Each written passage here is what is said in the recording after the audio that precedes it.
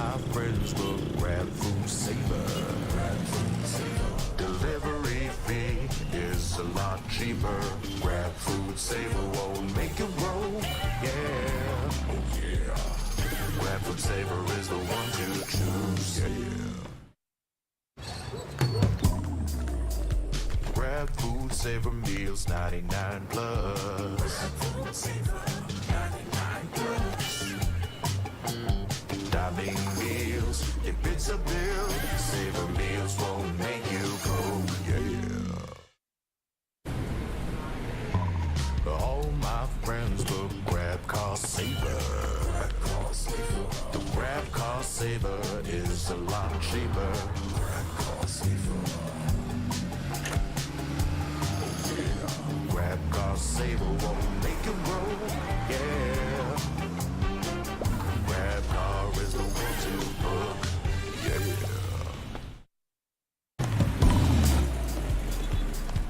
All my friends will grab food saver. Delivery fee is a lot cheaper. Grab food saver won't make it roll, yeah. Oh yeah. Grab food saver is the one to choose, yeah. Grab food saver meals 99 plus. Grab food saver 99 plus. Dining meals, if it's a bill, saver meals won't make you go, yeah. All my friends will grab cost saver. The grab cost saver is a lot cheaper. Grab cost saver. Grab cost saver won't make it roll, yeah. Grab car is the one to book, yeah.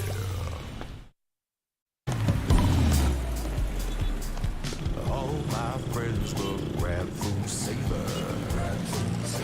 Delivery fee is a lot cheaper. Grab food saver won't make it roll, yeah. Oh yeah. Grab food saver is the one to choose, yeah. Grab food saver meals 99 plus. Grab food saver 99 plus. Dining meals, if it's a bill, saver meals won't make you go, yeah.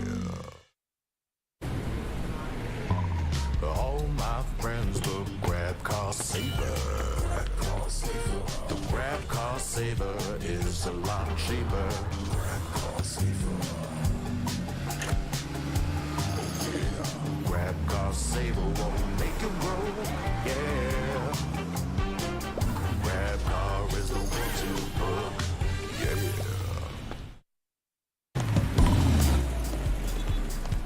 All my friends will grab food saver. Delivery fee is a lot cheaper.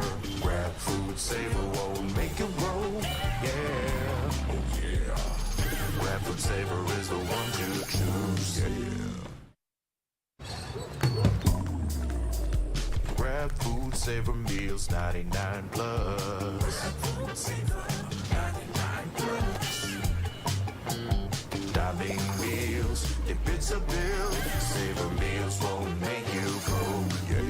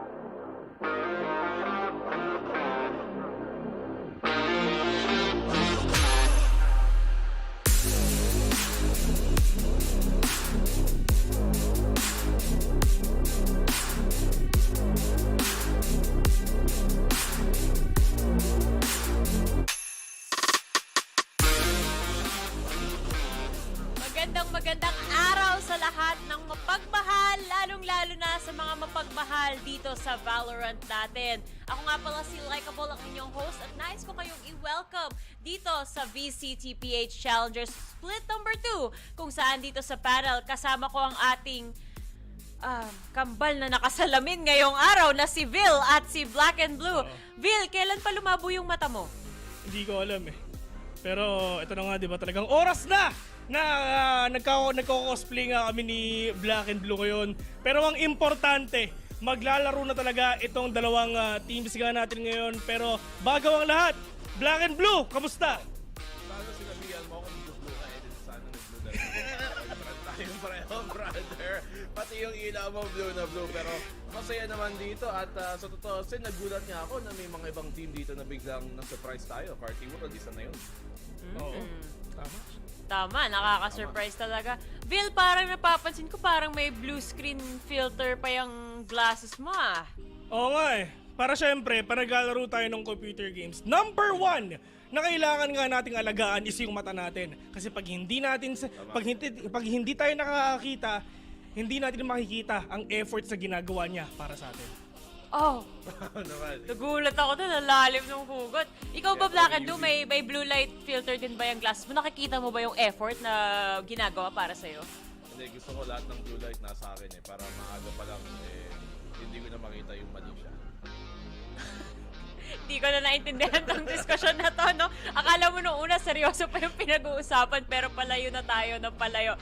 Hihila muna tayo dito pabalik dahil makikita natin yung tinutukoy nga rin ni Black and Blue kanina na meron tayong mga teams dito na nag-stand out. Yung mga teams na iba pa dito ay ngayon pa lang nagpapakilala sa sa VCT stage natin. So ikaw ba, Vil, merong mga teams dito na ina-anticipate mo pang mapanood throughout the next couple of weeks? Mga talaga yung mga ina-anticipate ko dito mong panood is yung mga galing sa promo relegation. Of course, ito yung mga bagong teams na pausbong pa lang eh. Kumbaga, mali mo, dito natin makita yung next na Philippine representative nga natin. Pero it's really up to them kung paano nga nila gagawin yan kasi nga napaka-solid ng mga nakikita natin. At lalong-lalo na, actually kakapost lang na ako sa Esports yung bago din na strategic coach, diba? So ano ba yung mga capabilities na pwede nilang gawin all throughout dito sa ating group stage dito, Black and Blue?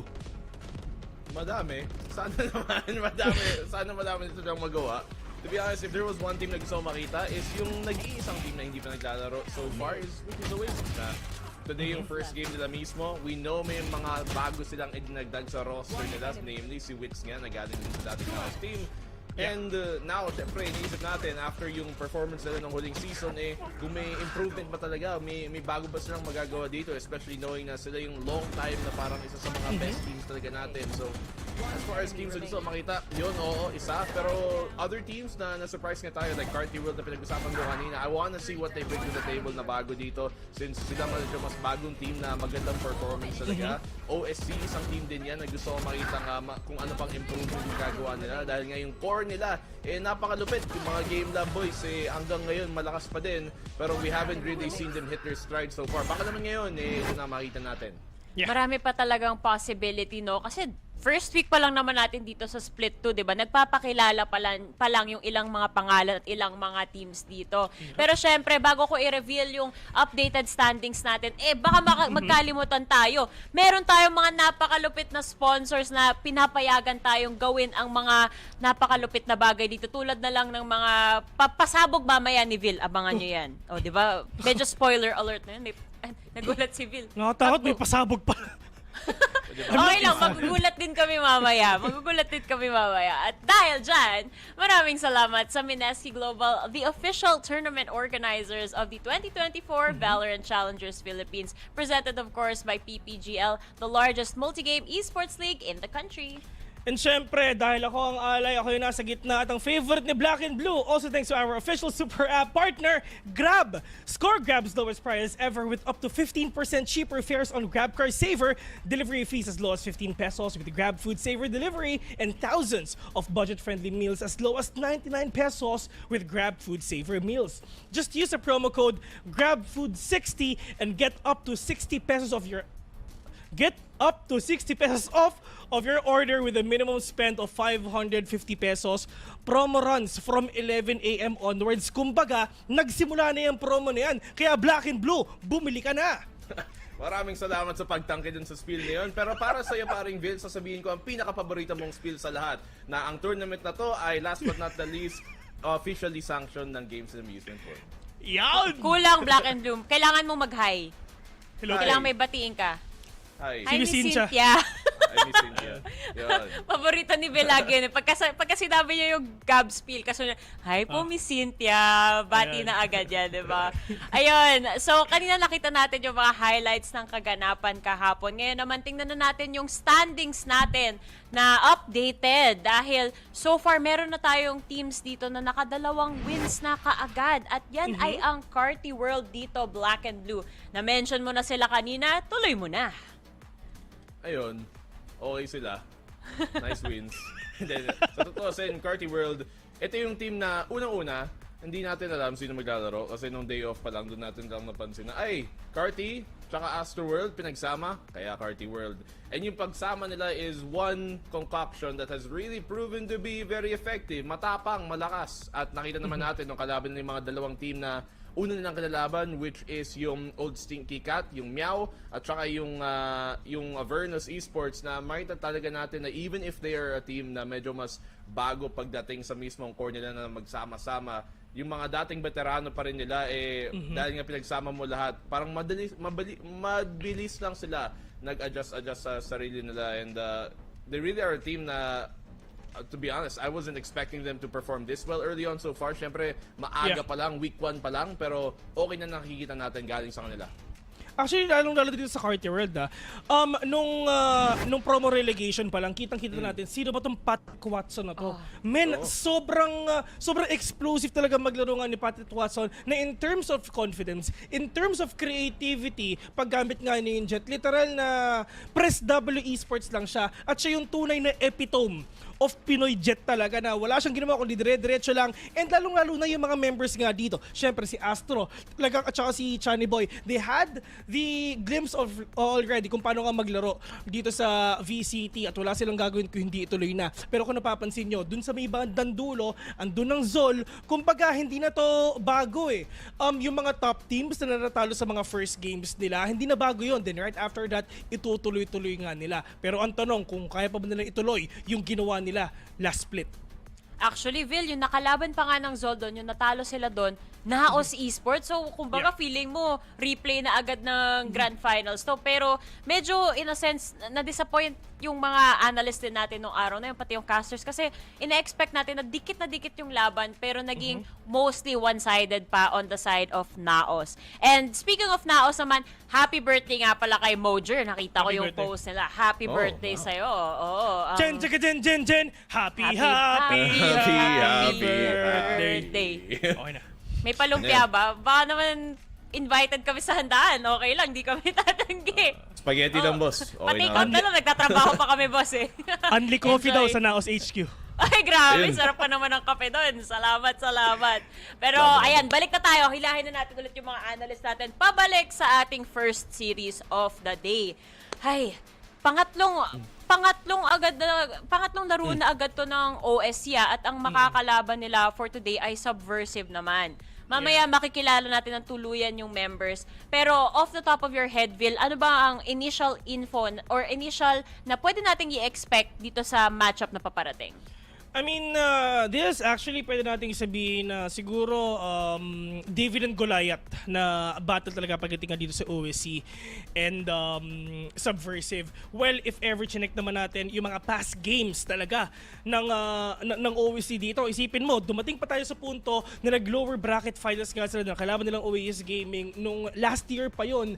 At lalong-lalo na sa mga sumusunod na mga tournaments and nung off-season pa, matindi yung mga pinapakita kanilang mga performance talaga eh.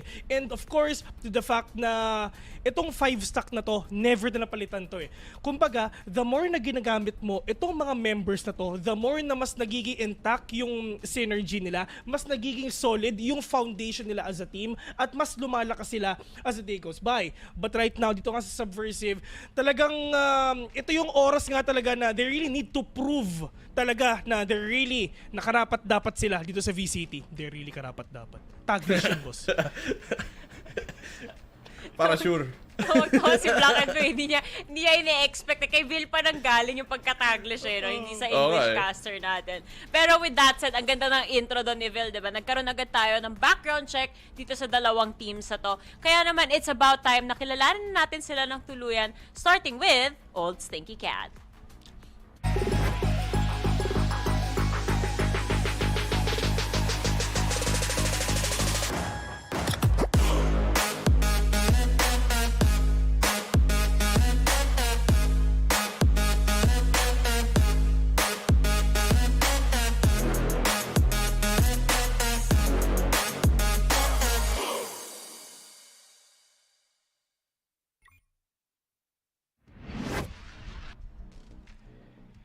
Of course, nakikita natin ngayon ang mga pusa!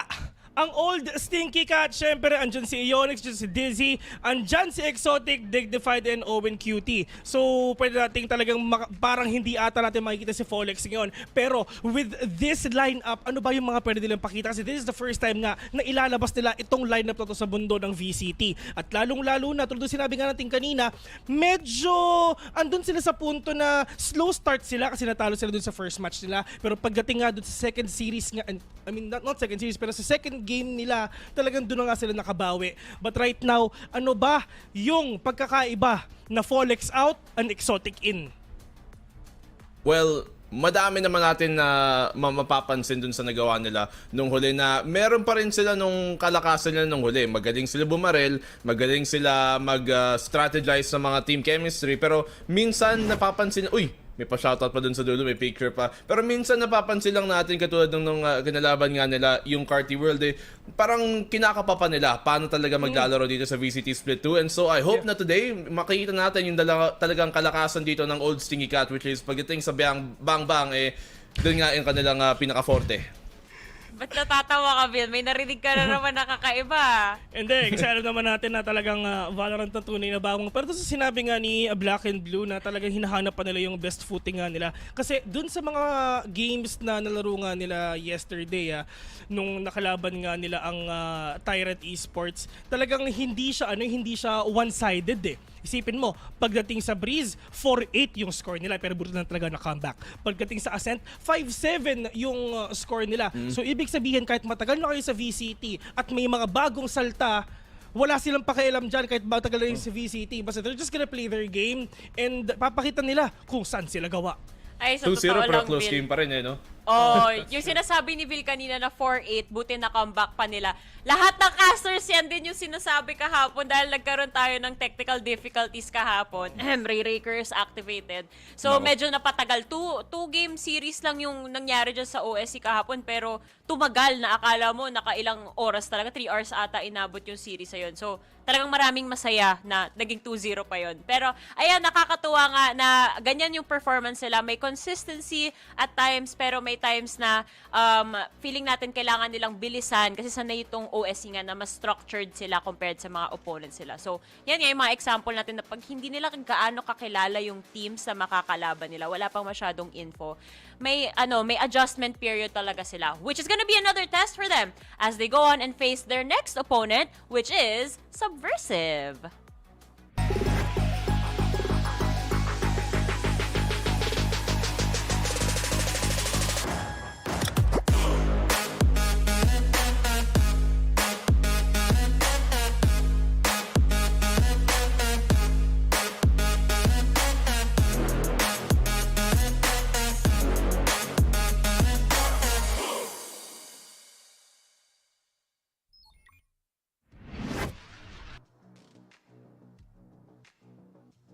Ang sabi ni Google ay yung subversive ay isang adjective, seeking or intending to subvert an established system. In this case, subversive, yun nga ang balak nila dito sa VCT. They're looking to come into the tournament at manggulo talaga dito sa mga standings. They wanna be up on that totem pole sa mga best teams dito sa Pinas. But they have to do that by winning some games dito. Kasi nakita natin so far na yung mga opening laban nila hindi ganon ka at least positive na mga outcomes na nakita natin. Yung huling laban nga nila kalaban ng JustUs na 0-2 sila. Yun yung unang game pa lang nila. And in that case, we're still seeing them nga parang kinakapa pa rin nila kung anong talagang magalawan nila. We have some players here dito, in fairness, na galing nga sa mga dating teams, sa mga Bestial, sa mga Grind Sky, yan si Young Pork, who was the standout performer yesterday. Pero hindi pwedeng basta-bastang parang individual performances ang aasahan nila dito because we need the whole team. Si Food, si Sanji, CMS, everybody to chime on in if they have any hopes here to beat itong OSC natin.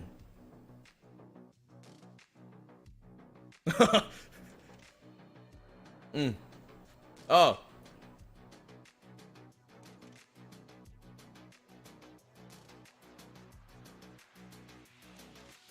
Wala daw. 8. Oh. Ano daw? Sabi daw ni Will. Ay, isang exclamation point pogi. Pati si Laika daw. Testing, Pati 1, 2, si 3. Laika Isang daw, walang exclamation boses. point pogi muna sa mga nanonood sa Testing. Twitch chat natin. Direk, okay na, Gusto direk. makita niyo yung post ni Bill. Ulitin natin like Okay, ulit. Yan. Ang Tagalog ng subversive ay subversibo. Yun ang sabi din ng Google. At dito lang nga natin makita like yung sinabi nga ni Mr. Black and Blue na talagang hinahanda rin talaga nila yung best footing nga nila pagdating nga dito sa game na to. Sa Marnew, si Young Pork, matagal na siya actually sa VCT ever since 2021 nandito na nga siya. Lumang Actually pork. dapat nga Old Pork na talaga yung pangalan niya, di ba? At saka ang maganda dito kay Young Pork, talagang naging ka-team na niya yung mga top teams dito sa Pilipinas. And with that experience alone, talaga makikita mo na baka malay mo may ganti ng api na pwede ipakita dito ng subversive. And Pico, manahimik ka muna, mamaya ka na. Sabihin Utang ko na pa loob. lang Kamusta ka na dyan, Pico? Shoutout nga pala sa'yo. Nagpaparinig lang naman, nagpapapansin. Uy, Masama ba yun? pero kasi syempre ako may mga aso din ako dito. Naranasan na namin ni Yeah. Bill na magsagutan yung mga aso namin kahit di sila nagkakarinigan. Feeling ko kapag may broadcast na nangyayari, parang nai-excite ata sila sa tono ng boses natin. Kasi, syempre, OA tayo, hindi tayo Kayo, hype nonchalant daw. kapag nasa broadcast. Hype tayo. So, sila nakikisabay. Feeling ko may ganong energy. So, yung mga nanonood ngayon sa lives natin, baka gusto nyo ring sabayan si Pico. Tumahol na kayo. Bark for your favorite team Ow! dito sa comment section natin. Bark for Will. Chat, Bark for Will. Bill. Wow! Exclamation Ako na point, pogi, sabay, arf-arf. Ganon. Sa ulo, boss. Pasensya na po kayo kay Pico. Kilala nyo naman yan, di ba? Wala yung ginawa kundi mag-ngat-ngat sa background ko. Basta yun na yun, man. At least masaya si Pico. Ngayon, masaya naman tayo na malalaman na natin kung saang mapa nga ba tayo mapupunta. Dahil Map Veto is on its way. But ikaw ba, Vil, baka sabihin din sa'yo ng Google, saan ba tayong mapa mapupunta ngayon?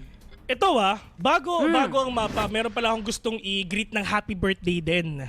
Yan. Oh, sino? Si Miss Bea. Yan, yung dati natin Ay. direct. Happy birthday, Bea. Yan. Happy birthday, Happy birthday. po. Happy birthday. Pero yun nga mga tol, talagang syempre dito sa Subversive, napakadami nilang idea dun sa pwedeng malakas nga dito sa Meow. Pero for sure, dito sa Meow, they're just gonna pick their comfy picks kasi kung napapansin ko, naban nila ang Lotus, naban nila yung mga asset at kung ano-ano pa. And they're just gonna pick kung saan ba yung pinaka-comfortable na mapa nga nila. And with this ban ngayon ng Subversive and Meow, sobrang interesting kasi ayaw din ata maka-comeback ng Meow dito kasi binana ng Subversive ang Breeze. Ano kayang map number 1 natin? Lotus ba talaga ipipili nila? Sige, Lotus. Ito yung isa sa mga mapa na actually meron tayong nakita galing sa Subversive ng mga promotion relegation match nila. And yung mismong pagka Lotus is an interesting pick kasi even though we've seen it once, ito yung isa sa mga malakas na mapa ng Old Stinky Cat this past few months That is a good point. Pero, I guess nagbe-base din tong Subversive na yun yan, nung promo relegation, yun na yung yun na yung map na medyo nagkaroon sila ng success. Hindi man sila nanalo Testing. doon. They did reach an overtime doon. So, iniisip nila na, baka kaya pa tong maitawid. Kasi, alam naman natin, nangangapa pa rin tong Subversive ngayon eh. Pina-find pa rin nila yung chemistry nila dito. Which is probably why second map naman natin ay Bind. Yeah. Nakakatakot lang no? Kasi on the side of Subversive, wala pa masyadong success in all of the maps, diba? So, Yeah. baka sakali, mahanap nila yung kiliti na kailangan para maipatumba nila yung meow dito, Bill. Grabe. Gusto mo manalo, kulitin mo si Owen. Di makakaisip yan. Ito yung pinaka-interesting I mean, sa totoo lang, this is the first time na makikita ko ang OSC na hindi si Fall X ang maglalaro. Si Tama. Exotic ang maglalaro dito. So, ang tanong ko, mag-iiba ba yung foundation ng OSC or ganun pa rin? Which is, siguro Bide, makikita siguro natin na mag-raise yung mga si Exotic dito or iba or bahala na sila kung ano pipiliin Baka nila. mag-roll swap eh. Oh. But nagustuhan ko ngayon yung minsan nag-jet na lang si Dizzy pag siya nag-duelist, tapos nag-flex na lang si either Folex or in this case maybe even Exotic. But we know Exotic as a duelist player talaga, so I expect na siya yung mag-duel ngayon and Dizzy will be back on the ini, which to be fair, yun yung kalakasan nila di ba nung split 1, yung parang si Dizzy at saka si Dignified sila yung dalawang nagiging initiator, tas dun pa sila magandang performance. So maybe today, if that's more of what we see, pinalit lang nila kung sino nasa harap, then who knows, baka ito na nga yung formula nila na pwede lang gamitin. Baka nga mag-iba din yung comms dito ni Owen no? Imbis na Fall X o kaya Paul, di ba? Minsan Paul lang tawag niya. Paul, go kill. Baka Exotic go kill naman yung tatry natin ngayon. Pero marami pa talagang question marks eh. Nagpapakilala pa nga rin tong Subversive. So sana makita natin yung full potential nila, especially since malaki-laking pangalan din tong makakaharap nila dito. But with all of that said and done, alamin na natin agad ang predictions nyo. Let's start with you, Black and Blue. Is it gonna be Old Stinky Cat or is it gonna be Subversive? And anong score kaya? Doon ako sa mga pusa dahil cute sila. So, Old Stinky Cat. Okay, Old Stinky Cat si Black and Blue dito. Ito ako naniniwala ako sa Dark Horse eh. And if ever Subversive talaga yung manalo dito, talagang sobrang mag-e-enjoy talaga yung mga viewers nga natin for sure. Pero in terms of predictions, always see ako. Iba ka talaga, Bill. Lagi kang nagbi-build up nung hindi mo ipe-predict. Sabi niya, naniniwala ako sa Dark Horse pero OSC ako. Laging ganun eh. Akala mo kung saan direction na papunta si Bill pa. Nag-U-turn bigla. Iba, never let them know your next move. Kumbaga.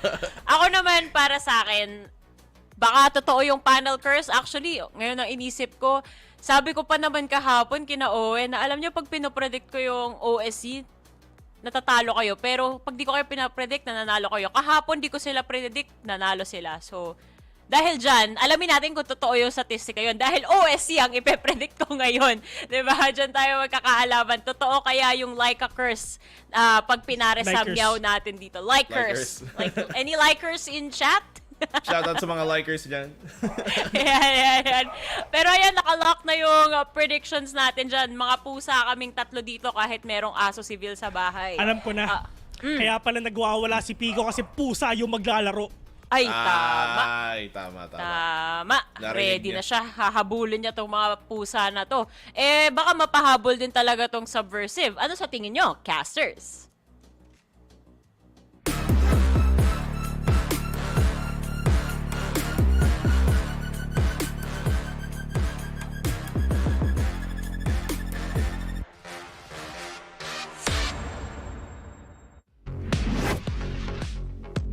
Look, I don't know why the panel's asking us because they're so confusing. First, they asked everyone to bark like dogs.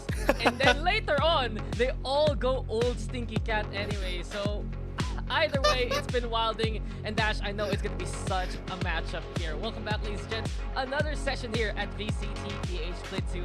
I'm Daxter with Dash, first time back onto the cast. So I'm very happy about that. But Dash, it's been a wild week already. And with this upcoming matchup, it looks like it's going to get even better. Honestly, it's going to be a great match. Old Stinky Cat had a very slow start, if you may, because they lost against Carti World during their first game. But after that, they were able to pull through with the win yesterday. They've been playing 3 straight days now. So this is going to be crazy. Because of this momentum, I think they have a bigger chance of winning against the underdogs, as you may say, which is Subversive. No, I completely agree with you. This is such a wild schedule for Old Stinky Cat. Yeah. You have so many matches in the group stage. And then you have 3 of them straight on the first week itself. Perhaps something that they asked for in terms of scheduling, it just panned out that way. Either way, it's been an endurance run. And you said it, it's a 1-to-1 standing right now for Old Stinky Cat, losing the first series but bouncing back in the second. But I do want to move it over to Subversive here, Dash, as we're getting into Agent Select. We haven't really seen them win a game here as of yet coming into VCT PH. Perhaps this is the day that they're going to do it on as we start things off with Lotus. Ooh, Lotus. It's gonna be a classic here for Subversive. Having a Killjoy and the Viper setup, even with the Viper nerfs already online.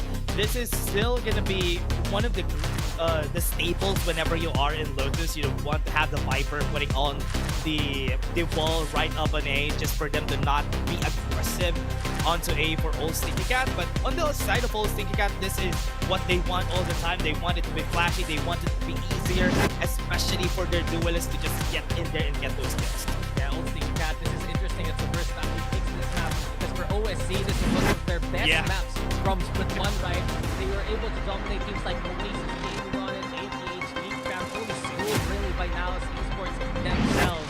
And OSC, they made their names known, especially on this map. Dizzy FPS will be on that Gecko as per usual, but I think really all eyes are on who's playing the race today. Even Bill mentioned it a while ago during the panel. You got Exotic now, a star player from other rosters, but this is a different configuration here for OSC. Yeah, I want to see how Exotic meshes with the team here for Old Stinky Cat, because during the last split, it's been this team all around. I mean, this players together with Paul X all along. I want to know how Exotic would be in the mix. Is he the perfect ingredient, or maybe he's an ingredient that you don't want? Like, I'm thinking of an ingredient, I can't think of it. But That's messing with the recipe. But remember, anyone can cook.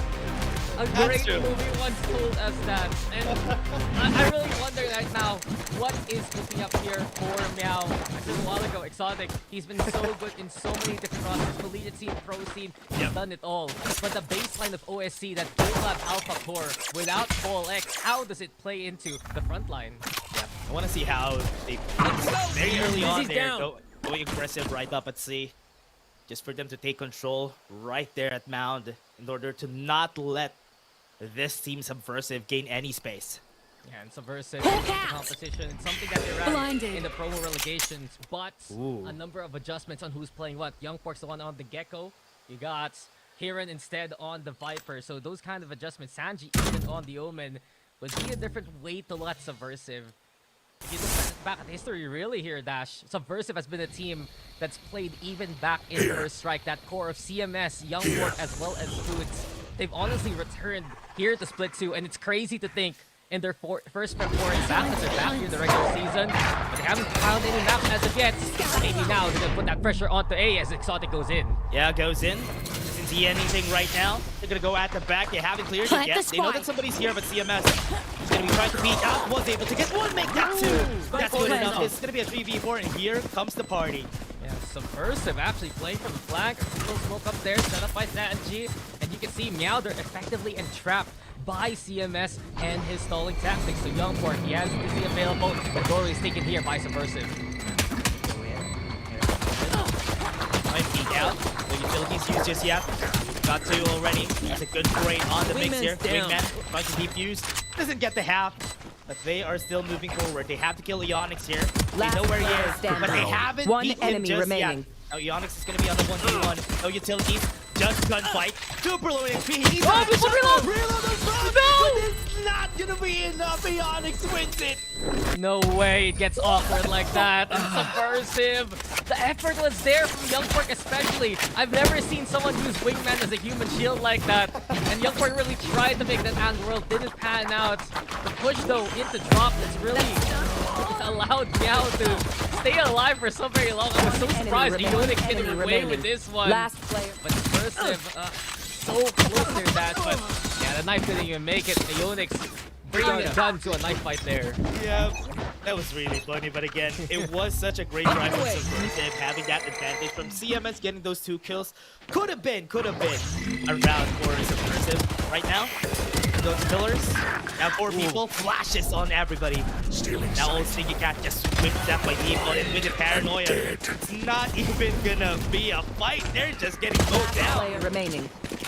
Not just an anti-eco, but an exceptional one to say the least. Dignified again. We've talked about how strong of an addition he was back in Split 1. Now, a core member. And his utility usage has always been paramount to the success of Meow. A team that's so strong at anti-stratting, as well as playing off that kind of utility. We expect more to see coming into those flash plays later on. Yeah, and you can always expect really great plays when it comes to Dignified, not just with the utility play, but when it comes to clutch situations, he definitely has your back whenever it matters, and that's why Old Stinky Cat has won a lot of games during last split. But again, let's take a look at how they approach this for the next round, because Subversive does have the guns now. It's gonna be their bonus, so they have to win this. Dizzy's up top. Marshall's asked already, as you mentioned. We've seen them be very much so aggressive in how they want to play the map of Lotus. The last time they played this, again, overtime loss back in the promos relegations. I believe that was against Cop in Manila. Yeah. And I'm really looking forward to seeing how this new setup for Subversive is. How well are they battling into the game? Because it's so very long. Placing swarm Not like grenade. that here. Found And them. Alarm peeks bot on down. out. Dignified gets him, and that's Swarm the go grenade signal out. for Meow to go see here. Placing Good thing swarm they have the grenade. Nano Swarm to stop them from the push. The paranoia also, they could go in now. With Cutie, just got the space on site. Pushes them back turret at down. that corner. CMS. Now they're going to be planting. It's going to be way better on those guys. Dizzy out. CMS looking for a way in. Monster's going to be the answer, but Exotic taking the boxes away. And Sanji's the first to fall. Subversive now. Made their way onto the side. Owen Cutie Player finding that standing. contact by the bed, but Meow is very much so advancing forward for this one. Raise to 0 as Meow with the bonus. Yeah, they win the bonus. Meow still wins 3-0, and this is just unfortunate for their side though. Now OHG just takes the advantage on this battle. And with that, this is back to the cycle for Subversive. Could have been a good round, but it's over aggressive here for the side of Subversive. Losing one member pretty early on just made the C site a takeover be easy. Yeah, gotta agree with you. They're playing double controller, but we haven't really seen too much out of that from the side of Subversive. They've taken some good angles, yes, and they tried to make flash plays work.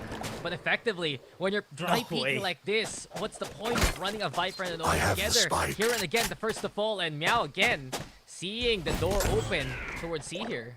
Yeah, I do agree. I mean, yeah, they have the double controller. I'm really surprised about how they're using this composition, not really using the smoke as much in order for them to stall for time and let Old Stinky Cat decide on what they want to do next. But right now, they know what to do next. It's going to be pushing on C-side. Immediately here, completely free. And now Meow expects the flank here from Subversive. They've seen this happen multiple times. planted. Dignified is on it Last already. player Dignified standing. with another one. Not just assist king, but he's also good for the triple. Young Pork's left with a Marshall here, but as it stands, sees the barrel. Exotic sees him too in response. Feels the shot there with Marshall, but in response, Owen's there to make the trade work. And from 0 to 0 to 4 to 0 real quick, it's been all Meow all day so far. At this point, consecutive rounds, not going to matter if one dies because they have so much credit. They're so rich right now on the side of Old Stinky Cat. If this is going to be a Subversive timeout, I think it's very much needed for the squad. They need to regroup. They need to think about this composition that they drafted because they have to make use of it because it's not working. All the rounds are going by so fast. I mean, for real, when I saw Subversive back into VCT, first things first, I was like, damn, congratulations, guys. It's been so long.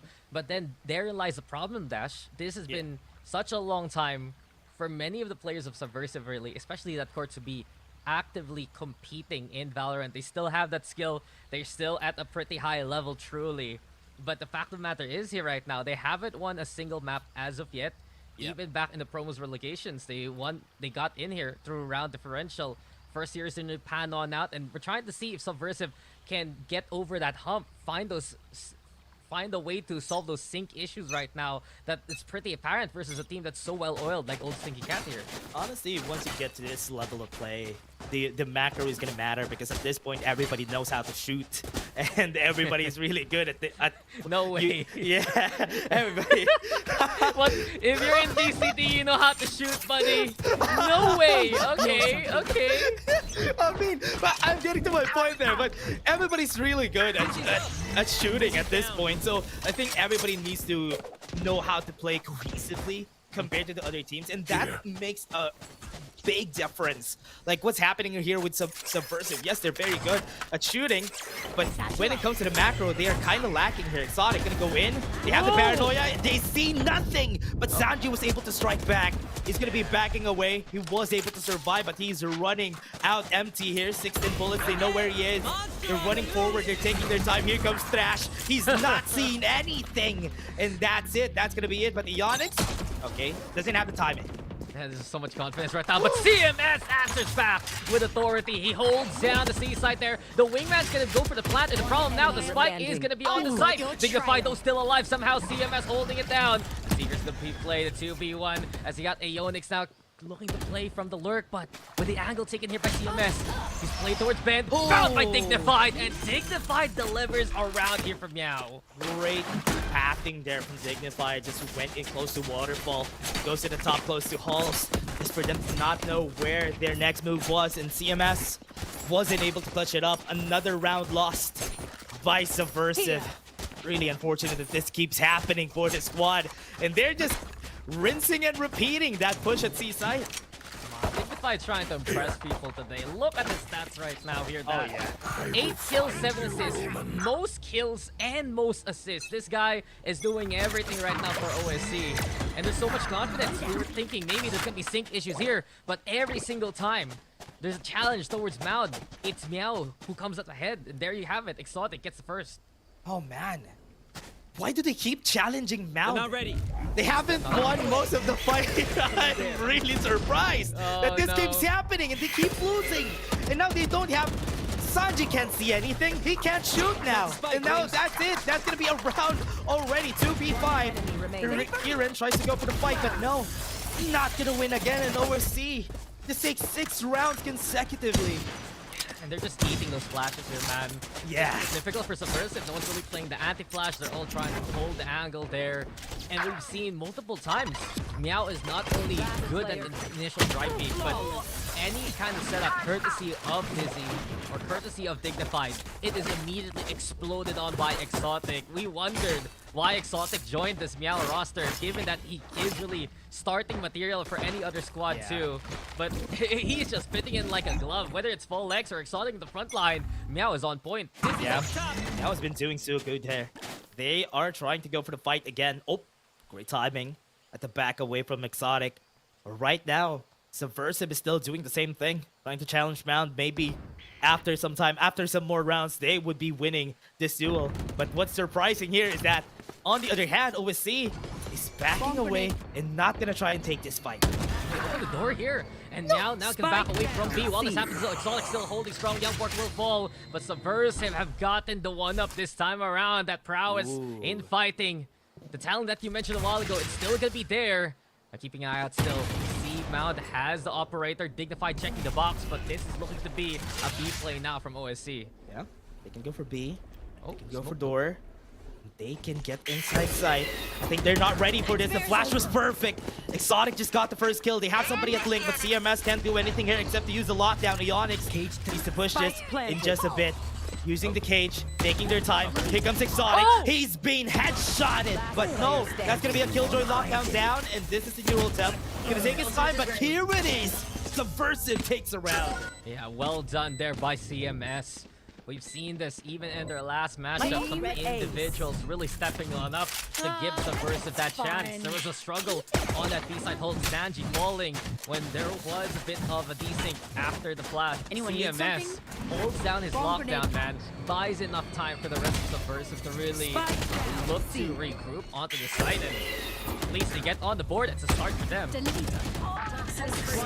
That is good for Subversive, being able to win one round. You know what? Sorry about that for doubting them, going for Mound every time. It worked this time around, but here it comes. Here comes a strike back from OSC.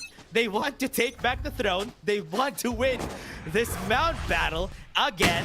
Who's just gonna try and peek? I was able to get one perfectly timed, and that is now Subversive taking down 2. It's not just an operator, man. It's 2 other people with it. And Meow, a little too stubborn perhaps, actually pushing into Mount like that, knowing what happened from the last round. Now, it's getting claustrophobic here in Lotus, but Ionix finds a way to bust through those walls. CMS now falls, B side is open, and the spike trying to head there, but the doorway goes open. The Wingman to go for the safer plant, and well, Dignified holds down the backline, keeps him alive. Showstopper, the doorway's gonna close on Boots right now. It's awkward here for Subversive. And Ionix also in the midst of chaos. We lead to a 2v2. Dignified gives the advantage back. A flash again to be beautiful to work with. With that intel, they know now it's easy pickings for Ionix. Meow will take their 7th here. Great space taken there by Ionix, going on link, Gravel, and then to spawn. He was able to take one down because of it. And because of that, they were able to get the wins that they needed, and they just choked out on that space on door. Also because of that showstopper, but oh man, it's just unfortunate here. It was a 3v5 starting off, but it was still one. OST, no! Why is this in the highlights? No! No, it didn't need to do him like that. And while Foods did get there, in the end, it was such an awkward spot to bring an operator right after the showstopper. And now, Meow, they're on it yet again. Let's not forget some of their stats from this year here, Dash. Meow has been more successful on Lotus attack compared to their defense, and you can see how it's really panning out. 7-1, an overwhelming lead right now. They're going to be going for the push at A. And now a tree is something different. Has been a lot of rounds before this. And this is going to be the push coming in from them. 2 kills already. Opening it up for the side of OST. And Foods is also going to go down. Last one standing onto A side is going to be Youngport. And he also falls. And this is the last. Exotic just open up sight for the team. Exotic, exceptional as always. Like I said, this man, ever since really the Avernus Biscuit days, he has been so on point for any squad that he is on. Such a talent, and with him being on OSC, it just bolsters really the choices that they have to make a strong case for the rest of the split. It's just all Exotic there pushing forward, easy pickings on the anti-eco, and we've seen this multiple times. Yeah, well, here's the gong of the Sky Flash. You know they have the gun advantage. They're just gonna hold W and go for it. Okay. Go back to normal. Go in, try to get information on that Dizzy. Probably heard 3 gunshots there for them. So OSC knows somebody's there. I mean, most of the members of Subversive already took some space and Mound. That's why they're being cautious here. Now they can definitely go for the push. Exotic goes in. There's only one person on site here. Paranoia was used just to stop them from pushing and buy some time so that the team could rotate. Yeah, quick little cyber cage also for Ionix to show his hand on the lurk. You see Meow. They've taken Mound away, but Ionix and CMS, a bit of battle looking to come their way. Youngport also ready to reinforce. The smoke used well by the Cypher to retreat. And while Subversive is trying to get that space, Ionix is just looking to not get caught. It's a game of cat and mouse here, Dash, but Ionix now calling everyone else to come to A. Being starved by information here. On Subversive. Subversive doesn't know where everybody is. Had to use the Viper Spit because of no information. CMS would be able to go for the peak. Was able to get one, but no trades at all. At least that's going to be good for the side of OSC. They can open up the site now. There's no more Killjoy on this A. Yeah, it's a one and done basically. CMS, good for the one, yes. But without him, that holding power is basically non-existent. Now we have to go for a 4v4 retake. Difficult for Foods again. He has the operator online. Dizzy gonna get thrown over to the drop. You got Dizzy here, ready with the crash, but Exotic doesn't even need it. 2 in the front line already. Meow with the advantage here, and the only one still standing. Dizzy FPS, the one who gunned him down, and Meow make it 9-1 here. Just a smooth take here for OSC, and they were not even able to do anything much there. It was such a rough execute on that retake. It was all over the place. That's why they weren't able to do anything much. And this one was supposed to be good. CMS was just not able to back away, and nobody had its back on that defense on A. But remember, there was no information around the map. That's why OSC just dropped down on A side, and nobody was there to defend. Yeah, I agree with you. Where's the information really here for Subversive? You're only relying on the Dizzy Flash to do that. You don't, and on the turret, if CMS is online, double control again. You need to scare off your opponents from taking these kind of angles, but Meow is just absolutely fearless. Here we go, again with the push from Young Pork. Owen able to shut him down and thrash onto the side just to clear things out. But Exotic, he should be ready for this up top target. Already a dig through the wall. Hirando will find him with the backstab. Dignified gets a double of his own. Spike's planted here and still on side. Goodbye to him. And it's still another straight fight approach from Meow. Bump in the road courtesy of Foods, but it doesn't matter because it's double digits now for Meow. That's going to be 10-1, and Last round OSC before again the with switch. that execute and A. They are just really good. Was able to take down every straggler coming in from their side, and Stairs isn't even an option here for their side, on the side of Subversive, because they are not able to take any other space except to just drop down inside. And OSC just knows how to take those gunfights. Yeah, they know how to push in. They know how to go for those confident calls courtesy of Owen. And it's just more of the same improvements we've previously seen from Meow that have made them a powerhouse. You've been looking in the offseason here, Dash, actually, in between Split 1 and Split 2. These guys have been pretty wild, going to a bunch of different SMs to win a bunch of different tournaments. Oh, yeah. I'll be real, I would never travel that much on my own just to go to different branches of the same ball to win tourney after tourney. But Meow did, and you can see the results. Immediately Exotic opening up B. Owen here on the lurk. Here and is going to be an easy target there. And now Young Pork, he's next to the plate. A blind for blind. A TP there. Young Pork can catch him in the act because of the near side. But this is a full flash from Dignified. You don't even see that one coming, good sir. CMS left in a 1v3, but Meow is in command again. Yeah. 1v3, nothing except for himself, not even a flash to help himself out, and that is just Switching 11 sides. is to 1 for Subversive. What a half, and there was nothing that Subversive could do in order for them to win the fights there. It's looking like they're having such a hard time using utilities, playing off of each other, and that is one of the problems here. That's why OSC was just jumping on them every step of the way, the whole rounds here. It's just been OSC all day. Old Stinky Cat back to their old playground. And truthfully, you look at this map pool right now. Lotus being picked by Subversive.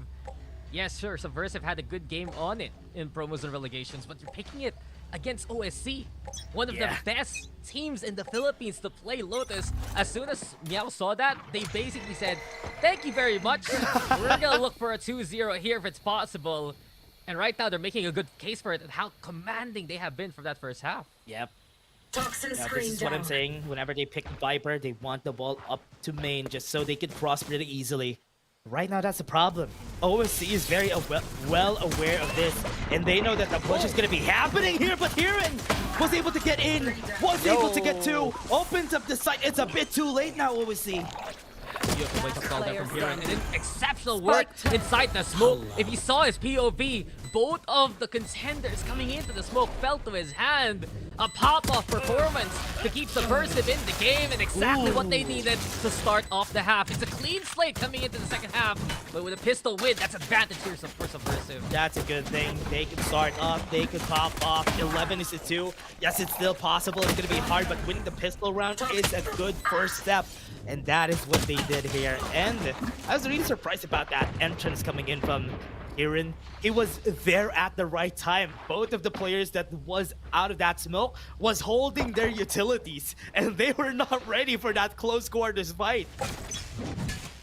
Just no one expects that kind of play into the smoke. Subversive, one thing to say about them, they have been fearless, willing to push, willing to take those kind of fights. It's been a bit of a humbling game, I dare say, Dash, but right now, they have all the marbles to work with. CMS wins the fight up close. Hiran's there to provide that helping hand. Now we move into C. The doorway opens, and a Yonix, here comes trouble. Beautiful shots, though, on the flying foods. Dizzy also going to be going on down, but Sanji right now there, catching out a Yonix. Subversive, they're going to get on site with the numbers in hand. Yeah. Was able to get in here, 3v4. Placing A lot of space taken. Not really a lot. They're still at the back here for the side of Subversive.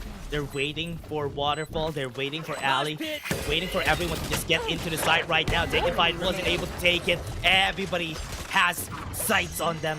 And this is just Subversive going to be taking this next round. Exotic looking for any exit tracks. Yeah, mean, Dignified has gotten away with that kind of pop flash for a bunch of rounds already. Not surprised he tried that there. Exotic also, to be fair, for Meow, they made it a bit more costly than expected with Subversive. Some several players now waking on up. Youngpork, did you see that Guardian shot from afar? Absolutely crisp to keep the C side held well together. Yeah, that's gonna be their time here. OC, this is when Subversive needs to be careful. They have the guns that they need now on this next round. Have they been careful about any aggressive plays coming in from OC? Look at them pinging onto pillars. They would want to push these pillars and try to take down everybody that wants to push here from Subversive. Yeah, this is a gun round though for Meow, and this is gonna get cheeky from Foods. He has the Bucky in hand. This is still the patch previous to live, so the Rays can't get some good movement going, but Dignified. Another one bites the dust in front of him. Also stands, he left with 10 HP if he beats his dead. Exotic though, he wants to go in there, and Meow already picking apart the opposition one by one. They can't even get started here for Subversive. Shot on Sanji. Was able to get one. Really close up Foods. Was able to get it, get the gun. The spike is so far away, so they are not going to be able to get that plant yet. It's gotten messy, sure. But eventually, Subversive have something to work with here. They have a Vandal in hand, the Bulldog here for Heron 2. And as it stands, it's really a Yonix the one to watch out for. Over towards Mini Door, Food to take him down. The Dizzy comes on out, and Exotic is able to enable the rest. A triple kill for Exotic. It's match point now for Meow. Match point for Meow. Last round for Subversive. Have some guns now, so this is still going to be going good for them.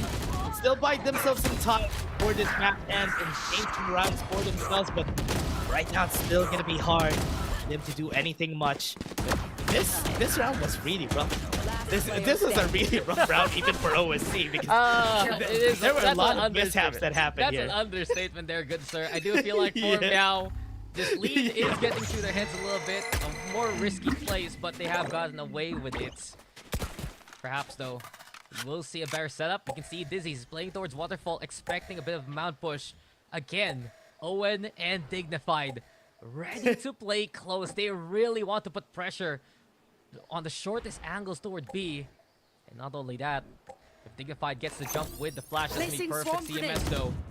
Inkling now. Nanoswarm broken by Digny to keep Owen alive, and there can be a bit of false information here that Subversive would get tricked. They do back away instead after hearing the Trailblazer. Yeah. Heard that everybody's running away, so they have that information now. Have to be careful about Kirin because they don't have any informations on the guy, and now they are lacking any information around the map, so they won't see any entrances. But here it comes Trash, gonna be used. Pain Shells thrown into stairs, and the Onyx had to stop from there. They don't have any tripwires anymore. They're just getting into sight, and nobody's there to help him out just yet. They haven't planted the spike now, but they do have the spike space. Oh, never mind. Heron was able to get two. It's big for Heron, and Ionix, he survived the initial burst from the Pain Shells. Now CMS will catch him in the act. CMS with another one, and Subversive is just coming out of the walls here by this point. Whoa. Beautiful work from CMS. It's a 1-2-3 finish for him to keep Subversive in the game. Great kills from CMS and Heron. They were able to open up the site and then took down everybody coming out from Blink. And this is what you need in order for you to house a comeback. 8 more rounds, Subversive, 8 more rounds. It's a long road ahead of them, but with players like CMS and especially Heron waking on up right now, it is a better chance here for Subversive. Many of the first deaths came from Heron Yaku a while ago on that defense. Now here in the attack, he is making waves and making his presence known, especially with the lurk potential here, Dash, and you can see the result with the smoke into play. It has to be Meow pushing towards Rubble, but Dizzy finds him. It's a big kick off screen. Dignified falls and have CMS. CMS also ready to catch the 180 there, and from that point on, Subversive with the flood towards C here. Owen didn't use his gun, he used he used his knife. That's why he got killed there. That was just unfortunate. But they didn't have any guns anyway. They are just trying to make do of what damage they can do to the economy here of Subversive. Another shot from Dizzy with a classic. He got away from that 2 times now. Have planted the spike.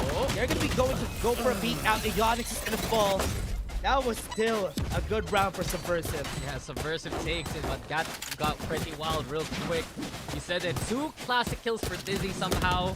A failed knife, but hey, at the end of the day, it's Meow now picking up the guns. Not only that, Showstopper, as well as the Thrash online here for the defense. But let's watch this replay real quick. So we didn't get to see how Dizzy got that kill first and first. CMS though, oh, knife out. You said it a while ago, Dash. An easy spot and an easy shot. Subversive, they've been very accurate here coming into the second half. Yeah, now this coming second half, have to be careful now. They would wait. The smoke didn't go where they wanted to, but this is an awful poison cloud. Let's be real, and you can't pick that one up. Oh, they're backing away now. They're backing away now. Oh no, that was an oopsie. But now they're gonna go to Seaside. That is a good redirection here coming in from Subversive.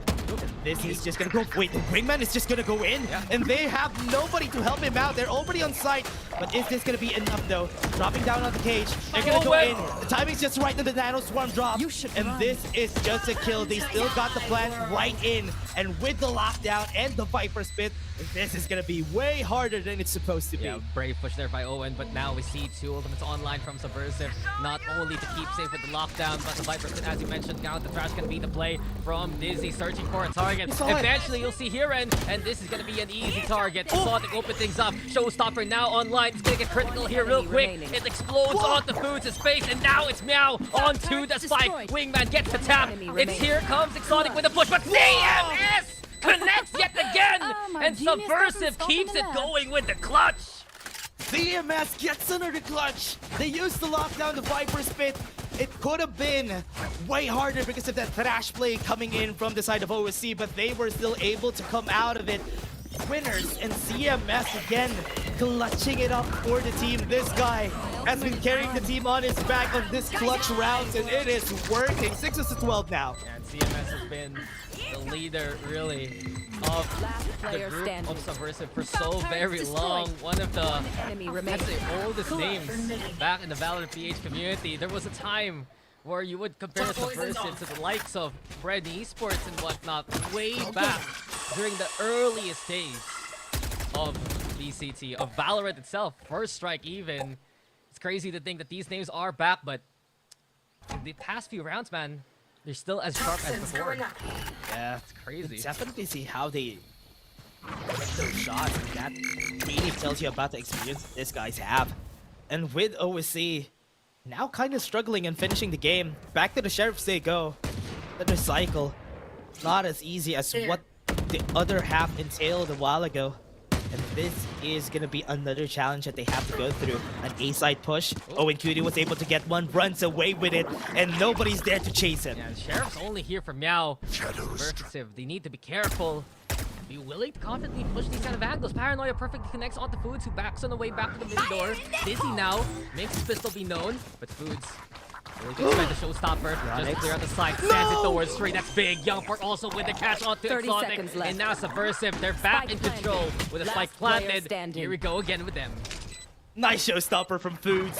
Was able to get Aeonics out of the way. And with that, Dizzy can't even go in. Young Pork, is he ready for this? Yes, he was. You want more? And that is Subversive Sorry, buddy, taking it's the over. round off of it again. Eco round coming in from OSC. That might be the last eco round. They have to put the training gloves out Right and there. make sure that this next round is gonna be theirs. Right They there. have 2 ultimates to work with, but there's a Thrash coming in from Subversive. Yeah, I gotta agree with you. Subversive just has so much momentum right now coming into the second half here, Dash. How did we start this half off? 11-1, right? And then Yeah. Let's do what we suddenly, do. we're getting closer and closer. One mistake, and Subversive falls. But they have made sure that it's Meow instead making those kind of mistakes.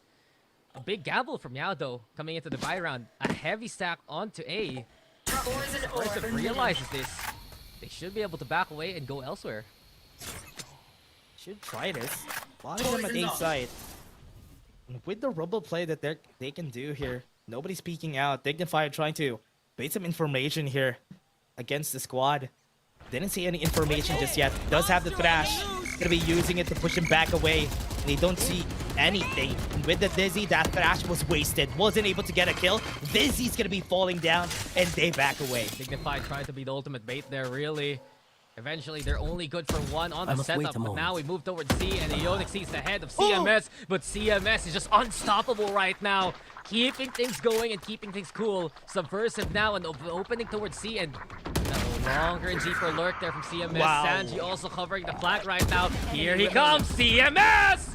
Monstrous effort from the Killjoy now. Exotic duels him, delivers on the shot, but it's a 1v3 ahead.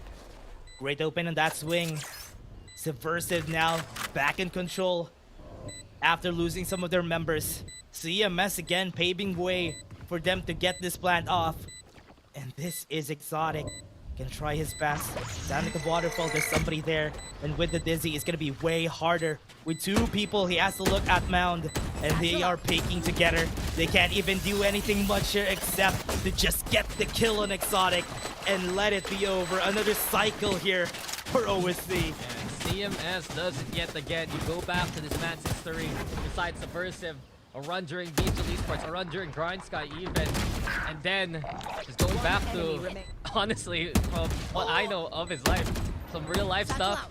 Back at VCT, they said a few months ago to me, really, we have a chance to make it. There's a big gap between Split 1 and Split 2. There's Premier to go through. And that they did. They're here now.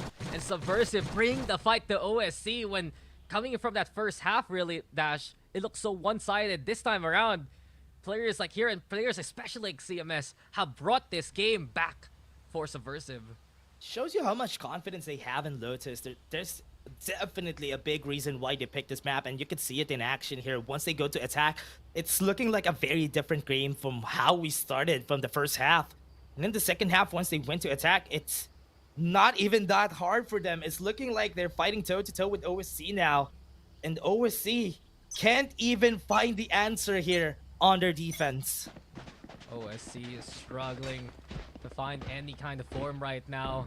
And effectively, they're just getting caught up in the antics of Subversive. They're unable to realize how much space that Subversive is able to go through. And this is the beauty now of having that Viper presence plus the Omen. We are seeing Hiren be very pesky to keep Meow effectively towards A site there, right, Dash? And then that opens up the rest of the map. Players like CMS can work on it. We've seen Aeonix be unable to really put a stop to that C take.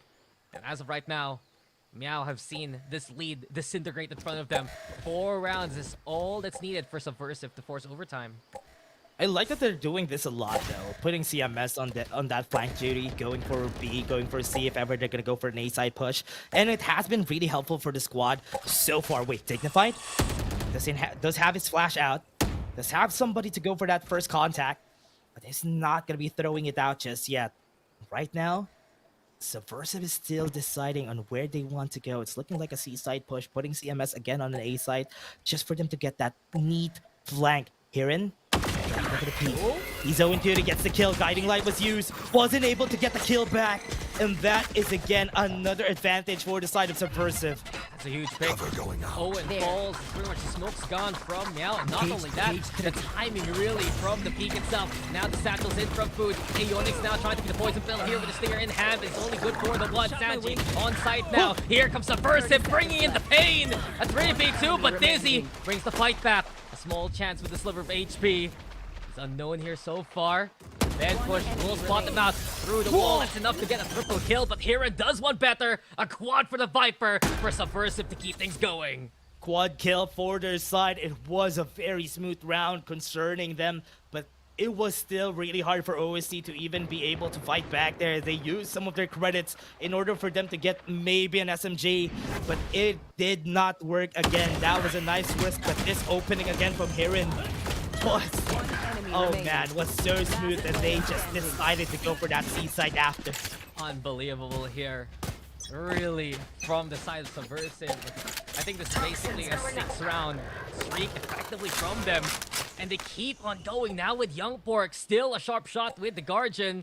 It's so interesting that he's playing a Guardian when they have so much money. And they can't afford to lose a single round. But hey, he was good for it. Now falls in hand of Dizzy in response. Dizzy also thrown there by Dizzy FPS. But Meow, they're gonna back away after that pick. Nice trade back. Got the kill in Exotic, but they also got the kill in Young Pork. We're waiting for the push to happen here on A side. That's why they have very very scary positions here. They're committing here right now for the push. Right now they're gonna go. They have the toxic streams right back up. They're not taking any Oasis yet. The satchel charge is gonna be there, but he doesn't see anything. And with that paranoia, it's gonna be enough for Dizzy to get the kill here. Doesn't have any bullets, and that is enough for them to just open up here. And this is gonna be the side theirs. Dizzy has been the pistolero throughout the game so far. We get the Seers also online, and now they look to finish things off already. So close on the timing there. But the Viper Spit will be online anyway. Neural Theft now going to be the call here from Meow. They're trying to see where the Viper's at. Wait a Instead, second. it's Sanji going to be the victim. A 2v2 inside the Sea of Green. Snakebite also thrown by Hero to try and cover the cross, but Dignified, he's here. He's on the inside, but he's going to get found cornered there like a rat. A 2v1 becomes 2v none as Subversive somehow, someway have made it to double digits. We are 12-10 from 111. What is happening here? OSC struggling to finish the game. And a while ago, yes, it's an eco, but it's still the same. I still have the same thought because with this, they have the ultimates now. If they lose this, they need to be on an eco or at least broken vice on the next round, and that is going to be going to overtime if ever to lose this. So this is still, oh man, what a hard game. How did it come to this? It's looking like Subversive was not the same thing as they were during the last half. They got us in the first half, I won't lie. And from a 10-round gap, 10 points on the board now. Subversive have made sure that this is a game to watch, but effectively, Meow have been playing against the unknown here, Dash. Just because with the wall presence, they've always been putting people towards that A sites. And right now, they have at least Owen trying to creep on forward. You got Subversive, though, always ready to have someone on the lurk. That Poison Cloud scene, Owen knows once they're towards rubble, and that Omen might get the timing. The wall is up. That's good cover here for Hirin. But then again, I'm still worried because you got Meow posted on up, really waiting for him to cross. A mind game versus the Viper and the Omen, but it's Hirin who holds him off and takes him down. Still wins the fight. Exotic is nowhere to trade anybody. CMS gets another. This too have been getting kills hand in hand to open up sites since a while ago. That's why it's been the whole story of the team. And now this is a site open, this is a site taken, and it's a post-plant again for OSC. You can see even OSC is rattled with how they aim, how they move around. Just jittering a little too much while trying to hold, and they have to go for the save call. Dash, this is unbelievable. We are seeing Subversive mount an incredible comeback. And effectively now, they win this, we go to 11-12. They win another one, we go to overtime after an incredible first half from OSC. Subversive have bounced back and answered back here. What just happened here? They are just struggling to even make a finish here. Ever since a while ago, Hirin and CMS have been getting away with most of their kills, and I'm really surprised that they have been tripping on the traps that they have been laying down every round. It's almost the same thing here from Subversive, but they still kept on tripping. And right now, it's 11-12. We're looking into an overtime angle here because there's not really a lot of guns on the side of Meow. Maybe 2 full armors, but not really everything on their hands. And that was so worth the exit frags there from Subversive. They've been winning round after round here in the second half. They have all the money to work with. Look at what OSC has here. Absolute tatters. A Judge, a Guardian, light armor on some. It is going to be difficult here for Meow, but not impossible. One more round. And we see a winner or we see overtime. Meow have pushed in their classic B hold there. Very aggressive courtesy of Dignified, but this time around they don't want to initiate the fight. Yep, they're waiting here for the initiation. Have the Thrash ready here for Dizzy. Still in a very aggressive angle. Once he falls, no more Thrash for the squad. Have to be careful about this. That's gonna be Dizzy. They were flashed away. Was able to back away at the right time. And nobody is there. They know that there's 3 people. And they're running to A site because of that. Yeah, and because of the adjustments here of Meow, it's a Cypher of Ionix, the one ready to greet him. A camera set on up from up top, but this is big. A lockdown now getting the play. And what can the Cypher really do? Here's gonna get spotted. He's trying to get the cheeky kill from the smoke. Willing to just push in with the Judge. But thinks otherwise. They need to go for a retake instead. It's 5v5 still. Go for the plan. Have the Trailblazer. ready to go for it. Get information, they know where some of the members of Subversive are. With the Nana Swarm, it's hard for Exotic to even get an entry here. They don't have a lot of things working for them except for that Thrash. They need to use it in order for them to win this. Exotic goes in, opens up with a kill. You have the Thrash, not really the best one right there. They have the Guiding Light at the ready, at the smoke, was able to get one. Sanji falls, but there is an answer here from CMS. There's the Thrash, was able to hit his teammate, but it doesn't matter. Boots is gonna be able to take over.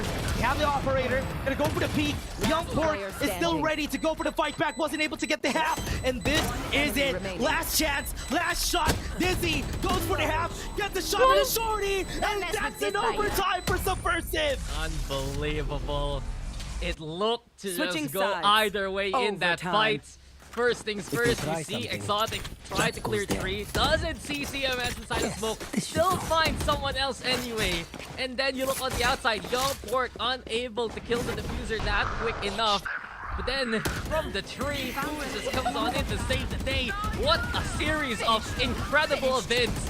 But essentially, Subversive still in the fight. That Tate also getting offered real quick. But from the operator to the shorty, what is going on in this game as we go for more? What just happened? That is 11 rounds consecutive from Subversive that they won. Oh man, OSC can't even handle it right now. This is gonna be a long game for them because they really struggled. The momentum has been cut up. And with that, I think Subversive has a higher chance of winning this. Yeah, Subversive have all the momentum in the world. And Meow need to show that they've shaken things up. There you go, though. What just Coming happened? into the defense, Subversive is a little too aggressive. Foods and Youngport though reel it back. And Foods, what is that? He is just feasting on them right now. A triple for Foods. As an unbelievable angle for him again to utilize. And Subversive, they stay alive with the numbers now in their favor. I was a doubter for a second there, but what were those skills from Foods? He was able to get 3, and now it's a 1v2. They turned the tides around, they have the spike on them. Oh man, Subversive. What is happening here? OSC, they're crumbling. They're falling apart, and Foods is gonna be discovering where he is. He has the showstopper, remember? He's not gonna be afraid in this fight. He has 40 seconds, gonna take the spike. Wait. He took the spike. And just let him. Onyx just with robbery in broad daylight, and he has 30 seconds left to move away towards a different site. Subversive playing 30 it seconds safe left. to stack together towards B. They just don't want to be separated, but yeah, maybe they could have actually pushed on that. In any case, we're gonna go for a C post plant here. Oh man, they don't have information now. They're probably hearing the plan. Wait, if they're not hearing the plan from both sides, this is gonna be They will hard know. though. Yeah. So this is gonna be what they want. They know that it's already on C, and the Onyx is just gonna be Okay. backing away Showstopper a bit too early just to open it up. Doesn't Yeah. know where he is. Trying to clear up the site. But I think they would have an idea where he is if they're gonna be clearing it out right now. Gonna be trying to go for it. Does he have the angle for this? Yes, he does. He knows No. that they're there. No. They're defusing This is the awful. spike, and nobody's there. What? This is an awful flat spot. If you're gonna be trying to play into mount, Switching you sides. can't do that. What? And yes, it's because the showstopper was hurt and Aeonix was expecting it. Foods just left Enemy unchecked remaining. there. Also such a big pick onto Dignified. Unfortunate for Aeonix. It's not the right call in such a critical situation. And this is where I've been talking about. Meow, they had such a good first half, crumble in the second. And you can see that the mental game, the endurance game is getting to them. Just because of the rally of Subversive or the ones on map point now instead. Oh man, now that they're on the defense, that could have been their chance. Attack could have been their chance to get an advantage on this tie. Oh man, this is gonna be hard. They have to play it differently now. Have to try and fight it. Owen gonna try to go for the peak. Wasn't able to get the right shots. No calls just yet. No rotations from the side of OSC. They're just gonna be waiting for Subversive to get in the side first. Subversive. Where did we start things off here, Dash? It started with 1. And now they're 1 away from taking map number 1. It would be quite a poetic statement if they can do it here and take their first map of VCT PH. But of course, the job isn't done. A plant there, you know Meow wants to fight back. The Placing paint shell's swamp lobbed. grenade. Trying to get anyone going for the plant. The wingman has already done his job. Not only that, alarm bot giving some information. Trailblazer going to be the answer though from Meow. Saw they're trying to send in the boom bot. All of the utility that Meow can dump to go for the flood. They're going to do it, but there's still hesitation. They don't have the right information to work with. It's a Yonix trying to play from upper. Here comes CMS with the first. Food's also on the board, and Subversive have the numbers now. Desperation to try and make through the spike, but it's all the angles. No Kieran is way! able to catch them in the act. Subversive takes map number 1 with one of the biggest comebacks we've seen here in VCT. Look at the smiles on their faces. They just pulled through. Yeah, look at that. They just pulled through. A 1 is to 11 and was able to turn things around. They are so happy about this win. That could really take over the whole series. Winning game 1 on that fashion, that is enough to break the mental of the other squad. I absolutely agree with you. What has happened man. to OSC? Absolute heartbreaker after a commanding first half. We look back at the good parts of really OSC's game there. Incredible flash plays, incredible calls, really. We've seen some strong mid-rounding and some strong advanced calls, really, from OSC. But when they thought that Subversive was a doormat, eventually, Subversive just struck back. They stood up. They came online so strong in that second half on their attack. And you had players like Hired, you had players like CMS just getting into the deepest recesses of the OSC defense. Out of nowhere, OSC did not expect Subversive to be there. And come on, they're ninjas for a reason. You've seen their logo, right? It has just been Subversive defying expectation and giving themselves that first map. That was such a great reverse Uno card that happened there. The whole story of the rounds that they won, it was crazy. It was almost like they're rinsing and repeating the same strat. CMS just goes for the flank. Maybe he would be able to get lurk kills on his side, and most of the time after that, they are just gonna go to that same site. And it has been working time and time again. The hero plays from the two players, Hiren and even CMS. Those two, hand in hand, just carried most of the unexpected rounds that we had here for Subversive. Yeah, and Foods too. Remember that last round in regulation? Right. The op and the shorty decides to just do everything that needs to be done. And we've seen here from Subversive, there can be heroes, some pillars to really build their foundation on. You gotta give it props though to Exotic. His first game in such a different system from what he's accustomed to. And he did deliver with 28 kills, the most in the server, but just not enough to deliver that win. And it really is a head scratcher here right now, Dash. How did Meow collapse like that? For once, you can see in like some of the early rounds of the second half, there was that utter confidence that they had it. But when the game went longer and we saw Subversive just get that big run going, it was just Subversive hitting the nuttiest shots and feeling that they were just unstoppable. It was a sight to behold there. You can definitely see during the second half that some of the players here of OSC have been playing around like attempts of going for knives attempt. You can see the confidence. But once it hit them that wait, we can lose here.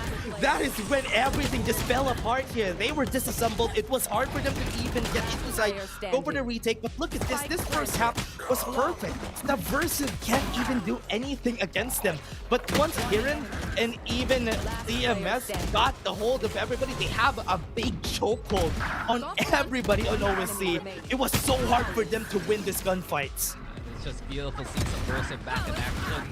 I was able to mention how much of a veteran squad this team is. You look at First Strike, you're gonna see the name Subversive there. And down the line in their VALORANT careers, they have back to make a resurgence. This is such a big statement win for Subversive that not only do they have that mental fortitude to rally on back, but a win here and perhaps possibility coming into the rest of the series will give them confidence moving forward. What a game though we witnessed. Just a game of inches that could have gone either way really.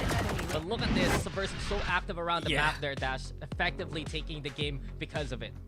That was still a lot of hero plays. Honestly, during the times that they won, that was a lot of hero plays coming in from Subversive, and it worked out for them. Everything worked out for Subversive the whole time, and it was so great to see just them winning out of a 10 round deficit. Sorry, my math is not mathing here, but that was such a great play, seeing that OSC now needs to come back from this. They lost against Carty World during the last time, and they don't want to lose against Subversive this time around. Yeah, dude, I'm just looking back in the past.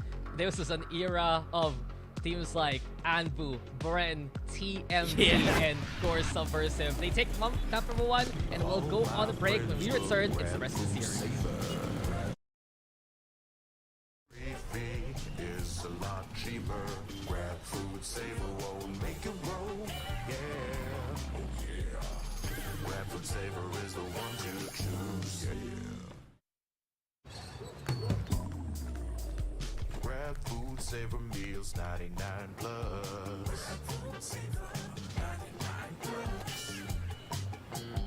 Dining meals, if it's a bill, saver meals won't make you go.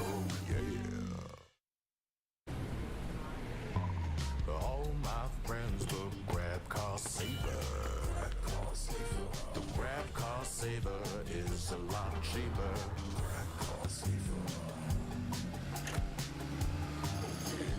Grab cost saver won't make it roll. Yeah. Grab car is the one to book. Yeah.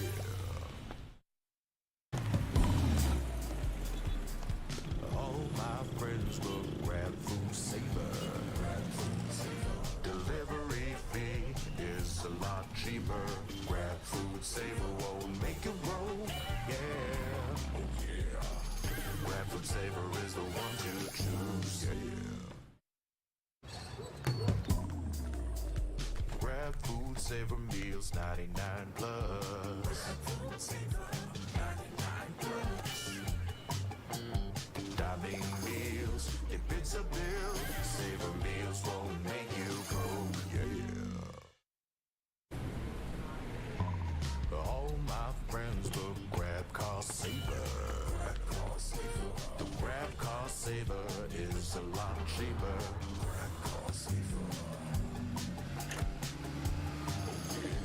Grab cost saver won't make it roll. Yeah. Grab car is the one to book. Yeah.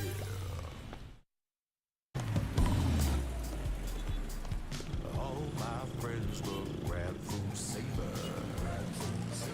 Delivery fee is a lot cheaper. Grab food saver won't make it roll. Yeah, oh yeah. Grab food saver is the one to choose. Yeah. Grab food saver meals 99 plus. Dining meals, if it's a bill, saver meals won't make you go. Yeah. All my friends will grab cost saver. The grab cost saver is a lot cheaper.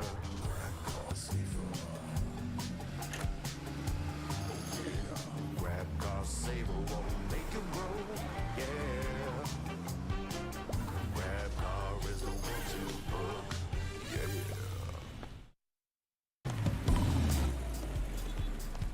All my friends will grab food saver. Delivery fee is a lot cheaper. Grab food saver won't make it roll. Yeah, oh yeah. Grab food saver is the one to choose. Yeah.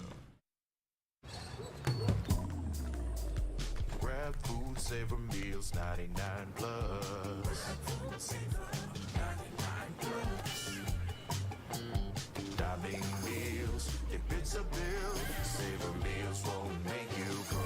Yeah. All my friends will grab cost saver. The grab cost saver is a lot cheaper.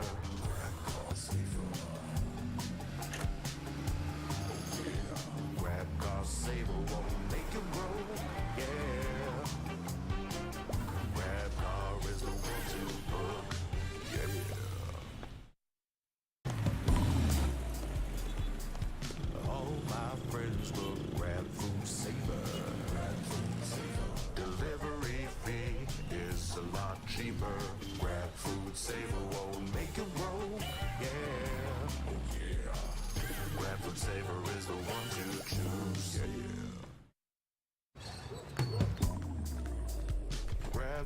Savor meals 99 plus. Grab food saver 99 plus.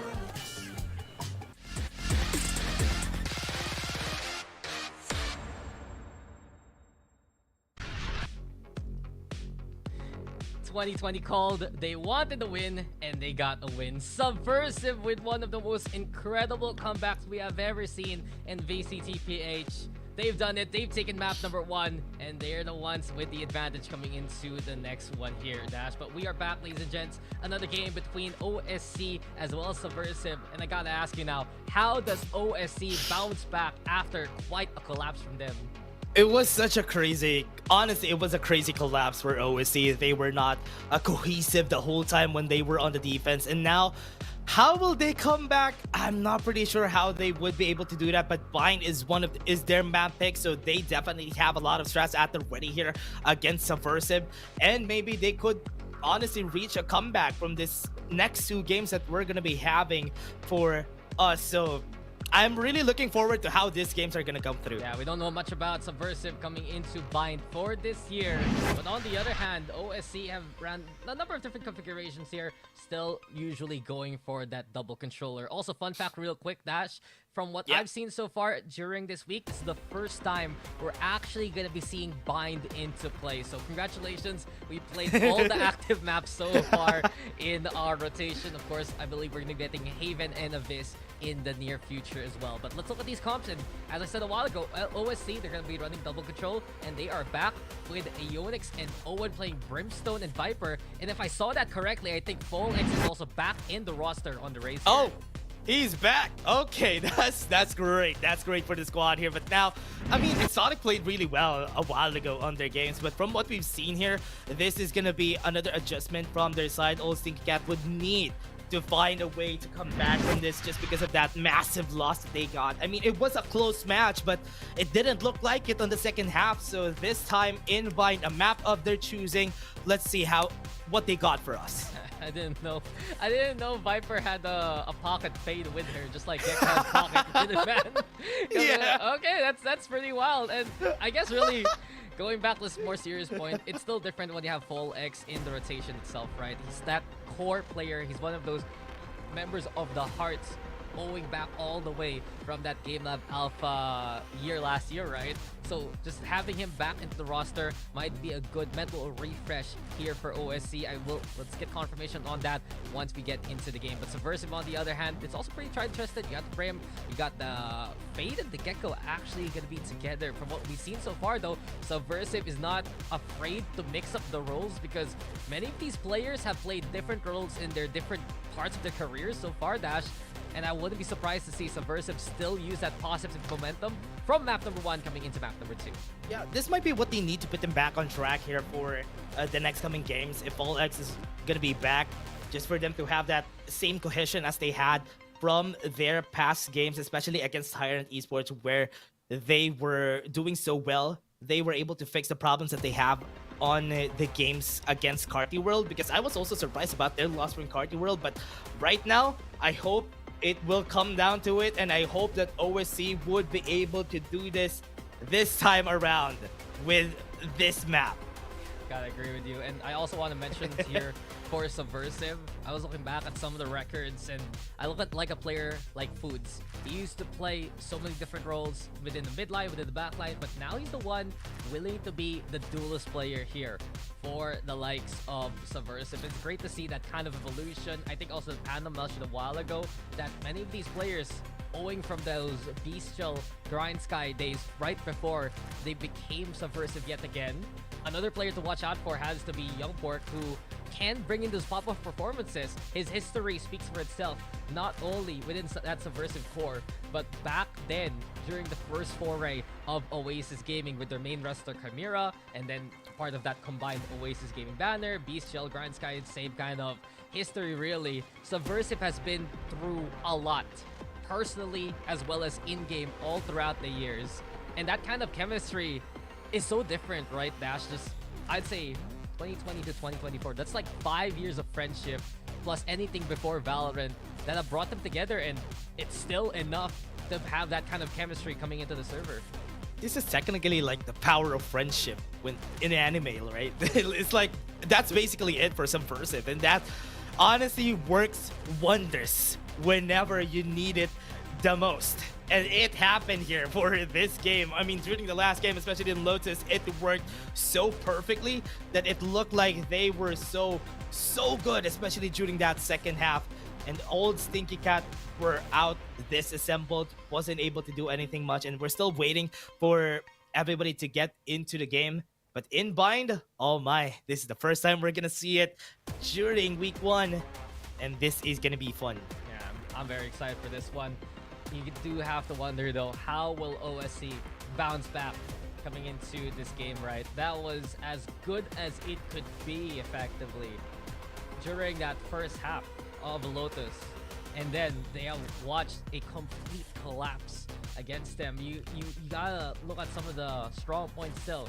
Whenever they're able to play off utility, they're that kind of strong team. But then when they play against an unknown, right, when they don't have the anti-strat available for a team that isn't as much taped up, right, when they don't have as much research on their opponents, we've seen OS3 actually struggle in those kind of matchups, and it was a big surprise in that first game. Here we go though, second map is OSC's map pick, and we're gonna see them start things off on the attack. Yeah, they go for the attack. Definitely what they wanted. Because this is also the same spot that they were in Lotus, and where they dropped 11 rounds against Subversive. Let's see how Subversive would be able to work with it after being on the defense a while ago and had a really big struggle. That was the first kill already, and this is going to be an open side for them, but what they're not aware of is CMS is right there at you. Yeah, CMS is just playing anti-lamps right now. Fire is effectively for any kind of push. Let's see if Bolex, is he going to be the play here too from Subversive? And they do realize there is a shower hold to watch out for. Cloud being a bother. CMS trying to use a cyber cage to go for the cross. He makes his way towards the spike, but Subversive now puts Wingman on defuse duty. Aeonic Stone is good for 2. Meow decided to just go advance, pushing in, going for the kills. Meow finds the frags that they need, and that's the first round going in their favor. Yeah, Meow was able to get the win there, and that is a good start for their squad. They got the first kill first right there up in heaven, and that is because of that peek that we've seen from Hirin, and he lost the battle, and that was just basically an open side after that. Yeah, and I do wonder, Subversive, will we see these lapses on the defense happen yet again coming into the second map? You can see that they're a very mobile team, active around the map, aggressive in how they want to play it, but their anchor potential has been something left to be desired, really. I wonder if CMS can deliver that. We'll see if either Hirin and Sanji can help out in those kind of pinches, but Meow have used the overrun multiple times in that previous map to deliver on the attacking side, and that looks to be the same because Meow's just waiting for Subversive to try and peek from market here. Yeah, waiting for it. Are they aware of it though? Oh, Cutie, is he ready for the push here coming from Foods? Was able to get the kill. They were able to get the smokes up, and he has to actually rotate, and they have to force the push right out of the gate here. With that, that is going to be a plan from their side. CMS was unable to get one. They're pushing forward a lot more, but they're losing a lot of their lives. This is a strike back coming in from Subversive, and that's the last one standing. Owen Cutie fighting against Sue. They got the information, but they still get the win. Getting back around against OSC. Yeah, Subversive. They came from market. They just go for the overwhelm and a whole bum rush to take the dub. When you need an answer, just call for brute force. Why don't you? Subversive takes that Thrifty, and you think that OSC, with those kind of positions there, they'd be more ready for it, but they back away with the BDA in hand for the Premise Stone. Viper also busy with the lineup, and they put too many eggs towards the shower take. And from that point on, they lost the map control that they should be aware that Subversive loves to get. I was really surprised about them not taking cover in short, at least taking more space at short to get U-Haul, and that's what that really punished them. And with this, Subversive has a lot of guns in their favor. There's a lot of people, but Foods was able to get the kill out of the smoke. They go, they drop out, and they drop down. And Subversive just gets advantage here. Painful. Subversive, aggressive on either half of the game. Last player and standing. You can see why. Coming into this anti-eco now, they are just so good at punishing Meow from the trying to cross from the smoke. Foods finds the flawless 2. A triple for Foods. That's good because he's 1 away from the showstopper now. And this is Subversive bonus after everything is said and done here. Oh man, this is really rough coming in from OSC. Remember, we have a Thrash already right here at round 4. That opening kill coming in from Subversive was really surprising. They had to drop down close the distance on that smoke. Because of that, the pain shields just pushed them away and they had to commit on that battle, losing 3 members in the process. OSC, they need to shake things off and quick. You can still see they're reeling from that first map loss. And Folex is the one fresh off the bench and ready to lead the charge. Rifles now, looking to play towards a B split here. And Subversive actually changing up their tune here, Dash. A little bit more quiet at the start of the round. They have taken showers away from now, but that's pretty much it. They're holding steady onto the sites itself. Yeah, really looking forward to how they win this bonus on their side. So with OSC having guns, they're a bit more cautious.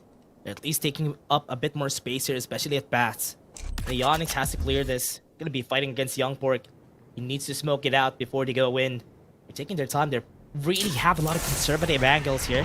Now the smoke, they're gonna be out and they're gonna be pushing the site. Nobody's there when they go in. It's an empty site. They can go for the plan for sure, but Young Pork might be able to go for the surprise here. Oh, matter of timing. Young Pork now. Is he aware that the Aeonix is nearby? Showstopper set though towards the FPS ball. Like now making the trade happen. And Aeonix, the timing is perfect. Meow now gonna go for the plant. Left. They have the 4v2 advantage. But they've given up Lamps control here and now, creeping forward. Poison Cloud and the Snakebite preventing him from crossing or regroup instead for the double. The bench is seen here by Yiren, and Paul likes to fall to his hand. Now here comes CMS. He falls to Owen from the Cubby in the middle of all the action here and needs to try and isolate these angles. It's just so difficult. You got Owen on one side, Aeonix on the other. As soon as there's contact, the peak will come on in, and Dignify doesn't even need any help. We see Meow tie things up.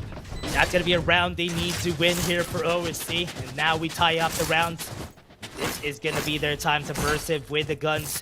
They brought the big guns out in Foods with that operator. Would be able to hold on that defense quite a while. And will it be the right site he goes on? I think it's not. He's gonna go for an A site, but B site push is where OSC is gonna go. Yeah. OSC. Chance made after the last round, but the answer here for Subversive is to go for Foods with the operator. He's been very sharp on it, even in closer angles a while ago on Lotus. Now, then the Trailblazer out. They also have Seekers still running the sky. Here in 2024 means that be along is an easy angle to control on Bind. And you have to see how Subversive is respecting the CMS and the rest. They back away, knowing how much space USC have already taken, and the showstopper is sent forward too. Yeah, now that the showstopper is up, that's where they're taking very great care on how they position here. Yiren has been seen, and that's gonna be a showstopper out of the smoke. Nobody was there to go for the trade. That is just an easy kill for the squad here, losing 1 member in this 4v5, and they even have an operator on a retake. Yeah, this is difficult now. Subversive forced to play a retake with positions prior to the plant. The Dizzy Shore gets, or rather, the Crash Shore catches one with the detained, but Young Pork is the only one who can actually find the kill along the way. Meow was so prepared for all the flood angles that Subversive could take, and this is why Meow's in the lead now.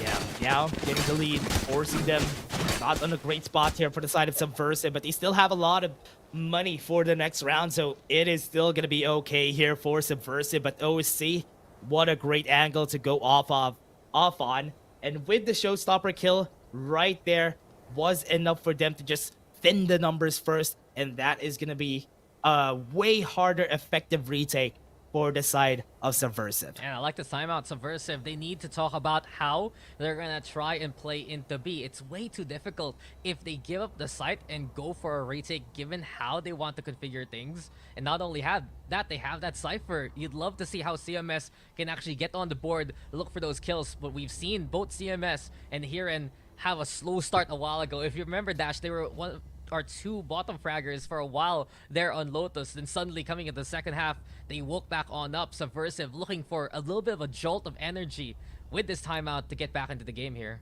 Yeah, they're looking for a different angle here for Subversive. The operator angle that they did a while ago didn't really work out like they expected. Now they won't have any guns here for the second. They are definitely just gonna go for half buys for them. They don't have the ultimates anymore. They used to thrash a while ago for Young Fork, and that is gonna be done with it. Old Stinky Cat still has a Onyx in the orbital strike, so it will be an easier take here for B. Now, they're exploiting this weakness on the map right now. They're playing it to be long yet again. The Trailblazer and the Guiding Light presence. You know Subversive has to give that up, and you can see the adjustment. Yes, it's an eco for CMS. It's a bit of a buy for the rest. But now the Cypher's the one playing into Hookah. You don't see that one too often. Thrash could be the play. Youngport in the backside now, being hounded here by the Fishy. Dizzy though gets the flash going. Pollock still making his way towards the side, and no one's checking Hookah right now. Eventually, Dizzy FPS realizes the situation. There's the kill that they need, and we go to a post plant again. They had a smoke there, and they were still able to get the kill in the end against CMS. Now they're waiting. Sanji and Youngpork, this is going to be a hard retake for the squad. Have somebody at the back. Kirin would be able to go to Hookah in just a bit. They're taking so much time that Owen Cutie already rotated back. They're losing most of their time. They're waiting. They're waiting. Kirin starts off with one kill. That's going to be their time to flood into the side, but no, they are denied yet again by OSC. Yeah, OSC is so strong on post plant right now, covering all the angles that they can. You see their movement. If they lose an angle, they immediately look for cover and advance on any kind of split partition.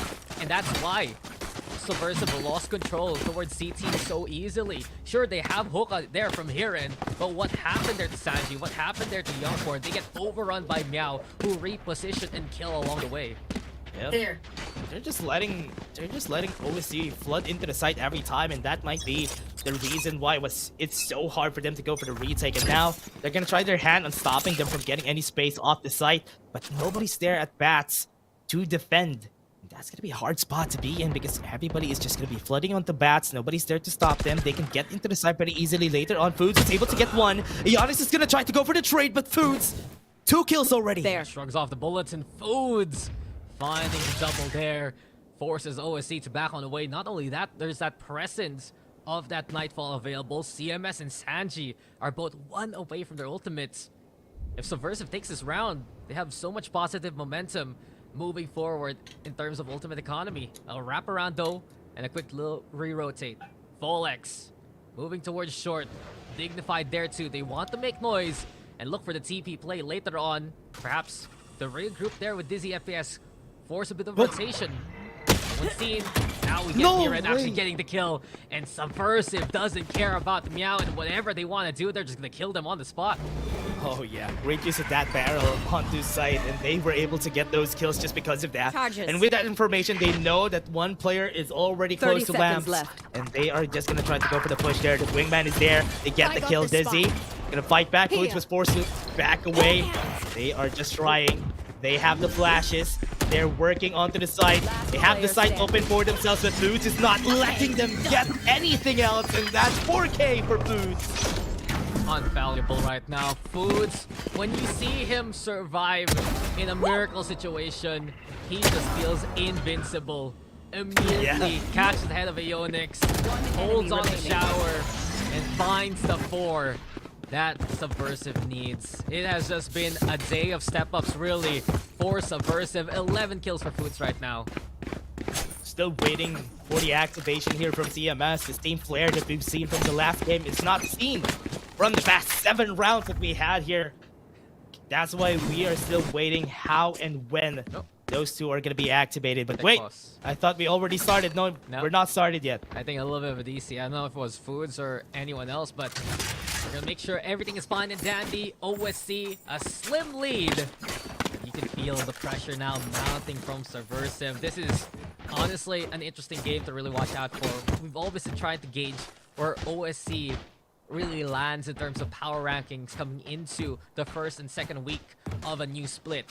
You remember from last year, I go back to the story of Game Lab.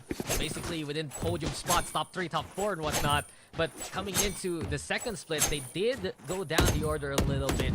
It might be happening again if this keeps up, because Oasis have already lost a series against Carty World, and Subversive is the one with a one-map advantage right now. Meow needs to show that they can really bounce back here coming into the second game. Yeah, and it was also the same struggle that we had from yesterday. Even if they fought against Siren Esports and ultimately won, it was still a hard-fought battle that we've seen there. It was not a close game right there up at first, because most of the time Siren Esports is the team who gets the first half advantage. And now, I hope it's not going to be the same here. I hope they got the momentum back up for the squad, because it is going to be a problem if they lose 2-0 against Subversive in this game. I mean, we were talking about a while ago, right?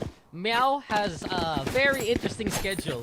First week, true. first 3 days, first 3 games. They're gonna have the most games on the leaderboard, no matter what, after everything is said and done. But right now, it's a question: will it be 2-1? Will it be 1-2?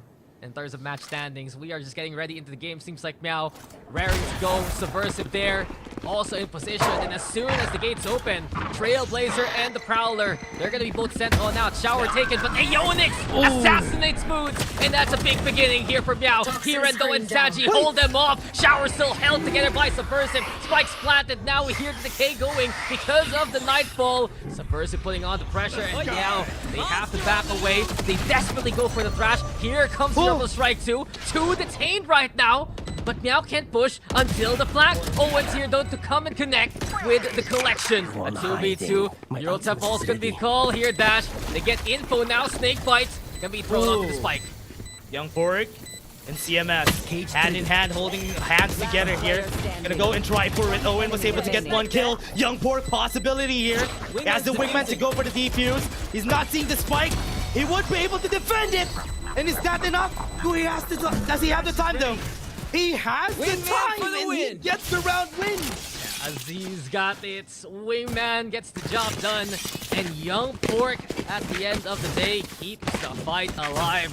But that was just huge for Subversive. This shower hold was paramount to their success. If they did not get these 2 kills, there would have been no chance whatsoever coming into that round, as Aeonix had the perfect timing there to go for the pinch. Subversive defying expectation yet again, and now they have tied things up. They got it. An operator back up on the hands of Foods. Gonna go for the peek. Is the timing right? It's gonna go in. Does not see anybody. Might be able to see one if he goes for the wide swing here. What a good angle to go on. And here comes the peek.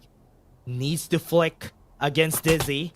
They know that he has the operator, but the timing couldn't be any better right there for Dizzy. And this is gonna be a kill. A flick coming in from him. And nobody's gonna repeat. Yeah, Foods is just feeling it right now, having such a good day, especially with the op. CMS still.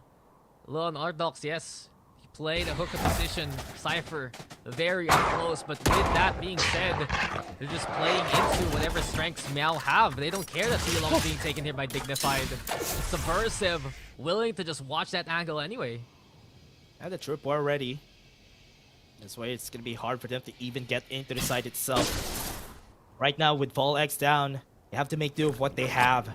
And they have a lot of utilities on hand here. There's still an option to rotate. They're still waiting for the hookah push. Look at that. That's gonna be a flash, but they haven't gone inside yet. Marble Strike catching no one. Young Pork holding down towards backside. Knows the cross has been done.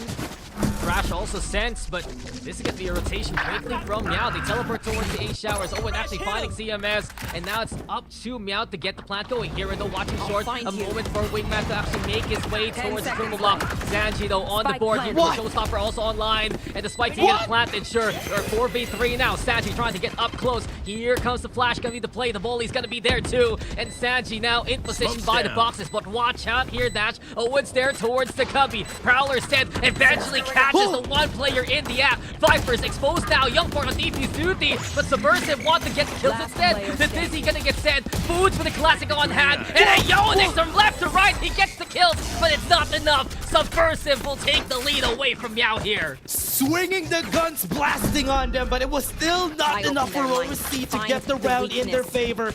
Yes, it was a hard round, but it was Very impressive from OAC going for that rotation to just maybe try and clutch it out at the A side, but this opening act coming in from Foods again, just thinning the numbers and just making it harder for them to get into the side. Fall X down makes it hard for this squad to even find a space inside. It's just getting difficult here for Old Stinky Cat. Desperation after the teleportation. Oh, Food, that is a little too much that you can handle. And, well, takes a step too far. The op's gonna be gone. Subversive, do they dare watch for Shower any longer? Seems like they're gonna give it up because of the pressure being mounted. A Dizzy, a Flash, and an Orb taken for the Showstopper to be online. Showstopper's up. Alex is ready to risk it all to get inside. Ab smokes left and right, so it's gonna be hard for Subversive to even fight when they flood into sight. They have 5 people rather. They have 2 on short, and this is gonna be an easy take for them. And backside, they have to be ready. That's why they have non-committal angles here, because they have a Showstopper ready. I mean, they're willing to burst into a soon. With the tower smoke, we know this is gonna be the go signal. Honto immediately the answer. Backstep there. Alex back away for now, but now he's gonna advance with the Showstopper. Youngport though inside the smoke, left unseen. With that, he does get the one. Alex finds here and along the way. Youngport still a smoke criminal, not done with those frags. Eventually though, Meow have made their way in, and with Alex getting the triple, we get the score tied up again. Yeah, that's a 5-5. That's good. Exactly what they needed. A bit too over-aggressive for Foods. Falling down at bats. That is going to be a punishment, a round taken by OSC after those wins. And we have a Viper Spit at the ready here for Owen Cutie that they could use if ever they still want to plug into a site. So this is going to be what they want to do for the squad here. They're looking to make sure that they have advantage on this first half. It's already such a close game, and you do gotta wonder here for OSC, is this good enough on the attack for them? Subversive though, risking the push into Fountain, taking B along the way. They're waiting to see if anyone from Yao actually crosses this way.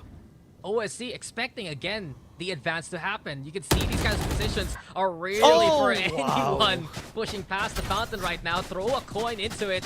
No wishes to be granted. Youngport though, always lining up the Guardian. A good tap there with the single fire. But the fact of the matter is, Meow, they have the numbers here.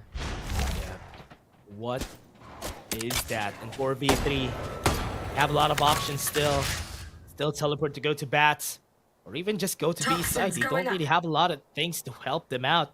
And with that information, they knew who peeked out a while ago, so there's a little to no chance that this is gonna be a Cypher site. It's gonna be easier to flood in. Yeah, and Youngport just lining up those shots again. It's been his signature gun, really. Even around so he can play the rifle.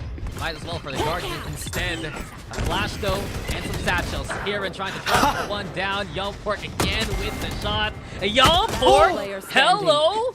A triple there in that situation. Looking good for the individual. And the 1v2, CMS needs to step on up. He's been struggling so far in the first half. And those woes do continue as Dignified does get the kill. Meow are back in the lead. Last round in OC the gets half. the lead. No guns a while ago. It was an eco round for the squad. It was such a great read here for Dizzy. Just flooding into the site. And now they got the advantage. They can tie it up for the side of Subversive for the next round. But right now, it's looking like CMS is quite struggling right down there at the bottom. Yeah, it's been something to forget for CMS, especially as he's on the defense. Doesn't really matter too much though when you have players like Foods and Youngport bring the front line Fully smoked. such ferocity. And you have to see really why there were such big names from before. When it seems like Oasis, Bestial, and X, he's taking lamps now away from Subversive. He saw the barrel of Youngport and go for the nade. Up close and personal. Shorty at the ready. Seems like the plateau doesn't go down the way that they would like.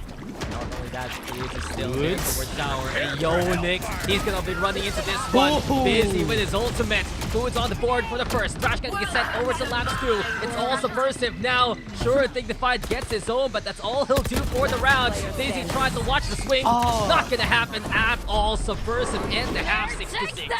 Could have been a great angle for OEC, but they were not able to clear the whole side in order for them to get the plant in. And it was so hard for them to do anything much. Not a lot of space was taken by Fall X once he went to U-Haul and backside. Everybody just went in and was able to enter the site itself to clear it up. And now it's back to basics. It's back basically to 0 because we're on a 6-6 on the second half. Yeah, but it begs the question, from what we've seen so far from Subversive, I dare say that they just prefer to play on the attack all the time compared to the defense. Of course, we're gonna get more stats per map on how that works, but just how active they become onto the map itself, the way that they like to push. You're gonna see Foods and Youngport just go as deep as they can into these sites with double initiator anyway to help out that kind of push.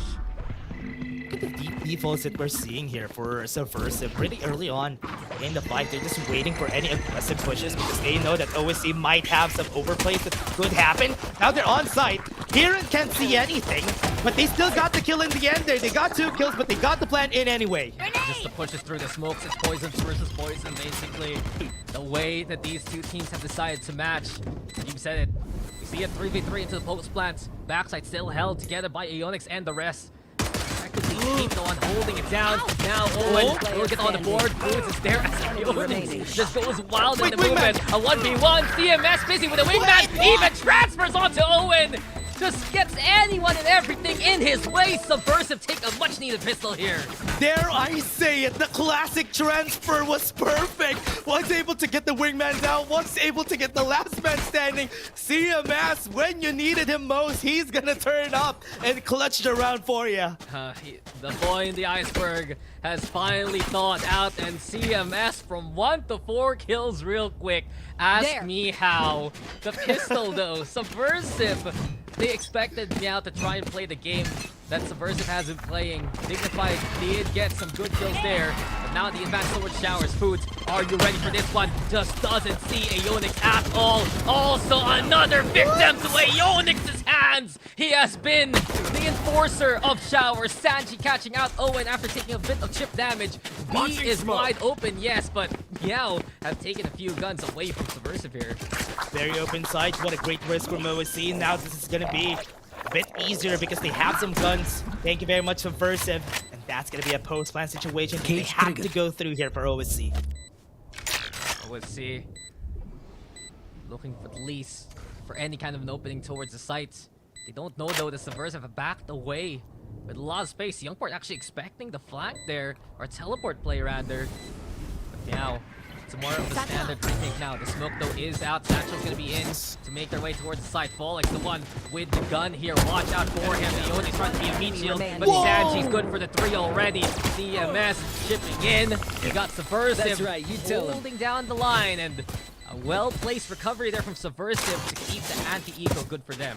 Still a good round for OSC. Thought that could have been any more damaging here for Subversive. Good thing they didn't.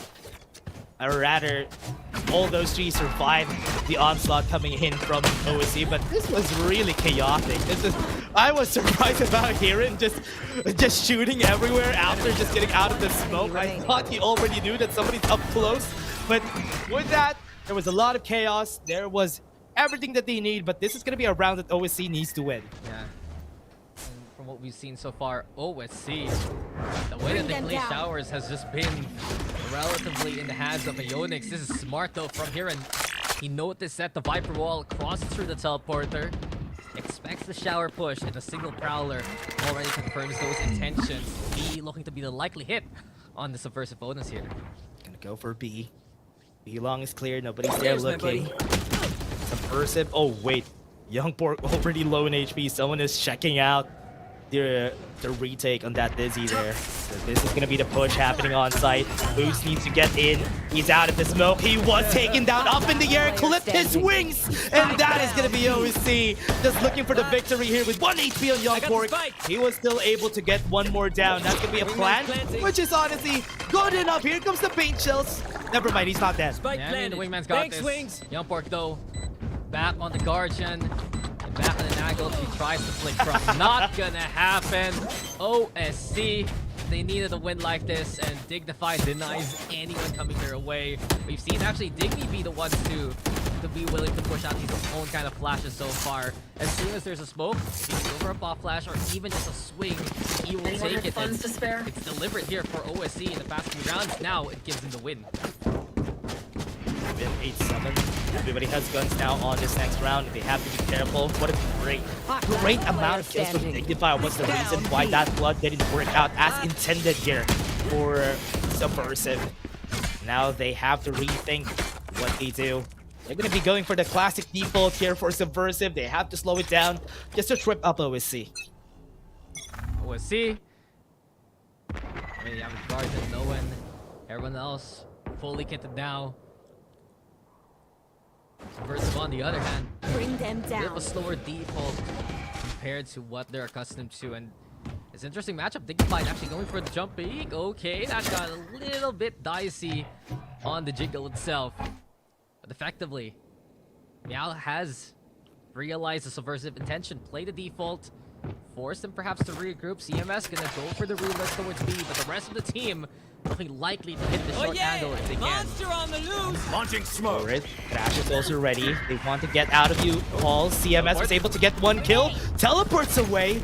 They could actually go for that push on site. Dignified is a wall, is a fortress. They need to kill him first, and they did, and that's a sight for them. Yeah, not surprising. As soon as CMS got that kill, the pivot was available for Subversive. Not only that, the neural theft after double kill. Here comes Dizzy now shutting down CMS before he can do even more damage. The spicing it planted. You see the angle held here over onto the corner. Foods yet again trying to go for the hole, but Young Pork returns the sender, the wall bang angle, and here comes Folex and Aeonix trying to fight on back. We're left to a 2v2 as Cubby's controlled here by Meow. Young Pork though onto the octagon still. There's the tap. Satchel out. We'll fall for it. Young Pork, discipline. Now the tracking. Aeonix is there, but the trade is even better from Young Pork. He is cash money right now with the triple, and Subversive pulling away with the lead here. Good crossfire for Subversive to finish the round and get it in their favor.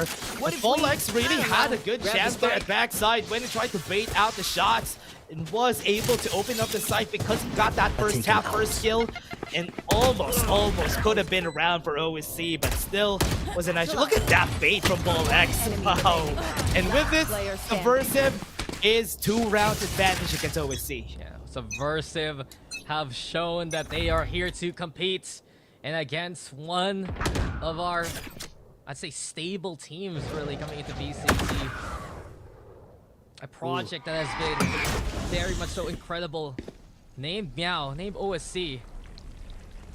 Holding their own and doing so well. Subversive, they even lob the Fade utility just to confirm intentions of that hookah hold.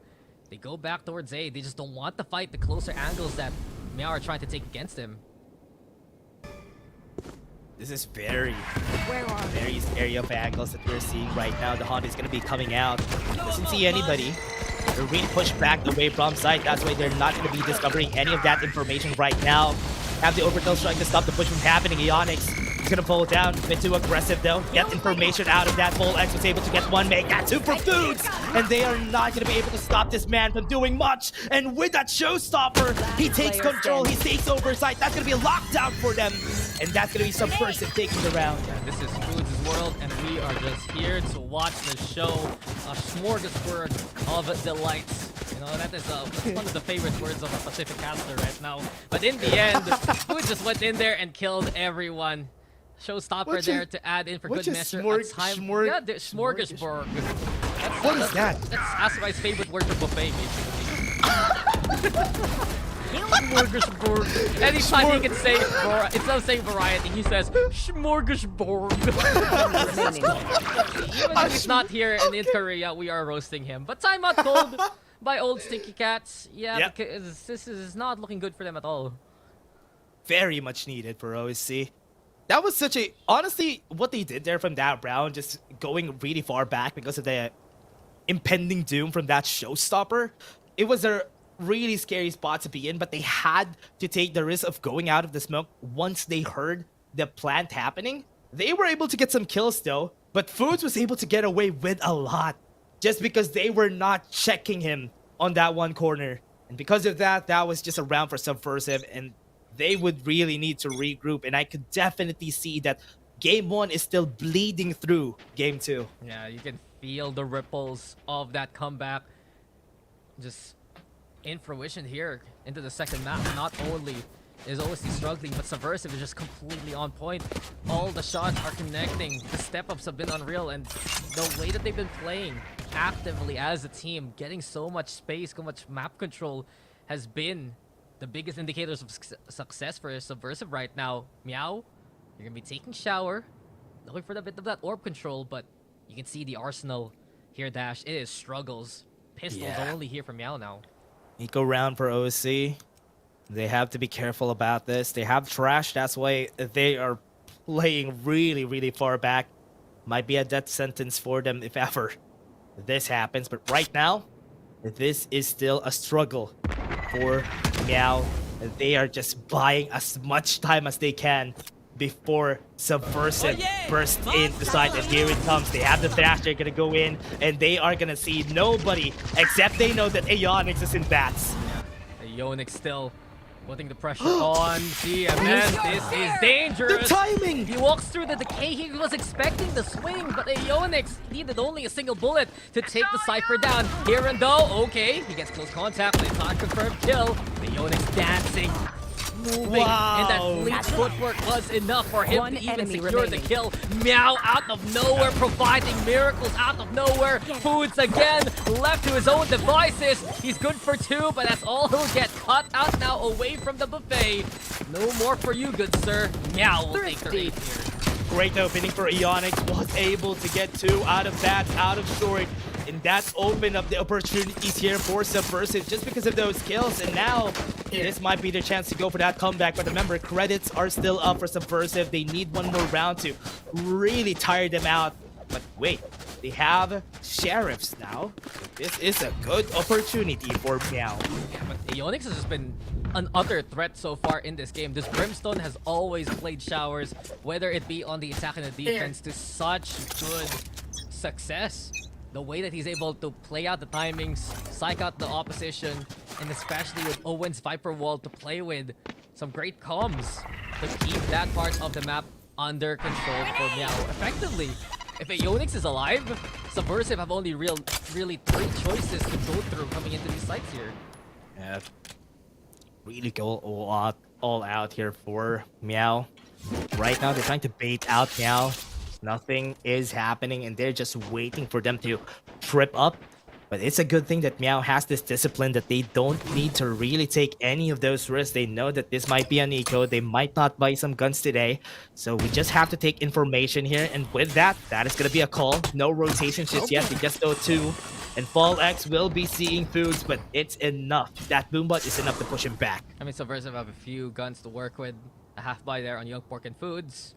The Guardian especially, the one to watch out for, the way Young Pork has been playing. But Sanji set up the rest of Subversive now onto the side.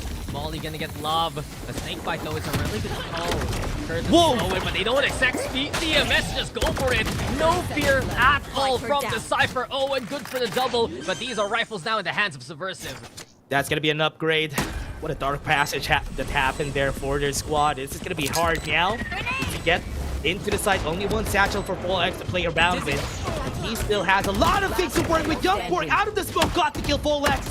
All in his hands to 1v2. He got one. Man clap on the head, and Fall X is gonna be clutching it. He's had enough of Young Pork tapping heads. Fall X shows him how it's done. And just a quick flick there upwards gets the catch on the head of the Gecko, and that is all she wrote. What an incredible round though, courtesy of Subversive. Fall X saves the day for Meow. to keep the fight alive. But that got way too close too quickly. Subversive flood the site, pick up the rifles, go for it again. Even through the smoke just after seeing the Gecko throw the Dizzy out. Insanity, but a round win is a round win. Meow are one away from tying things up here. 10 is to 9. Close to the money. Bring them down. Meow should be really careful about this. They are really still playing very conservatively. They don't want to go aggressive, waiting for Subversive. Just get in. But for now, they are both on a waiting game here. And Meow is not gonna falter. Their patience is just there. Meow. They have the triple stack available towards that A site. And Subversive looking to ride perhaps on the same kind of pivot play from a while ago. CMS rotating now. He's actually gonna go challenge over onto the Onyx angle. The rest of Subversive, they burst on in. Orbital Strike still available here for the attackers. Youngpork now with the teleport play. And they've left Foods behind into lap. So another re-rotate. Perhaps if they can see Foods or CMS get an opportunity pick here. You have to be careful here, Foods. Not really giving them enough information. They thought they're gonna rotate just for them to be a bit late here. They're gonna ebb and flow into the side. The wingman is there. Onyx is at the top. Have to see he's not gonna reach him at the top. No, Onyx, that off angle is enough to surprise them. But he still got 2 kills out of that with a Euro step. They haven't planted a spike just yet, and they're taking their time. There's still 2 on site. They have a lot of time. Dizzy is just gonna go forward, and he is not gonna take it. Post plan. The Onyx was just there in the corner. And eventually, Meow, they have taken a few frags through their name. But here's the trash though from Youngpork. That's the connect over onto ZZ FPS. An easy pick right now from CMS. Owen still detained here. Foods getting in position, but Owen doesn't care. Just overruns Foods with a single shot. We go to a 2v2 now. One enemy remaining. Any kind of wallbang angles. Dignified clears his own. Left everything to CMS yet again. The hero connects and clutches. You copies are nothing. 4 for CMS. He's done it yet again. And Subversive are up to 11. No way did he clutch it. It lined up perfectly for him. After tapping the spike, he took the risk swinging, and CMS just wanted to fight for them. Meow had a great opening, just hitting the numbers by 2. And I thought that could have been their round with it being a 2v1, but Owen Cutie needed to clear a lot, and he didn't know if he was able to rotate to backside, but he was staying there. He was staying at bats for the longest time, and CMS just surprised them. This man had 1 kill in the first half. Now he has 13. Attacking Sentinel. CMS redefining what Valorant is all about. And with that being said, it is a conundrum here for me, to say the least. They invest the Viper Spit early. But effectively, this is an angle that they controlled multiple times before. A Prowler sent, the Dizzy's there too. Owen has to back on away with the numbers of Subversive, forcing him out. Can't even make it back into the smoke in time. Desperately with the Stinger, tried to make it work. And he doesn't find a way back in. Subversive have effectively refused to budge and made sure that one ultimate's gone already. Owen peeks out with the Stinger. Was able to win back on that fight with the Stinger. He might be able to get more, but no. That's going to be a lot of damage already on the side of Subversive. It's a good thing nobody rotated just yet. They still have the sight. The bats is not clear, and Dizzy would surprise them right there and then. And that wingman kill is going to be enough for them to go for it for the plant backside. They are caught lacking again and again, and they're getting out with it. As players stand, Sanji. Right there up the corner, he's fighting against the Onyx on the crouch. Bingo. And Meow still wins. No smoke is safe. That's what this game has shown us today. And the Viper Spit early on. So much pressure being applied there by Owen, but this was even bigger from the get-go. Really of Meow. So the way that he's holding onto the site, or rather the showers itself, Dizzy causing so much chaos. There's no other better term to define it right now. That last zone, it's just all poison pill angles from Meow answering back towards Subversive, just because Subversive was the ones doing it against them a while ago. Yeah, I really like how Meow has been changing up, especially playing around off angles and just surprising Subversive every time. It happened 2 times last round. Remember, it was Owen Cutie who got the first kill just because of an off angle, and then next to that was another one from Dizzy, just getting kills out of that smoke. And now Subversive needs to be wary, needs to be careful. They have been caught lacking last round. They have to be very well aware that, as you said, every smoke should be checked. You cannot use utility while you're crossing it. Is there someone needs to watch? And it's been the case here so far. It was good clear from Subversive versus Owen, yes. But perhaps when they already got the Viper Split away, that could have been them actually forcing their way into B rather than TPing into the hands of Meow. In any case, Subversive now will see struggles here, my friend. Classics and a Sheriff. That's all we get from Subversive coming into this round. And they have to be very well aware that this is not a round for them, and that's why they're waiting for any aggression coming from Meow. And they do. 2, or rather 3 people are in very close angles right up there at short. They're waiting for Subversive to make their first step right there and then, but no, Subversive is not letting up. You have to be careful about this. Young Park, that's too close of an angle. He saw 3, and he has to back away after that. He sees 3, and now he's here to spectate one of his friends. Yeah, you just can't do that, man. It's OSC, they took short. Very unfortunate. It is an anti-eco anyway for the likes of Meow, so they're gonna be very, very confident in these kind of angles. We slow things down yet again with a split approach, very likely from Subversive. Meow though, many angles to choose from, especially with Dizzy and Owen ready for their respective ones. He's now swinging in. Quick will 30 keep seconds Owen left. and Dizzy. One And enemy Dizzy will get the remaining. kills. Put them on the pedal still here. They get the job done. Make a wish if you are a Meow fan, because we are tied up 11 to 11. How's that for a plan? OSC are really wanting to continue the series here. Both of them close to match point for the squad. Meow now striking back against Subversive. Now it's gonna be a different round with both of them having guns. We still have some ultimates right there. The Showstopper and the Neural Theft are ready for Subversive. They're not stopping at this A push. Let's make Without him the dance. Viper, they have a bit more confidence on this push. Subversive, Here comes the they have the Showstopper, and they're gonna let it loose. Foods now moving forward. Mosh pit though, gonna be the answer, and it will stall for a Ionix, good though. amount of time. A 1-for-1 here, and Ionix again! Strike down A double A. kill to his name. Food sending it now towards Dizzy, and we see Subversive make their way towards a Nightfall also. Defend off Meow, Neural Theft 2, and Subversive knows exactly what's going on here. They know where they are. They have to take the plant here. Have to be careful because they still have a lot of utilities. 1 Sky Smoke and 1 Guiding Light are still at the ready here for the squad. And Foos really is not in the best angle here. He has to fight. No smokes for Subversive. So this fight is gonna go in favor of who takes One first. enemy And that's gonna be 1 kill. CMS takes 1 here and backs away. But he was not able to get inside that smoke. Yeah, big kill there from Owen was enough Don't even for stop Meow that to work with teammate. the chaos made. Thor's triple box dignified, gets in the middle of things, and it brings in a double of his own. This is so well played by Meow. Last Taking player tower standing. is just another angle you can work with, especially when all of their intentions were exposed there, Dash. The Neural Theft and the Nightfall both connected onto OSC, and they thought about that retake so very quickly and so efficiently. Good mid-rounding there from OSC. Yeah, and not really a lot of things working for Subversive now. Their A push didn't actually work out. 2 ultimates was expended, and now this is gonna be the time that they are gonna have such a hard time in this next incoming round. A lot more chances for Meow to actually just take this and win. But right now, here it comes. The aggression coming from Meow. That's 3 people right down there at bats, and they got the kill. Yeah, this is a big pick. CMS has been absolutely clutch coming into the second half. And Meow, they want to get There. a map rather on the board. They've seen the scoreline before, Dash, and they don't like it.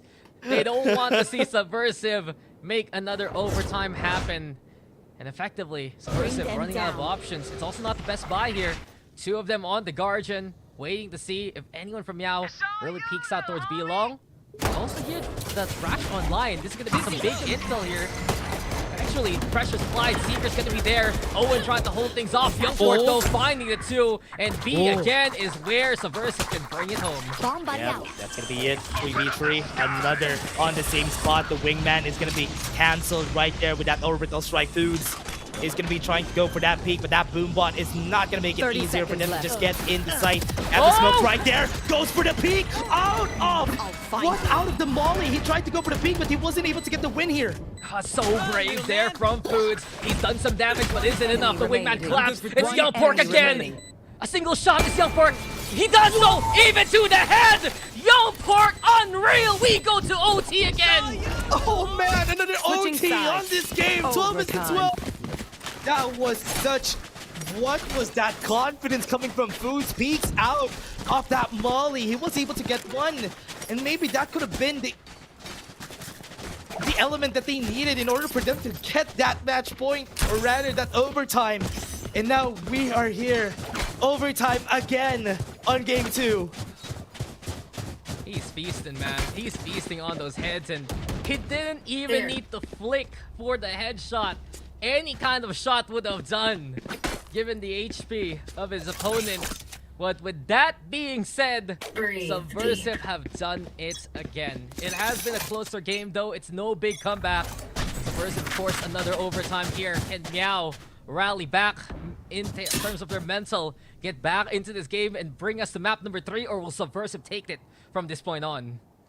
Now they realize this is going to be a B push with the smoke coming from A. This is a diversion that they're doing on the side of Meow. That's why they're not rotating any of their people here, because they know that they have tripwires. They don't have to be scared. There could be rotations, a mosh pit that they have been doing a lot of times now, right down there up 2. So they have to be careful about this. That's going to be a mosh pit right there. Stop them from pushing. The tripwire stops the momentum from going in. And CMS is going to die right down from the snake bite. Youngpork is going to try to survive, but no, it's not going to happen. Yeah, it's unfortunate. Subversive had some good setups, but they just couldn't swing off it, especially with the utility. Awkward push also from Foods. Meow now with a beautiful execute, and everything's left to the hook and take from Sanji and Hiren. They go for the molly. Owen will have to swing on out. The Haunt's gonna be there too. Owen will fall. Yes, we get 3v2 now. Smoke to work with here for Sanji. Boombot though, gonna be the goal. As soon as Sanji drops, he'll get felled there by Digny, and the rest is history. Meow are back on map point here. What a great crossfire Switching on sides. that ending Match plant here, point. which is why 13 to 12 advantage for Meow. Oh man, what a series we're having here. This is such an intense series. That Old Stinky Cat got the struggle. Aeonic stepping up with 30 kills on the board. And now Subversive need to take this round in order for them to go the lengths, or maybe start another overtime here. We shall see. We've seen even tougher things before from Subversive, and they've made it happen. Youngpork, I was honestly expecting him to bring out the Guardian, but no. Rifles in full auto here for Subversive.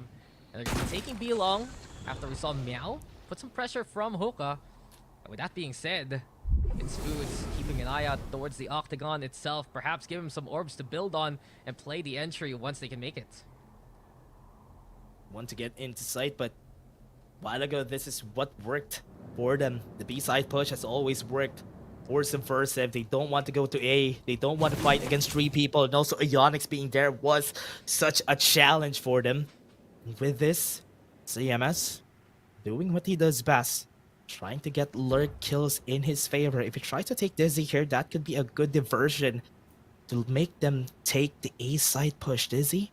He close, goes in, peeks out, CMS gets the win, and now that's gonna be the call for Subversive to go in. Yeah, the lurk again from CMS, but this is what I'm talking about. This guy, he does so much better on the attack rather than the defense. Doesn't check his boosted angle for Ionix Foods, makes it right happen. And Fall X, he's gonna go swing from the lamps. That's all he'll see though after the 1. Spikes planted now in 3v2. 3v2 taking time, have no more smokes on side.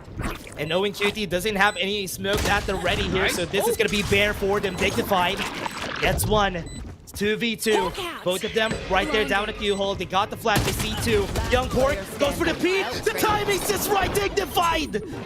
is gonna win this for OSC. We go for game 3. Dignified has done it again. That was a huge pick towards the bench when we saw Defenders. Subversive have the angle. And everything is saved, everything is sound, and everything is good here for OSC. It took OT, sure, but we are gonna go for a decider. This series has gotten as close as can be, but it's great to see this be so competitive, courtesy of OSC. Yeah, overtime twice. Game 1 and game 2. What a crazy game for both of them. Old Stinky Cat and Subversive are pretty much equal at this point. The same scoreline that they finished on both of the maps, and now it's time for them to go for that last map. Game 3 is where it's at, everybody. And this is gonna be split for the last map. It's already been a split decision so far today, Yeah. and right now we're gonna get that third map later on. But going back into the game, absolutely back and forth. We'll talk about some of the positives there from Subversive. Again, CMS, once we get to the attack, it looks so good. I do wonder what the woes are on the defense.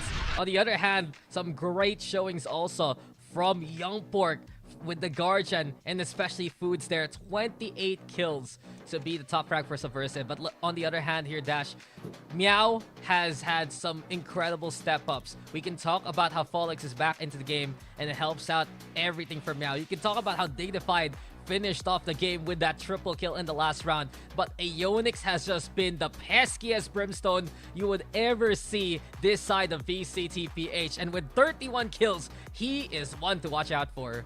Yeah, it was really surprising that in this game, we didn't see the explosiveness of CMS and Hirin same from what they did during the Lotus game. And they took a step back in this game, and Foods and Young Pork took the spotlight.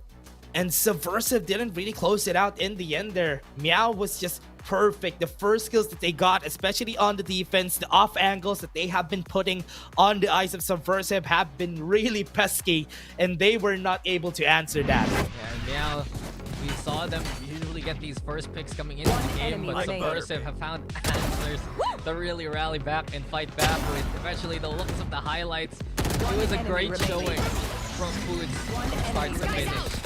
When he would just come online, he was able to just deliver as much as he could for the likes of Subversive. We also saw a lot more confidence in their approach, a lot more synchronicity, I dare say. And it was such a far cry, Dash, compared to how they started Lotus. But at the end of the day, I do feel like for Meow, this was a win that they needed, not only, of course, for their standings, but for their mental. I would dare say if Meow lost twice in overtime, it would take such a big toll of them moving forward. But right now, they're gonna make sure that they can still take the series once we go into map number 3 here. It's a good thing that they had this reset. This is very much likable for the hands of OSC. And Aeonix, look at this though. Aeonix has been doing this so much. It has been really great that they are doing a lot of these experiments, especially the off angles, and it really helped them out in order for them to finish it off in the end. But again, it was still a great series. 14-12, game 1 and game 2, and different wins we had. Yeah, and Subversive is showing that they are here to play too, belonging in VCT PH by being how competitive they are. And that's the thing, I feel like for Subversive, as these series go on, they're gonna get better, but Meow right now putting their foot down and forcing a decider. We'll go to break, and when we return, it will be the final map of the first series. Stay tuned, stick around, we'll see you guys in the bits.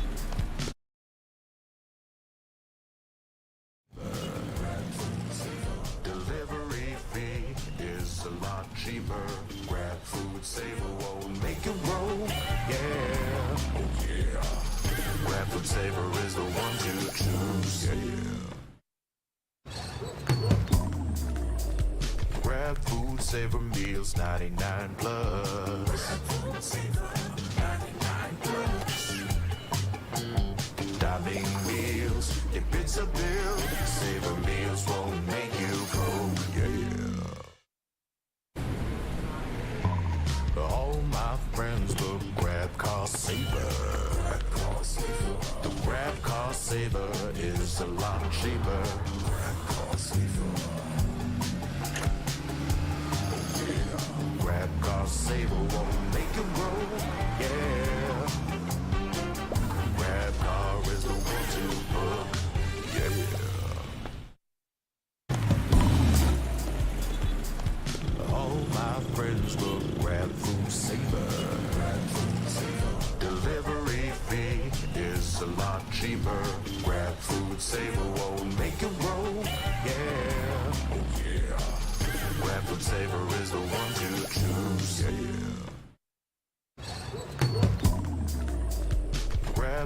Saver Meals 99 plus. Diving meals, if it's a bill, Saver Meals won't make you broke, yeah. All my friends will grab car saver. The grab car saver is a lot cheaper.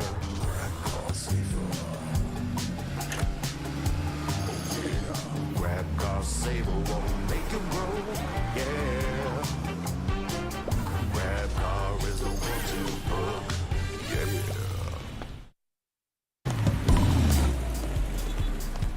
All my friends will grab food saver. Delivery fee is a lot cheaper.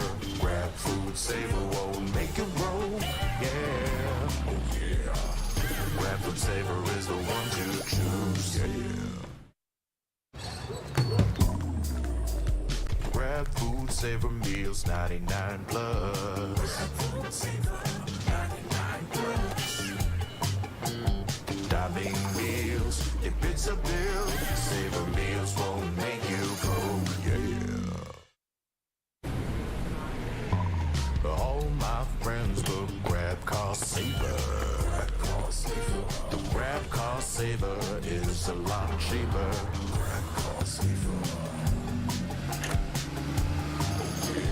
Grab car saver won't make you broke, yeah.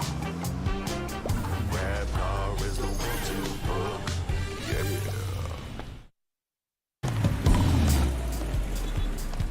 All my friends will grab food saver. Delivery fee is a lot cheaper. Grab food saver won't make you broke, yeah. Oh yeah. Grab food saver is the one to choose, yeah. Grab food saver meals 99 plus. Diving meals, if it's a bill, Saver Meals won't make you broke, yeah. All my friends will grab car saver. The grab car saver is a lot cheaper.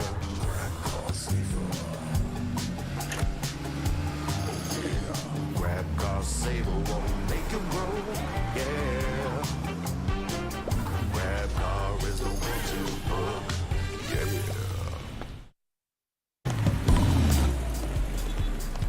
All my friends will grab food saver. Delivery fee is a lot cheaper. Grab food saver won't make you broke, yeah. Oh yeah.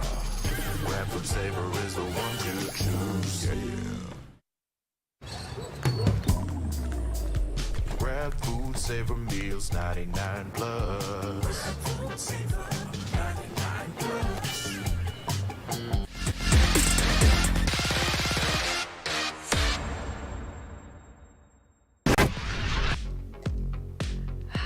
Another map, another overtime, and we go to another matchup. We are gonna continue on here, Dash, between OSC and Subversive. And I was just looking at the records before we got back into it, and I'm like, okay, second game, very back and forth, very competitive. First game, a different kind of back and forth where it was just domination on one side and domination on the other. But in the end, we are here. We're seeing such a close matchup. And come on, what do you gotta expect coming into the third map, given how close the series has been one way or the other? Honestly, for this third series, I have a blank slate expectation, zero expectations from both of the squad just because of how it went. It basically just, I mean, map 2 was a bit closer compared to map 1. No, they're both close. Never mind. They're both 14-12. But it was a different story for both of the games because at least in map 2, the rounds were tighter than both of them. You know, they say it's not about the destination, it's about the journey, and that was a different kind of journey. And the friends we made along the way. Yeah, there was a lot of friendship, there was a lot of shooting along the way, right? There's a lot of miracles that did happen, but it's time for us to move into splits, and I do wonder what we're gonna get next here. Do we still see Fallex into the matchup? Will it be exotic yet again? Seems like the answer is yes for OSC. Fallex on that raise duty. You got Dizzy gonna be on the jet right now, and this could be interesting. Double duelist here for Old Stinky Cat. Subversive though, breaching the fade. Very oppressive in these closer angles here. This is gonna be a different story, especially that we're gonna be going for split Subversive. Very great to see a very different approach here for the squad, just having the fade, just having the breach on their hands. So this is going to be different execution from both squad, but seeing what we have from Old Stinky Cat, they're just going to be running into the side, and that's what they want to do. Yeah, and seeing Dizzy into the front line with the Jets, it is one of his pocket picks really when we get in terms of rotation. When he's not playing the initiator, especially the Gecko, he can be there to provide that helping hand towards Fallex. I'm just looking though towards Subversive also. They played this map against JustUs. It was their map pick against them. They lost it 13-7. Perhaps now moving into this game, we will see Subversive try to learn from those kind of mistakes from the last time they played on Split and look to rectify it. Yeah, looking at how they played Split from the last time, there were a bit of struggles here for Subversive because they were not able to really do much on the attacker side of things, and that's why it was a different story from back then. They got 4 rounds from the attack, they got 3 rounds on the defense, but it was still an okay position to be in. But now against a different team in where it looked really equal, yeah, maybe they have a chance here. Yeah, and it's the same configuration as last time around. I was watching to see if Subversive would swap up some of these roles, given their map loss from before, like they did on Lotus. Not gonna happen. It's Subversive back on the side that they struggled in against JustUs. If you guys are just tuning on in, this is just matchup number 1 of our 3rd day of VCT PH. We have so much more to go on for today, and of course next week and weeks after that. You are tuning on in to OSC versus Subversive. Young Pork. He's over. Onto the middle. Tripwire. Don't see that too often. Aeonix already trying to get the catch on, and this is an incredible pitch from Subversive. Dignify get the ball. Fallex though. The paranoia is going to be perfection right now. 2 versus 2. Fallex! Fouls them all! No! Until Sanji finds him. He's reload. That got way too close for Fallex to get that ace going. Sanji now in a 1v2. No way, no how there. As Meow will take the pistol, but what a show, of course, by Fallex to start with. What a great paranoia. That was the catalyst of Fallex getting that 4K, that paranoia. And I was really surprised about how nobody joined in the fun. The 2 people that were in mid from Subversive, they didn't join in the fun. They were really looking forward to the wins of the 3 people that rotated around A side, and now they got punished because of it. That was too close for comfort. But Fallex, that 4K, that was great. And you thought that Subversive would have found the opening there, but it was a trap set by OSC. Smarter play there, always good again, working on those kind of blinds. And CMS. You realize what happened there, Dash? Dizzy stops because he's like, bro, you blocked my dash. I can't help you. Maybe it's awkward real quick, but we go towards B instead. We're not done with the action. Paranoia from above. Boots, though, the one. Aeonix actually falling here, and this round is collapsing at the teams here for OSC. Remember, Dignified only has the Sheriff, though. Using the guiding light to get information. Nope, nobody's there. Nobody's across the pillar. So they are just gonna be going bare on the side. Young Pork got killed. It is no guns on their hands here except for classics on their hands. Nobody's there to help out, and Hirin is too far away. That's gonna be around, but a lot of damage already from Subversive. Got heart stopping there for Meow real quick, but Dizzy shows us what happens when he gets the space to hold W win. So 2-0, but you said it, Dash. Subversive doing some good damage. Then you include the spike being planted also. That's a lot of money for Subversive to work with now going into the next round here. Yeah. I'm round. Walking in towards the side though. But that was still a really close round for Subversive. Really good execution onto that B side push. Again, what they can do. Oh, we're gonna go for a technical pause, everybody. Somebody got disconnected on the squads here. I don't know who, but Probably OSC. yeah. They're the ones not moving right now. All right, everybody Yeah. stop moving. Yeah, but in any case, maybe that's why I got a little bit awkward there towards the A main push. Regardless, it's still OSC who has the lead right now moving into their bonus. And you look back at OSC and their split record so far from the previous split, it is basically a 60% win rate. And I do want to mention that most of the success does come from the defense. It's the attacking side that they've seen some struggles with so far. It's still been their Jet and Raze combo.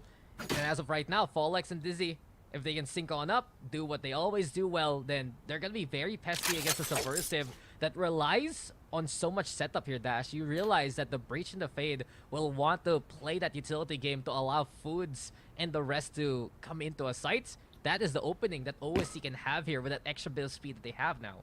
Yeah, Split 2 is such a different landscape here for Old Stinky Cat compared to their run during Split 1, because during Split 1 they were one of the top teams that we had then, just because of how they dominated every single team that were at the middle of the pack, and nobody was able to win against them except for the teams that are way stronger like Naos and Zol. But here they are struggling even on the hands of teams like Subversive against teams like Hearty World, and this is a different split. Yeah, I mean, obviously, but it's a different story for Old Stinky Cat. I mean, it's a different story, but it's the same kind of competition and the same kind of team that's been trying to show their success.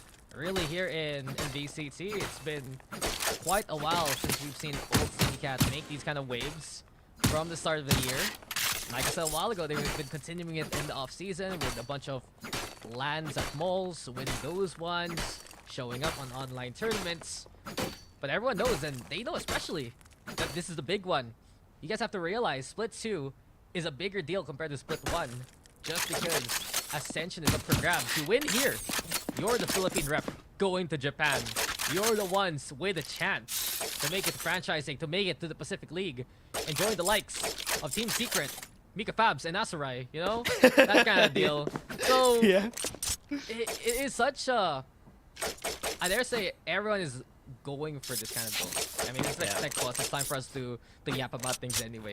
Everyone is really looking to improve for this split themselves. And Old Stinky Cat, the way this week has been going, it's honestly been shaky here, Dash, as we're gonna get back into the game. Yeah, I really do hope that they find the right footing here. Maybe they're just finding the right momentum, finding the right footing just at the start of the tournament. And I hope they would be able to do so, because it's going to be really important. All the fights, all the wins that they're going to have here are going to play a part in the last part, which is the playoffs. So with this, now taking 2 rounds, Subversive now has guns, and they are going to try to fight them at close quarters right there up B main. That's why they're taking space. Yeah, but half of them are on pistols, and here we go again. Here and expecting it. As of right now, Subversive are wise to the ways of Aeonix especially. They expect the push to happen from OSC. Mid's taken here by Subversive. A fault line also. Heron's getting so much attention as well as utility. He's the only one here right now, Dash. The rest of Subversive looking to circumvent this, and they're gonna burst from heaven instead. Yeah, gonna go out of heaven. But CMS also has a mission of his own, a side quest, if you may. That's gonna be 2 kills already on site and out of sight. A site is cleared already. They need to get in here. Was able to get out of the smoke. Owen gets 1, fishes for 1 kill, and maybe he gets 1 more out of this. Oh no, his barrel has been seen. Oh, No way. Nice. No Oh. way. Digny. Digny. A shiv on his back. Does the man dirty this time around. Meow successfully gets the knife, but in the 1v3, the round is looking unlikely. We've seen Dignified though be the hero before, and this is a good call from here, and the spotlight was on him. Back in the garage now, backstage, moving into heaven. Drop down's heard. Dignified. Even gonna go for Trailblazer. He's gonna get nice response, isn't he? No. Sanji, all business there when it could have been a free backstab. Subversive get on the board there. He's also on his back, so at the right place at the right time. Could have been a knife there, but no, they don't want to do it. They are just gonna go at it pretty seriously for the squad. But for now, we've seen a 2-1. We're gonna go for the 4th round. Okay, it's in the highlights still. Oh, look at Sanji. Oh, Sanji just wants to win the series. Mindset, guys, such an important thing. And I dare say the mental of Subversive is something really to give props to. CMS gets the one Bolex with the trade, yeah, on the lurk. This is a team that hasn't really given up all throughout the series, keeping a fight going. And as of right now, they're bringing the fight to Meow here. Really like how they position here on the side of yeah, wait, the Onyx. Does he need to back away from it? Oh no, it doesn't reach him. It's gonna be going on site. They have the showstopper, wasn't able to get any of the damage that they wanted to. And this is gonna be Onyx just taking down Kieran. No more pressure right there up on B main. And everybody's just flooding down into site. They're bursting in, but what is this? There's no kills that's happening just yet. And now they have the flash. They go in, they get the kill. And Youngport alone is that kill. Yeah, Meow can fight anyone until Owen puts the spotlight on SVR. And Subversive, they can infiltrate, sure, but once they're caught, they're just found here in a web that OSC sets up. It's really about how Meow is playing these anchor positions here, Dash. If you notice how they play into B, there's pressure, sure, from alleyway, but wherever they can hide onto the site, or if they can get that barrage in some of the rounds we've seen prior, OSC will try to take it. I'm really surprised about how Subversive has been playing the attack here. They don't really put much people right there up in B main and just risk it to go for mid. I think it has been the conditioning that is happening here. Dizzy didn't get the kill, but was able to trade it back. Still an advantage for the side of Subversive, but Dignified still in a great spot here to actually go for the trade. Has the guiding light, but here comes the plan. He's also gonna avoid the aftershock. The Guardian eventually correcting his aim to get the kill. Seekers now into play. We are left to a 3v3, and Subversive have gotten into postman. Duels here for SDR, but Dignified with the overrun. The Demolisher has been brought in, and Meow have found their fourth because of it. Yeah, that's a round that they needed, and Subversive now struggling to even come up with a plan here. Rather than just rushing into the site every time. They have been conditioned that mid is clear every time. Try to risk to go for A site. They're trying to adapt based on what is given to them by Meow, but Meow still finds the right spot for them to just win on this defense. Now in command. From what we've seen so far, Subversive tried to make these flood plays work. But OSC do an exceptional job to always have a presence close to that site. When they play the retake, they're still able to have one or two of these members hold that heavy position, allow Meow to work from there. Subversive, on the other hand, looking back and looking forward. They have that showstopper available here for Foods. They play for mid, and yet again, Subversive willing to have a few of these players working in, especially with that Viper presence towards B now. Yeah, Owen getting some presence right up here in male. And with this, they have to be careful about how they approach this. That's going to be a paranoia. Throws out the showstopper right up in the air. Fireworks is going to be pretty much needed. Sees the tripwire. Owen Cutie goes and peeks out, wins the battle though. That's going to be 2 kills already. And they're still not taking space on site. Nobody's there to help each other. And they're not playing off of each other. They have the spike on their hands, but Youngport is left alone here. Fights against 2. With a guiding light, Bolex at his back, snaps him right there and then. And that is Meow taking another round.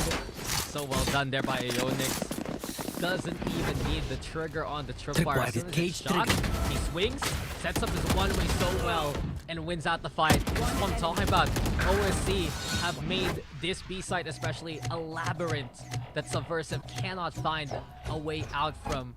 5-1 for good reason. The anchor plays from OSC have been unparalleled right now. Yeah, it's a weird way that Subversive has been approaching this. They have been... They're not bursting into sight every time that they can. They're playing all different angles, checking out every corner, but nobody's clearing up sight. That's why Meow is the one who's basically just flooding into the site, just taking them over one by one. And they're getting overrun every time. That's why... Oh man, Meow. This is such a good performance we're seeing, but Subversive kind of lacking. Yeah, Subversive... It's a little bit similar to what we saw from the first half of Lotus. The lows force Subversive play when they look very lost in what to do.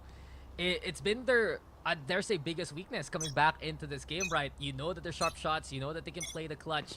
But when OSC plays that smart kind of game that we expect from them when they play Flash Utility real well, or in this case, the Cypher setup to an absolute T, Subversive are the ones caught lacking just because they're not as attuned, I dare say, not as well refined compared to Meow, who has been playing from Split 1 this year.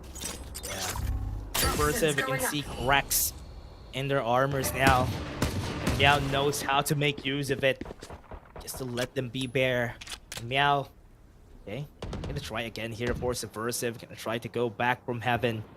And CMS doing the same thing, same shenanigans, maybe he can get a kill or two. But for now, they're still deciding on where to go. I mean, mid to A is looking very likely here. They still have that smoke setup, and CMS hope to find an opening as soon as he can. But then again, there's still hesitation here for Subversive, as the Viper hasn't found any kind of contact point. Instead, it's Spike UV down falling. mid. 60% for Sanji. Foods though on the board, picks up a gun, but with low HP, he still finds a way in. Well done for Foods, sliding on by, but right behind them, there is a dignified 3v2 right now. Now looking to find their way in here. A flash also to confirm those kind of positions. But watch out instead for Dizzy and Digny. Digny again on the board. Digny with the double. It's just all these on the defense right now for Meow, as they have made it 6-1 here. Off-time fight, still not in the same mindset here for the side of Subversive. They're having struggles when it comes to just entering into the site. Once they hear something from one side, they hesitate and just back off and maybe try something else. And that has been a constant struggle because of their non-committal playstyle that we're seeing right now, right here in Split. Now they're gonna try to go for this push on A. They have a lot of ultimates to work with, and I hope this is the time that they're gonna be winning. That's gonna be the ultimate right there. He's not gonna be hitting the shots with a Rolling Thunder. Dizzy is still alive right there in the site. They are just crossfiring everyone, and OSC denies them again. I thought Folex was the one good at crossfire. Apparently Dizzy and Dignified are able to get the job done there. You wanted to commit there, Dash. Hiren provided it with a Rolling Thunder. Could have put a ring on it even. But eventually Meow is still able to stabilize it. This is what I'm talking about. As soon as there is a site attempt from Subversive, Meow are in good positions to answer back as soon as possible. Not everyone can hit by Rolling Thunder. That heaven control is still so important there for Meow. And that was just an easy way to mow down anyone through the smoke there as soon as everything was said and done. The denial is always there, left and right coming in from their side, and it's looking like Subversive has been choking out. They have a firm grasp on them. Folex and Owen is just working it out. They were just walking. Yeah. Owen didn't even help. He's like, that's your one. Do it. Kill him. Didn't even turn around the whole time. He has the trust. He has the trust. He trusted his teammate. It actually worked out. And now, oh my, everything's falling apart for Subversive. Yeah, we knew the struggle on the attack, but not like this. The thing is, even with the scoreline, from what we're seeing so far, I don't want to count out Subversive after what we saw from the first map. It's getting tough though to see any way out for them. They're just getting outmaneuvered and outpeaked here by OSC. The swings have been so well timed, especially towards these chokeholds. And as soon as Hiren peeks on out, he's not gonna see Owen there. Ooh, exactly. Too much house space to work with. They try and click upwards. It's Meow who have made the 8th round possible. Oh man, it's just so hard for some person to do even anything at this point. Even trying to take the space right there up in mid. It's always the same case. Meow giving the mid position, then after they're gonna be peeking out, they're losing the fight. And it's happening constantly here. Subversive tried rushing in. They tried going for defaults. It didn't work out. Now they're pinging mid and they're gonna try it again. Another attempt and another peek out. Thing is though, Folex isn't there to play into vents. There. The showstopper is available actually here for Meow in a pinch, but Subversive are the ones who are very much so kitted into the fight. This Nightfall looking very much so linchpin of the success here of Subversive. Dizzy right now, the one to hold towards A, but the sewer crawl will be the call here for Subversive. They're gonna hit A site eventually. What a confident hold here for Dizzy. He's holding on the open. So if everybody peeks out here, he's gonna be dead. But look at the confidence here because it's 8-1. They have the confidence. I hope it's not gonna be the same as the last Lotus game. And right now, Dizzy, too confident for it, goes for the kill, denies the showstopper, fights the flash, gets the 3K, make that for his dad and ace. No, it didn't happen, but it was still a win for OSC. Challenge accepted by Dizzy FPS, and he was the raid boss that couldn't be felled. That's a show of force. He said it, utter confidence right now from OSC. Hopefully, it doesn't lead to a collapse for them, but right now, they are on cloud 9 and they are on a 9-1 standing. That was just brave being an understatement for Dizzy, but the reposition after that initial tailwind, he knew what he could get away with there. Looking for a second, maybe even a third, but that many casualties inflicted by a single player, forcing the collapse of Subversive. Walls up, Dizzy. He's gonna swing this, but no. Punished this time by CMS. This is where Meow need to be careful. Have the ultimate now. Nightfall. Haven't used it since the round that they got this, because they didn't have any opportunities to actually work for it. Now FallX still has the showstopper. Want to go for vents, they want to go for the push, but they still are in the know that CMS might be in the area. And they're taking as much space as they can, but no kills are happening just yet. Foods has been discovered. But for now, everything is a slugfest, and FallX goes in, gets the kill for Foods anyway. That's a freebie.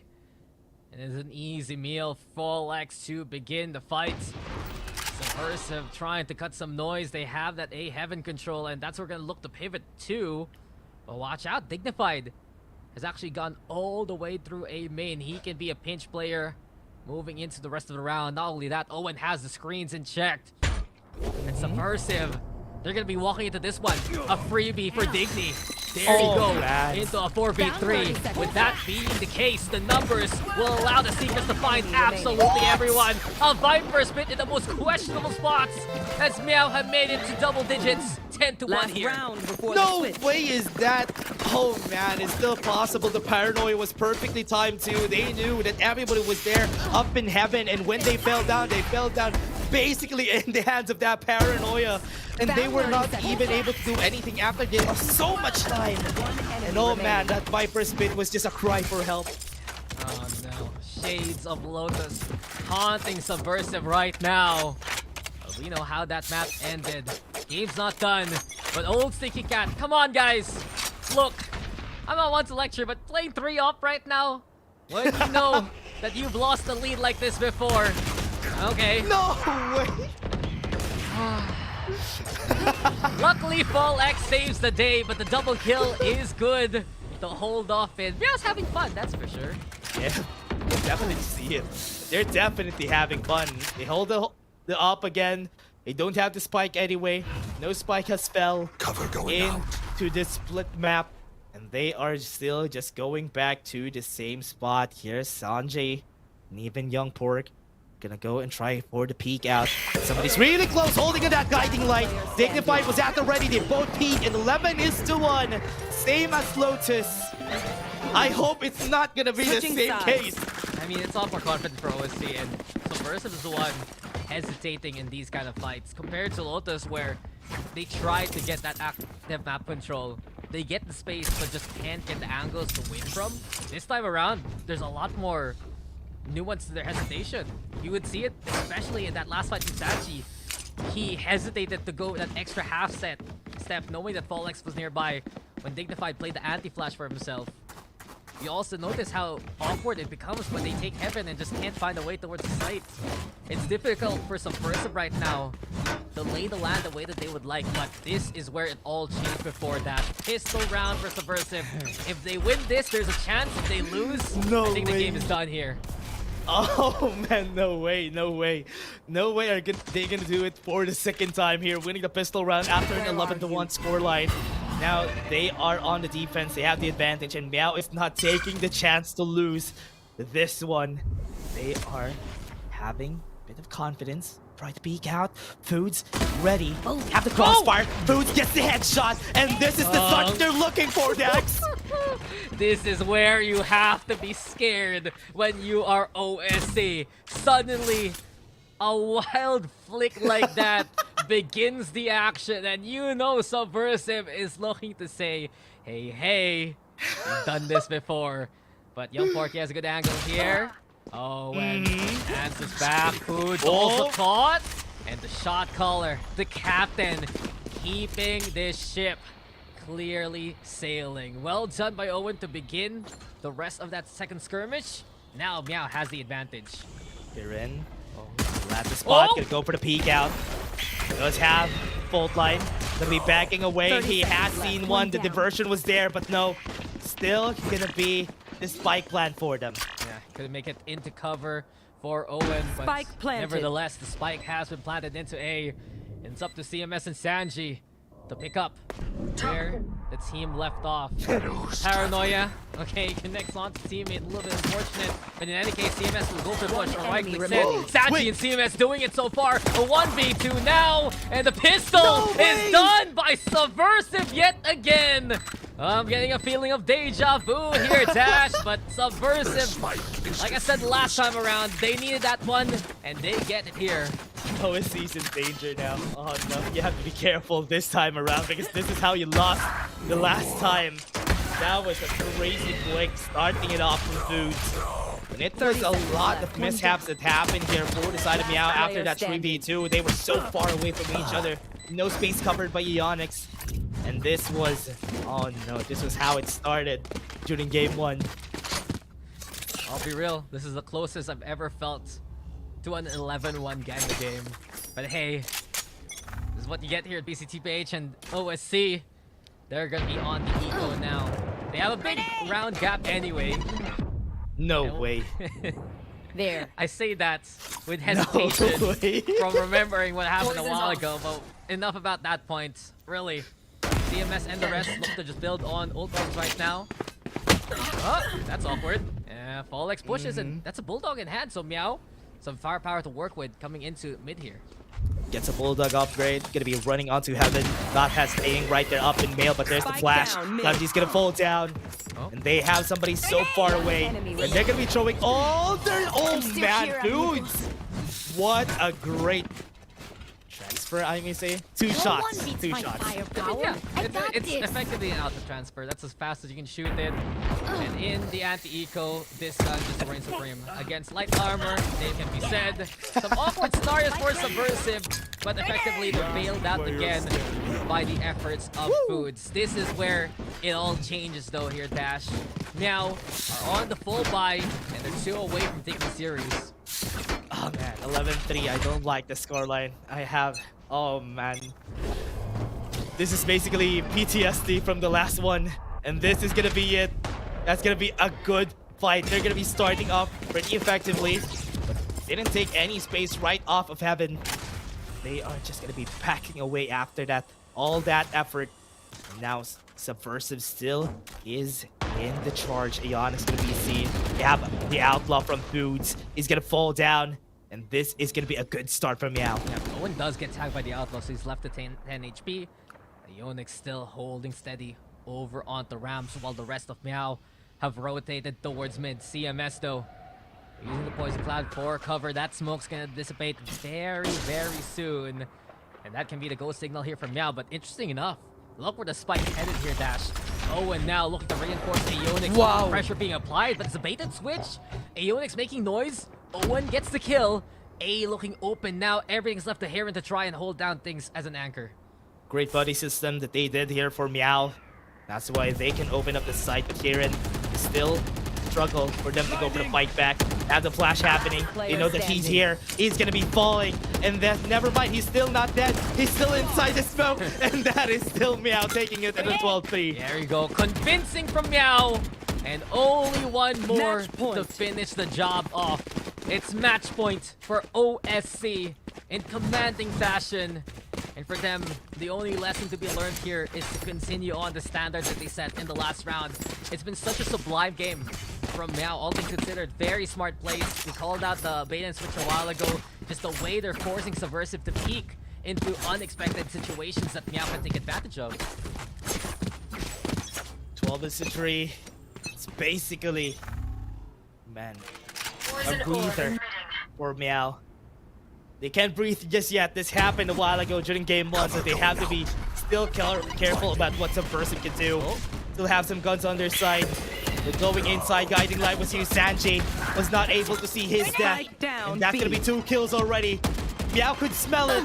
And it's a 4v3. Yeah, the return of All X has been instrumental, and now Meow looking to make it convincing. Not gonna happen a second time, Meow will say, and they deliver this time around. The decider's taken in commanding fashion, 13-3 for OSC to take the series 2-1.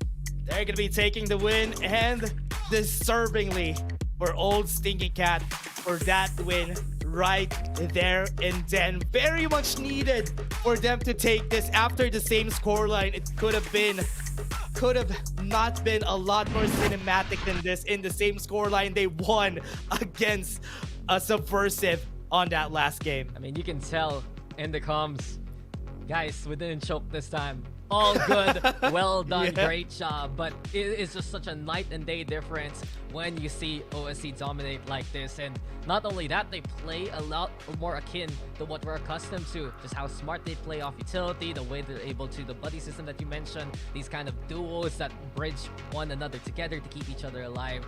And it's just so very effective when OSC is able to control the map like that. With a double duelist, it gives them a bit more of, I'd say, forward momentum, a little bit more of, I dare say, what's the word, like some proximity, some priority rather, in how they want to play. And the scoreline says it all. It's just an incredible game for Meow to make an example of Subversive. Yeah, 13-3 after 14-12 round, 14-12 games that we have for game 1 and game 2. And Meow, this is a convincing win right up there in the end. It took time for them to activate, and having Full X on game 2 and game 3 really helped them out. Get better mid-rounding for the squad, and in the end, they was able to win convincingly with a 13-3.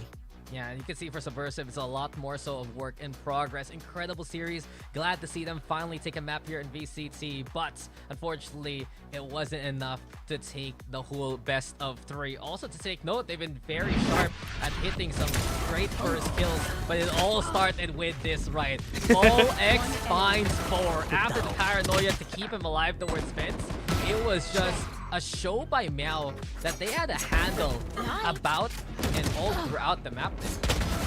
We can definitely see a lot of struggles here for Subversive, especially when it comes to the hesitations that they had for attacking or flooding into side. That was one of the reasons why they have lost, and Meow has been on top of it every time. Once they try, everybody's gonna be hesitating to go out of the smoke, and nobody is gonna find anything if that happens, because every one of them goes out one by one, and most of the time that is the reason why they lost. And here you can see some good measures coming in from Subversive, trying their best to get some rounds, but in the end, all fell down to the hands of Yeah, there's a lot of talent for Subversive.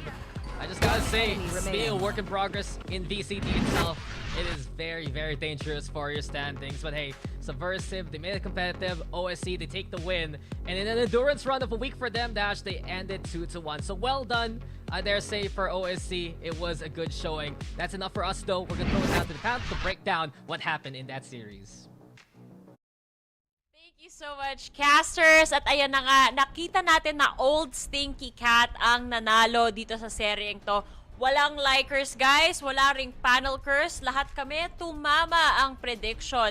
Medyo pinahaba nga lang yung experience, pero in the end, sila pa nga rin ang nananalo. Vil, parang masyado nga mahaba yung experience. Di mo na kinayang magantay. Ito syempre day 1 ko, diba? Ganito yung pakiramdam ng day 1 sa kwarto ni Taylor. Pero, ayun na nga, ito siguro pag-usapan na lang natin ang nangyari ng game number 3. Kasi sobrang tagal na nangyari ng game 1 and game 2 eh. Hindi ko na alam eh. Pero feeling ko dito BNB tsaka like sa pagdating dito sa Subversive, nag-kick in na ang fatigue. Posible. Sila din naman, to be fair, yung team na medyo mas least experience as a core. So baka yun nga, habang tumatagal, parang mas nahirapan tuloy sila mag-adjust. Yun nga, habang mas mahaba pa yung laban. Pero, I mean, what even happened nung map number 1, pre? 11-3, we don't know what happened. May tatanong na lang natin mamaya siguro sa kanila. Yeah. For sure. At saka ito, dito sa side ng Meow and SVR, ito para sa akin, malakas sila mag-atake. Kahit anong map, malakas sila mag-atake. Pagdating ng Game 1, pagdating ng Game 1 and Game 2, talagang matindi yung attacking capabilities nila. Pero it's just, wala, sa Game 1, wala silang pakialam. Kahit save sila, tara, bili pa rin, wala tayong pera. Push natin, men. Economy. Gusto naming sumugod. Kailangan may baril. Kaya nga, bang tayo dito sa Valorant, di ba? Pero mapabind pa nga, pinahaba na naman yung laro. Pero yun nga yun yung masakit nung nangyari kanina sa map 1 pinatagal rin itong Meow yung laro natin doon. Pero in the end, sila pa rin naman pala yung mananalo. Pinatagal lang talaga. Oh, ang nakakatuwa lang, enjoy. ay ano yun? Para naman enjoy, di ba? Siyempre, nakakaya naman kung 2-0 naman dito yung Subversive. Para makatikim ng day number 1 tong si Osiris, di ba? Day number 1 ba niya? Nakakatuwa rin. Day 1 nila ni Bill at ni Dax. Ayun, si Dax din nakatikim ng long casts for today. In fairness sa Subversive, nakakatuwa na nagkakaroon na sila ng momentum, something na hindi natin nakikita as much in these past couple of matches na ginawa nila. At least ngayon, nakikita natin na meron na silang map victory, meron na rin silang chemistry na nabubuo talaga. Actually, ito yung kumbaga sa mga new teams natin, nabubuo na yung foundation nila, 'di ba? Well, to the fact na comparing OSC dito sa kalaban nila, of course, mas heavily favored talaga sa OSC kasi nakita na natin sila. Pero pagdating naman dito sa kalaban nga nila, it's just parang maganda yung pwede nila maging feature dito, maging future dito sa VCT. Pero MVP natin si Ionix Black and Blue with the Cypher.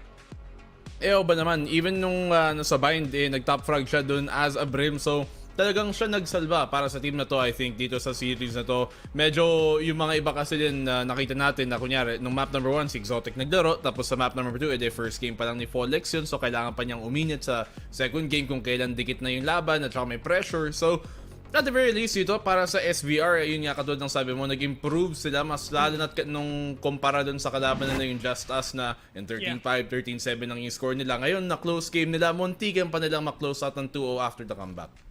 Marami tayong nakita talaga mula dito sa OSC at marami pa rin tayong question marks. Kaya saktong-sakto yan dahil kasama nga natin si Mr. MVP himself, Ionix from Old Stinky Cat will be joining us here for our panel interview.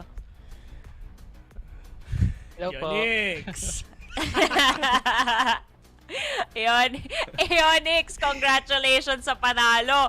Congratulations, pero hindi ko i-sugarcoat ha. Kailangan diretso rin yung sagot mo sa tanong kong to. Anong nangyari sa map 1? Dahil po sa round po sa akin yun Tapos everything just falls apart na lang po. Ayun na lang At po least, yung... at least tanggap niya na accountability. Oo, nagkaroon na yung nangyayari. Pero ito I mean, of course, comparing your first yung mga games yun nung Split 1 dito sa Split 2, medyo parang iba ata yung adjustment nyo dito. Kasi nung Split 1 natin, I mean, yes, nakikita nga natin, talagang nandudurog talaga kayo. Pero right now sa Split na to, ano ba yung mga adjustments na ginawa nyo from Split 1 sa Split na to? Sa ano po namin ng comp, I think dun po siya tsaka since matagal nga po yung laro ng Split 1, tas yung next sa Split 2, parang nanibago po kami. May adjustment. Masasabi niyo ba na yung unang tanong, masasabi niyo ba yung parte ng adjustment na yun is the fact na may new player nga kayo in Exotic, yun yung first question ako. And second is, since siya nga yung naglaro sa map number 1 tas map number 2 dun pumasok si Folex, did you guys feel like na parang yung change na yon was a part of why naka-comeback kayo in the first place at saka kung ba't natuloy yung momentum into map 3? Overall naman po sa Exotic, okay naman po siya. And since sub po siya ni Folex, nagpipit naman po yung role niya. I think it's just that yung dahil nga po dun sa Maligo, dun nag-start so I don't think it's gonna happen again. At may point ba dito sa buong matchup na to na kinabahan kayo na baka matalo kayo sa series na to? Ako po na first map. Not gonna lie, yun po yung naging ano ko. Pero yun nga po, Na-pressure ka? Ano yun? na-pressure po. Kailan? Naramdaman ko after po matalo namin dun sa round na yun, dun na po nag-start po yung pressure na nararamdaman ko. Sa tingin mo ba, yung pressure na yan, nadala mo siya dito sa map 2? Kasi medyo dikit din talaga, di ba? Nag-OT na naman kayo dito sa bind. So, akala natin, baka mas smooth na yung magiging laro nyo, pero mas naging dikit pa siya. So, yung mental nyo ba, hindi pa siya reset by game 2? Meron pa rin naman pong natira from last game, pero hindi po namin pwedeng hayaan na na maka-apekto po yun sa game. Tama. Kaya bumawi po kami. Tama. Ayun. Pwede bang magtanong? Sige Actually, po. hindi tanong. Gusto mo, tanongin ko Onyx. Gusto mo, tanongin ko. Parang bawal po ata yan. Bawal yun, man. Bawal Parang yun. bawal po Boss yan mo pero eto, anong gusto mo sabihin sa mga next na makakalaban mo? Yung tipong hindi sila pasmado, mapapasma sila. Sa mga kalaban po namin in the future, good luck po sa atin. Naway mabigyan po namin, naway bigyan natin sila ng magandang games. Yun lang po. Wala ito, masyado humble. Gusto ni Bill yung may gigil eh. Good luck sa inyo dahil kailangan nyo yan, di ba, Black and Blue? Dapat ganun. Tama. Yun daw sinasabi niya. Kakailanganin niyo, kaya ingat na daw kayo.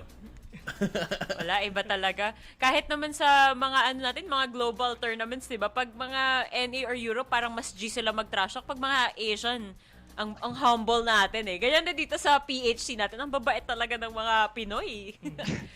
Pero parang kapag in-game, iba yung behavior minsan ng OSC eh. Hindi ko Ay, matatanggihan. Aminado. O baka may gusto ka pang i-shoutout Onyx bago natin i-end tong interview natin. Shoutout po sa family ko, sa mga kakampi ko, kay Beard, hello Beard, tsaka kay Kesa, sa aking crush. Yun lang po. Sheesh! Oh, shucks! Ano ba itong salamat nga pala. nadarama? Salamat nga pala, Onyx, sa pautang mo sa akin ng isang araw ng 5 million. Salamat. Ay, wala po problema. Salamat, Onyx. Pakialam Pinahiram po mo sa ako akin. ng Lamborghini. Alam mo Salamat ba, sa pagpapahiram pagkatapos sa akin nito, ng Lamborghini. Pagkatapos nito, lahat ng premyo na pakukuha nila sa VCT, si Onyx, i-donate niya. Oo, tama. Oo, kasi ganyan kabait na tao si si Onyx, di ba? Grabe talaga. Vouch talaga kami dyan. Green flag. Wow! Wow! Okay. Sige, maraming salamat, Onyx. Enjoy kayo. And see you sa next matchup nyo. Thank you rin po. Good vibes lang. At least nakakatuwa na nag-take siya ng accountability dun sa nangyari kanina, 'di ba? So, ayun naman. Any final thoughts bago natin i-wrap up tong first series natin? Let's start with you, Black and Blue. Haba pero maikli. Pero mahaba siya. At the very least, we saw incremental improvements galing sa parehong team, especially dun sa Subversive. Sayang lang na hindi nila 2-0, pero at least para sa Meow, hindi sila na heartbroken ng bigla. Ikaw, Vil. Ito lang, para kay Onyx. Kung kaya nyo nang tapusin nyo na kasi. Huwag nyo nang patagalin Huwag nyo pa. nang laruin. Yun. Ayan. At least alam na natin ang mga isip-isipin ng ilan sa ating mga analysts/casters. Pwede nyo pa silang i-catch after this break as they cast respectively sa English and Tagalog side natin dyan. So wag kayong aalis because VCT PH Split number 2 will return after this break.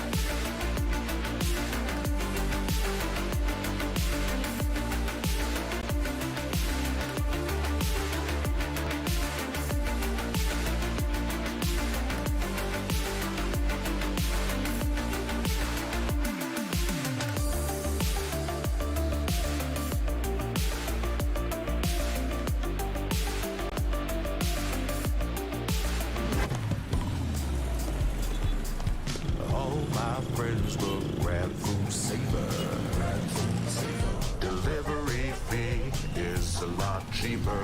Grab food, saver, won't make it roll. Yeah, oh yeah. Grab food, saver is the one to choose. Yeah.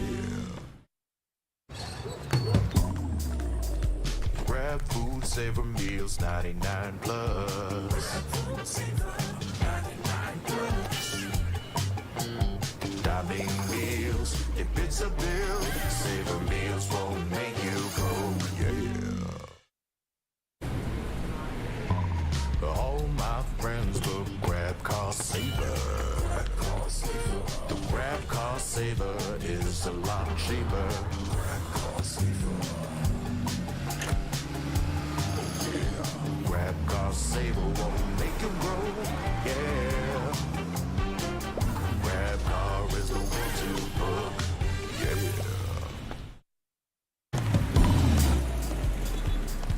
All my friends will grab food saver. Delivery fee is a lot cheaper. Grab food saver won't make it roll, yeah. Oh yeah. Grab food saver is the one to choose, yeah. Grab food saver meals, 99 plus. Grab food saver, 99 plus.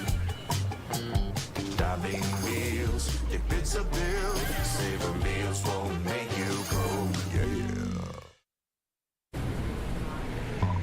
All my friends will grab car saver. The grab car saver is a lot cheaper. Grab car saver. Grab car saver won't make it grow, yeah.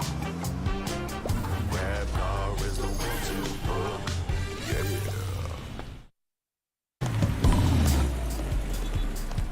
All my friends will grab food saver. Delivery fee is a lot cheaper. Grab food saver won't make it roll, yeah. Oh yeah.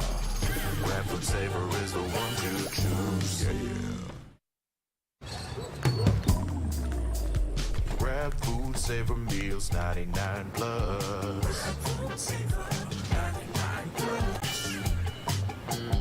Dining meals, if it's a bill, saver meals won't make you go, yeah. All my friends will grab car saver. The grab car saver is a lot cheaper. Grab car saver. Grab car saver won't make it roll, yeah. Grab car is the one to book, yeah.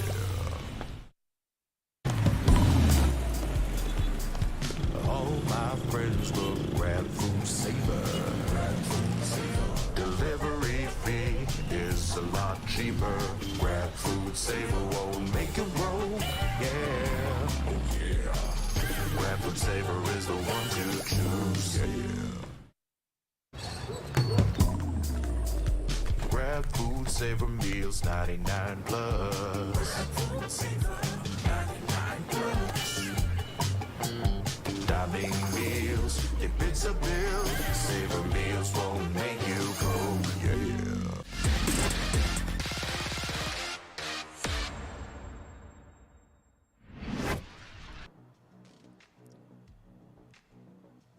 Nagbabalik na ulit ang VCT PH Split 2 Challengers kung saan kasama natin ngayon si Dax at si Osiris. Dax, may movement tayo dyan What's going on with you? Iba yung adjustment ng panel boss, pero okay lang. Ako na mag-a-adjust like kita mo, Ay. from English pa, nagtatagalog na ako. Para lang sa inyo. Wow. English kasi galing kang NA. Of course. Ikaw yung nakita ko sa Yo, VCT yo, yo, NA wait. broadcast show that. Sheesh! Wait. Yung jacket niya is VCT Americas, Ito pa. pero yung t-shirt niya, pakita mo rin yung t-shirt May mo. friends ako, wait lang. Imported Wow, from ayan pa yung friends niya. Ay, wow! Pero syempre, at heart, proud to be Pinoy. Isa pa. Isa pa. Oh, Pinoy tayo Diba? dyan. I wore this in this Pero si Osiris naka-neutral colors.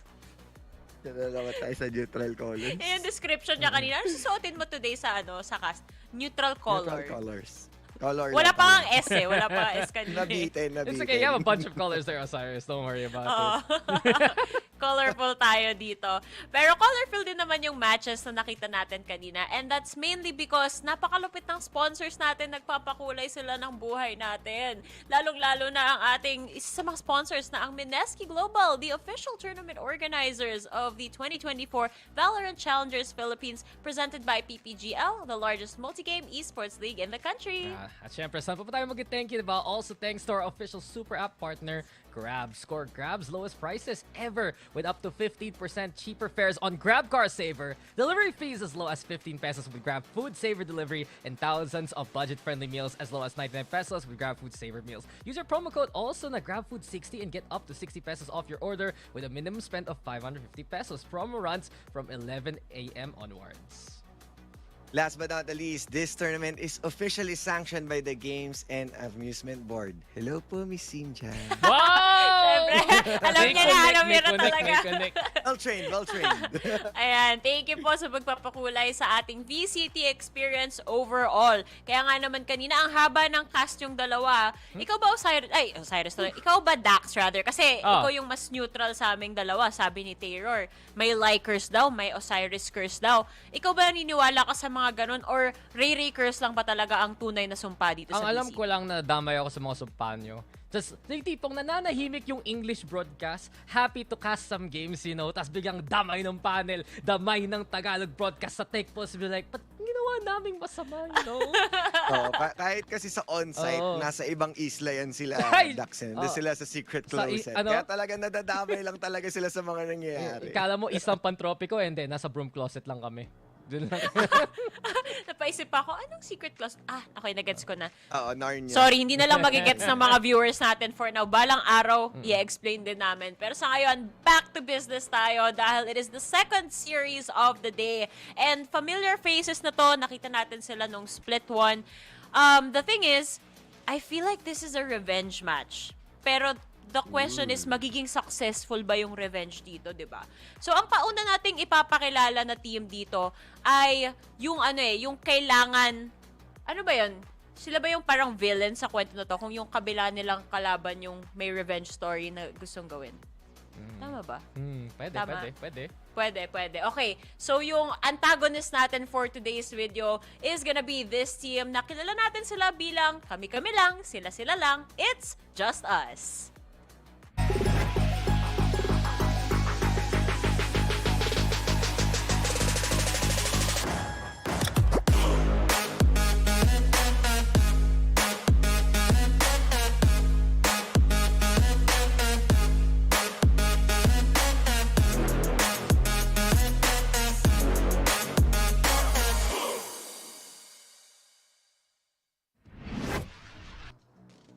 Yan ba yung kayo-kayo lang? Oo, sila-sila yan.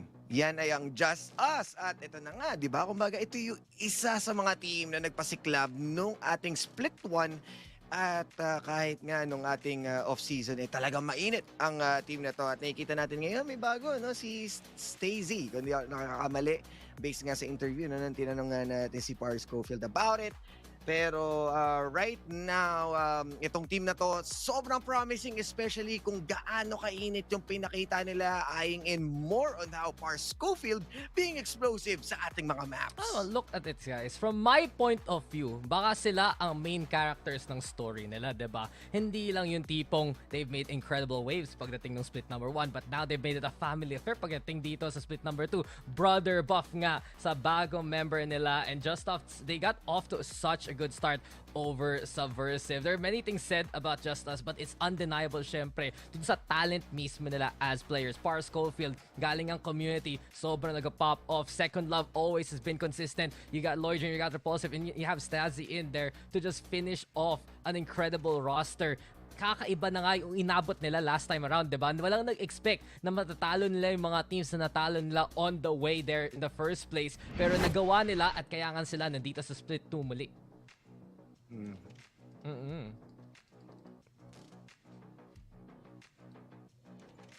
Ay, sorry, naiwan yung boses ko sa kabilang daigdig. Nagbabalik na tayo ngayon dito. Halika Then rito. nauna yung boses ko kasi sa Japan eh. Hinila ko ulit pabalik ng Pilipinas. Kaya, Ay. mga Ascension cherry ready ka blossoms na. natin. Excited. Siyempre yung mga teams Ascension din dito, dapat ganun din. Pero as I was saying earlier, na ang impressive pa nga dito sa JustUs, especially nung huli ko silang na-interview, sabi nila, opo, nag-practice na po kami. Character development, nagpa-practice na sila this time. A day before the tournament. Di ba? Parang isang double Once. block ng scrims. One time. Para lang mag-tech check na rin. And I think really that's the beauty about JustUs. It's crazy to think na they've improved by so much in such little amount of time in terms of yung duration mismo, yung investment mismo, at talaga the sky is the limit. Pero, I mean, matatanong talaga natin, aabutin ba nila yon given the limited time that they have here coming into Split 2? Kasi syempre, ito na yung big prize, diba? Like, Ascension is up for grabs here. Yes, super crucial na talaga. Sabi nga natin, iba yung bearing this time around dito sa Split 2 kasi road to Ascension na to, di ba? Yes. So, kailangan talaga todo step up dito. Diba? Agree na agree si Osiris. Makaka-agree ka kaya dito sa pagbabago na ginawa naman ng second team na sasabak dito sa second series natin, Osiris. Dahil heto na sila, ipapakilala na natin ang konting roster change dito ng isang team na kilala na natin since day one dito sa VCT. It's Oasis Gaming.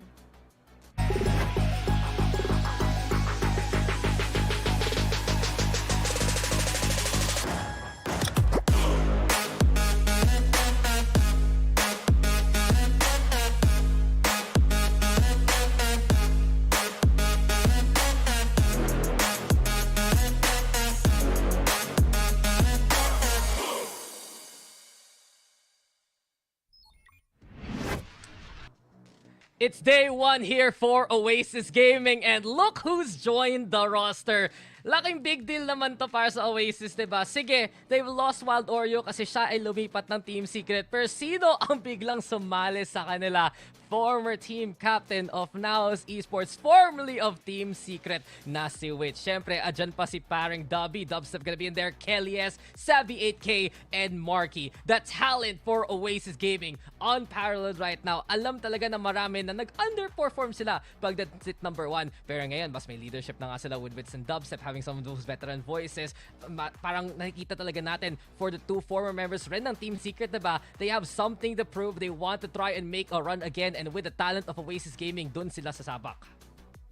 Is this the perfect formula? Dahil always has been na hinahanap pa rin ng Oasis yung talagang pinaka-solid na lineup nila. Yes, na-carry na sila into greater heights ng mga panahon nila Wild Oreo. Pero ngayon, having that Dubstep na ine-expect nga natin na from Split 1 na mag-explode na to, medyo hindi pa rin naabot yung standards natin sa parting iyon. But putting in Wits, so alongside with this veteran, mukhang magiging solid nga. Nakagano na si Dubstep, may uwu vibes na siyang pinapakawalan doon. At Parang alam ko kung saan niya nakuha yung uwu vibes na kanino yun. kaya? Kanino kaya? magagalit si Raph. But ayun, actually excited din ako sa version na to ng Oasis kasi yung narrative natin when it comes to this team for the past couple of seasons is parang kulang sila ng grounding factor kasi may tendency talaga tong team na to na mag-overheat, ilang beses na natin nakita.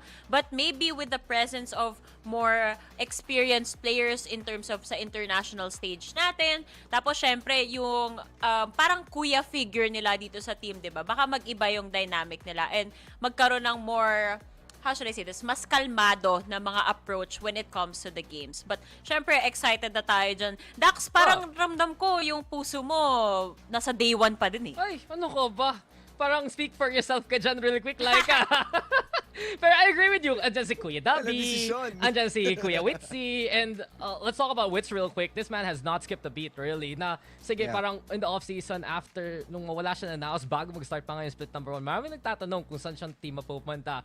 And instead, he got a little bit busy, syempre, with a few business ventures here and there. Pero from what we've seen so far, even off-season competition, sharp na sharp pa rin siya. So excited talaga ako see for Oasis na talagang gusto bumawi dito sa split number 2.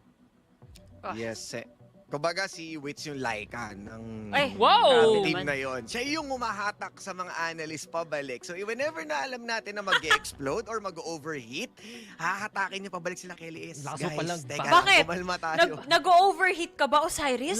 Laika? Ay, hindi naman.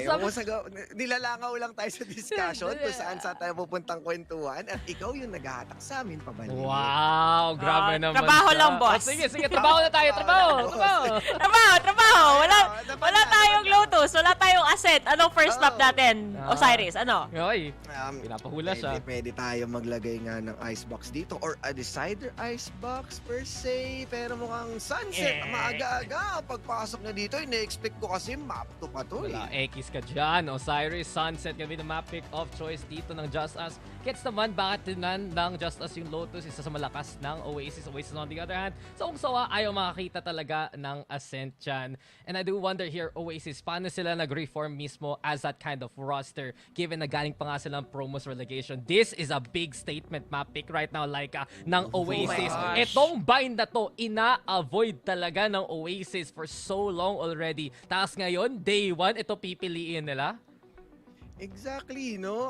Dito sila magpapakitang gilas kaagad and it is a statement kung maipanalo nila to na ibig sabihin we are reformed, we really changed a lot na bind is something that we can approach head-on na having this new roster at nawala na yung icebox, nawala na rin yung breeze. So, map 3 natin, napakagandang starting from sunset to bind and the last one would be a split. So now, the same na nakita natin sa unang series. That is crazy kasi split yung mapa na nagpatanggal sa Oasis dun sa top 4 natin during split 1. So dun pa nga ulit, kung aabot man tayong game 3, talagang revenge matchup yung nakikita natin dito. Pero actually, add ko lang, Dax, yung sinasabi mo about sa bind. Nilabas nila yun actually ng promo relegation natin, di ba? Tapos against Tyrant. But it wasn't the best performance from them. So, curious ako bakit nilabas nila yan. Siguro, dun sa promo relegation natin, ang dami nilang na-figure out na alam nyo, ayusin natin yung ganito. Naglabas sila ng ISO din dun. I don't know kung makikita natin yun today, but it would be a very interesting pick for sure. But ayun, with that said, na alam na natin yung mapa natin today, which is gonna be Sunset, Bind, and Split. Isa-isahin natin yung mapa. Dax, map number 1, tingin mo kanina mapupunta? Pwede ko kaya pa rin ng Oasis yan eh. Sa totoo lang, sorry Laika, I'm gonna skip ahead to your pick sa map number 2. Sige, Kasi sige. you go to Bind.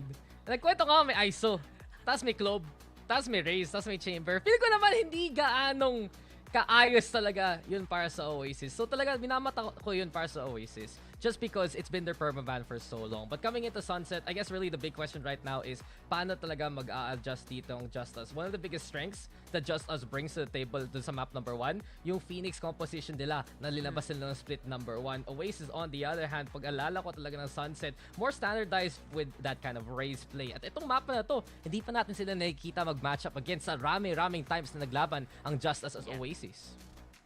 Yeah, and so dito natin malalaman kung ano na extent ng Oasis, no. This is a really good day 1 for them na malalaman na kaagad natin yung kailangan nila i-limit test, yung kailangan nila maging adaptation and having that bind map 2, no. Ako as much as I want na makita nga this 2-0 swinging into the side of Oasis dahil nga convincing talagang by paper sobrang solid nila, pero you can count out JustUs dahil nga nag-stick itong mga magtotropa na to, and once na magawa nga nilang matalo ang Oasis means yung pag-i-stay nila together may magandang patutunguhan. Nahirapan akong i-predict yung prediction mo dyan, Osiris. Kasi parang nasa gitna ka Parang hinahata ka ng JustUs, pero parang hinahata ka din ng Oasis. So, para sa'yo ba, ano sa tingin mo? 2-0, 2-1, at aling team yung lalamang dito? I mean, ano pa rin ako, Oasis pa rin ako, pero hindi ako magugulat if dumikit man tong laban na to. To chime in there real quick, iniisip ko talaga, pagdating ng map pool, okay na binan ng Oasis yung Ascent. Kasi ilang beses natin nakita history to be made, right? Ng JustUs sa Oasis, dun sa Ascent mismo, ilang beses na upset. Exactly. And like you mentioned last time around, bakit naging promo relegation yung Oasis? Hindi lang dahil sa split, kundi sa Ascent rin. It was one of the closest series that we've had. And JustUs showed how strong that they can be. Given the fact though na pinabayaan ng Oasis yung split, alam nila nag-slip up lang sila kasi ilang beses yung nag-overtime. For me though, kayang-kaya, 2-1, Oasis Gaming. Dalawang Oasis? Okay. Sige, ano yun, Osiris? I mean, tama kasi si Dax isa kasi yun sa pinakamalaking naging question, bakit nag-ascent sila nung araw na yun. So, it's a really good decision right now na okay, talagang hindi para sa atin yan. Okay, so Dax, Oasis, Osiris, Oasis, Inunahan na ako ng prod natin kasi alam naman nating lahat na Oasis din yung ipe-predict ko. Magulat kayo Yes. kung hindi. Susumbong kita kung hindi eh. Hindi ikaw si Laika pag hindi. Like kung hindi mo predict Oasis, isi-screenshot ko, sisend ko sa lahat ng taong involved. Wag! Email, CC, tweet longer, lahat na lang. Lahat. Oh. Wag po, wag po. Hanggang Friendster. Ay, grabe naman sa Friendster. Buhay pa ba yung Friendster? Multiply, boss. Gusto mo? Multiple. Grabe na pagkakamalan yung age Yung natin edad tatlo nyo dito. lumalabas, guys. Ano ba yung multiply? Sorry. But at least alam na natin. For now, this panel is predicting Oasis Gaming. Pero wag natin kakalimutan again yung history netong dalawa. JustUs has just as equal chances na matalo rin tong Oasis. So aabangan na lang natin kung ano nga ba ang magiging ending ng series na to. Pero panimula pa lang tayo. Kaya naman casters, ready na ba kayo? Dahil heto na sila. Let's go!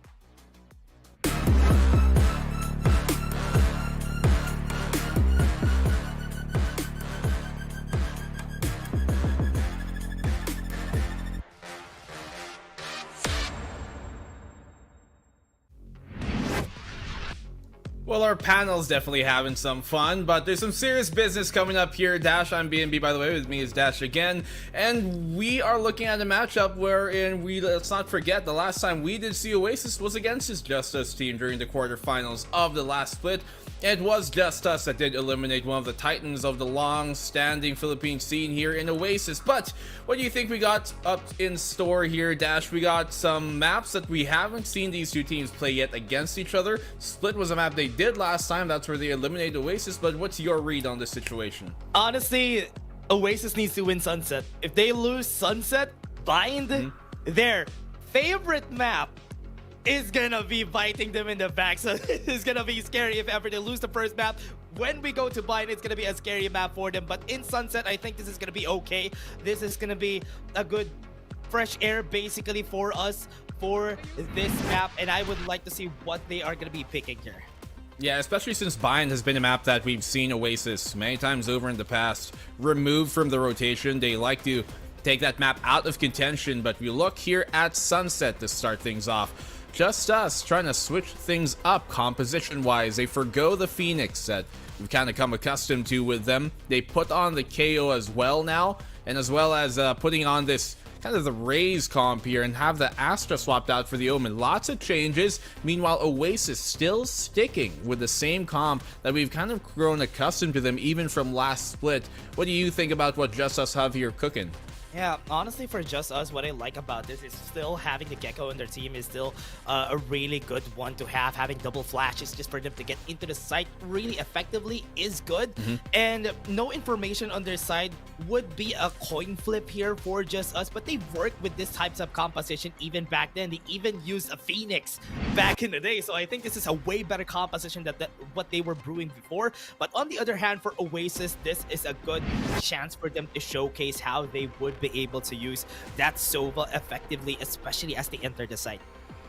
Well, very interesting in fact that Oasis are still sticking with what they have, even though, mind you, they've changed rosters. They have Wits now on this roster. They lost Proud Oreo, and still they stick with the same comp. Swapping Wits in now, Dubstep as well.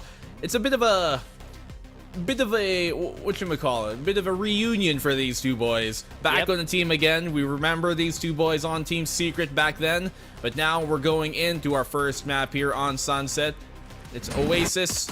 We're looking to try and gain the revenge as JustUs, winner of the last bout, have yet to win a map here in this stage. Still 0-2, but maybe today either team's going to find their first win. Love to see how they start off with this. Right now, based from what we see from JustUs, they would love to just take over tiles, take over A. They're still choosing what they can have here, giving no information whatsoever for Oasis. As we open up here, a much more calm start to the opening pistol. You can see that the Oasis defense kind of placing importance into holding on the market. They know that B site is one that can be ruptured if market is given away. Trying to close in. That's gonna be ready. No setups in this spot. Just because of the KO that they have, they know that that's gonna happen. That's gonna be Wingman down with a spike with it.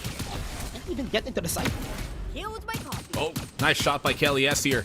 Still has the paint shells to keep him at bay if ever the commit does come, and JustUs unable to break through early here into the B site. Spike, obviously. Ball is in the court of Oasis. Yeah, you got the spike in here though, so you 30 have to take seconds it. left. As you said, paint shells are ready. JustUs is ready for this push to happen. The smoke gonna come out. They would be able to get one kill out of the smoke. Paint shells gonna be coming in. Loyal Dream tries his best to do something, but the Oasis takes first round. There he goes. His first kill as a member of Oasis. Wits gets the ending there. But it's JustUs who obviously starts things off and shuts down the entire push JustUs have in store. I want to see what JustUs bring to the table with this comp. They swap into that Raze, as we mentioned.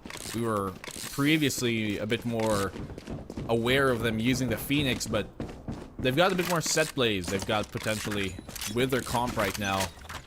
I wanna observe if they have actually anything prepared for this upcoming stage with this comp on this map. Yeah, see them actually set this up. Starting off with Marky getting the kill. At 2 for JustUs. It's gonna be 2 down already for JustUs. Still the struggle. Remember, it's still an eco round for JustUs, so it's still them just trying stuff up, just trying to plant information against the Oasis for now. Shots not hitting. Wit's gonna try to peek out. He has the flash though. He's not gonna dissipate. But there's still 2 in the middle. Nobody's peeking just yet. Very hard to contest this. Second Love is kind of trapped here in a pretty unsavory place. The paint shells catches him. Actually, more of tags him. Still takes him down, and ultimately enough, for the most part, a clean round by Oasis. Good enough. Great round for Oasis, getting 2. Not letting it bleed much more for the next round. It's gonna be a 3rd round bonus for JustUs. Looking to win this next one. Let's see what they have in store for us once we enter the site. But for now, they're looking to push into a... There's the smoke here. There's no Cypher setups, but there's nothing to stop them except for that one-way smoke.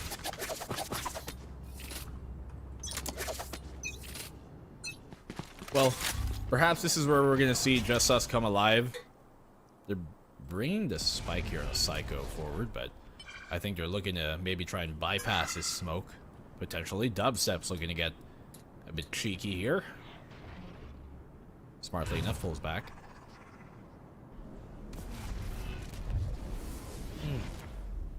Still has the smoke. They're ready with the paranoia. They have the crossfire though, so if ever, this is gonna be them just flooding in to this A site. Yeah, you can expect once this smoke dissipates, the commit's gonna come. A bit of a fake smoke there towards the mid.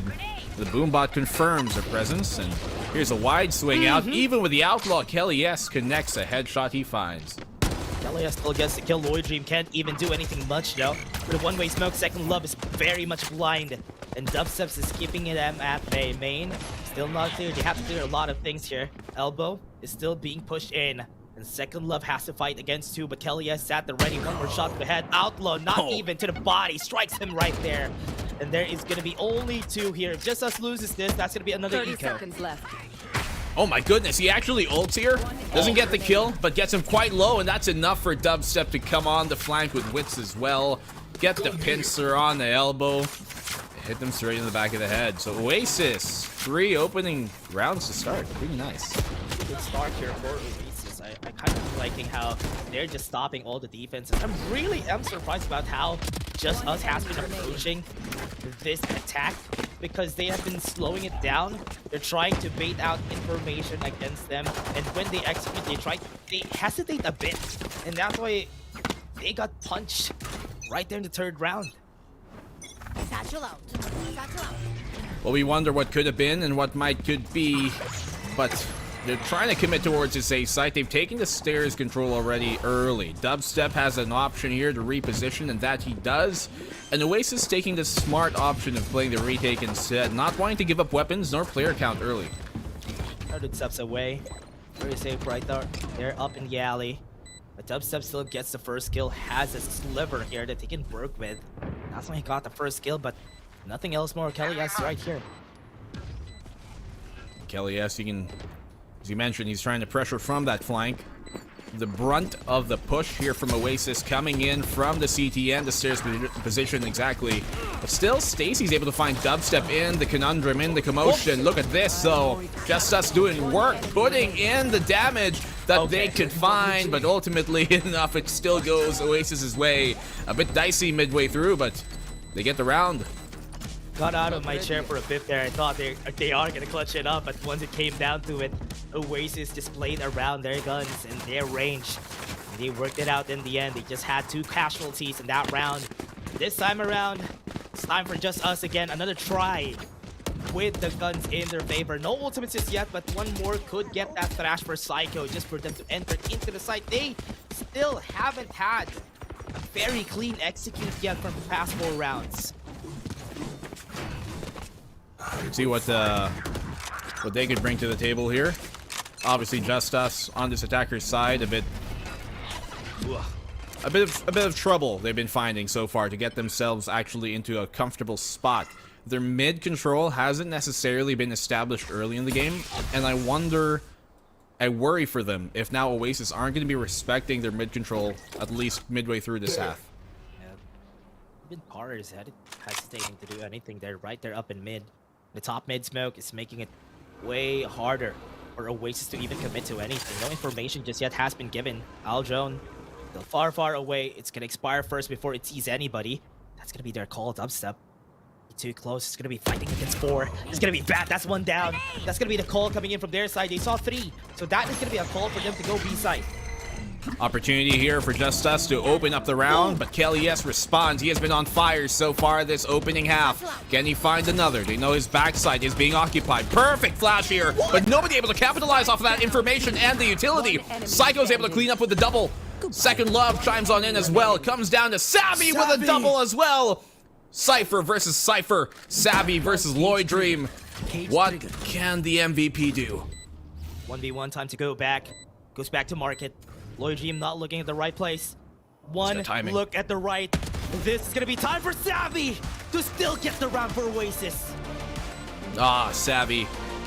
The round is done, brother. There's no one left. What? You got it. He's way too sharp. All right, now he's trolling. The second one is trolling for sure. Oh my goodness, but that was funny. Good for Oasis to still pull out that round, though. They almost lost it, but hey, Savvy, as its name might suggest, always finding a way. Clutch it up right out of nowhere. So far away. Then he got those 2 kills out of nowhere. Peeking onto their heads. The timing was just right. Just rotating at the market was enough for him. Just get that information trap out of the way for Lloyd Dream and make him hesitate. That's gonna be a round for them. It's looking pretty nice. Very swell so far for Oasis to start off this defense. Trying to get active here towards mid. Look at this. KLES crawling up. Never mind. Actually running up here his way towards that bottom mid. Now they know the B hit's coming. Working on it. Flash is there, sees nothing. Mars Schofield, but at the top, Kelly was able to get one. They're letting everybody pass through. He still has the angle. Dubstep comes out of the smoke. That's gonna be a kill. Shrouded steps away, goes back to the pillar. They're still on site. Nobody's taking any space for JustUs. They're hesitating to get anything more. What? Dubstep, what? No one's dying. But still was able to get the win there in the end for Oasis. There was like 3 people there who should have died in that sequence, and none of them did till they actually ended the round. But great job here by Dubstep, and I've been noticing a lot more, especially near the end of the run last split, where he's finally kind of found his groove in how to play against the rest of the Philippines here, and you're seeing a lot of his kind of expertise and experience in that case really come to the fold. He takes a pick, goes for the safe option instead of trying to ego peek. TP's back on the pillar, and Oasis are playing really, really smoothly right now as a team. Not individually, but as a team. Yeah, you can definitely see the experience coming out of Dubstep also from these games, and not hesitating here. But JustUs, look at this. 0 points gonna be used onto market, disables all the tripwires. Gonna be going in, flashes with the Dizzy. Parsco Field gets the space, the showstopper's right there. Savvy needs to fight this, but they still get 2 kills anyway, and Boba still not clear. Wits is there to go defense. That's a fortress that they need to take over. Can't believe they're equalizing still. Wits with a third man. He's on fire still. Losing no qualms age here. Lloyd Dream finds the one. He'll need another for the ult. Still has the spike in front of him. He has no idea. He is gonna have a hard time here. He's looking everywhere. Lloyd Dream, they know you're there. And 2 of them, he was able to get one, no dubstep. Woo, was able to win it. I can't believe he actually re-peeked that. I thought at that point he would maybe try and cage, maybe pop an ult, hold an angle, take the advantage, right? But still, not the most, not the largest investment into the round anyways. There was a showstopper invested though, but that was effectively kind of a forced buy for them at most, and it was one they were almost able to convert. So for JustUs, I mean, obviously they are the underdog in this matchup, even with historical performances against Oasis, but they gotta stop the momentum somehow, and it has to come in this round. Starting Oh, he off. bypassed Did him. they see him? Did they see dubstep? Yeah, he did. Parscofield was still able to get the kill there. They had the neural tap on hand. Sees everybody with the elbow push right there. Kelly S didn't even hesitate. With the Hunter's Fury, they can't even get into the site. Showstopper and Kelly S. Bit lacking. But he is gonna get the kill. They're dead. Will he? They're dead. Will he? Yes, he won! He gets it with a showstopper! Okay, take a break, guys. At least someone tank it there. Don't stick together. You know, pull the aggro away from your teammate. It's fine if you die, just not if the both of you do, but oh my goodness, Oasis are running away with this match. It's an opening 8-0. Kelly S is feeling himself. This is his kind of signature pick anyways on the race. This is where you see the best of him. I really do think that Oasis, when they can get maps where they have Kelly S on this race, is when they look the best. When he's forced to flex off of, like maybe go on the jet or something else, that's where you kind of want to see a bit more flexibility in the team as a whole. But right now, they are feeling it, and this is when Oasis are the team we know, the caliber that they can play to. Yeah, they even have their groove is honestly just perfect today. Oasis with 8 rounds. We've seen this happen a while ago. Winning 11-1 and losing still. But I hope it's not gonna happen during this series. So with an 8-0 against JustUs, they have a great foothold. What may or may not happen. A-main looking for a push. Okay. Trades either way. Raise for raise. That's fine. It's gonna split the defense of Oasis. If you're JustUs, smart idea here would be try to default out. In a 4v4, it's typically the attackers who have the advantage, as the defenders are going to be spread thin. Ooh. Trying to get information on lobby dubstep. Might see second love here. Perfectly. Backs away. He knows that everybody's there. And he called the rotation already at this point. 30 seconds left. Yeah, they know. Info's there. Oh, that's a great neural theft as well here coming from Savvy. Now they know the jig is up. They know that this A site is under siege. Dubstep with an angle gets the one, but can't fall back safely at least. Wits, will he chime on in here? The spam does connect for some damage, but the plant will go down, I believe. That's out. Look at that. Get the damage though. Okay, Witch was still able to get the kill out of the smoke. Everybody's right up here in alley. Have to fight in elbow. It's gonna be a 2v3. Flashes perfectly. And that is gonna be it. The Oasis takes it again. Great spam there coming from Wits as well. To really kind of set them uncomfortable. But Savvy obviously his ult kind of made things so much more difficult here for JustUs. You love to see it from Wits. He mollies that left side, make sure that in this case, Lloyd Dream's gonna have to run out, rather Psycho, the Gecko's gonna have to run out the opposing side, and that's where he gets the spam. Man, just defuse it. Defuse it. What are you doing? This it too with the team secret spray. Lost Riley. Always the Joker. This man is. Oh man. This is such a fun series for Oasis because everything that they're doing has been going right so far. I mean, it's definitely fun when you're winning. Especially this much. That's true, honestly. But this is such a great time for them. I mean, after the loss from JustUs, just getting right back up, even after acquiring Wits, this is a perfect spot for Oasis. I mean, I do feel like, to be fair, while Wild Oreo is a great player, exemplary player, one of the best we have, so is Wits as well, but the role that they fill are a bit different. They needed a bit more of this flex, wherein Wild Oreo, he played a lot of the same roles that some of the Oasis players already played. It made things so much more awkward, and speaking of awkward, that was an awkward fight, but they get the site. Kelly is at the flank. Has somebody here with him to help out. Subversive is here for support. Was able to go for the trade. Legion peeks out. Didn't finish the kill. That's going to be a 2v4. Great shots here from Oasis's retake. 2v4 now. They do have the null command on Stacey, but I'm not gonna wager they're gonna use it without a pick. That's the one from Psycho, but still 1v4. Let's see what he can bring to the table. Only a second falls his way, but Oasis 10-0. The start off map number 1. 10-0. Even give just us the chance to heat up. This 10-0. They have a lot to cover. They want to win this. Just take one round. Just take one round. If you lose all 12 rounds, it's gonna be way worse, and you have to win your pistols on the next one. But for now, just us. We're seeing some glimpses of hope for some of the rounds, but not enough to finish it. I mean, to be fair, we did see an 11-1 comeback a while ago. It came from a 12-3, and they won that game in overtime from coming back 11 straight rounds. So who knows? Anything is possible. And just as we start the round, JustUs are already here into elbow. I don't want to be reminded of that again. I mean, that was 2 times! 2 times! 14-12 scoreline for game 1 and game 2. But now in series 2, we have 10-0. Maybe this is the time of day we're gonna have BNB, but right now JustUs just got the site for free. They have the site for free, but can they hold on to it is the question. Brunt of the retake here coming from the stairs. Nobody from the flank this time around. You can see JustUs trying to put importance into watching that flank, but nobody's there. Lineups by Wits, that's to clear the box there on the back side.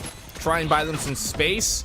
JustUs, they're getting pounded, but they're doing a good job of delaying still. Paranoia's connecting, and they're finding the frags going their way so far. As the smoke dissipates, though, Dubstep's giving it an angle, but the trades are coming on in, and JustUs have done enough, I think, here to win their first round of this. Savvy, never mind! He's going insane! He's got time to defuse! 1v1. Will he stick? Second Love, will he bite the bait? Off the swing, he goes wide. Savvy, not enough time to get this! They take the round anyways, JustUs! But what an effort from Savvy AK! That was still a 1v4, he almost clutched it. He just lost a bit of time, but the Oasis. Oh man, I thought that could have been an easier round, but JustUs had to play everything, had to play tooth and nail just for them to get that round, and this is, man oh man, great performance, Savvy AK, when you need him most, he's gonna be there. Wow, that almost went his way. If he had just enough time, then things could have come out differently. But look at JustUs. They win the round, but look at their buy. That resets their economy. If they lose this round, they're going to be absolutely so much more poor. Oasis are just shredding them apart here towards A main. Kelly S has no qualms of taking more bodies, taking more souls. They're going to get the res up here to bring it to a 2v3, but they know where they are off of the neural theft. Can they work with it? First to Molly, pushes Stacey away. Boy Dream goes against 2. Marky falls down, but it's still a 1v2. Stacey just backed away a while ago, wasn't there to support. And with that, that is going to be a good punish, but still has a lot of time to work with. 1v2. Stacey, it's your time. Let's see what he can do with it. The camera obviously catches him. Tripwire as well confirms. Ah, this is so much pressure. He's got the knife to throw and the camera as well. So much pesky utility in his way. Guard is still on him. Gonna fight against 2, but that flash was just perfect. And they end this with an 11-1. What an opening half. To be fair, we've seen this before a while ago. But I don't know, man. This is a very different caliber team. We're talking about Oasis here. One of the best teams we've had for the entirety of the VCT run since the inception. And yet, so far, this is the exact team that sent them down, sent them this squad, rather eliminated them in the quarterfinals last time around. But Oasis, they came out today with blood, and they find it. They're the reason why they had to go to promotions too. Oh Yeah. man. All that effort was because of this one team. And now they're taking revenge in their own hands. There. They just have to be ready for the second game, however this finishes earlier. There. For now, it's an 11-1 Pistols. We're back up there, and just us. If they want to come back, what they did a while ago from the first game was to win the pistol round first, then win the whole game. I love how hopeful you are, Dash. I don't want it to happen again. we need people like you. We need people like you who are very optimistic in life. Yeah. But I'm sure JustUs would appreciate it. Hell, for the sake of competitive integrity, I would love to see it as well. But this game, I don't know. JustUs, they can convince us with a very convincing pistol. Let's see how it goes. Opening brunt of the fight here comes towards a main. It's equally traded out, to be fair. 3 versus 3. Psycho's taking a lot of damage, falling on back. Stacy's caught out in the open. And now Oasis have the advantage. It's 3v2 now. Aljo, somebody stuck right there at the boxes. On site. Oh no, he has to back away now. And he has nobody there to help him. They have information that nobody's right there to help him out. And they can just flood over site, and that is it. And one is far away right there from Link. And he has to fight it. But Ali has 20 HP right now on the 2v1. If he can find Marky here, this would be great. Because Wits is low. He gets Wits though. That is a low HP player, the one you do want to be taken down first in this case if you are Oasis. Marky's got armor as well, so it's going to take more than just a headshot to take him down. Scan in 5. Is he aware where Marky's playing? I don't think so to be the case, and Marky confirms it with a classic. 12-1 match point off the pistol. What a great win there. What a great rally we had there from JustUs and Oasis, especially during the start of the round, making it equal to a 3v3. Then Oasis just found the right spot there, keeping JustUs at bay. Now with a 12-1, definitely gonna go in their favor. JustUs has to force the stingers, and they have to really stay at one side. 4 of them are on A side, but the push is gonna go with B. Look at this. Everybody here on the A site. Not the right read, but one they had to make. Tripwire.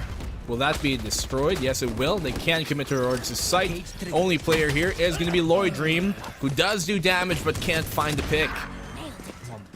Just playing it far away right there up with Boba. There's going to be 2 players, second look at 1, but it's not going to be enough. Psycho's the last one standing for the squad in the 4v1. Everybody's just going to go in, try to fight him out, and this is it. Oasis wins on game 1 with 13-1. Wins more like destroys on game 1. They came here looking for blood, and that they found, man. What an opening start from this really revamped Oasis squad. This is one of the Oasis of old that we've seen. We've seen them though, typically, to be fair, Oasis, they start tournaments pretty good. They start their tournaments runs here in the VCT looking very sharp. It's usually when things kind of progress further is when we've seen their problems, but so far here, in this opening game, they are looking like the Oasis we know, and honestly even better sometimes. Honestly, I love what to see here for Oasis winning the map, winning on Sunset, but then on the next map, Bind is where they struggle the most, and a map that they ban every time. I hope to see what adjustments they did during the off-season for this squad, but honestly, during this whole game, I really don't know what to analyze here because it's 13-1. They just dominated JustUs here. I mean, incredible from everybody involved. Kelly S obviously had the biggest stats to show off today, but I would say Savvy was super influential for a lot of this fight. And to be fair, maybe it's not the best case example for Wits, you know, swapping into this game rather, or being put into this roster, but he has performed pretty well too. And I'm not just talking about his fragging, I'm talking about his positioning, his utility, and you can tell that this team is very coordinated. We can't pin it on Wits. I don't know if he's IGLing, but one common I guess, qualm we've had with some of the previous Oasis rosters, maybe when they lost, some of their IGLs like Coco, is there never really seemed to be that voice of reason to really drive the team and keep them, all in glued together on the same plan and really be that IGL. But perhaps Wits, with his experience, providing that to this team, and we're seeing just why they gel so well right now. It could be partly because of him now. Yep. And it's looking like, from what we've seen here from JustUs, there are some consistent hope for this squad, especially for some of the rounds, but Oasis is just a lot more cohesive here, and they have been playing off of each other pretty well, especially on that first half, and it was quite a struggle for them to finish even a round that they're supposed to win on a 1v4 here. Savvy was almost able to clutch it up. Last player standing. Almost. I mean, in another lifetime, you probably would have. Very close to doing so. In many cases here, Oasis, it could have been a 13-0, right? It could have been a perfect game. In that case, that would be such a standout, exceptional performance from them if they were able to, in one way, to really announce that, hey, Oasis, they've been back and they've never left. Today, though, it's only been their opening game, and it's only been their opening map. We still have a map number 2 from them. That is going to be the one that I think will be the most curious. It's Bind. This is a map we've typically seen Oasis kind of avoid, if anything, and that is where we were talking about. You mentioned specifically map number 1 is the one for Oasis to win. They won that very handily, very convincingly. How does map number 2 go, though? That is what I want to see coming from JustUs. Yeah, that's going to be the question here. How will they approach this? How will they win it out, especially on a map like this? But again, everybody, we're going to be going for that. But before that, we're just going to take a short break for game 2. We're going to be back in just a bit. Grab food saver. Delivery fee is a lot cheaper. Grab food saver won't make it roll. Yeah, oh yeah. Grab food saver is the one to choose. Yeah. Grab food saver meals 99 plus. Grab food saver 99 plus. Dining meals, if it's a bill, Saver meals won't make you go, yeah. All my friends will grab car saver. The grab car saver is a lot cheaper. Grab car saver. Grab car saver won't make you roll, yeah. Grab car is the one to book, yeah.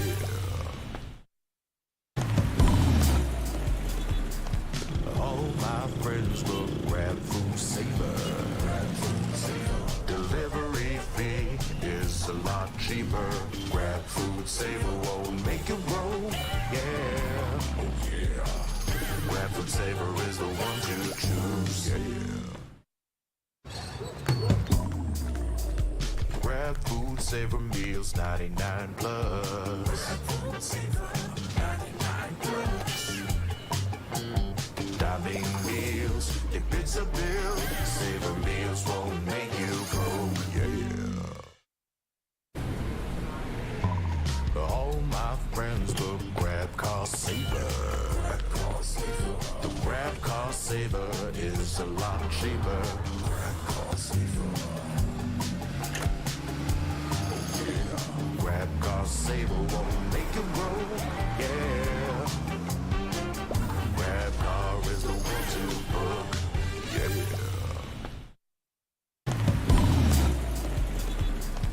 All my friends will grab food saver. Delivery fee is a lot cheaper.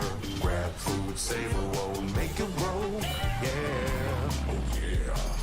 Grab food saver is the one to choose, yeah. Grab food saver meals 99 plus. Dining meals, if it's a bill, saver meals won't make you go, yeah. All my friends will grab car saver. The grab car saver is is a lot cheaper.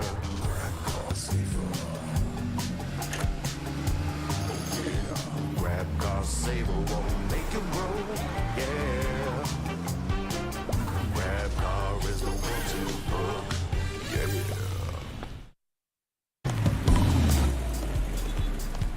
All my friends look grab food saver. Delivery fee is a lot cheaper. Grab food saver won't make you roll. Yeah. Oh yeah.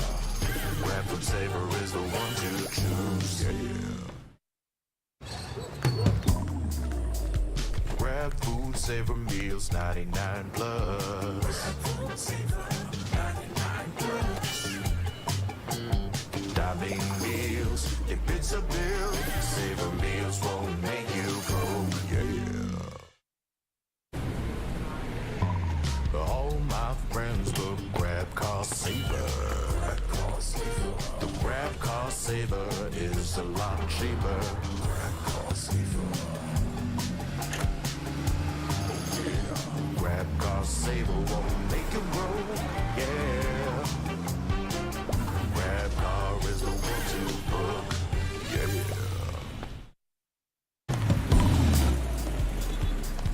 All my friends look grab food saver. Delivery fee is a lot cheaper. Grab food saver won't make you roll. Yeah. Oh yeah. Grab food saver is the one to choose. Yeah.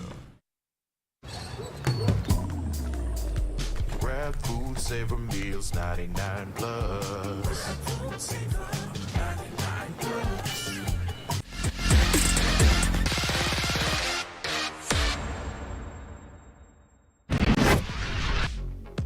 And we're back. That previous break that we had there, the 5-minute break, that was about as long as the previous game as well. So don't worry. This one, I hope this one goes longer than the previous one we watched. Dash. Today we've had many one-sided games, but I'm hoping that this map 2 isn't, because JustUs are one of those teams who have yet to really find, I think, much going well for them so far this year, for actually this split, for multiple reasons. Last split, sure, they turned up. This split, first game not going well, second series rather, not going too well either. So for their sake, let's hope Bind is where we really see them kind of expose the reasons why Oasis were banning Bind in the first place. Yeah, and for the offseason, I hope Oasis now has all hands on deck, especially for the Bind map. This is one of their biggest struggles, especially because they always ban this map. And right now, it's going to be Bind again. The last time that we've seen them here, I think they also lost on the last Bind game that they had. So they still have to be careful on this. I think I remember it was Tyrant Esports. They fought against Tyrant Esports in Bind, and it didn't really go pretty well. Yeah, it definitely wasn't a good show for them. I'm wondering if Oasis are gonna, like, once again kind of keep the same composition, even with Wits in this roster over Wild Oreo. We saw them keep the same comp during Sunset and still work to perfection, really. And honestly, I think it still can if they keep the same comp here on Bind. Now, obviously, they might not want to keep the same comp considering it didn't win, and considering they were kind of playing this weird comp where they had, you know, the Clove plus the Chamber, as we saw during their opening matchup. But I still think this is very viable for them. It is one of those comps where it does kind of rely a bit, though, on kind of individual performances. They can definitely outgun JustUs. They're a definitely more experienced team, but if that's the direction they're going to go, I don't know about the longevity of it to keep this ISO. So maybe they're going to switch things up, and that they do. Swap to the double controller now this time and put on the Sky. Yeah, and the Oasis Gaming is going to go for that Viper, which is one of the things that they are really good at, especially they really know how to play this. Even with Wild Oreo back in the day, they always are using this the Viper just because they can stall for time, especially on the defense when they need to. But on attack, they could be much deadlier if ever Kelly S would be able to pop off with the help of those smokes. I do like who is positioned where, though. I think Marky, even though we've kind of known him or gotten used to him as that duelist, as that Jet in the past, I think the Viper now is something that he can really mold himself into. And this is the point that I was talking about a while ago on one of the latter rounds of Sunset, where even though Wild Oreo is a great talent, there seemed to be a lot of kind of like cannibalism on who is playing what. A lot of the players here played a lot of similar roles and positions on Oasis. It made them flexible, yes, but it also kind of put some people out of their comfort zone, it seemed like, when they had to flex on the other agents. And so Wits might just be what they need. Not that he's better than Wild Oreo, but it just maybe because of how people are here, it fits well, he being that initiator, and Marky can now focus on being kind of like that second controller sometimes when they need to. And perhaps this is Oasis's turn to really show that they can be the kings of the Philippines. Yeah, I want to see how they approach this right now for Oasis Gaming, how they approach it differently from what they have been doing quite a while whenever it happens though. But for now, they're trying to go for the default just to bait out members of JustUs to go aggressive, but nobody is there except for the Bats push there just to get that ulti orb. Well, let's see now as we go into, obviously, the opener. Their execute not really being committed so far as they pivot here towards this A-side split attack. Kelly S opens things up. The shower is still occupied, but Pars Schofield with the sheriff in hand connects once, actually double a piece, but somehow Lloyd Dream, they're keeping the fight on within the site. Now they've equalized 2-2, trying to bait out the reaction off the fake tap spike. They swing, the double swing is able to confirm the kill. In the 1v1 dubstep, not able to bring it out as Psycho runs him down with the frenzy. And JustUs, what a recovery off the pivot there to take the opening pistol. Took the risk on backside just for them to get more space out of the site, but because both of those players were from B side, it was not really that best of a read for Oasis. They maybe thought that they were pushing on short, but they were just on spawn. And once they went out, it became a 1v2, turning in favor of JustUs. JustUs here. I like the fact that they knew to pull back away, not to stay up front and take the brunt of the push. It allowed them to reset themselves, but look at the push from here. They have no fear about doing this against Nico. Our Schofield just got the really easy kill from them. Now even the Bats push didn't even happen just because that earlier attempt coming from JustUs just was enough to slow down anything, any attempts from their side. Guiding Light's gonna be used, Lloyd is gonna be pushed back, but there's still nothing much that is happening in their favor. It's still JustUs winning this. Very nicely done. Guerrilla tactics there. Push on in early, take a bit more space, and then give it up real quick. Try and goad the opposition to come your way. And they safely do. They find the pick, know they have the man advantage, and realize, hey, there's no point of aggressing further. But you can see here, and I wanna see, if Marky placing this wall, this is a creep up wall for a Viper, the default wall that he has. If they're gonna use this aggressively early and then pivot off of it later on, to really try and establish that connection. But JustUs looking for another push towards short. Sure. Dubstep is going to be seen, and that's going to be a kill out of the wall. And with that crossfire looking up, but Marky was able to get 3 out of that. And oh man, that's a big advantage for them. All 3 through the smoke. Look at the flank here as well from Savvy. Not able to confirm. He actually gets a high HP player there on Second Love, which is even better, because now Lloyd Dream's low HP. Has a mere Bulldog to try and fight this. Marky is low as well. If he can take down Kelly S and bring it to the 1v1 versus Marky, that would be absolutely perfect. But Marky's just way too sharp in this round. This Phantom thing spraying through short and collecting those kills. That was a lot of damage already from JustUs. They were able to take down 3 anyway. Oasis has to make do of what they have here for the next incoming round, but that was still a great round for Marky. Was able to get a 4K, that first 3K. JustUs over-marinated a bit there on those kills at short. Can't believe he actually found all 3 there.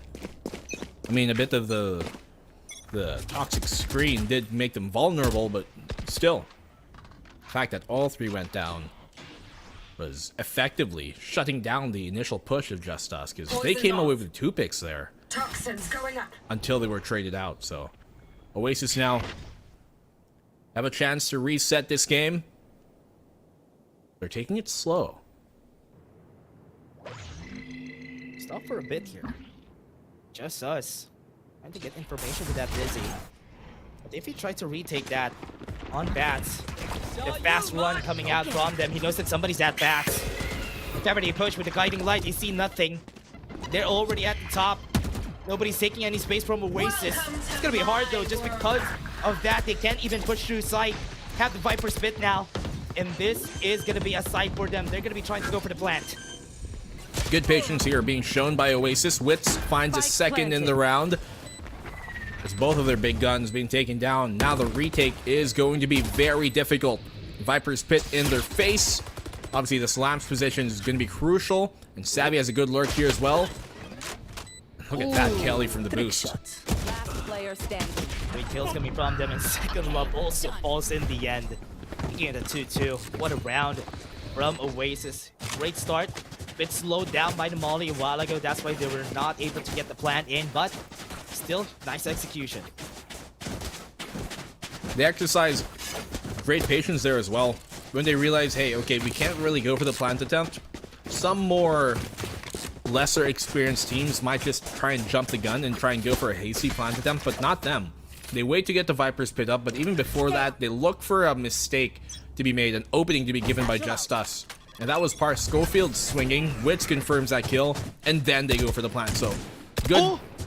Ooh. Okay. Okay. Almost. Sorry about that. Only damage. Only damage. Chill. Second That Love was- knows not to commit. Yeah, that was scary because he was slowed down. I thought he was enough to get the kill though, but JustUs be starting here. Just no guns for their side. So whenever this starts, that's gonna be a guiding light. Pops on 2, but Kelly S was ready. Pop flash not going to work there. It's not the days of old for this Sky.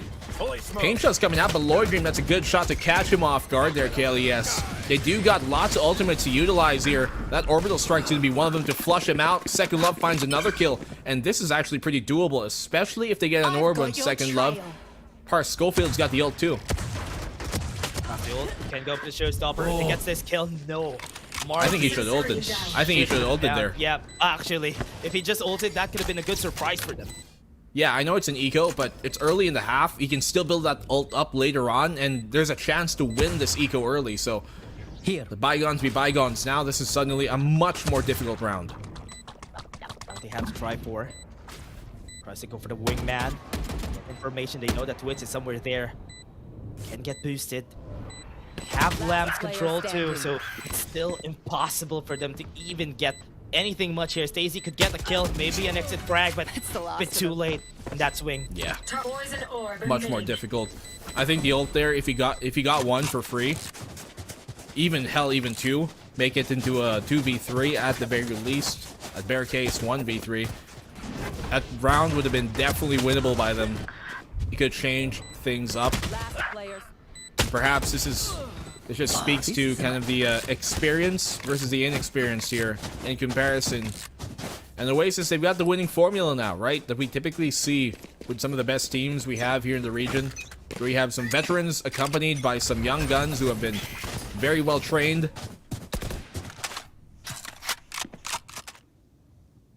Oh man. Shot on it. Prepare. Not here on this spot. If Oasis actually pushes this, it'd be good, but looking at the non-committal angles here from JustUs, they don't want to give this round up. Yeah, they want to make sure they don't get overrun. Trying to play that back sight there. But Psycho is in kind of a committed position. If a showstopper or a paint shell comes his way, he's kind of in a bad spot to be. The defense, will they rotate? Just one. Lloyd Dream moving in to help. Ooh, already rotated. Boombot was enough to trap them the information, but that was just one smoke that Lloyd Dream wants to go for. Guess they have, or rather, they're lacking any information. Savvy. Oh wow, the timing was just perfect though. Par sees it. The team wasn't able to get the win there. With that could force a lot of things here for Oasis. That is going to be the force right there, down on site. And they are just going to be there, taking down 2. Even Dubstep takes the kill in Second Love. What a great ultimate off of that one as well. The orbital strike there. He left a tiny corner to try and bait Second Love, or was it Psycho, into the corner, thinking there was enough space, but there really wasn't. And now Oasis get the site for free. JustUs are going to have to save now. Yeah, gonna be backing away, just gonna go for the save, but Kellyas could go for the trap. Maybe see Par Schofield. He's not gonna take the risk of losing his gun. And that's just gonna be enough. They're just backing away and not gonna give it. He hears it now, so he knows that they're gonna be saving.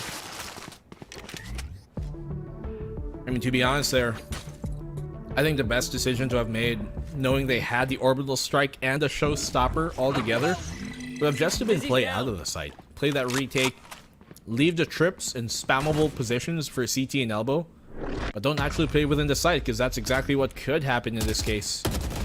Trying to fend them off and take some of the weapons out of their hands, but they're putting up a good fight here to hold on. Took down 2 together with them. That's still gonna be a 4-2 Oasis. Hard-fought battles that we've seen here from this squad. That last round was honestly just great. Savvy 8K was able to just go for a great flank here, not able to get kills, but enough to force the issue here against just us. That was what they needed in order for them to push for Oasis right there down at backside. Timeout by JustUs, the first one we've seen this entire series. Surprisingly, they didn't call a single timeout during the first map, now I think about it. Yep. They never tried to slow Oasis down, but perhaps they forgot. It's a feature. You can do that. Yeah. And from what we were seeing today, this is... Maybe it's because they know that it was not their map. It's not our map anyway, might as well. Yeah. Let's just go to bind and win it. But now that they're losing rounds on bind, you have to call the timeout. Because something's wrong, not just on Sunset.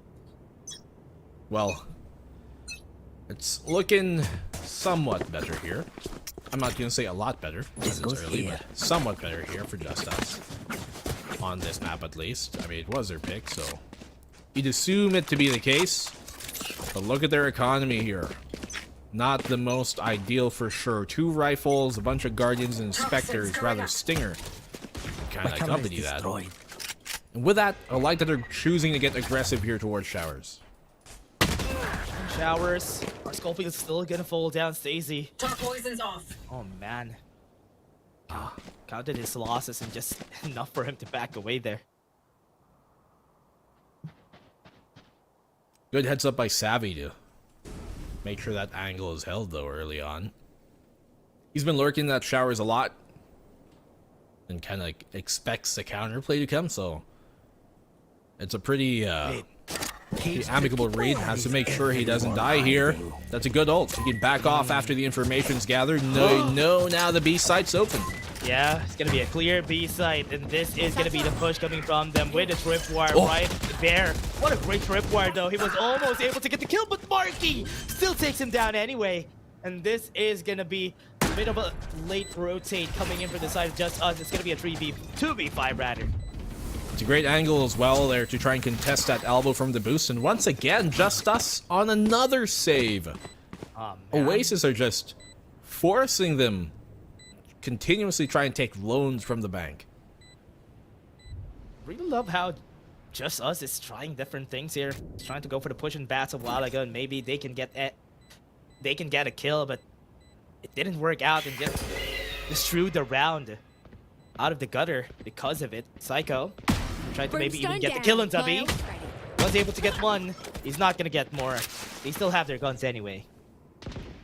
I like how he doesn't even move there. Holding the angle. Oh, Stacey has to be careful here not to lose another gun. Maybe he can back off. Ooh. Once more, they're able to save 2 Vandals, or 2 rifles at least, but this time with enough economy saved to buy up the next. Oasis are playing this pretty patiently, and you're seeing that JustUs are playing into their hand. They're kind of being expected to make a play here, JustUs, and Oasis are doing exactly that. They're getting a bit impatient here, but they have 4 ultimates now. They can try, they can make a play. Maybe go for the showstopper here for Par.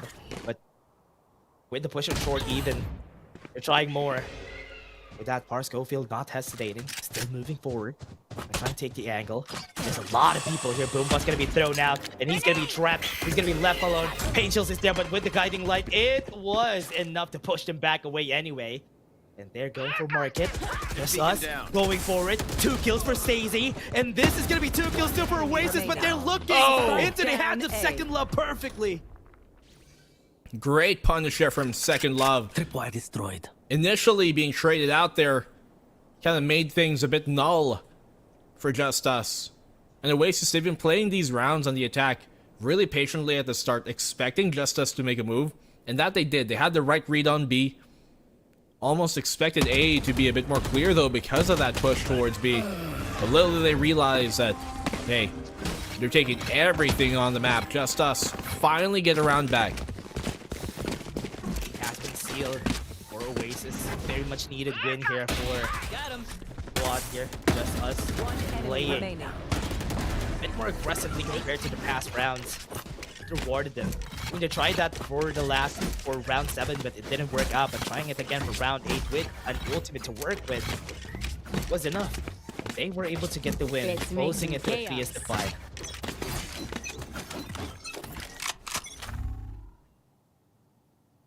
They've got the ult here for the retake on Stacy. A Thrash is going to be crucial, especially if you can pair it in unison with those Seekers. Really confirm the lockdown. Savvy's taken down early. JustUs love to push up, and still they're catching some kills off of this. Yeah, wasn't able to get the shot in, but Stacey survives. And that's going to be 2 kills on the board here for Oasis. And as we're seeing it right now, they're moving past. They're moving forward with the Seekers to get information, but nothing enough. Thrash is going to be... Oh no, the Thrash was there. He's inside the smoke. Kelly S has a great spot to catch him off guard. Gets the one. Will he find a second? Pain shells for the corner. He's getting spammed, but he's doing so much work here in the hookah, keeping him smoked. But Wits has to do even more. 1v3 for Wits now. Can he find the kill? He has to keep off the spike. Still has got the Trailblazer. That's the one, but the paint shells will keep him at bay. Wide swing. Will he get there in time? No, he won't. Psycho on the mark. And JustUs cut the lead to a single round.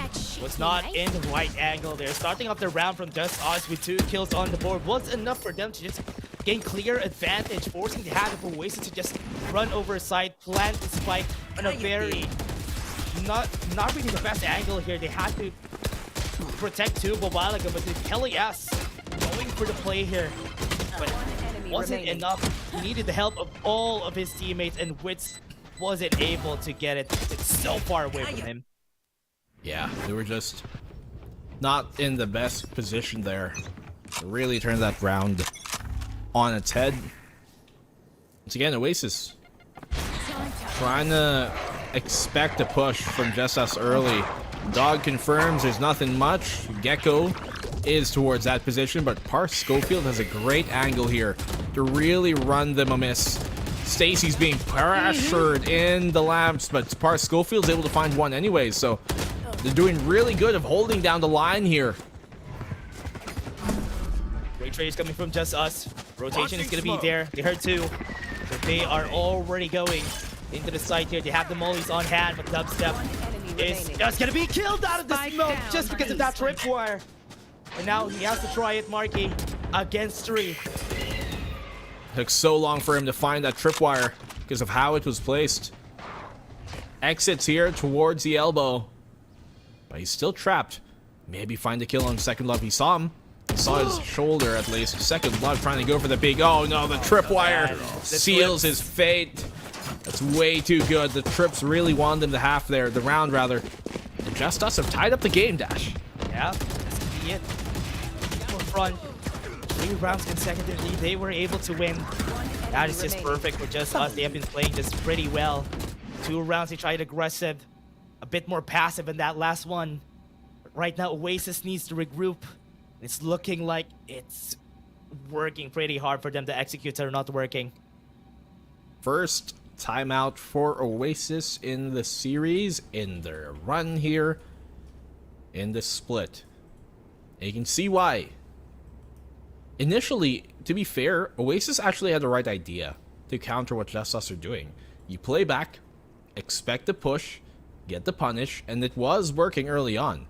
But somehow, JustUs, after they push, and they would try and fall back, they get traded out, And their counter reaction would be to counter initiate and push again.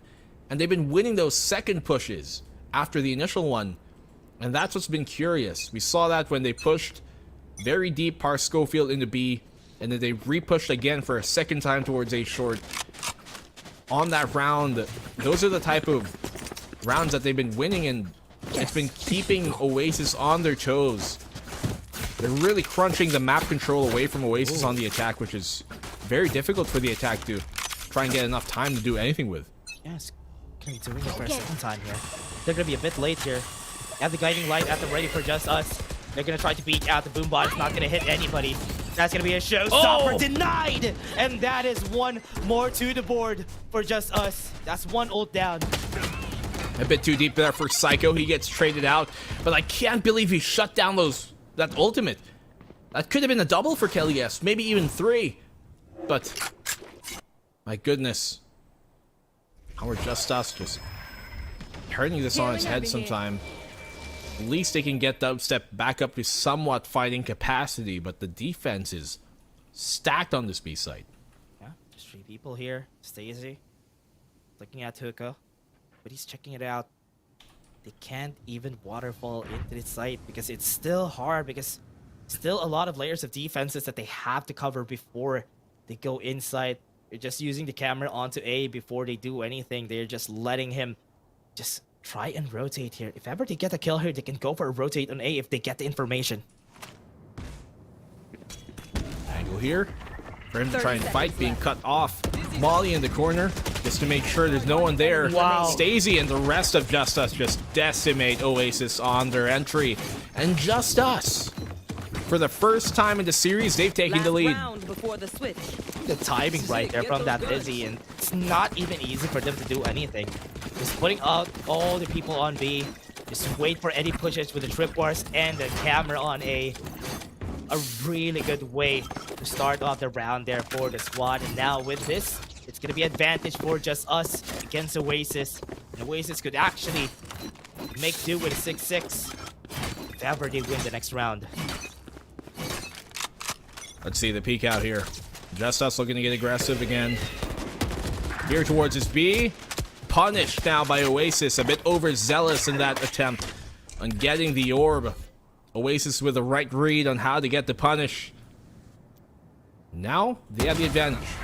Oh, look at that. Lord Dream just equalizes as soon as they had a sliver of hope there. Just have to get inside. That's the problem. If they don't get inside, the Viper Spit is not going to work out for the team. So this should be something that they need to think about right now. They still have the neural tap at the ready here. They're going to get information. Once they get confirmation, they know that they might be able to get on to B. They're going to go at it with an orbital strike. They have to back away, and they have to get that plant in. They have the Viper Spit now. Ult flushes him out of the sight. They have side control. Yes, it's a good Viper Spit now, making that defender side spawn entrance a lot more difficult. But Second Love somehow gets a kill within it. I don't know how they're finding these spams. Savvy retaliates. He's in the elbow, but Lloyd Dream is there, who has a better angle on him. Doesn't expect him to be as deep in the corner. 1v3 now as Dubstep falls to Lloyd Dream with a triple in the round. Marky all alone within his ult. He needs to get a kill here, and he needs it early to try and delay even more time, but he's been seen from the rear. And that, their biggest fear was being taken over in the half, and JustUs ended with the advantage. JustUs taking the half in their favor, and now it's going to be Oasis' chance to go for that defense. Switching sides. JustUs just came back pretty well, just from that lacking defense in the earlier parts of that half, but after some time they were able to get the momentum back up. They lost 13-1 a while ago, and they have to redeem themselves in this map. Marky. He kind of got pinched there. Ideally, in that case, you want to go a bit aggressive, take a pick early, because if you just stay within the Viper's pit, they're going to clear out more and more space to the point that you're going to get pincered in the middle, or at least in the corner. So because he wasn't able to take an early fight there, things just became so much more difficult for him to try and occupy and win the round with. But Oasis, they have a chance here. Now they're on the defense. This is one of their most hazardous maps, historically. Oh, Wits Has the flash ready though. Marky, confirmation first contact. Guiding light's gonna be there. Flashes one. No kills for Wits, but with the paint chills and Kelly S following through with 2 kills of his own. Even better damage done though. Psycho's low as well. Kelly S looking for more. They're not looking his way. And he's found timing as well to get the flank. They don't know if they've rotated towards A. Try and get confirmation. Have to get contact. They're already rotating. This is bad. They can get into B side pretty easily here for the side of JustUs. They think it's an A rotate. Down. Wanting for the drop down. They're using all the utilities. Marky is also here Marky. at their back. They have a smoke here, so they are going to be using it, but the wingman is planting! I can't believe Stacy checked that. Did he hear the jump down or what was up? Of course, you know, you kind of want to wait for your teammate, but I get why you wanted to hop out there. Just make sure that you try and deny the defuse or at least even get a kill. But now, timing not working out for him. Oasis here on the retake. No real utility to utilize. Maybe Kelly S can get this, but no, second love. Crucial shot for him to connect. It's all here on the Savvy who can't find his way out. And JustUs. A pistol goes their way and they extend this lead further. Yeah, another lead. Still, momentum is still in their favor, even in this half. This is another struggle coming from Oasis. They have to find ways. It can be very difficult, but they have to find ways here. And Stacy was the savior of that round. Remaining. He wasn't able to get the flank there. That could have been disastrous for the team, but because he was able to take down Marky, everything was great for the squad. JustUs. Certainly benefiting off of the case that they picked this map. Look at the fight here towards B-Long. Wits opens up with a pick. The complete kerfuffle of a scramble here towards B-Long echoes in JustUs' favor as they find 3 kills coming their way. All the Bulldogs in their hands have a mean bark as well as a bite. Savvy gets a kill, okay, with a classic. Cypher diff, maybe. Movement, I think, is the real answer. But now JustUs have a free A site. Yep. Yeah, Bulldogs on both of them, even Morky. We're able to scramble some guns. And Lawyer Dream is just handling bath work here. They are waiting for any pushes from Oasis. They might have this if ever Lloyd Jim gets the first kill here on Savvy. But if Savvy gets this, it's gonna be good for the squad though. Gonna go for the peek! He gets it! That was a significant kill in the round. Now this round is suddenly much more doable. Marky's got HP as well. He's got a gun, but the time, that's what's against them. Stacy here on the triple. It's a great position to chime in on the fight as Par Schofield makes contact and they win cleanly in the end, ultimately enough. Good damage done by Oasis though on the eco, but JustUs. That makes it so they have less of an efficient bonus coming up. -5. Oasis needs to win this next round, their own bonus. JustUs. Gotta make sure that they can't even do a lot of damage here. Scrambling on the guns. What are we gonna use? Are we just gonna be using the Bulldogs from a while ago? Yes, we are. We're waiting. Not much. For them to think about it. Second Love doesn't even have a weapon. He bought armor. Yeah. Classic. Looking to maybe pick up a weapon from one of his comrades. JustUs playing the quiet game here. Trying to, I guess, alleviate some pressure on one side of the map so that they can go to the much easier side. Not baiting out any information here from JustUs. They're just waiting for any aggressive play because they know that Oasis has better guns than them. The Oasis is not the type of team to fight the bait. Wow, my eyes. And that they do. You see 2 from that camera. Calls the rotation already. Oh, yeah! One more teammate is already here, but they have the thrash right now. It's a good cam check there.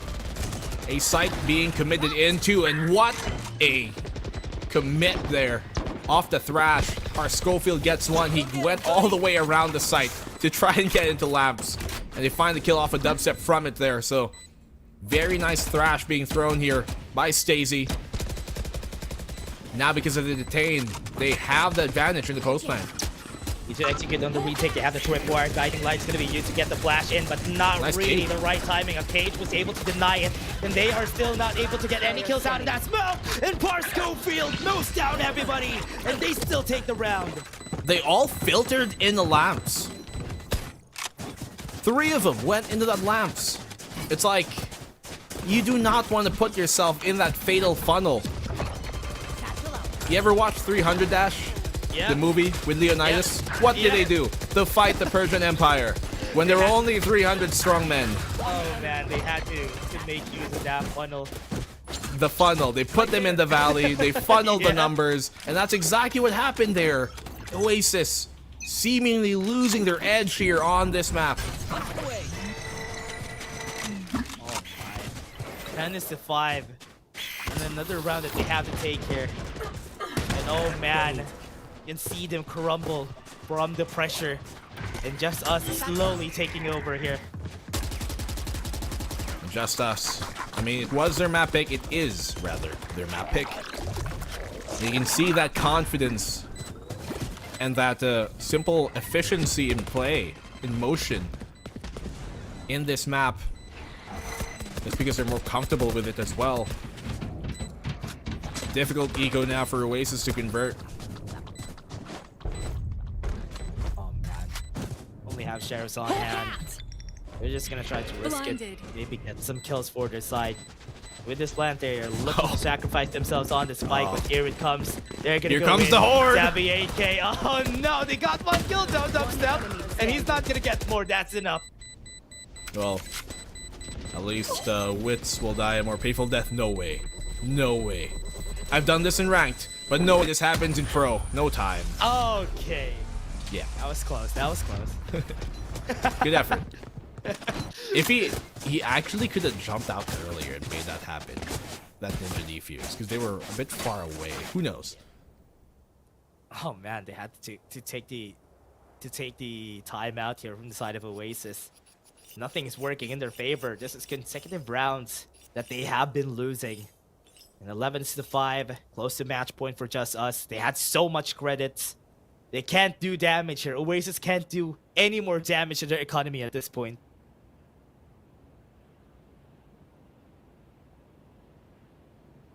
It's our final timeout of regulation here for this map.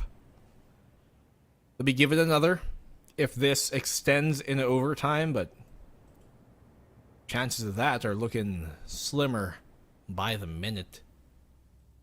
Perhaps they can come back off of this timeout, recalibrate. Their defense really struggling here. I thought the defense is where they could maybe lock things down, but their sights being split and opened up very effectively here by JustUs.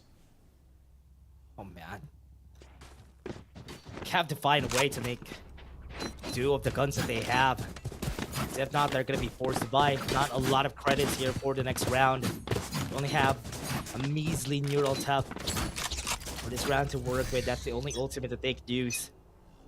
And look at this. They're going to be pushing all into B site on the side of JustUs. And going to be surprising Marky.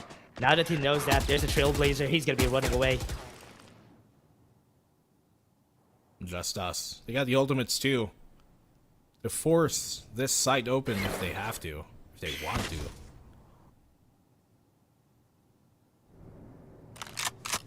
to. Okay. Still nothing happening, but there's a lot of people up long. We're waiting for any movement from Oasis before they actually throw it. There's 3 people here. Everybody has to be careful once they move forward. Guiding light is going to travel so far away, and that's going to be their signal to just go in. Showstopper right here. Savvy's going to fall. That's not going to be a finish from Marky, but they still got 2 kills. Witz was able to run away. Good kills here from Wits. That's exactly what they needed. And they still have hookah control because of that. The neural theft will confirm where the push is coming though from. Let's see if we're going to push out all the way towards that CT. Dubstep has got 2 coming his way. 2 inbound. Will he be able to find one? Yes, he does. That's a trade he needed. Brim for Brim. Now the flank is coming on in. Second love. Right there, up an elbow. Go for the peek. Fight against 2. This is not a good angle that he has to take, though. The timing was just perfect, though. Okay, but Kelly was still able to get the kill. Showstopper's going to be here. He's going to be peeking out. and they live for another day. Great job here done by Oasis on the retake. Everybody doing what they should in that case. Kelly, yes, finding that kill in the 2v2 was crucial too. Gave him the showstopper to confirm the round. And Dubstep 2 as well in the spawn. Getting one, not being taken down for free. Exactly what they needed in that moment. Look at Spark Schofield here, a double for him. Just causing havoc on the site itself. Last player standing. Really what allowed that to happen was Wits finding two from Hookah and backing off safely. Really important for them that time around, but now go for this next approach from Oasis. JustUs gonna be rushing in B long. We hear it for just a bit. They're just gonna be moving forward, not hesitating even just a bit. They're gonna take this ultimate order for Stacey. Let's see how they work things out here. They're still gonna wait for time before they rush inside. There. Slow things down a bit. Tripwire in its common places. Trailblazer will confirm quite a bit of presence here from JustUs. Have a chance to TP back, and that's what they're going to do. Dubstep in a very good corner here to maybe chime on in. He gets a double before traded out. That's pretty good already to take down both Schofield and Stacey, and Kelly, yes, off the pincer as well. Backs off. It's way too deep. But now it's a 4v2. No. Oh. It was seen still by Psycho is running through spawn. Right now it's still a 2v3. There's already two people guarding site. Don't even need to anchor on the site itself. They're just gonna be playing far away because they have the camera. Now that confirms it. There's somebody at short. There's somebody at back. 30 seconds left. They just have to look at the right two angles. Oh, timing. Goes for the spam. They know one is coming from the flank as Marky has destroyed the tripwire. And no commit on the tap just yet. Spike planted. I've got your trail. Be a tappy at Wits. Now down low. Cracks his head right there. But Psycho wins the fight here. Now it's gonna be an advantage for JustUs. They have the plan. They're pressured. Second love crouches out. They have to look for the other one. They have to look for Psycho first. They have to play out of Wits. They have to commit this Psycho. Goes for the peek. Wins the fight! And that's gonna be it. Second love. Goes in. Goes for the Seekers.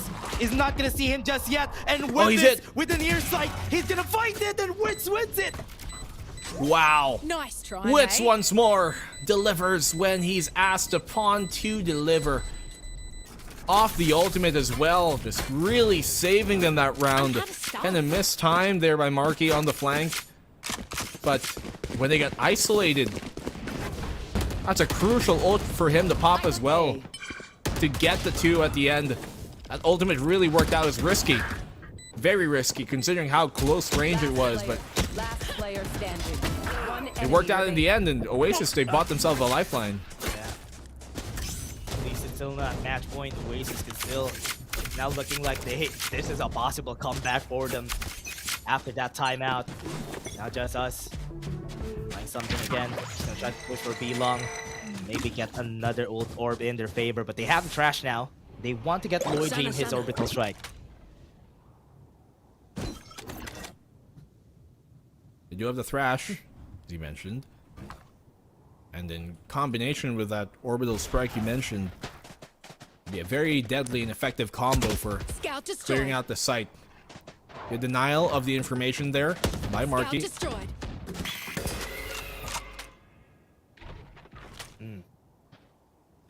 Sacrificing the dogs.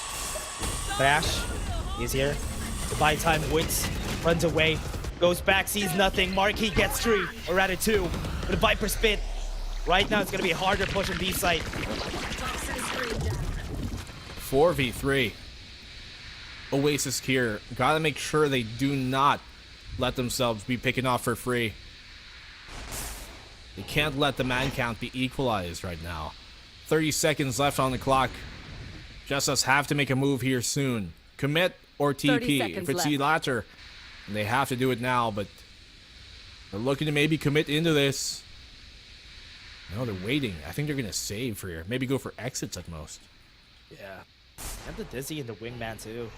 So if they want to clear this, they might be able to, but they don't want the risk of not having any 10 guns for seconds the next left. round. So yeah, save will be their call.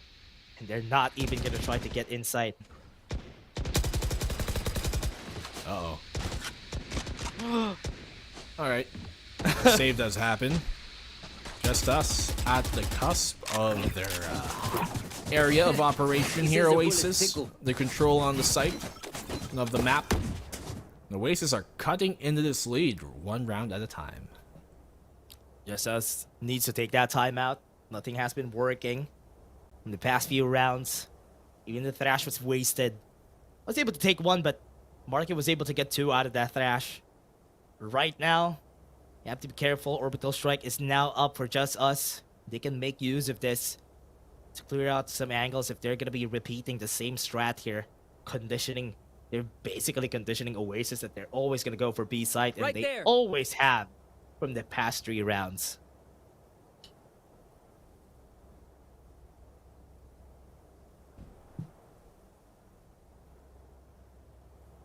Well, what can JustUs do here now to stop the bleeding? Because they've put themselves rather, into a favorable position, and yet Oasis are simply erasing, slowly but surely, what they've worked so hard to. Their map number 1 was such a far cry from what we're seeing right now. It would almost be a darn shame for them to lose this map and go down 2-0 when it should have been a map 3 coming up way. The Oasis are really building up momentum here, and they're one of those teams that love to ride that momentum all the way to the finish line. Yeah, match points look far away compared to rounds a while ago.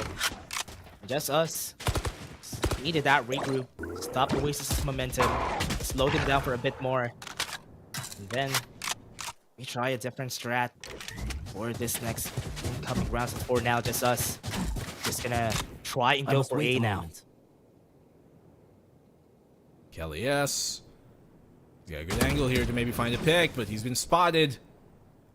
But because it's the Cypher they spot, they might not be too convinced it's an A hit. Ooh. Step already going in. Backs away. Satchel was there. Tripwire was also there to help out Savvy. Wasn't able to finish a kill, but with the orbital strike, he's not even gonna try this. Gonna try to peek out. He falls down. He was able to get one anyway. This is still an advantage for their squad. The orbital strike stops the push. Lloyd Dream takes one. Make that two. This is now a 2v3. Lloyd Dream just bought them Planted. Last a lifeline player in this standing. nightmare. Second Love finds another kill as well. How are these kills going their way? Oasis's hold was looking pretty clean until it wasn't. Just not winning the fights that they needed to in that case. Putting themselves in these positions to be overrun. Wits is gonna have to chalk up another miracle. That's a fight against speed. Losing patience. Here, amigo. Barstofield just wins the peak off. 12-8, match point for JustUs. Match point. Party's over. Let's show 12-8, you heard it there. Oasis, initially pretty good, but yeah, once more, those kills just not falling their way here. Especially from Lloyd Dream, was able to find the peek onto the back site. And then the follow-up here from Marky, he gets pre-fired off the angle. What a nasty shot.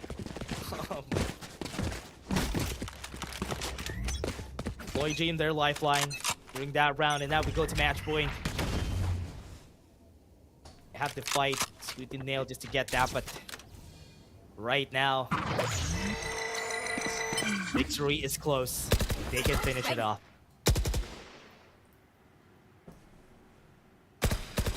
Got the showstopper here. there. At what point does JustUs commit? Savvy's got this neural theft, yes, but they're gonna need to be in position for a body for that. I must wait a moment. Look at the high-low hold here by Kelly S and Dubstep. Ooh, they were ready for it. They had to drop down. Smoke's They're down. gonna go in. I think there's a big commitment that they have to go for in this push. They had no idea if this is gonna be an A push. There's somebody at bats that could make them take space. They can go for long here just so if ever somebody falls down, they can still rotate to A side. But no, 30 seconds on the clock. They have to commit on one side. Looking to be the B site 30 here. seconds left. Tripwires are placed on B, but the Cypher is on A here, Savvy. Trailblazer will eat that one. Marky trying to deny it, but there's a lot coming his way. Falls back here into the gardens. He's going to have to be wary of the late flank coming on and up. But look at this. Oasis are putting up a great fight to hold things off. Lord Dream once again being the X factor, though, here for JustUs. They can try to go for the plant attempt. Within the site already, Dubstep is. And Oasis hold them off to keep match point where it is. Marky saves him again during that round, dropping down 2 kills. Everybody who went into the side dropped down. Hoka is just taken down by Marky, and that's why it was easier for them to just take over the last 3 members of JustUs, and that is another round for Oasis. Close it was, though, for sure. Yeah, good job by Marky, denying a lot of utility early, getting some kills when he needed to, falling back as well safely, and then dealing with a flank coming on and B long from Second Love. Puts JustUs into an eco. I mean, I don't want to jinx it, but we've seen teams lose to an eco like this at match point. Oh no. 12-9. Dubstep starts off with a kill. Denying that eco win. Never mind what I said. 4v4 is still possible. I know exactly where. Definitely possible now. Here comes out the ult. Confirms where exactly the defense is. Still are able to retrieve the Marky. I can't believe he got away with that. And he got the kill on the fadeaway with a snake bite. What was that? He actually pulled through in the end. Oh my.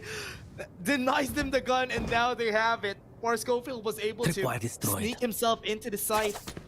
And this could be deadly if nobody checks this in Second Love. Did he see the head? Yes, he did.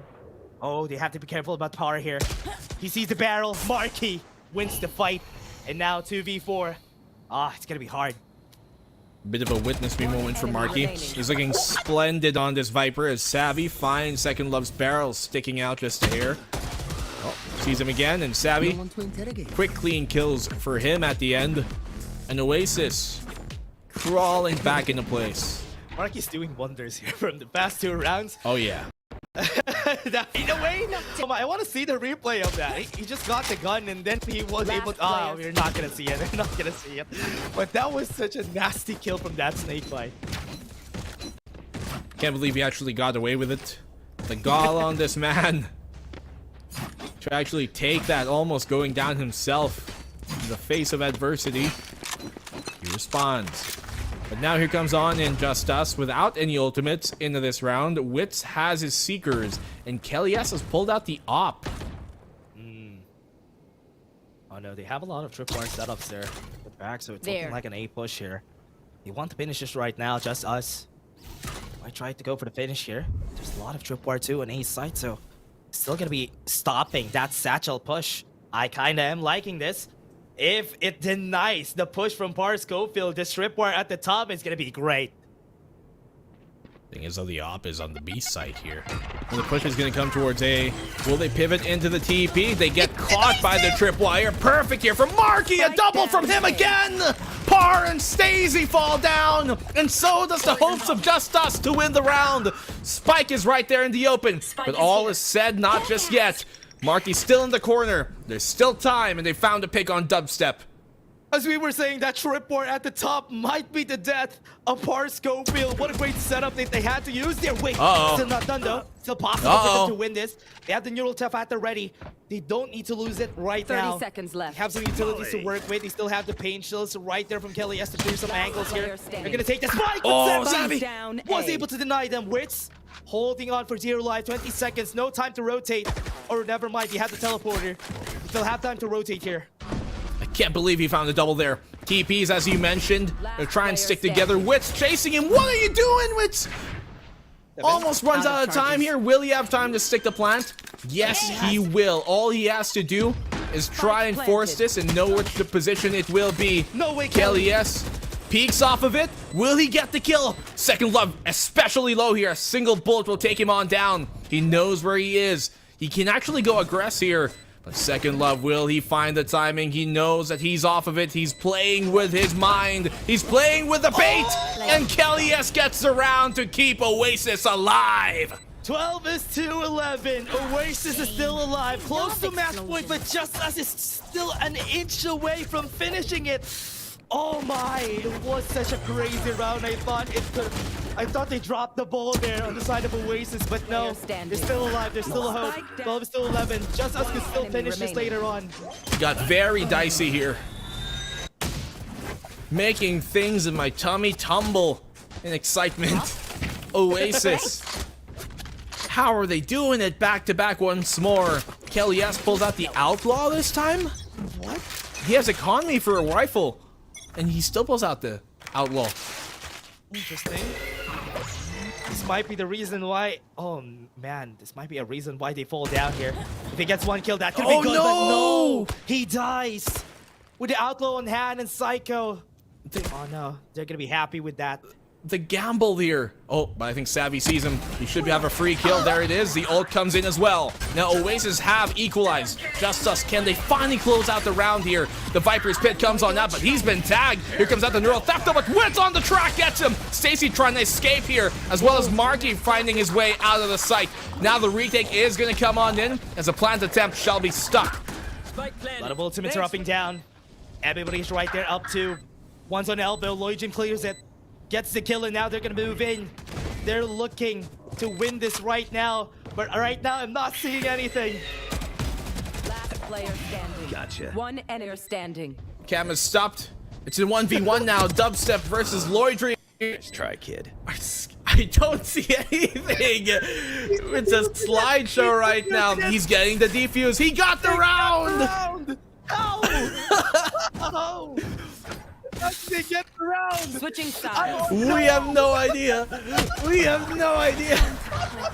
Forever. I don't know what you guys are seeing, but we're seeing a slideshow, a PowerPoint at this point. Oh man! Oh, how did they get it? I want to see how they get it. Oh no! Now we're going to go to. There's a replay. Oh, Dubstep did Dubstep things. Oh, crazy. Right here. And Oasis somehow came back with a round. Can't see anything. Oh my! What was that? That was... I wish I could have happening there, but hey, over to the ball here. 12-12. No, as overtime comes on in, who would have thought? But this is how map 2 is going to go. I mentioned we want to see a bit of a closer game coming from JustUs, but this close, who would have expected? This close. On a map that Oasis is very well known to always ban. It's so close right now. 12 is to 12. How the round is going. There.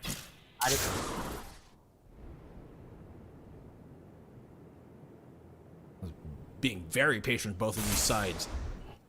Aggress by JustUs. Forward again here towards the short position.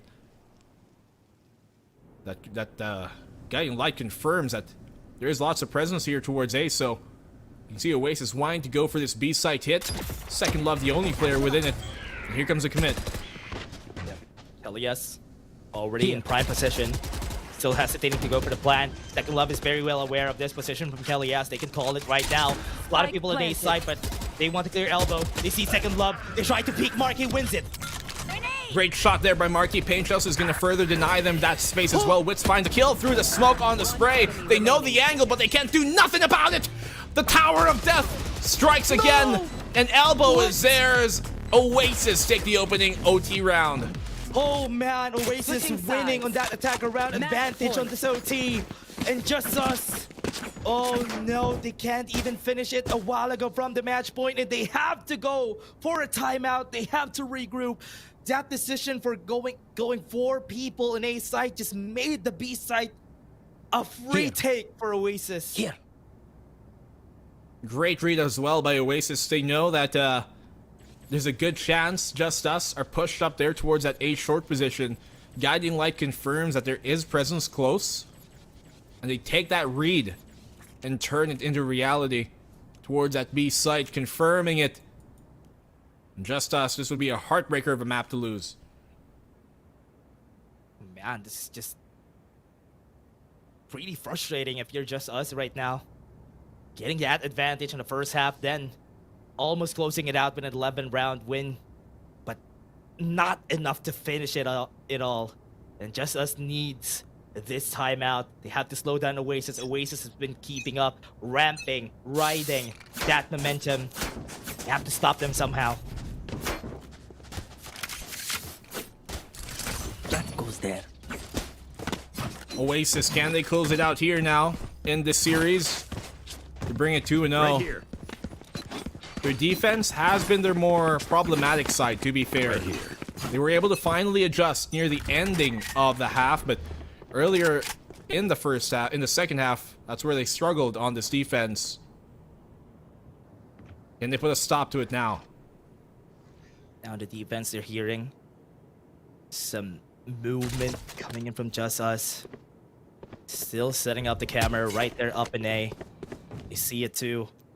Now no more confirmation for information here, but I think they're aware of KellyS's position.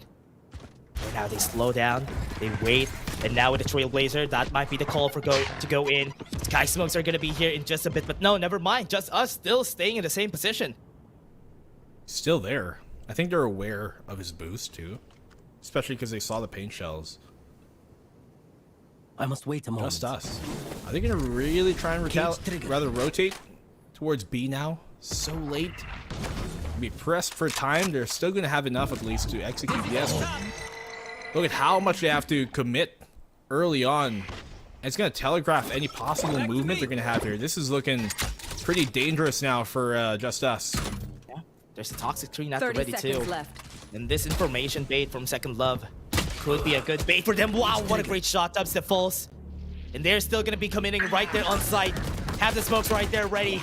And Wits can't even get any kills right out of the bat. But this is gonna be a plan for them. A huge kill there to find Dubstep. Things gonna be so much more difficult now for the retake here in Oasis. Can they find retaliating picks to try and equalize? 5v4 still. Oasis on pressure here to make the first move. They're all within the site. Only one outside of it is gonna be Second Love here, and he's keeping KellyS pressured. KellyS can't even really commit. The Second Love was what they needed in order for them to win this. Wits, the last one standing, tries his best, but that's another OT. Switching sides. Overtime. Out of charges. What a round here coming in from JustUs. I mean, the way that they were able to not even single-handedly, kind of more just very effectively take down that round where Oasis really had no foothold. They take down Dubstep, and then even on the post-plant, the retake here, Oasis just weren't able to find much going their way. If you're JustUs, you know that this map is yours to win. Yep. It's a round that they want. It's a round that they want to take. Schofield with the operator at the ready. They're up in bats. They know that somebody's there. I think they heard him. With the Trailblazer, that's going to be enough call. And with the operator sound, this is just going to push them back away from pushing off the side. Second Love. Ooh, very scary. Smoke dissipated at the right time, but Psycho's in a really good position, though, to take the kill on KellyS. That's going to be perfect. One down.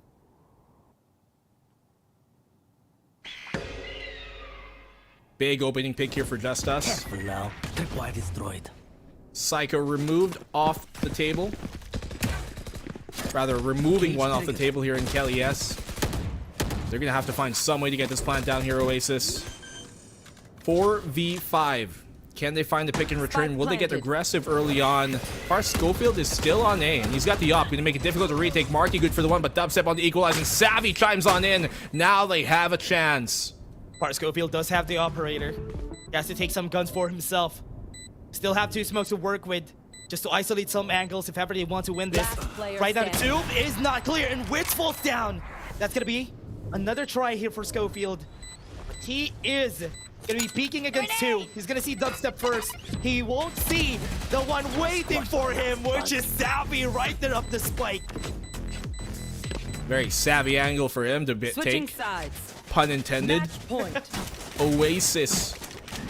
Another advantage here, but their attacking side, as we mentioned, has been their better side here during the game on Bind. It's their defense that has been lacking a bit, and that's where we saw them struggle to end out OT1. How will OT number 2 go? Oasis again. on the advantage here. On the second OT. Now on the defense. Have to be careful about this aggressive push from JustUs.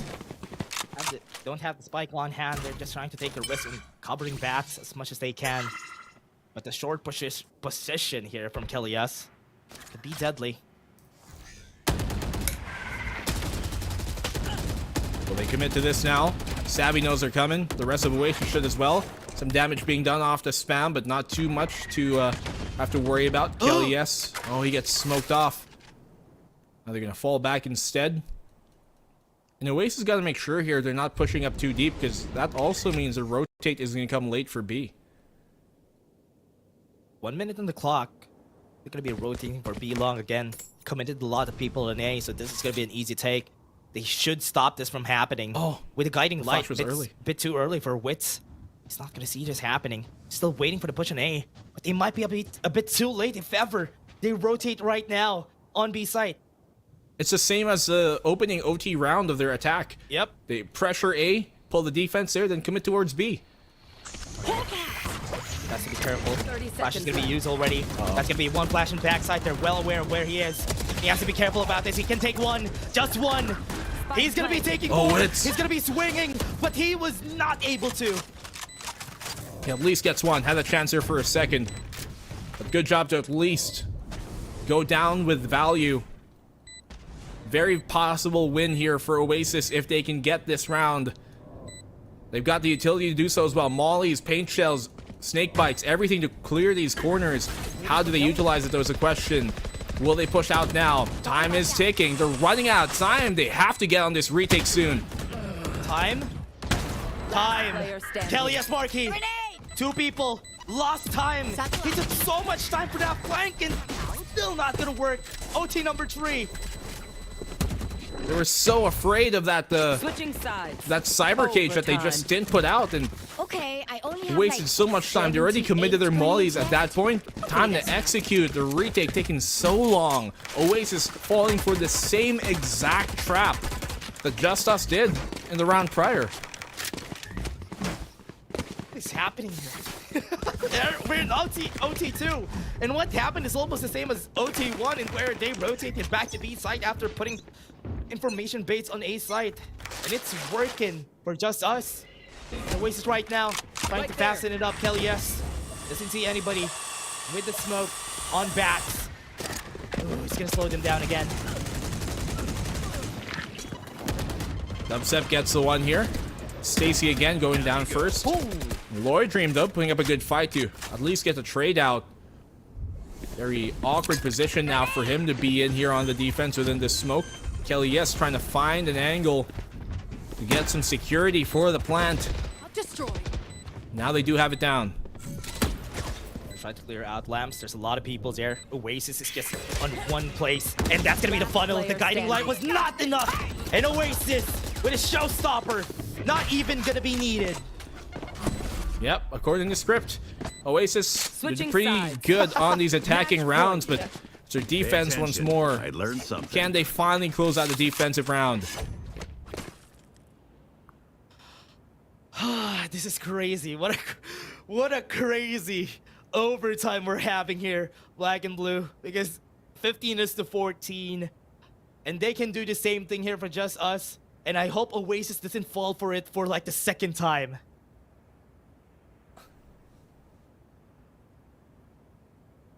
All phantoms here in Oasis. What's really interesting is that JustUs, their game plan, I'm surprised how much it's been working against Oasis. I would have thought Oasis would be one of the teams to be best at, you know, dismantling that, but clearly it's effective versus them so far. And I wonder what the plan here for JustUs' attack is. Very much needed. Oasis needs to really regroup too. Just for them to be aware of what the traps has been for JustUs now. We're waiting for the last one. The last round maybe. Or may it be another overtime after this. We're seeing the same bait we're seeing for JustUs. They're still gonna be playing around A.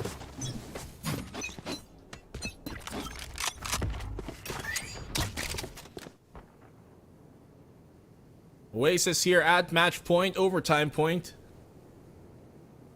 And now you can see them put a bit more effort into holding onto that B site, having defenders here towards B. But does JustUs commit now towards A now that they have kind of conditioned Oasis's B? Ooh, second love. Could be trying for the fight here.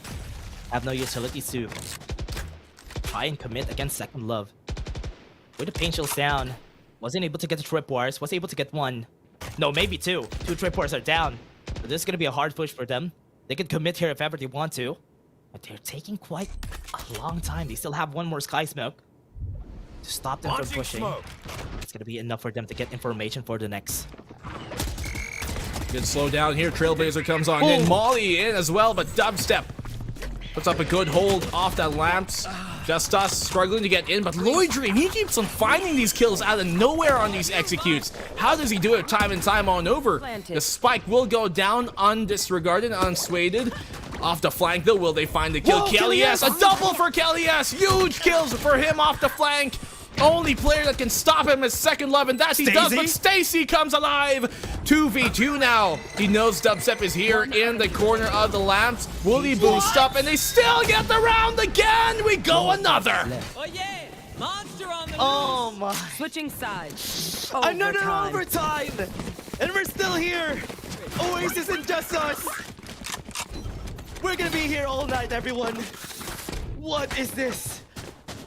One strat, everybody adapting to what has happened during the past overtime, and we're still in. Let's start this party.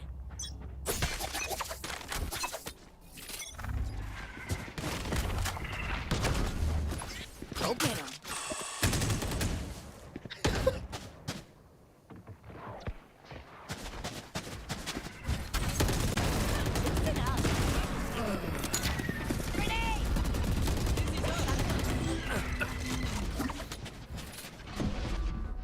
The Air 3 TPs, they know.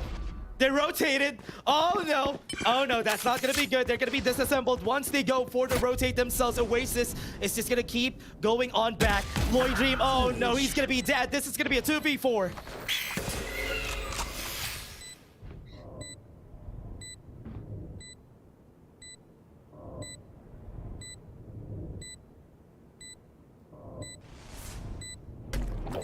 Wingman's on defuse. Slow him up, Mosh. My wingman's down. Last player standing. Mar. Same story. Same Switching story. sides. Oasis is taking the Match round point. again. Advance against JustUs. And now that they're gonna go to attack. Ooh. Oasis, let's see how they approach this now. How would they change it if they want to finish this today?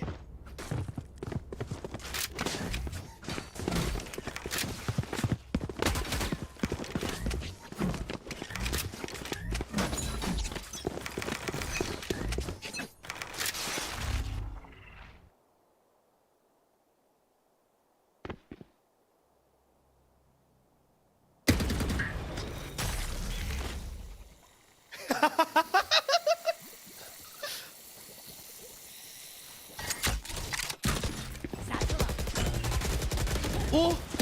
Cage trigger. Second love.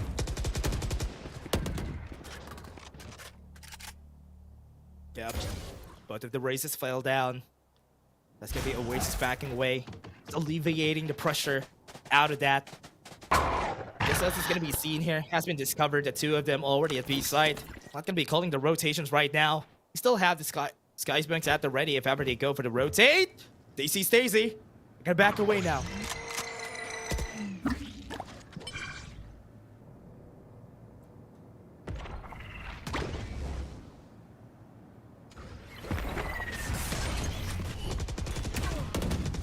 One enemy remaining. Whoa! Spike down. It's done! 30 seconds left.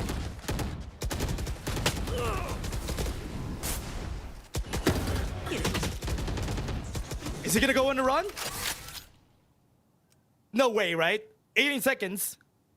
No, he doesn't have the HP to do it anymore. So it's No way. It's not possible. It's not possible 10 that's gonna seconds happen. left. Second love, push this. Never mind. Oasis Defenders win. finishes it on game 2. They're laughing. Look at that.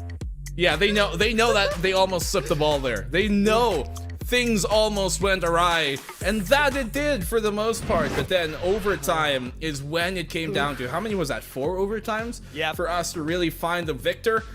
Oasis, okay, struggles in the second half, but ultimately came back when it mattered the most, and at the end of the day, it's a 2-0. I like the comeback that happened there during the whole time though. Like for Oasis losing first 11 rounds onto JustUs, and then they were able to come back, got it into overtime, and was ultimately able to win. What a great story there on a map that they are known to not be good at. And this is what happens during the off season. The practices that they have is actually working, and they were able to win against JustUs on this map. But man, Lloyd Dream has been such an exemplary player throughout that game. There are so many times where their round was heavily at a disadvantage, and because he would get a kill during the attacking side, he would just buy them a chance to get the spike down, buy them a chance to equalize the man count, and really, they're able to pivot off of those to win. Lloyd Dream, maybe it's not about the first bloods he finds, but it's about the trades he gets, and that's what's been winning them some of those rounds. Yeah, Lloyd Dream in second level too. They made it so hard for Oasis to even find a lot of the values that they're looking for, especially for the pushes that they have been doing. And honestly, these two have been really crazy hand in hand with Oasis. The endurance of this team is just really great to see that they still have it, and they were able to pull through in a 4th overtime round. Last player standing. Well, I mean, I think it's certainly a case that you have to respect what JustUs did here today. They were the team that took down Oasis last time. They almost did so here for a second map, but ultimately enough, Oasis hold on. Their expertise and prowess prevails. It's a pretty good showing here as well for Wits to be slotted into this team for the first time. Oh man, they were able to finish it up in the end. And oh my, what a game to say the least for Oasis and JustUs. And JustUs lost to them even during the group stage, but were able to come back during the playoffs. But in the end, ultimately, they were able to finish it and win. For Oasis was able to win. Yeah, I just realized that we're matching shirts, kind of like, it's like oh, right. black and white. But what is matching even better is our panel, and they've got a lot of words to say. So how you guys doing?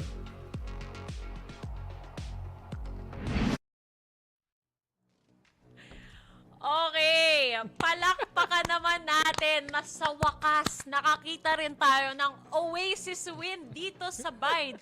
I think, Dax, it's been 84 years since huling nangyari yun. Parang panahon pa ng lolo ko na meron pa siyang titong kasama nun, di ba? Oh. Ang tagal-tagal lang hindi pa nananalo Oasis. At naglaro ng Bind mismo in the first place, right?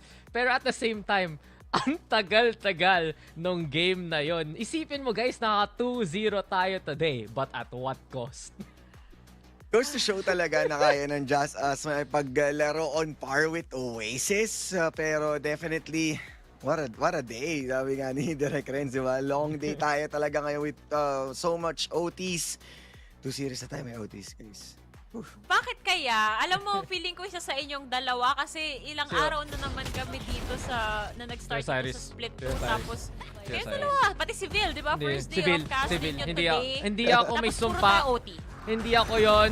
Gusto ko lang sabihin, ako ay malinis ang konsensya. Only good, I'm here for good games. Baka yun yung aking curse mismo. And let's just say, first game, syempre, good name na good game para sa Oasis. I think really the biggest concern for JustUs is nag-iba sila nga ng composition. Medyo nalilito sila. And then compared to Oasis, diba, dito, Cyrus, na grabe yung coordination, grabe yung plays. And from what we saw so far, na they felt so comfy playing with one another.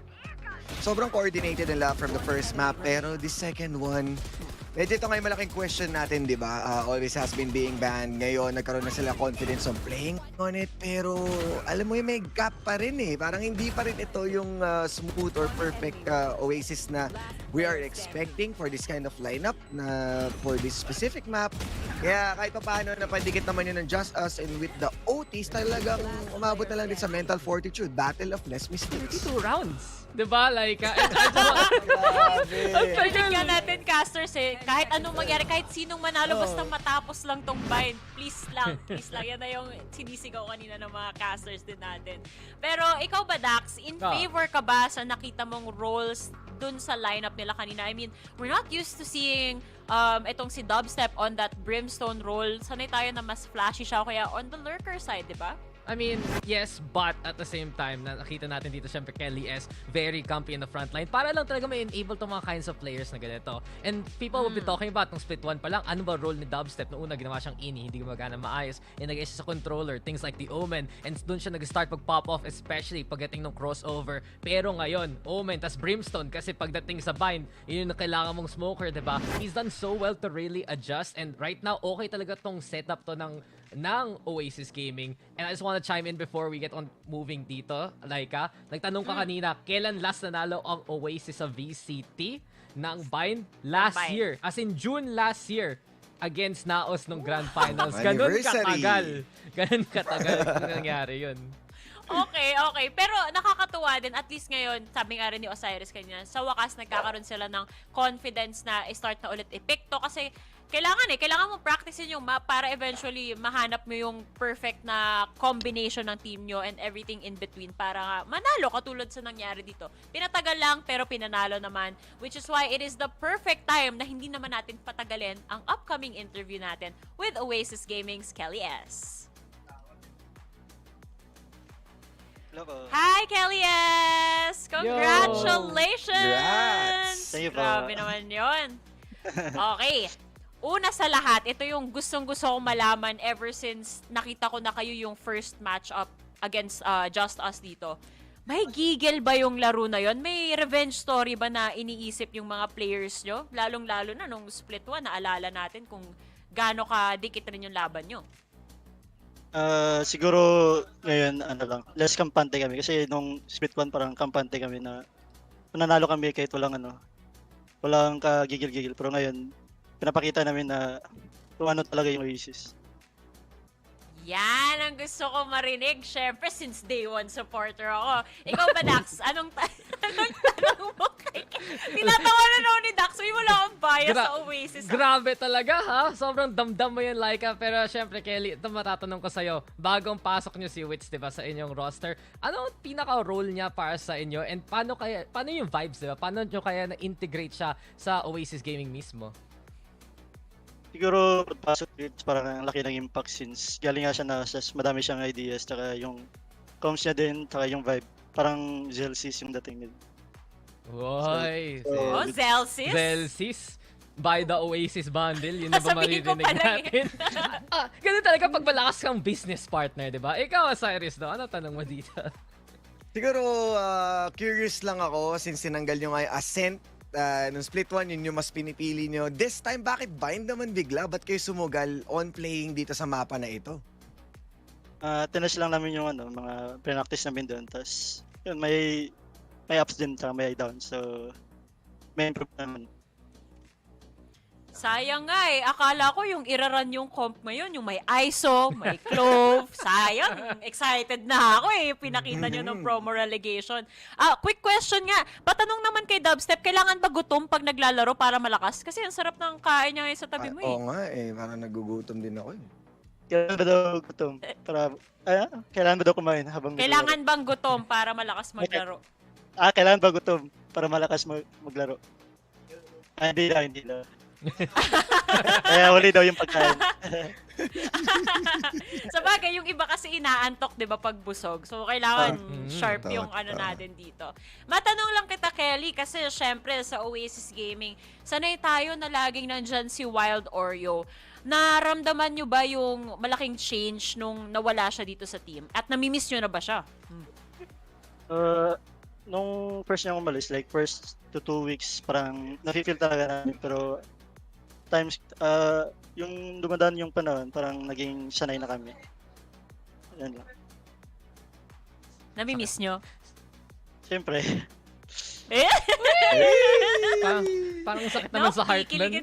Pakiklip na lang po at pakisend po kay Wild Oreo para naman kiligin siya. Ay, miss na ako ng mga former teammates ko, di ba? Padala sa Korea yan.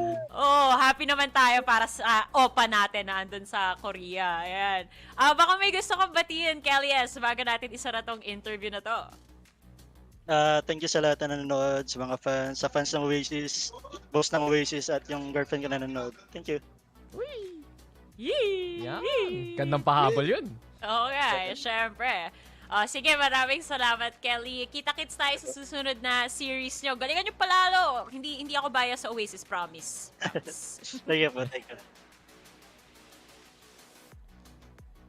Ano ka ba, Osiris? Ang bias mo naman sa Oasis. Ano ba yan, Laika? Ini-expose mo ko eh. Hindi ko nga Grabe ka, Laika. pinapakita eh. Para kang familiar sa Oasis, no? Para kang parte talaga ng pamilya na. Pero hindi ko naman ang bakit.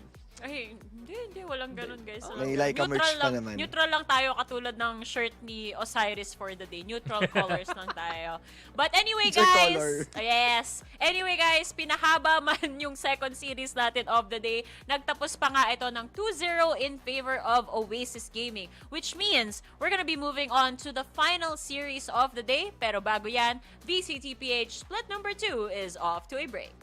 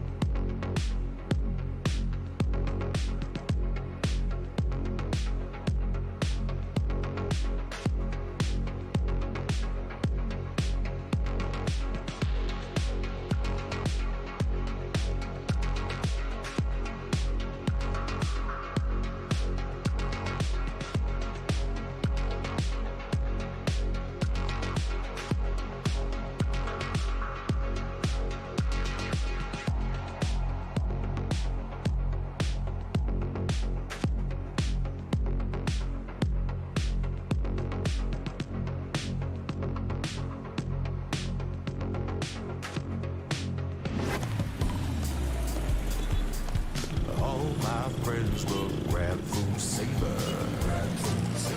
Delivery fee is a lot cheaper. Grab food saver won't make it roll. Yeah, oh yeah. Grab food saver is the one to choose. Yeah. Grab food saver meals 99 plus. Diving meals, if it's a bill, saver meals won't make you go. Yeah. All my friends will grab cost saver. The grab cost saver is a lot cheaper.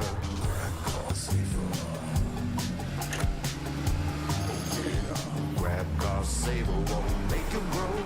Yeah. Grab car is the one to book. Yeah.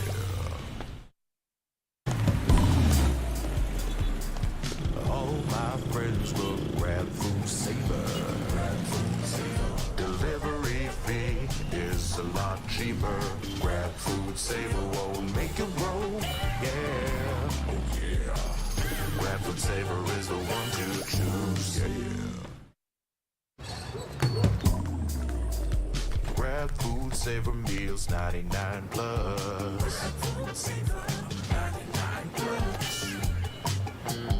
Diving meals, if it's a bill, saver meals won't make you go. Yeah. All my friends will grab cost saver. The grab cost saver is a lot cheaper.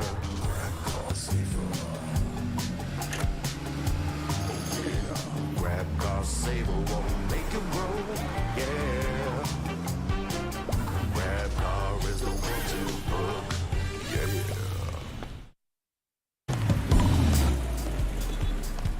All my friends will grab food saver. Delivery fee is a lot cheaper. Grab food saver won't make it roll.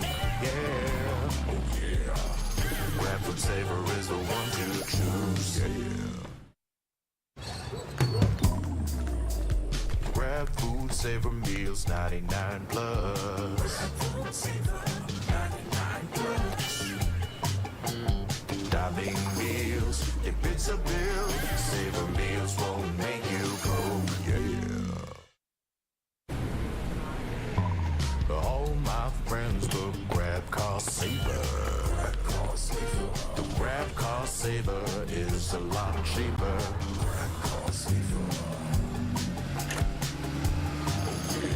Grab cost saver won't make it roll. Yeah. Grab car is the one to book. Yeah.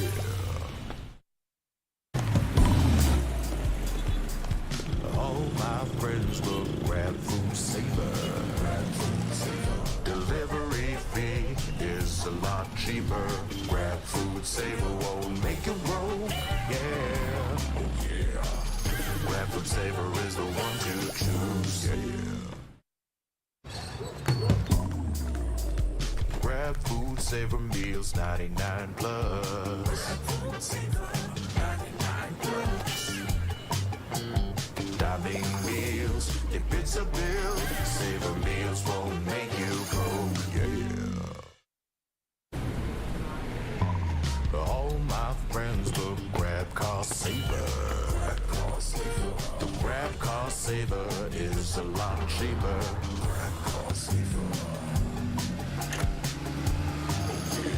Grab cost saver won't make it roll. Yeah. Grab car is the one to book. Yeah.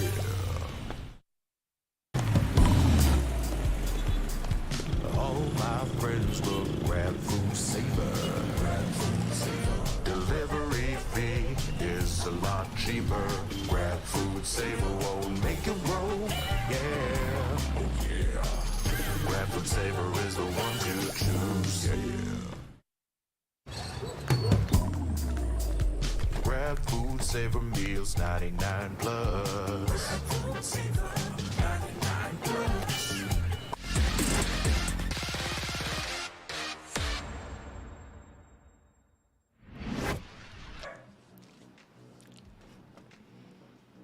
Welcome back, ladies and gentlemen. Tayo ay nagbabalik dito sa VCT PH Split number 2 na dito sa Challengers natin no? Kung saan nakita natin na Oasis Gaming finally won a map dito sa Bind against JustUs at 2-0 pa nga yung scoreline niya.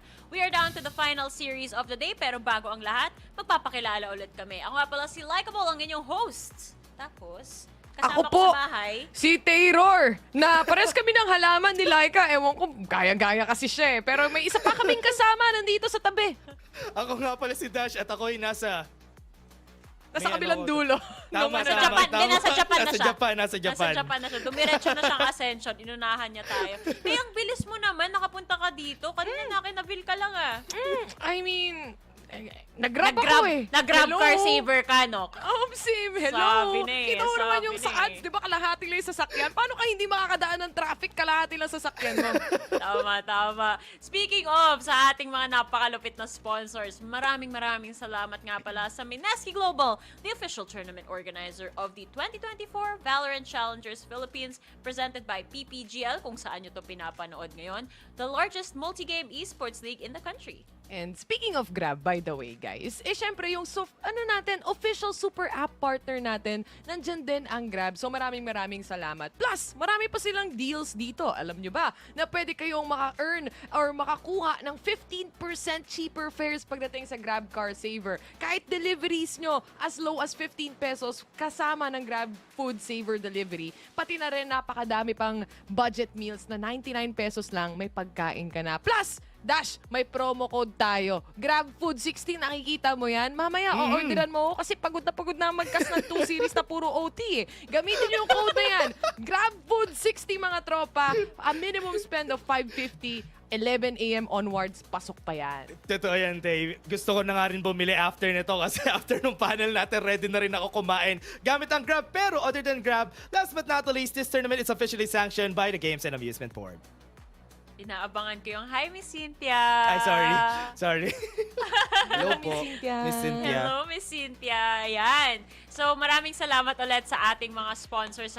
Pero tulad nga ng sinabi ko, final series of the day na. Nako, Friday pa man din ngayon. So, I'm sure yung mga tao nakakagaling lang trabaho, gusto nang mag-unwind, mag-release, at manood ng Valorant. Kasi yan yung masaya. Magandang bakbakan dito sa atin. So, swak na swak yan. Kung ako sa inyo, sabi nga ni Tay, gamitin nyo na rin yung promo code para sure na sure etong pag-relax nyo, may pagkain pa kayo sa tabi nyo. Pero sa ngayon, ipakilala na natin ang unang team na sasabak dito sa huling serye. Sila ay mga Cuties daw, at balita ko mga rank demons din, dahil heto na sila, ang Rank L Cuties.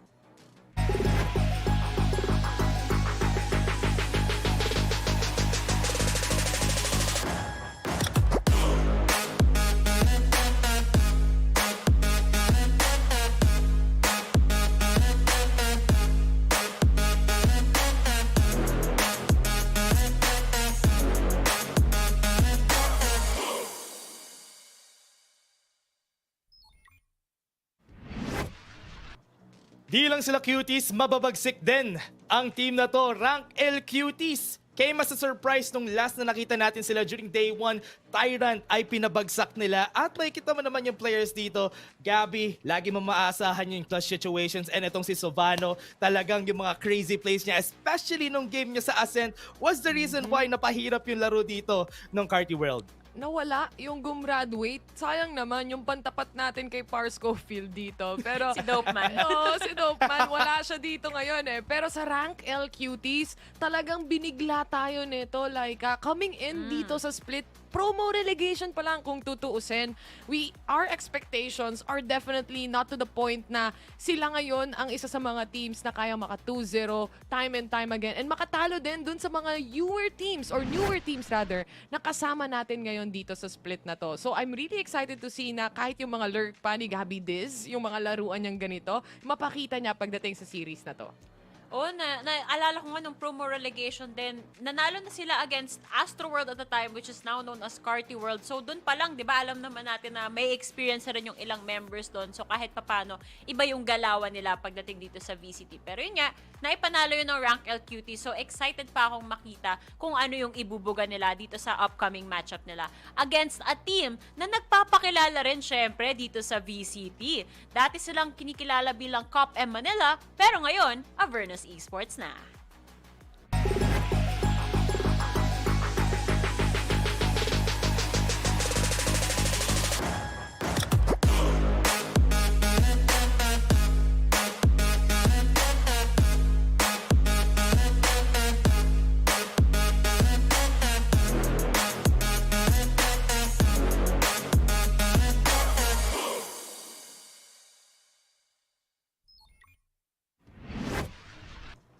Avernus Esports, kung sa inyo ay parang question mark pa ang lahat. Pero last time na kinas ko tong team na to, Dash at Laika, grabe yung foundation ng team na to. Talagang makikita mo, they have set plays as well. Their default is actually very, very good pagdating sa team na to. And you have players like Zeus, for example, na nag-step up during the time na si Yur, na naging duelist natin. Nagsaswap-swap sila dito ng sides. But at the same time, I feel like ito na yung time din para kay Yur na mag-step up din at ipakita na he's also a good duelist coming into this team, Dash. At this point in time, hinahanap pa nitong Avernus Esports kung sino talaga yung best in slot sa team. Kasi as you said nga, si Yur had some struggles during the last time that we've seen him. But against Carty World, it was a 3-game series yung nilaro nila. So that's honestly a good start for them. But si Zeus at si Denz, yun talagang maaasahan mo for this team if ever naghahanap ka ng high-impact players. Ay, kung mapupunta naman tayo dito sa Lotus, baka si XTY talaga yung hanapin nyo din dito. Ang kati-kati kaya nung fade niya dun sa mapa na yon.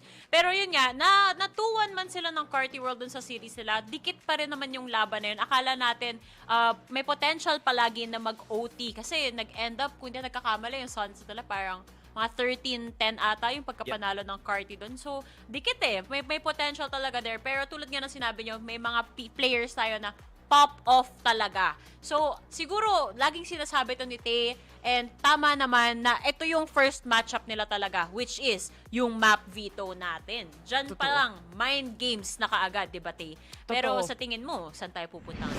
I feel like, syempre, hahanapin dito ng Avernus yung mga mapa na napanalo nila dun sa mga first series pa. So, I'm actually assuming na makakakita tayo ng Lotus dito. Unless, syempre, i-ban ng rank L Cuties yan. But the first ban coming in from Avernus here is Bind. I do feel like na kahit nga Oasis, nahirapan sa mapa na to. So, para sa kanila, out muna to, Dash. Yeah, ang ina-expect ko rin dito, everybody loves picking up, sasabihin ko sana yung Sunset. Pero dahil wala na yung Hindi pala Sunset, everybody. Yep, Lotus and Ascent could be a potential pick here for both of the squads if they just want the classics for them to work with. Ayan na nga, Ascent yung ipipick na Avernus dito. Tayo pa naman parang ayaw natin sa Ascent kasi for the past 2 days, marami talaga tayong Ascent na nakita. True. And sorry minsan kasi parang siguro tunog na rin para sa mga viewers na ako, nagre-reklamo na si Laika na ang haba ng mga laro sa Ascent. Ay, Laika. Ganun po Okay talaga.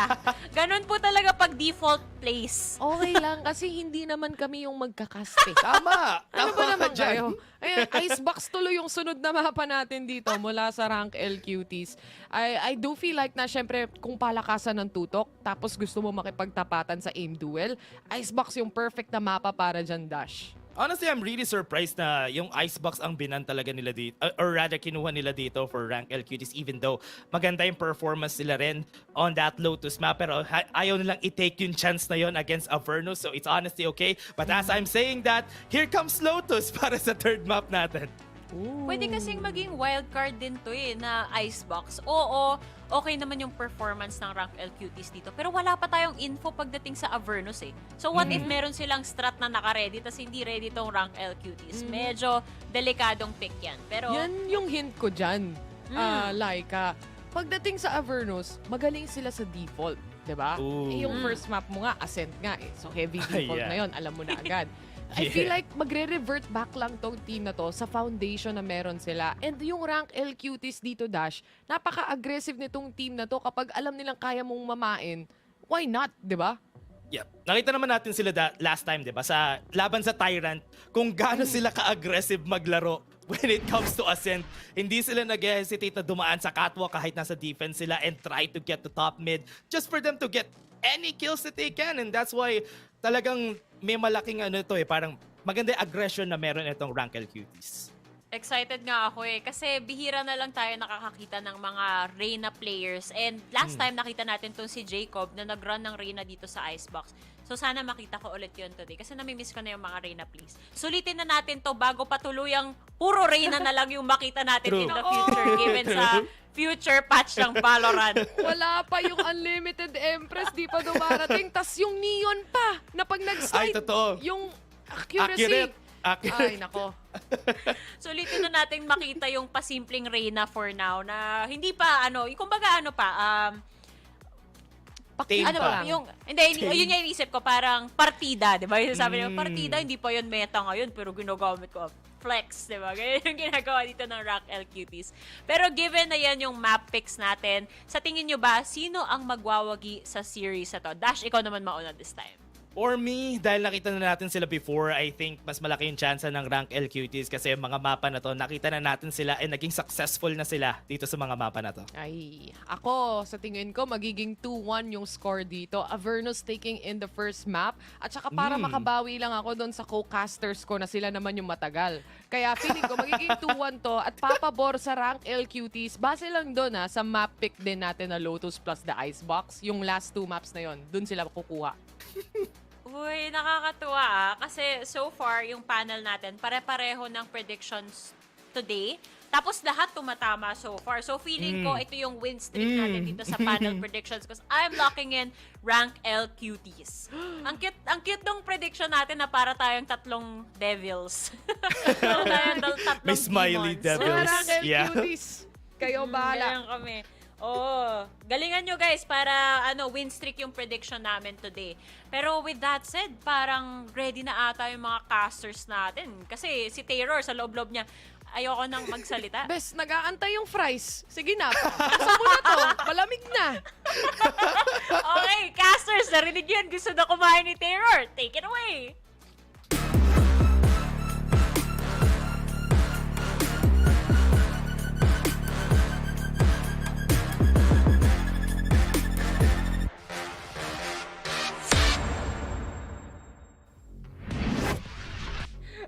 Our panel may be hungry, but honestly, I'm ready for another course of incredible games. We are back here, guys, because we still got one more matchup. The sun has set. It is getting dark. We have had some long series, but we got another one for you, and it's going to be a good one. First things first, we got the Rank L Cuties versus Avernus Esports. That's here with Black and Blue, and come on, man. We got a new one here. Some new faces really to the VCT PH scene, and I'm very excited to see what they bring to the table. I mean, to be fair, there are some individual players on both of these teams that we kind of have seen in the past, right? You look at here, especially the Rank L Cuties, you look at players like Gabby D's, you look at players like Yort, who came from Alpha even back in the day. You have some players as well who came from that Grind Sky squad. It's more, I think, Avernus that we are a bit more averted to trying to really look where are these guys from.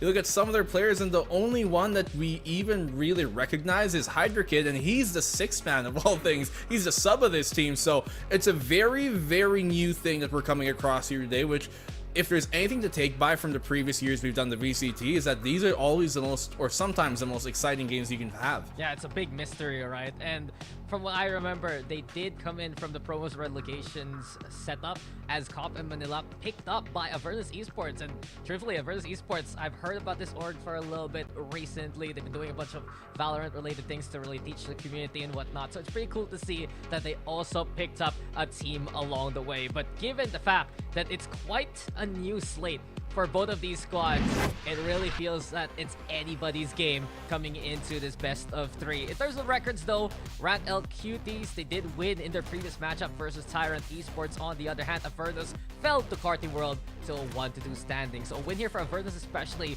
would be good to boost up their standing as we move into Ascent. I mean, they were able to take that Lotus, but who knows how this Ascent might go. You're looking at Avernus here, who are running this Phoenix. Very curious pick for them to be pulling out, considering the Phoenix hasn't been something we've seen on Ascent in quite a while. It was the previous composition. We saw them play against Cardi World, yes, but that didn't necessarily give them great results, and so maybe it's a bit too short for them to change comp just now, but I don't know if this is the exact comp we'll be seeing from them further into the regular season. Yeah, and I'm very excited to see how this is going to pan out for something a bit more tried and tested for Rank L Cuties. It's a meta composition, something Raph would always complain about. You play the KO, the Killjoy, the Sova together, and you look at the map and say, oh, we're on Ascent. So I guess my question is, what does Avernus bring to the table now with the Breach double controller and Phoenix kind of setup? Yes, they have stun potential from afar. They can go for some suppresses there from Dens too, but a Phoenix doesn't really gap close as well as a Jet does on a map like this. Yeah, there's none of that dive potential, right? You'd be aware of a Phoenix as compared to another duelist, and it just goes to show that that space-taking ability isn't necessarily as fast inputted when you have an agent like him. So what can they play off? These trap setups, the flashes that they've got on the defense could be the nightmare that Rank L Cuties might come into, but they do have to suppress, and typically as a Phoenix you're going to be playing relatively close to the angle you're going to be aggressing, and that suppress on the opposing KO might just be the X factor. Yeah, it sounds like it's going to be such a big bother. I've also noticed here for Rank L Cuties, it's Urza playing into the game right now. They have a very deep roster, interesting enough. I think there are, 7 players here for Rank L Cuties. Nevertheless though, we're going to be getting into the game. And funny enough, I'm going to tell you something behind the scenes real quick. I forgot to change our main screen to the monitor in front of me. Careful now. So that's why I was looking away for so long during that camera at the start. But anyway, into the matchup. Immediately the hot tags there. Urza, watch out the jump peek, decides to swing it. Oh. Pass it back off with the dash. A bit dangerous there. Doesn't really commit to it just yet, but Urza's taking more damage than he actually dishes out. Now they pivot. Is that what they did? They back off? They run away. Oh, I see. What are you scared? I'm kidding. I mean, it's the right decision to do here. You want to fight? Come on! I'm just trying to goad them into some action early in this pistol. I want to see it, but in any case, I think it's... What's this wall gap? Yo, Viper on Ascent. We're seeing it here, folks. Innovation. I do want to say, though, I look at Rank L Cuties. Last time around, they were on Ascent. So Vano on that Jet did really, really well. It's Urza now into the playing field. The rest of the roster, the same for. And 30 we're gonna see seconds that left. a lot from Rank L. The fact that they swap around those players up this point. The Cuties now gonna be seeing. Oh, damn! Down. A shock dart already sends him to the next round. The rest of the list also will follow in suit. The 4v2 here. The smoke is covered. And on the inside, Gabby decides to peek it out. So the Cuties, they take already a good hold, and this round is theirs. Yeah, completely free. Silvera has a chance here for the one, but that shall not come. Rank Cuties. Initial stop there on A main. I didn't think it'd be as effective as it was, but it was enough to send them packing towards B, and the Cuties were ready. I was looking at their name, and I'm really thinking, how do I want to call them? Rank L or Cuties? I think Cutie. You don't get this call. Cutie. You don't get to call a Valorant game Cutie too often. Cuties, yeah. Cuties. I'll call them Cuties. Oh. LQT. El Cutie. It's like El Diablo, but Cutie. Yes. Yeah. I mean, that guy got famous. So. Oh well. Well. Welcome to age. Welcome indeed. But it was a good start there for the Cuties, especially the fact that a single shock dart already did some immense damage. Avernus, on the other hand, you gotta wonder what's the plan really for this kind of composition. There's a lot of flash potential if you notice here, Black and Blue, but beyond that, how do they make their way towards the site itself? A lot of traps that they can really use too here. Off the molly with a stun, flashes as well to accompany multiple part pieces that could, in theory, work out for him. We're not seeing that just yet. Obviously, it's going to come in a bit more on the defense, but somehow the classic wins there. Yeah, Avernus now, they're creeping their way towards the cubby. Urza, though, An outlaw in hand, very powerful in this scenario. With the wall being set on up, Avernus still, they have a little bit of that mid control. As it stands, you'll see Cubby still held in there by Cuties, but Gabby is playing with fire. Dips in and out, the C4 barreling down his way. Still slow from Avernus. They tried to make the work from Sly Zero work. Doesn't pan out after the shot, and now it's easy pickings from the Cuties. Jacob good for the 2. remaining. And that should be pretty much over. 3 for the Killjoy to wrap up the round. Yeah, good dodge of the flash there. They're playing the anti-flash within the smoke. Let's run it again. That's going to be something that I expect the ranked Cuties to continue to utilize. Wait for the initial flash, and then peek in after the flashes pop. What Avernus have to do here is make sure they bait them out with that first flash and have a second delayed flash on their entry to actually blind the opposition on the defense. Otherwise, these flashes, as much as they have them, they have so much to throw, they're going to catch nothing. What if they play mind games and just not flash? They're just not flash. Now, wow. The Cuties are anti-flash, you know, their position, so they're turned around. Genius, right? True. Just walk in. Yeah, just kill them. And speaking of, this is a free site. The Cuties, they gambled on their bonus to play all towards B, and Avernus will see an open door and take it. But that's the thing, though. Technically, they have a very hard hit, Dax. They have 2 initiators. Not info scanners, but actual initiating, attacking ones. Oh, there's a decide to go for the push. XDY on the board, though. And XDY with another one. Avernus given a chance to actually fight. They do so well. Groovy tried to go for the wall backs there with the Ares, but from above, just can't find any angle. And Avernus look very convincing coming into this round here. I mean, Ares in hand. I don't wager the best hopes for it. Not even ADS. That's it. Clean round for Avernus. All things considered, the only one to go down being the duelist. That's fine. He gets an orb. One away from his ult. Could really have it in this round if they take the orb, which I'm going to expect maybe Cuties are going to want to try and take control away of either A or B main early, just to deny that instant orb from being taken. You see it? But, yeah, they're doing good so far, I think, Avernus. Even on these attacking rounds they lost, you can see there's shades of hope for this comp to work. And it's so innovative. That's the biggest deal right now. Cuties, though, taking a page out of Black and Blue playbook. They tried to aggress towards line, and there is concern here for Ur and the rest that this orb isn't going to be as free as they would like. Now it's going to get taken. Gavin he was priming the paranoia, but there's no swing yet from the rank L Cuties because of the hot hands. Avernus actually going to be backing on away, leaving a single Dens there to lurk into the corner. It's so statuesque. It's like everything suddenly stopped here for QT. Guys, my game's frozen. No, I'm kidding. It's not. Your VMix It's isn't just working. the players are. Yeah, they're just not moving here. Angle comes out and they find the free pick. Dens absolutely destroys them, and the third as well comes his way. That's so destructive. You went with your pun. I think it's still terrible. In any case, he just did everything. That is not what you want to do there for QT. They had such good position and they went there one by one, effectively baiting Urza along the way. The thing is, Cutie is rather Avernus. No, yeah, Cutie on the defense. They already telegraphed the fact that they have kind of like a trap setup there.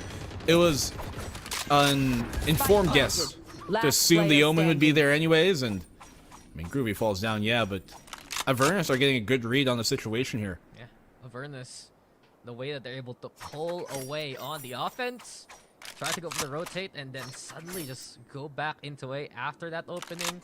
It bodes well for how patient this team can be. Begs the question, what kind of setup will they want with the run back coming into the next round, as Yort is going to go for the save.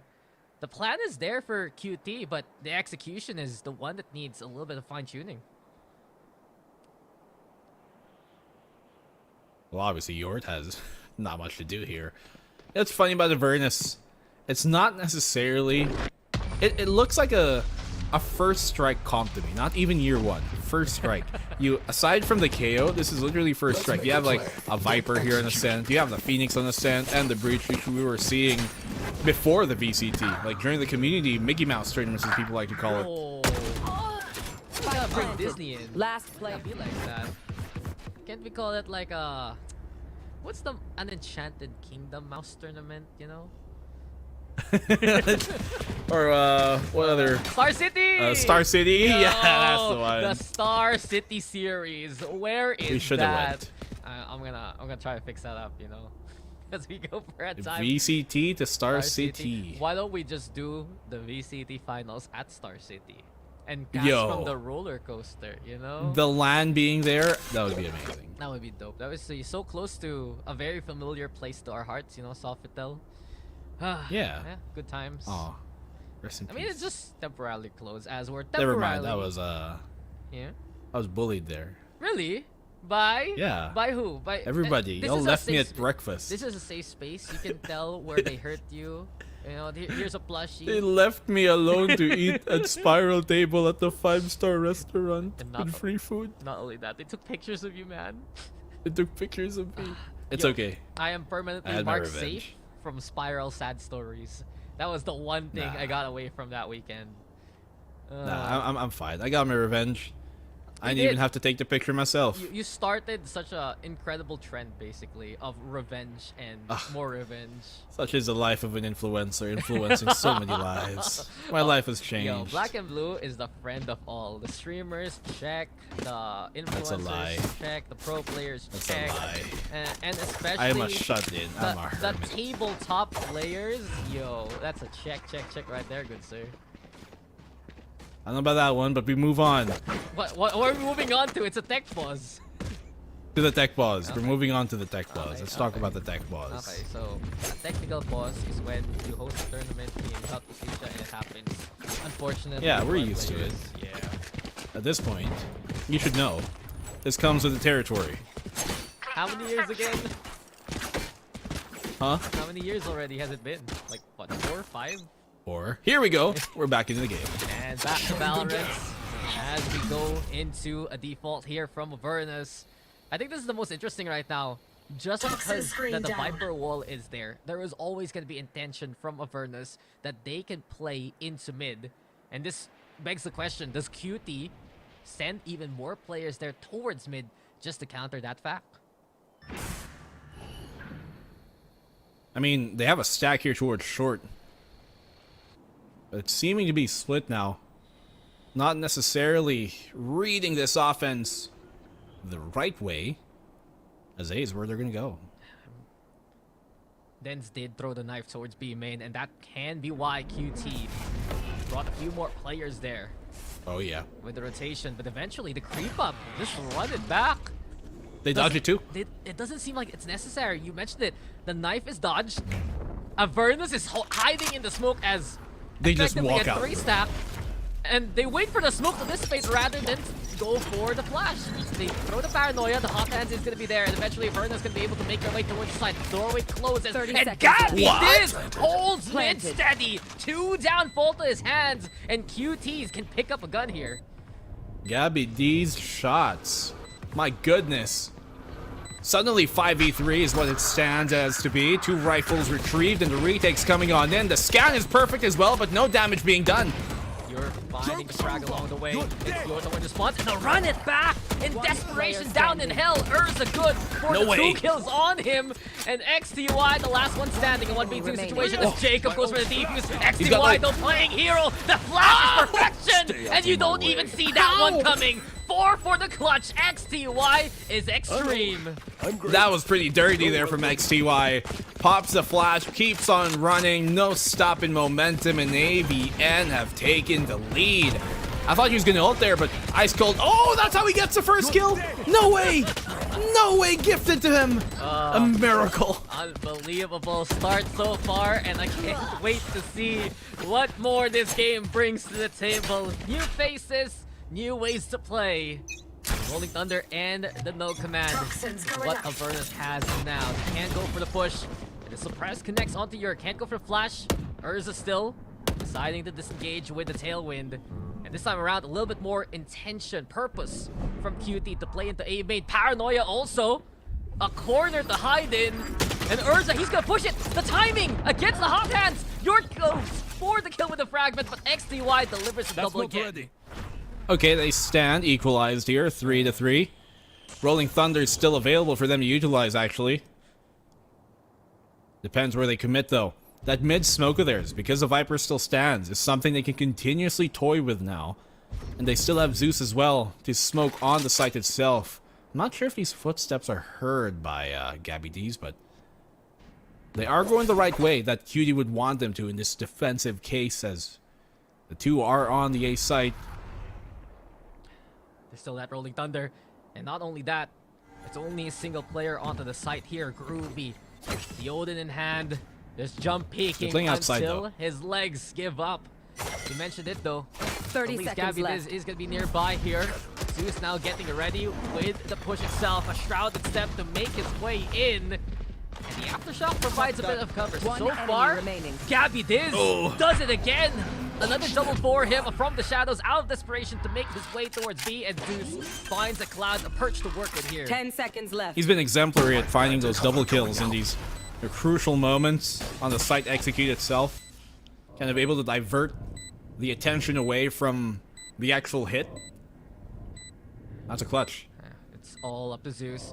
Has one smoke to work with here so far. It's already set head scene on Groovy. And that leads it to a 1v1. Jacob though looking for the frag. He finds it. And Cuties with 5 HP. They barely hold on to tie up the score. My here. ultimate is ready. Wow, you're calling them Cuties now, huh? You feeling pretty close? Of course. You guys tight? Yo, as a caster, we're allowed to be feeling close with the Placing players. sentry. Like Last fully player what they had standing. for breakfast. They totally said this even though they didn't. Who's not gonna believe us, you know? We're the ones here on the mic. I don't want to call them Cuties because Raph might get jealous. I mean, Raph is just always angsty, you know? He always has issues with Riku, always has issues with everyone else. Everybody Yeah. in general. It's 'cause he cut his It is the nature of the beast, but look at the buy here from Cuties. Look, he's like Samson, basically. You cut his hair, he gets a little grumpy. In any case, you mentioned it. Cuties is a bit broken in what they have. Is 2 guards, a bulldog, and the Odin that they saved from the previous round. But since Jacob did clutch it up a while ago, the lockdown available for the retake if need be.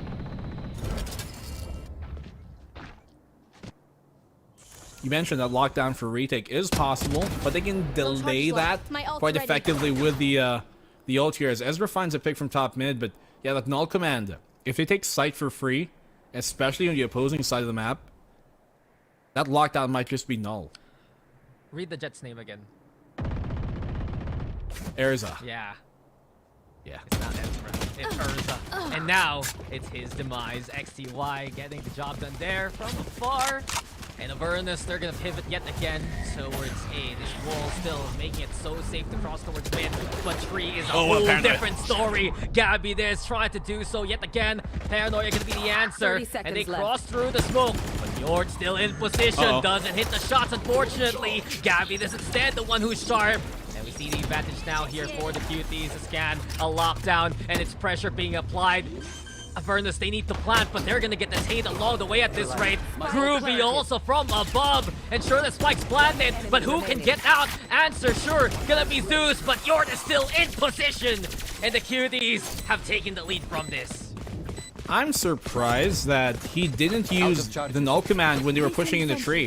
I thought that would have been the perfect moment. He stopped some utility coming your way, namely those flashes, some smokes as well being dropped down extra.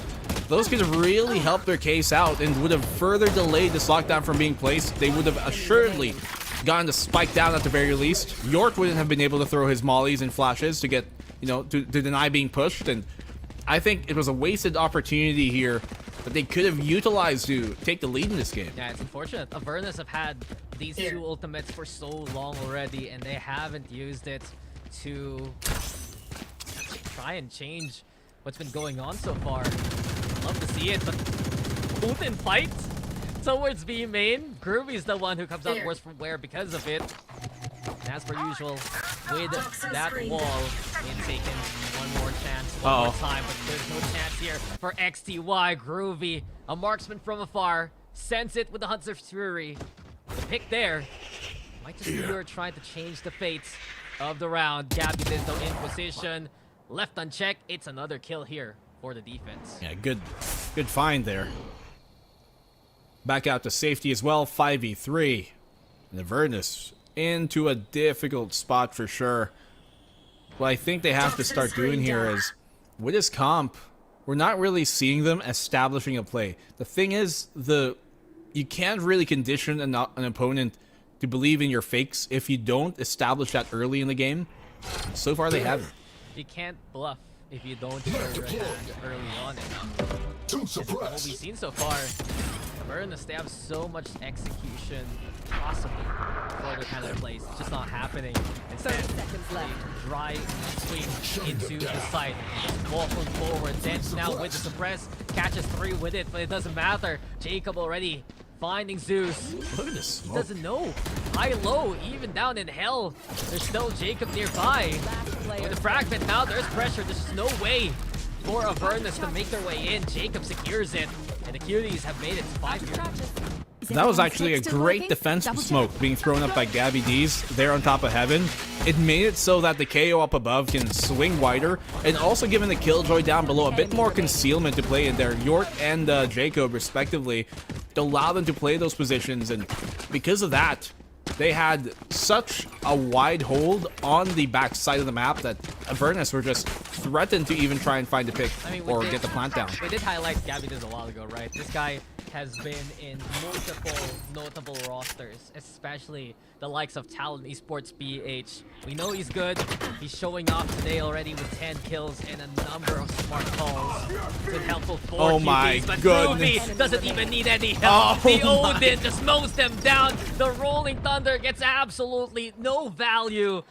And Avernus left with a single player standing. Cuties are stamping this site, this B main angle with authority here. Flash, pop, blind, walk. He gets one. Somehow. Okay.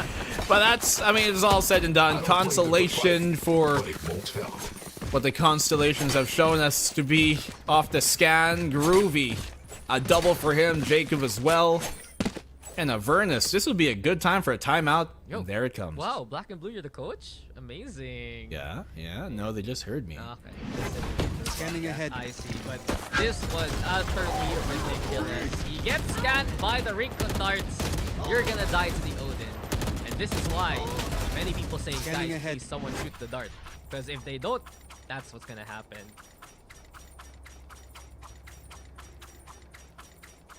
I'm enthralled by that knife spinning animation. The Kuronami? Yeah. Yeah?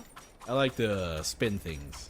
Spin, spin, spin, spin, spin, spin. Spin, spin, I mean, you were spin, talking spin, about spin. constellations a while ago, so it's pretty interesting that you love to look up on high and see the skies, man. See us spinning something. Yeah, it hasn't been the best though for the us, world. because the world is always spinning. That's why the sun and the moon go around. I mean, they're not making it easy on themselves, to be fair, with this comp. Yeah. And they don't even have a Sentinel. So, one, on the defense is going to be a problem. But right now, their problem is their attention is divided to having to worry about the flank, even though it's not coming yet. And it feels like if Avernus just concentrates their utility towards the front, they get so much more success. Instead, again, Urza peeks in, gets that kill. Yurzo able to make an exquisite trade there. A stinger for the operator. Might as well go for it. Does pick it up, but this spike still towards B main. And as it stands, Avernus have slowed down the pace of their offense to the throw here. They also have been kind of flowcharting the same way a lot of times on this lurk. Like, they have Silzera put up the wall, and then he crawls up into short, but this is actually the first time he's really done this here. He kind of put himself towards a mid-pizza. And if they make noise elsewhere and pull the rotation, he can find a pick here on the lurk. But wisely, Groovy actually playing towards CT, doing that jump peek that you can see. Whatever is coming his way towards market, and with it, the Odin doing some good damage. They're without armor, so the pressure still being applied here by the Cuties. You're also crawling with the op as well as the 30 spike. seconds You don't see left. this too often on the Phoenix. There's the swing, but the shot doesn't connect. Groovy surviving to keep the suppressive fire going. It's going to be a bloodbath soon here, Black and Blue, as Groovy wants to pay attention towards the main. Zeus now pushing forward. Groovy hits his marker. Who's next on the list? XTY has 10 seconds crawled left. towards the site. And as Yort expects this, he's hearing the push. The flash is there, but Yort wisely turning on away. Yort with another Spike one, down, holding down the lanes with authority. Another chance for Avernus gone to the wayside as the Cuties get their 7th round here. Nice flick for the anti-flash. But Denz, he's been one of the few players here that we've actually seen step up. We're not seeing that individual play really shine just yet here for Avernus. They needed that pick as well from Yor on the opener to maybe take down the opposing Sova here, to take down Groovy when he was watching that CT from B main, but it's a big risk to pull out the op, and it doesn't work. Yeah, it's just not happening. Yor hasn't found the entry that Avernus would like to have. And he has to run it back, so a chance now to just send it and make their way in. But still, there's so much utility bothering them here. I have an idea. Yes. Because there's many utility bothering them. Uh-huh. They pop the ultimate. They rush the B. That's true. Dents has had this for a long, long time in this game. And Avernus, this is their chance to make a play with it. They have 4 ultimates here.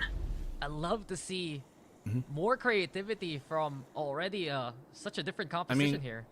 If they're pressured from the spam on the Odin, A is a pretty good option as well. Who knows how things might go. Like Gabby D's, same exact trap setup we saw from him a while ago. And now the run it back is the call. Gabby waiting patiently for Yor to cross instead. And Jacob gonna be the victim. So the plan will go down here for Avernus. Like they're playing Protector too. And Dent, there's a big one from him. The shot rings through.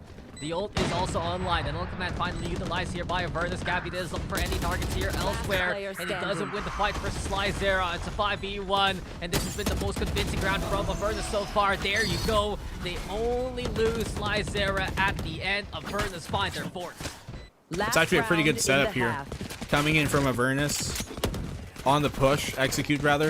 If Cuties aren't ready for that push, if they don't have their own setup, the thing is with Gabby, this is paranoia. Sure, it will hamper them for a sec, but there's nobody to swing off of it.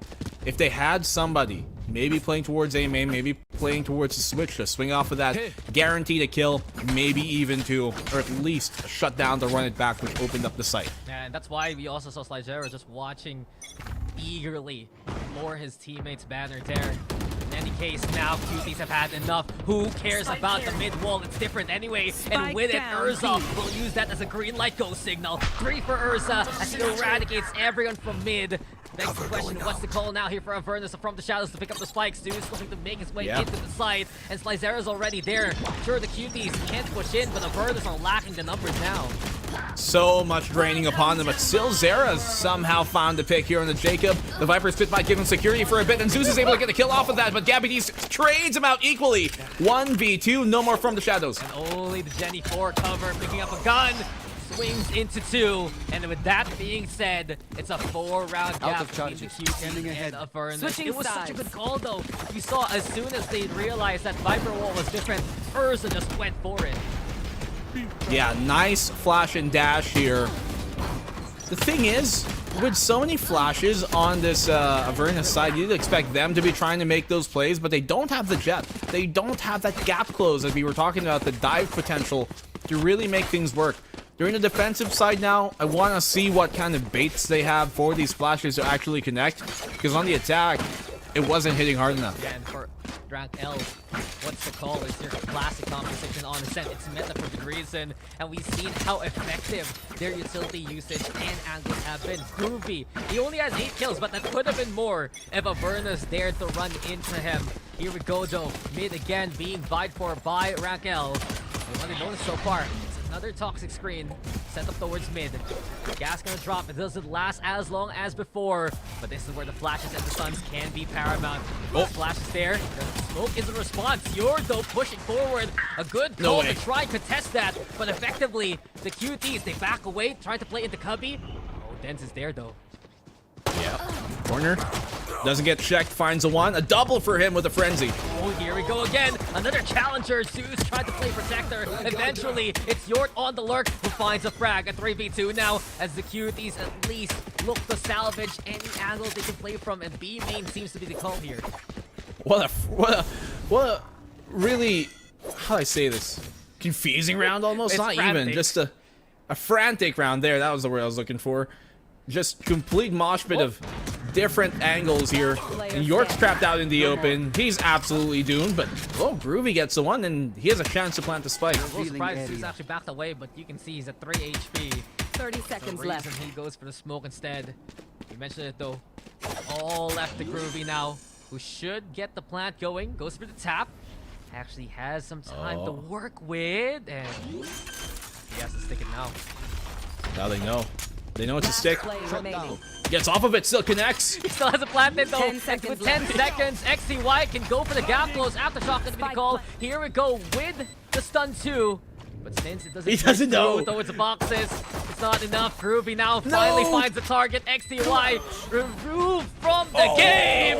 And Groovy dancing on those graves. What just happened there in that round?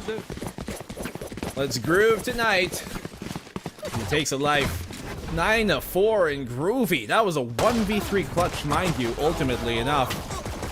As much damage as they did on this defensive side early on in the half, in the scramble. Groovy just bringing it back. Insanity is an understatement, and what I really want to point out, that Aftershock, it just doesn't go through towards the boxes itself. Yeah. Enough for XTY to provide much pressure, and he was so close to catching Groovy there. But the Cuties just don't miss, man. Well, he's been very sharp so far. This whole team has. Avernus now put into a difficult spot on the defense especially. Should be the favored side, but right now the numbers are not helping. The guns to Sheriffs also coming into a second round here for Avernus. It's a relatively investment for XTY Dens and Slyzera. I'd love to see what they can afford coming into the next round if things go awry. The orb taken though. You're getting closer and closer to the null command, and look at this push from Avernus.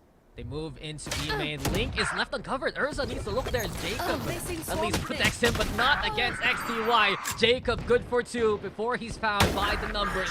Slyzera just runs out in the open. This isn't a sprint. It's a gunfight, man. You can't just do that. And the Cuties take their way towards A. Yeah, good trades out here, and Gabby D is able to keep that weapon out of their hands. A big problem now for them. At least they can do some damage in the economy. Blinding. They lost what other advantage or hope they had in this round. Flash out here. Gabby D's can back off safely. They know where Dens is as well, so there's no hiding this. Good cover there from York especially, and Groovy's the one who connects the kill. From that point on, Gabby Diz gets the solo fight, and we see the Cuties make it to double digits. I like the pincher though. Coming there from Avernus on the defense. They push out towards B. I mean, if Ur had a Sheriff or a bear weapon instead of just a classic, he could have actually gotten a kill there. And things could have turned out very differently if it was a 3v2 in Avernus's favor. But obviously, on the eco, not the best ones to bring. This is a round they absolutely need to get a stop in. And for that, they pull out 2 Odins and a Guardian. Yeah, and on light armor. It's a wild call here for Avernus. A bold move. Let's see if it pays off. In any case, it's still the wall towards mid. Also the poison cloud, interesting enough. Just try and fake out the Cuties here. If anyone does decide to push from Avernus, so the turret is the call immediately. XTY breaks that. Goes for the jiggle. Paranoia. Immediately lobbed in response. Cuties trying to make some space. Slyzera very busy with the wall. Almost getting caught there. You know, if they're going to go for that spam trap, and these are the type of trap setups I was talking about, they should have had a stun with it. And that was a problem. That's kind of the problem we've been seeing from Avernus. They have these half-baked ideas, but you can't cook with half-baked ingredients. That's true. If you don't preheat, how do you get cooking? It's a toolbox that have all the things that you would need. Only the hammer and the nail is what's used right now. And speaking of, that's going to be a point to hammer on. Urza finding the pick there. B now ripe for taking here for Cuties. Oh no, everything's going wrong for them. XTY falls down. He's gonna try him in for more Ezra because he's feeling it. Why not? He's a jet anyways. You gotta make sure though they don't lose these weapons. They don't have the best arsenal for this post plant. Yort now with the Odin in hand. Urza still in a position of power. And he just slows down anyone in front of him. A beautiful flash there. Courtesy of Yort. You're the only one still standing. They want to give the man the ace. Urza will get it. And the Cuties are 2 away from taking the map. Beautiful. That's exactly how you play your utility. While Cuties, they might have the more basic kind of comp being brought in here. It's the most standardized comp you might see in Ascent. They're playing it properly. It's not always about which tools you have. Sometimes it's how you use them.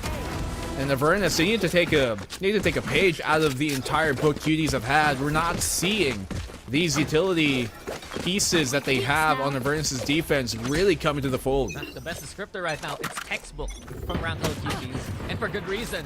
It's the tried and tested comp on a map like this. And the way that they've been playing have just been so much more efficient, optimized. You always see intention from Gabby Diz and Yort with their flashes. Someone like Urza is always able to play off it. Oh, we get the double swing! Oh, that could have been very much so close for Gabby Diz to get a double. Zeus though, shutting him down. Urza there protecting the gun, and at least Avernus getting picked there. Avernus were very lucky in that bout. As you said, could have been a double. Should have been one at least. Look at that connection here from XTY.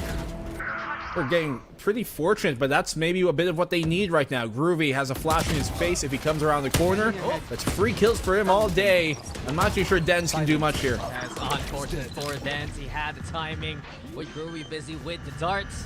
Effectively XTY the one to pick up the pieces from there. Has a rifle now for Slyzera. XTY, same to be said. Blades though out. Urza looking to be the hero, but he's zeroed in by Slyzera there. And we're left to Yorts, the only one standing on the site. Down in hell now. Well, might see. He was feeling it. He was feeling it. He knows it's gonna be the 2 players right above him. Yort waiting for the drop. The snake bite over to the spike. Yort hasn't been seen. Eventually, XTY will flush him out. And Avernus find their 5th round here now. At least they're able to get something going. As I mentioned, a lot of fortune finding them in that round, but maybe that's exactly what they need. XTY as well. A double kill for him with those sheriffs. And the initial pickoff that they found really gave him a bit more of a fighting chance in the round itself. They found Gabby D's. They lost the smokes. And from then on forward, the lanes were occupied now by Avernus. Yeah, the timeout here for Ragdoll Cuties. Want to just talk things over and look to see how they're going to finish things off. You see for Avernus, there are some sharpshooters really coming into the squad, the XTY especially. But I do wonder, they're so close now to having all their ultimates online. The big ones have to be the Rolling Thunder and the Run Back. And coming into the next part of this game here, Black and Blue, I'd love to see for Avernus to use this timeout to basically tell each other, guys, use your ults. We can win this fight. We can win this game if we just rally back with them. Well, the timeout by the Cuties is one for, I guess, preparation. Yeah. Avernus here, what I think they're going to be trying to do on the defense is that they're going to try and get a bit more aggressive. They're really starting to feel a bit more confident in what works for them. And in that round, getting a bit aggressive did work for him early on. And that's what you're seeing here, I think, here towards B main. They're going to try and set something up. And that's what QT are preparing for. How do they respond to this? Do they play passively or do they try and meet it head front? And with that being said, now Slyzera adjusts his wall. It's over onto A main here. Mid is going to be a lot more open compared to before. As at it stands, Jacob the one. I have the spike. Slow crawling into B main. Found out, taken down. Advantage here for Avernus. Are they watching the stream, Dax? They had the stun now off of that contact. They listened. They listened. I mean, it's the obvious kind of addition to the idea. Throw it now. Perfect timing on that as well. Zeus finds a second and everything just working well for Avernus. Such a good round for Avernus. Oh! Don't try to hold that thought. And that's so unfortunate for yours, especially. Just wasn't looking the right way. Now we got Gavides playing into mid. A chance here made by yours, but Avernus, they've looked pretty good into the round so far, despite those 2 losses. Yep, this is exactly what you should do here. You smoke out mid, but you crawl up still inside of it. Hide in the corner. You know somebody's jump spotting. Play close to the wall. Get the bait off. They know one's close now. Paranoia is going to come, and he's dead. Flash is still enough from the grave. Dens gives XTY a helping hand, and well done by XTY. Just the transfer, the sharpshooter of the squad here right now. Well, he certainly is looking pretty sharp so far. The first contact now working out for Avernus here. Of course, York was able to do some, make a bit of noise, but ultimately enough. Really good help here coming in from XTY, and as soon as that contact was made on the minimap, threw out that fault line to stun them both and keep control. Yeah, if there's one round to take away here for Avernus, that's the round they want to make an example of. Love to see more of that from them, make this game competitive. The Cuties, they break the knife, show their attention, the curveball, and immediate tap! Yor is sent napping straight on up. Denso putting Yor to the floor. Still that's great. He's dead. He's so dead. Nano Swarm the shock dart, and now the core of the KO being brought back to life. Cuties now with the man advantage here. Great utility usage here. Lockdown placed as well. Null command has been dispensed. They do have the rolling thunder though for the retake here in Avernus. Thing is, Cutie, they don't actually have to commit to this if they want to, but detained Zeus will be. And from the shadows now from Gavides to play on the site itself, looking for that detained target. Not gonna happen. Ruby instead the one to run into him. And from that point on, that extra angle provides Cuties all they need. We get to Cuties on match points. Great execute here from the Cuties, and even better shutdown of the idea. And as soon as the contact is made, York pops his ultimate. No second chance here for Yor to pop his in this case after the flash. And the Cuties are looking to maybe close this out here.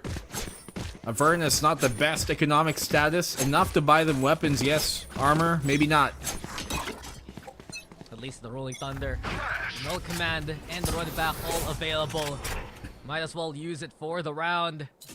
They see the opportunity. That's the wrong mid flash. Oh yeah, he said it. The flash. There's a one way, supposedly. Uh-huh. It doesn't blind anybody on your side. Who taught you that? Pops behind that arch. He knows his The great stuff. Fluffy O2. Of course, but it's gonna be even bigger for Slizera. It's a great kill at least, but with a one and done, he will get mowed down. Removes the first set of smokes here from Avernus. They still have Zeus though, at least, to try and cover any crosses. You're also, this is massive for him. Yor steps on up to the plate and just bats away 2 along the way. Yeah, big round for him. Exactly what they needed in this case. And a shutdown as well off of Jacob's lurk. Round is done, really. And the mid control here being taken by Cutie, rather by Avernus. Really helping on out. But they weren't too greedy as well to have to fight for every inch of mid.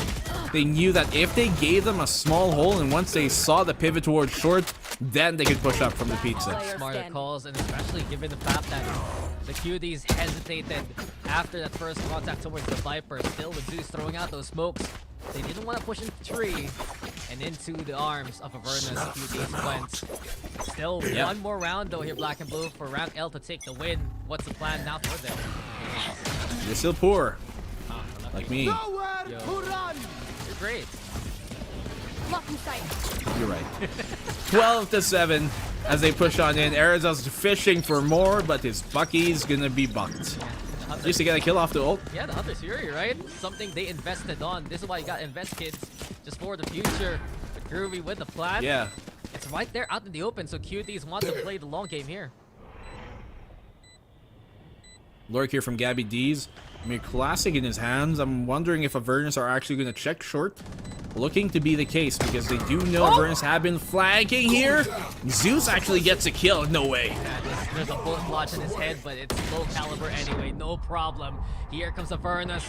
Get blinded though, Dan's trying to make his way in. Time running out here for Avernus to flash through the smoke. Even Dan's good for one, but Groovy finds two in response. Slyzera now catching a frag, and Groovy now got close, but it's just not good enough. Avernus keep themselves alive in the fight.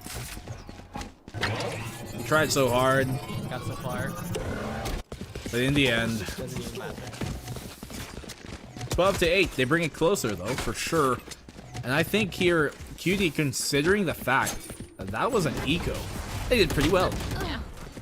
I dare say that pressure from the Hunter's Fury, and it's one of those moments when you look at someone's POV and said, if only he had a gun, that would have been a kill. Oh, for sure. They've got the Viper Spit now though, which I don't recall ever seeing it aside from the one time during the opening half. Now's the second. Ah, come on, Caster, stop calling the future. Spoilers. But yeah, the Viper Spit finally utilized here. Urza waiting for the push. You're a little too wide on that swing. No way to get back into cover. Effectively just a 1-for-1 right now. Urza trying to fish for even more. Go. Scout does actually find confirmation, and Urza finds a pick off of it. They have the advantage now. He went fishing and he brought a net along the way. It's a big catch. On to XDY now. He's been absolutely massive for his team so far. And while we do see Dan's moving away, Zeus is spotted in the corner. This site now absolutely free. Urza even flicks on over. Everything's left to Slyzera, who made his own island towards B, but unfortunately, the land taken is a site here. Oh man, Silzera, it's all on him. Barring a clutch or a 4K quad kill clutch, then this game is done. He connects on the first though. So the blade's dulled there, no damage done. But in a 1v3, everyone expecting him to come out from the rafters. Ready, set, shoot. The Cuties will take map number 1. There you go. Rank L Cuties able to reap what they sow with that early lead. Sure, comeback from Avernus was looking possible, but they kept that at bay for the most part.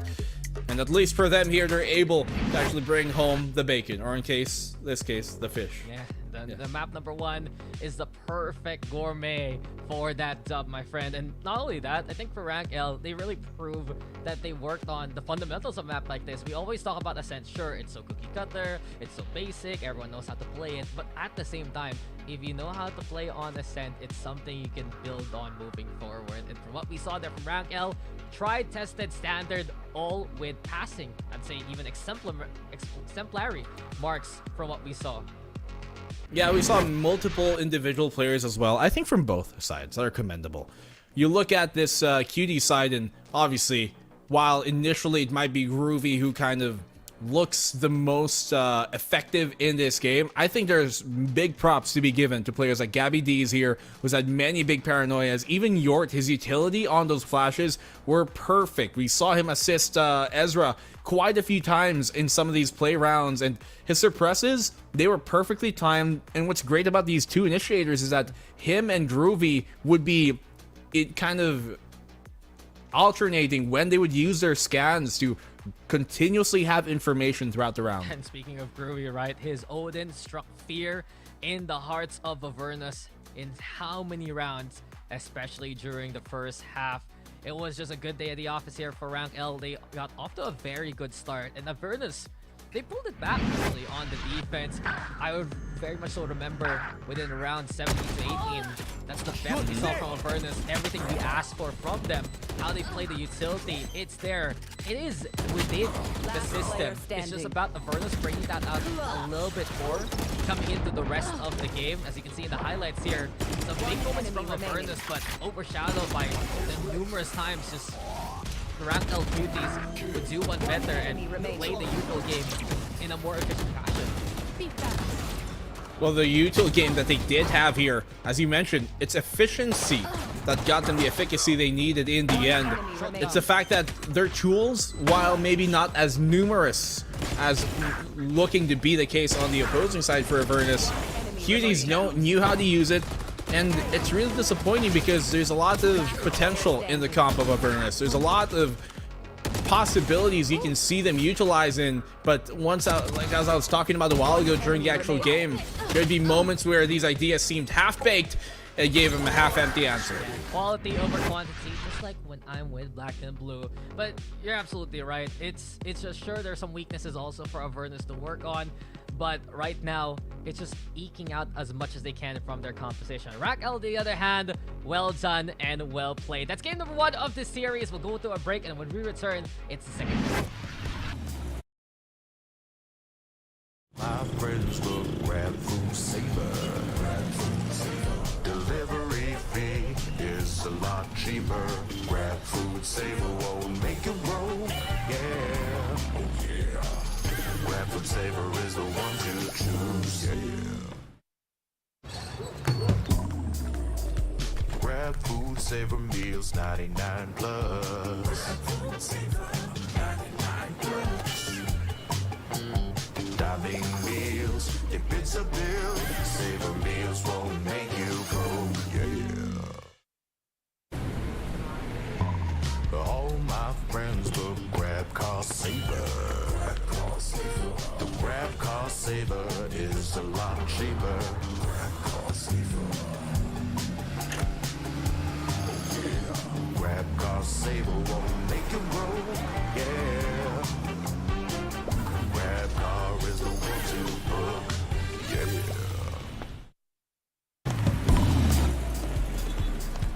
All my friends will grab food saver. Delivery fee is a lot cheaper. Grab food saver won't make it roll, yeah. Oh yeah. Grab food saver is the one to choose, yeah. Grab food saver meals 99 plus. Grab food saver 99 plus. Dining meals, if it's a bill, Saver meals won't make you go, yeah. All my friends will grab car saver. The grab car saver is a lot cheaper. Grab car saver. Grab car saver won't make it roll, yeah. Grab car is the one to book, yeah.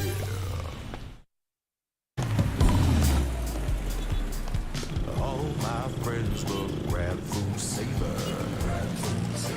Delivery fee is a lot cheaper. Grab food saver won't make it roll, yeah. Oh yeah. Grab food saver is the one to choose, yeah. Grab food saver meals 99 plus. Grab food saver 99 plus.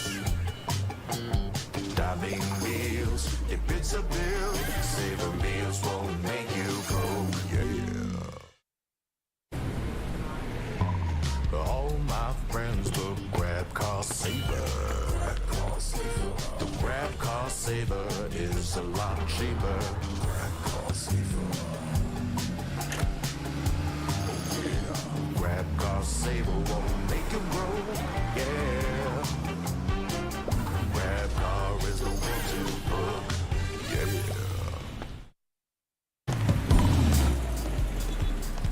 All my friends will grab food saver. Delivery fee is a lot cheaper. Grab food saver won't make it roll, yeah. Oh yeah. Grab food saver is the one to choose, yeah. Grab food saver meals 99 plus. Grab food saver 99 plus. Dining meals, if it's a bill, Saver meals won't make you go, yeah. All my friends will grab car saver. The grab car saver is a lot cheaper. Grab car saver. saver won't make it roll. Yeah. Grab car is the one to book. Yeah.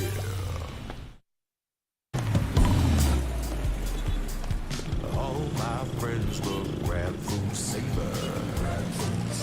Delivery fee is a lot cheaper. Grab food saver won't make it roll. Yeah. Oh yeah. Grab food saver is the one to choose. Yeah. Grab food saver meals 99 plus. Grab food saver 99 plus. Dining meals, if it's a bill, saver meals won't make you broke. Yeah. All my friends will grab car saver. The grab car saver is a lot cheaper. Grab car saver. Grab car saver won't make it roll. Yeah. Grab car is the one to book. Yeah.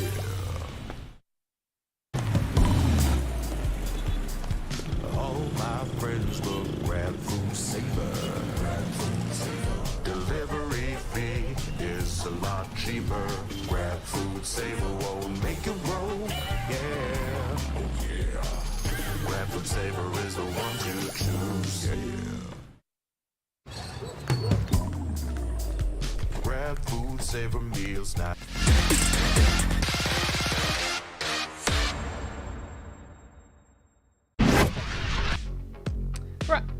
Rank L, more like a rank 1, as we saw there. Rank L Cuties take the first map of the series. You guys are tuning in to the final matchup of the final day of the first week here at VCT PH. That's Black and Blue still here together for you guys all.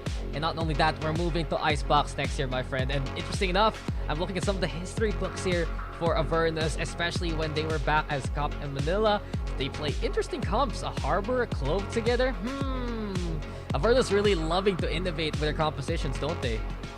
They love to cook, but sometimes even chefs have to revert back to the cookbook because you can over kind of complicate things, and that's, I think, kind of what we saw there on map number 1. Who knows, maybe if they had a more traditional comp, things would have been even worse. Arguably, that could be possible too, but it maybe could have also negated some of the problems that we did see from them come in throughout map number 1, which is the utility that they had. It seems like while it was in their hands, just wasn't being expedited in the same way that you would expect them to be at this level of play. And when we go over to Icebox, you have another kind of awkward, maybe not awkward, but just something a bit more complicated, and intrinsically those typically lead to teams struggling to play together properly because of how much more moving parts there are. Yeah, I gotta agree with you. It is innovative, but is it optimized? It's been the case for Avernus even yesterday in the matchup.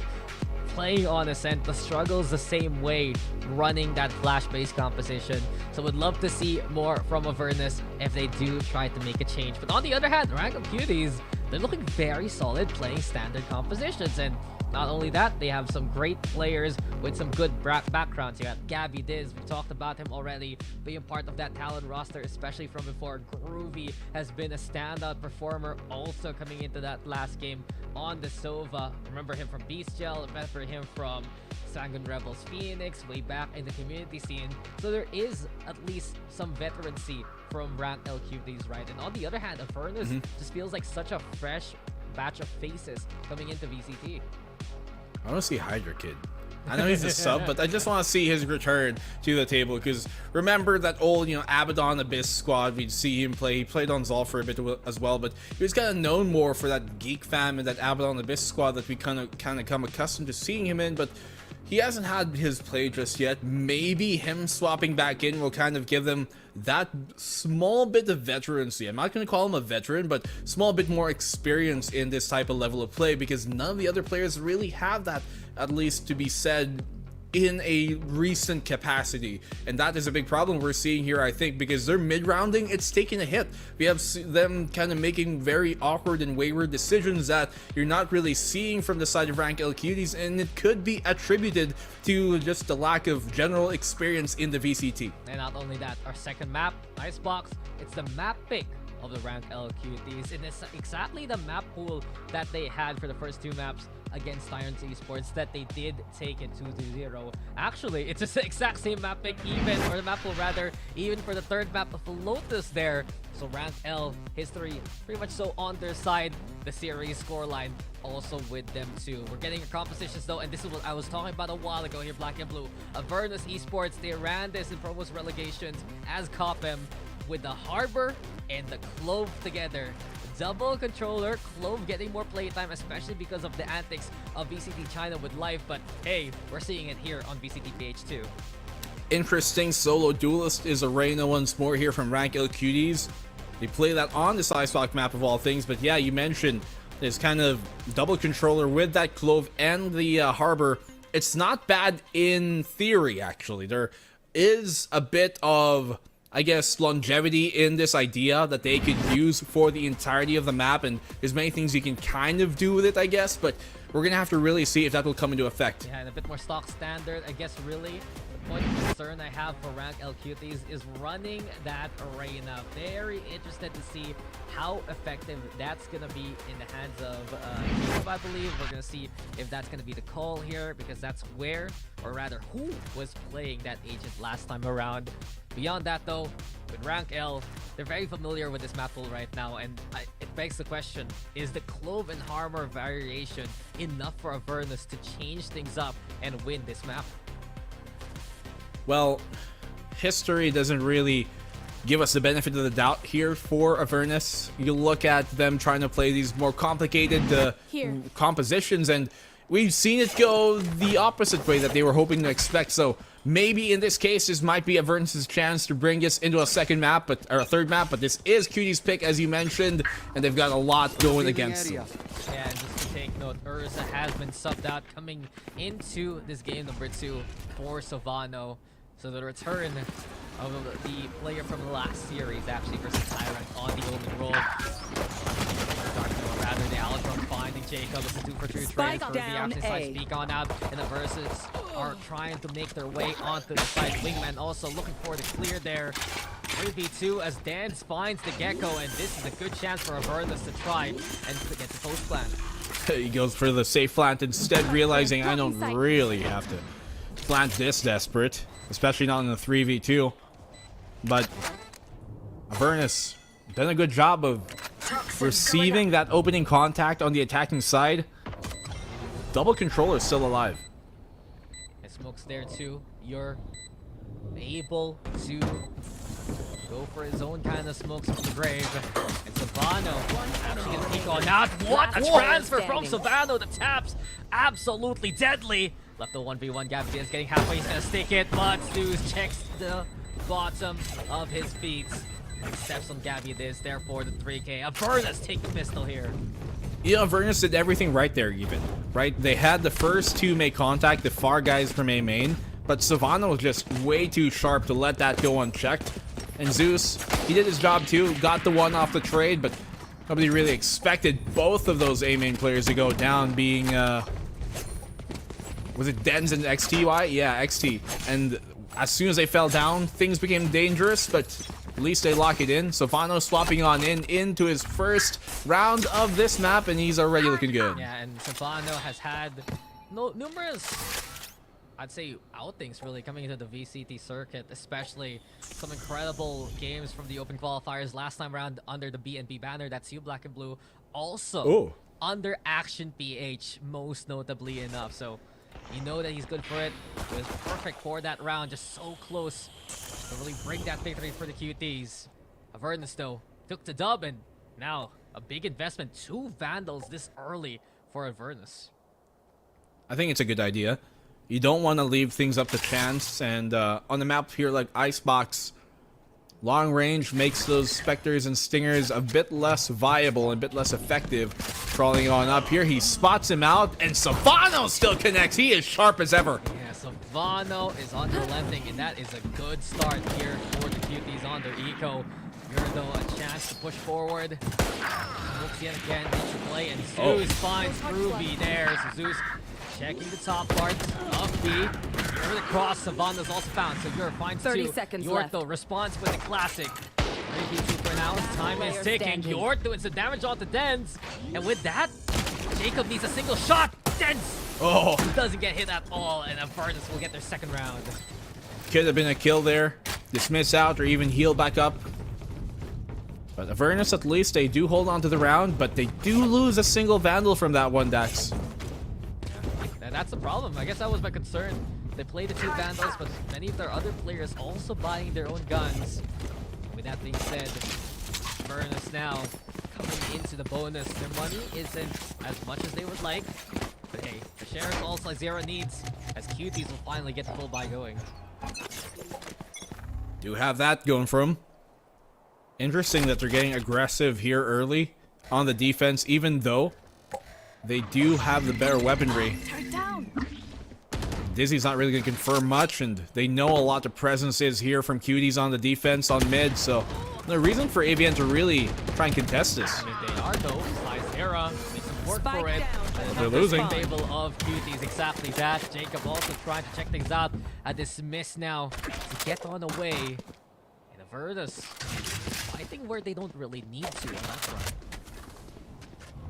I mean, to be fair, Cuties didn't really have to push up mid anyways. Against a bonus, might be too much extra risk, but it works out in this case.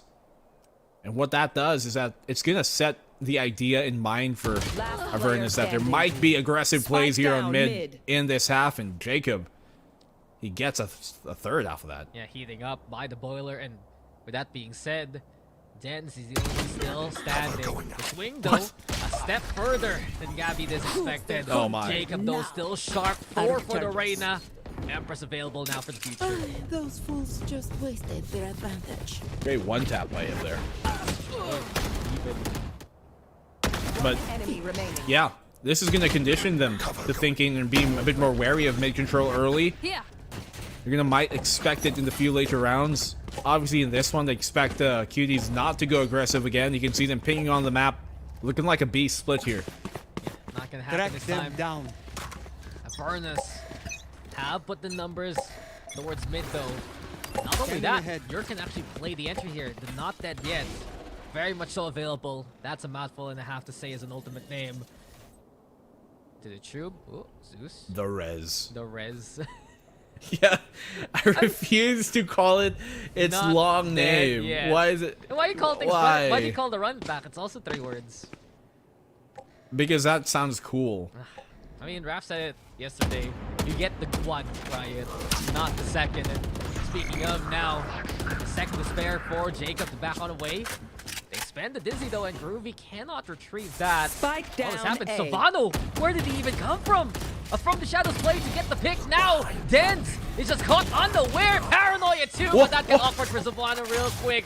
Already made the play, but it just flops near the end there.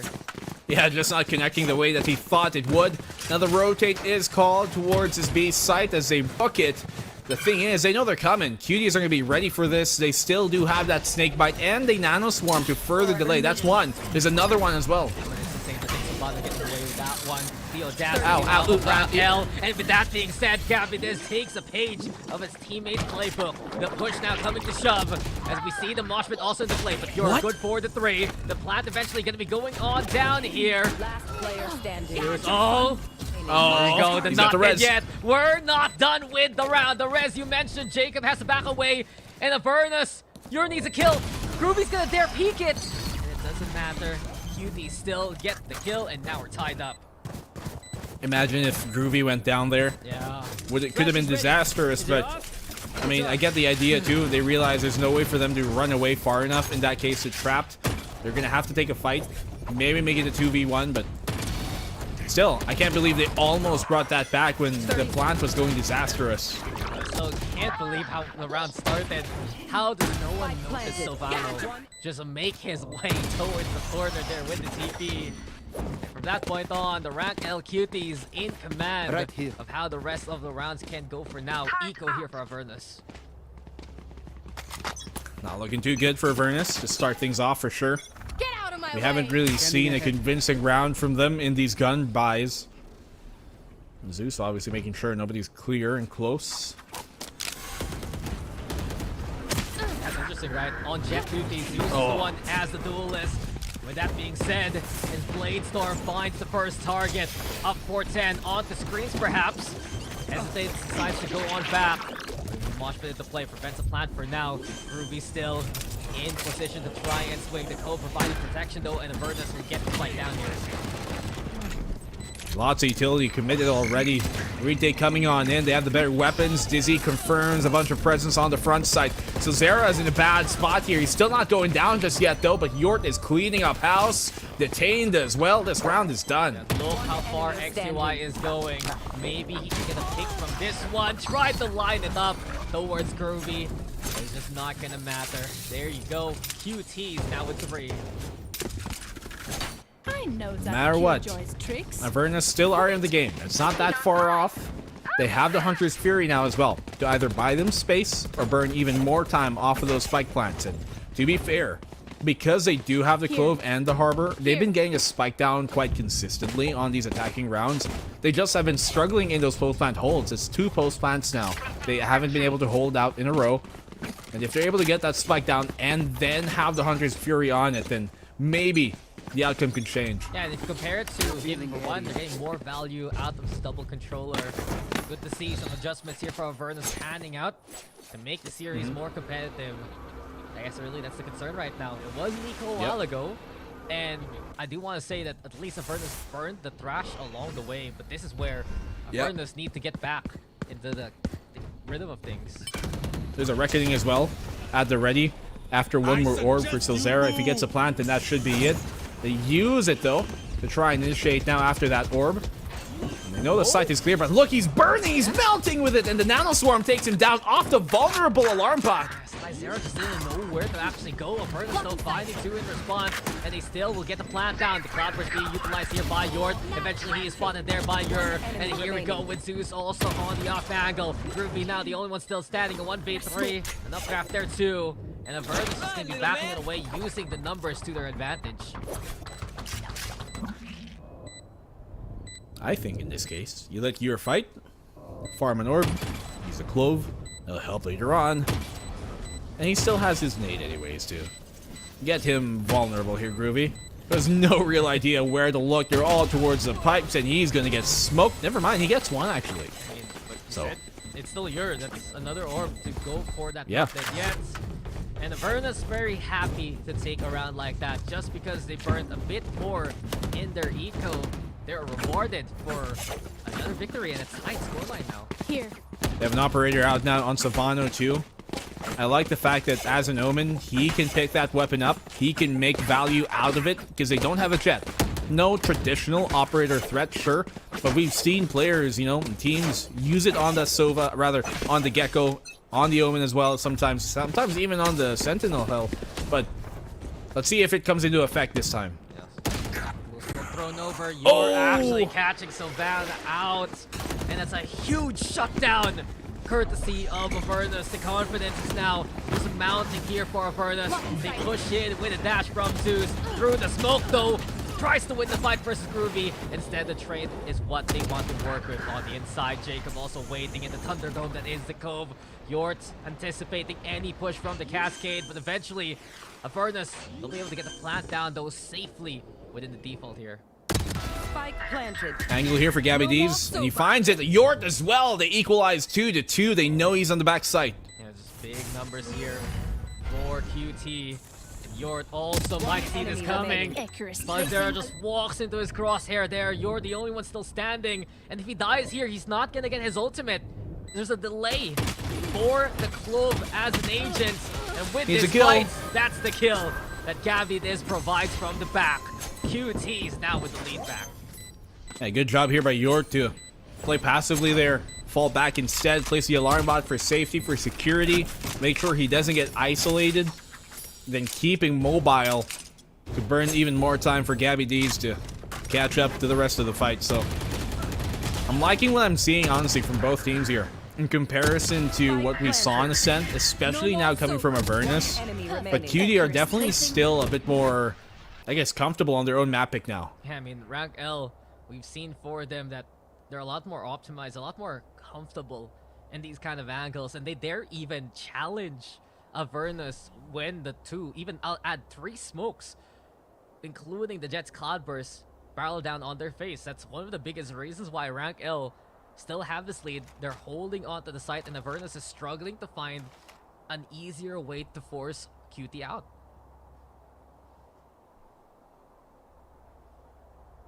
Yeah. Yeah. Yeah, Thanks. that's my input. Yeah. Yeah. Timeout. Black and white. Yo, Chromatic you're black and fade. blue. Oh, that is me. Yeah. Maybe you Avernus. should be the timeout. I would be a timeout if I could. What is that even supposed to mean? Just man's People call on you when they need a break. Man's always on break here, and well, back into the game. Black and blue, back to work, but what we They're saw- poor. I was getting to that, but you said it. It's an eco, and with that being said, a hero rifle in the hands of Zeus. That's the one to watch out for here. Side comment. Did you guys know this is a new buy menu now in Valorant? Yes, it's very nice. But It they looks mo- very nice. But they did move the things on the left a little bit lower, so it They kind of messes up my muscle It does. memory. It does. Yeah, like when just randomly clicking fast. I don't think it was in the patch notes even. Yeah, it was in the early access though, but yeah. And when you buy for someone else, it's so weird now because you kind of have to aim lower than you expect. But Yeah. did you see how the armor it fills up with an animation now? So it's pretty cool. Yeah. You know what I didn't know? What? That there was a credit counter to tell you how much money you have for the next round minimum in the old UI. I only saw it in this UI. Yeah, no, it's always been there. But now we see Jacob, who has been here since the start. I would of just the do round. math in my head before like, Wow. oh. Yeah. Be a calculator, why don't you? But now, by my calculation, Jacob will see one coming his way, but Uh-oh. he doesn't actually get a frag. Instead, Gabby Uh-oh. this tries two, but Zeus, a single rifle is all Avernus needs to keep Uh-oh. this competitive. Zeus is online and awakened. The god of the round has found 3. And with that being said, How did that happen? Thundercloud's approaching here, man. He has 6 HP, but he's done all he needed for Avernus already. Yeah, he can die here and know this round was not on him, no matter what happens at this point. So, Avernus somehow stealing an eco away. They really just flood and overrun the defense here, who were kind of isolated as well, as they were on the back pedal. But he just went 0 to 100 way quicker than anybody could have expected, and it caught QD off guard. Yeah, it was just magical for Zeus.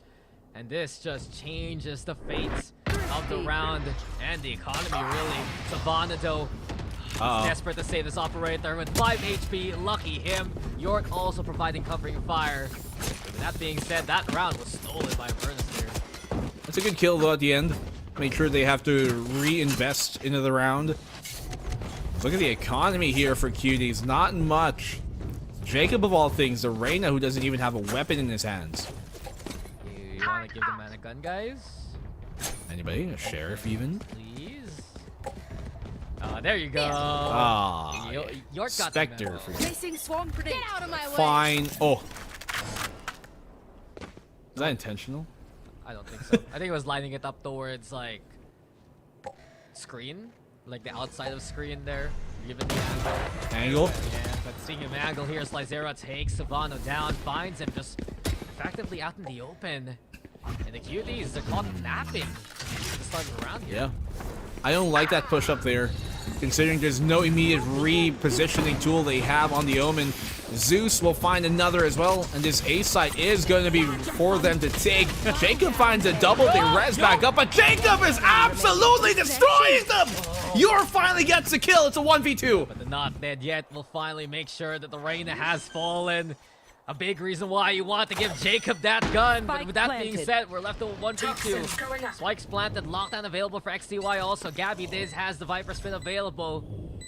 Does he extend it? Screen down. Going into the rest of the round, wall drops. XTY, and you're back into cover here. Don't get in my way. Viper's pit here. Oh, he's going for it. He wants a clutch to work out. Obviously, still has some time to burn, but there goes down. Little swarm popped. He's going to go aggressive. This is a waste of the ult, really. Yeah, the fake out, just looking for the hunt here. He's going to get shot in the back. Bunch of question marks there, unfortunately, for Gabby Diz. XTY just sees an easy target down below, and Avernus. This is massive for them. The lead shifting back into their favor. Jacob having a huge moment there. But given that you're in back to life with the not dead yet, keeps the pressure going and just removes the Reyna from the rest of the fight there. Yeah, just getting overrun on the site. I thought it was a swift take, but then suddenly, somehow, the Reyna on Jacob, as you mentioned, comes alive. Look at this. Trying to go for the initial push. Is it going to work? Beautiful paranoia from Savano, but Yor was just away from all of that action. And sees the TP coming his way, so not a bad effort by QT coming into an eco round, but these pushes, you said it a while ago in the last round, Black and Blue, it's just not working from Raquel. Yeah, definitely not. At least not in the way you'd want to see for a team like this. Turrets destroyed. Cutie here on the defense. Not able to really stabilize themselves so far. They are on the less favored side, to be fair, here in Icebox. Oh, free kill. He's going to go for the knife as well. A little too far off. You're the only one still standing. A Sheriff in hand. All he can work with. Eventually, Avernus finish off the job. Coming into the next round here, Black and Blue. 3 big ultimates available for Avernus even. Lots to throw to take the advantageous half. Look at this contact still, though. Nobody really marking the wide. When they did go for the push, obviously Yer there was at the ready to back them up. Shut down Savano, who once again forces up the operator. We haven't really been finding too much value going in QG's favor from this op. Hasn't found the impact early enough into these rounds here. And Savano, he's looking for it. They know. As soon as he can. He said it, the jiggle. Exposing a bit of that intention now. We're in dense. Let's go for the clear. They see the omen. With that being said, it's the reckoning immediately. Gabby is instead the target now of these ultimates. Also see the trap Savannah down. Gabby is now overrun. Smokes into play. There's just so much Avernus has tossed towards the side of QT. With that being said, Yort answers back with the lockdown. Zeus pushing towards Snowman here, and he's unexpected so far. A corner, not gonna survive long enough. Where did he cloudburst? That was way too far. He could have just threw it in front of him, maybe. Give him a bit more space to work with, concealment rather. But Jacob's here on the back side. If he goes crazy again, this is definitely winnable. Yeah, he has found success here before. And Avernus, they don't want to repeat of that round. They back away over onto A main. They're so far, actually, even checking outside there. Yeah. But with belt position, some good elevation trying to work with. Denso spotted now by the Dizzy. Bow and arrow showing. Oh no. Jacob unable to hit the shot. Eventually, he's good for the one onto XDY. That's all she wrote as Dens delivers. And Avernus found her 7 here. That's unfortunate. If he was able to get to the site just a hair quicker, he maybe would have found Dens on his retreat back into the belt. And then from down forward, 2v3. Avernus so far away. They're pulling back to one, check for the flank, yes, but also because they knew the Thrash is a possibility to be thrown. They're going to play the post plant instead, knowing it is planted for that second floor for the 2F. But look at the buy here from QD, if you could even call it that. The Bulldog, Marshall, Guardian, unideal. Yeah, this is just whatever they can scrounge here. It's the last round of the first half anyway. They have 3 ultimates to work Spike with. down, attacker spawn. You should cat on the Slicera. With him being gone, there's no full plant available. A lockdown gonna be the call here for Avernus. And Cuties will respect it, but watch out. The fake. Yeah, Yuri's trying to push into B. Gabby Diz, knife out, but the timing still works in favor of Yur. He gets the gun out there in time, but you're with the win. And with that being said, plant? B, no plant, and they're gonna go back towards A here. A. Hey. A. Oh, but they're thinking about B again. They're thinking about B. No, he's just there to make some noise, keep the defense there. Because now they're guessing for a rotate here, and XTY going down confirms that it is going to be an A take. Yeah, you can see the defense rotating. Because he fell that early on, Yort's actually in position over Raptors now. Maybe look for a This is capsule. dangerous now. This is getting very awkward real quick. Oh. Oh no, Groovy. Not like this. Oh. Not like this! Zeus! How potent can he be? Oh my goodness! The god of all gods! Oh man. Lightning doesn't strike twice. Zeus strikes 4 times for the Switching round. sides. And that is a 4-round gap now made by Avernus. How do they salvage that round back? Planted. Multiple moments of roller coaster emotions. First, you're there kind of going awkward towards that Viper on B long, then suddenly Zeus playing aim labs, bro. Here on towards the top of the screens. He's so open, but he's looking from up above. Of godly descent. Somehow they get the 8th round. He's just done it again. A round where he takes over. The King of Olympus is smiling here. As Avernus have taken a commanding lead coming into the second half here right now, Black and Blue. And it's such a good sign for Avernus, showing that they're ready to compete against VCT. Especially, this is their opponent's map pick here. Chilling inside the toxic cloud. Look at his contact made. Silzera is able to get that one. The frags are going their way here, Avernus. Cuties are in for a rough time. Will make their way towards the side at the very least. It's not gonna reach him, it's way too high up. And XDY looking to show his hand towards bringing the rest of the team over on the belt. And with that high ground, Dan's finding the first victim, Savannado and Groovy making them work for it. 5 HP left for Groovy. No wins that fight anyway. The shock dart though confirms the kill. A 2v1 now. XTY on defuse Cutie. Should be able to get halfway. Oh, he's gonna go for the full stick! And XTY shows us pros don't fake. Takes the round for Avernus there. A final kill for good measure. No, not the right read. Double check it, please. Savano expected him to get off the spike as soon as his teammate went down, but ice cold on the defuse he was. Look at this dink as well by Silzera. Yeah, I mean, they're constantly having a play here with their just foot out the door already on some of these rounds, considering they're losing these early picks. Avernus has just been so much more attuned coming into the second map. A lot more confidence in how they take the map. And yet again, Slyzera has just been very pesky with any kind of wall-based agent. Always putting pressure, trying to hide the hands here of Avernus.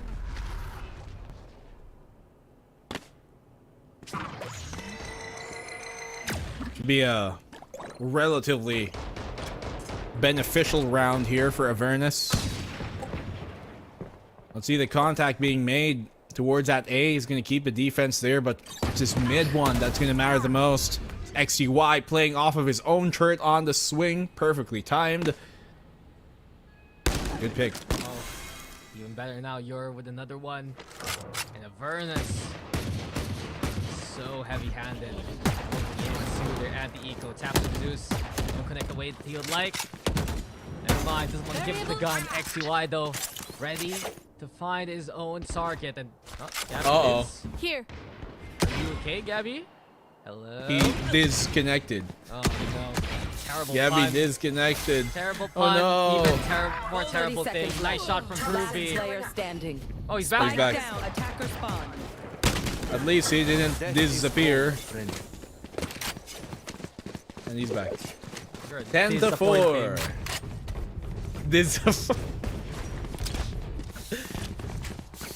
All right. Turn it around on you, buddy. Okay. All right, I'll take it. Yeah, that's an L for you, but you know it's a bit of an L for L32. 30 seconds I left. mean, it is their Last eco round attacker anyway, but spawn. Avernus looking to run away with this one now. So much more confident compared to that first map, and this is what we wanted to see for Avernus, right? So much more intention with the comps that they're running here. Yeah, there's a lot more cohesion. Funnily enough, it's on the map they didn't pick, and yet it works out pretty well for him. I do think, though, here for Cuties, Jacob being on Arena, you can see some of those problems happen, especially on the attacking side where they don't have that breakthrough power, and a lot of the same problems that we saw from Avernus on Ascent, where they only had the Phoenix with no gap close, with no dive potential, with no movement mobility. That's happening here for QD as well. They have nobody to break through the choke. They have utility to help, maybe, yes, but nobody to actually take that space immediately with the press of a button. It's becoming a problem. Gotta agree with you. It's the team without the Jet that has been struggling in this series so far. A while ago, it was Avernus on the Phoenix. Now, it's rank L with the Reyna.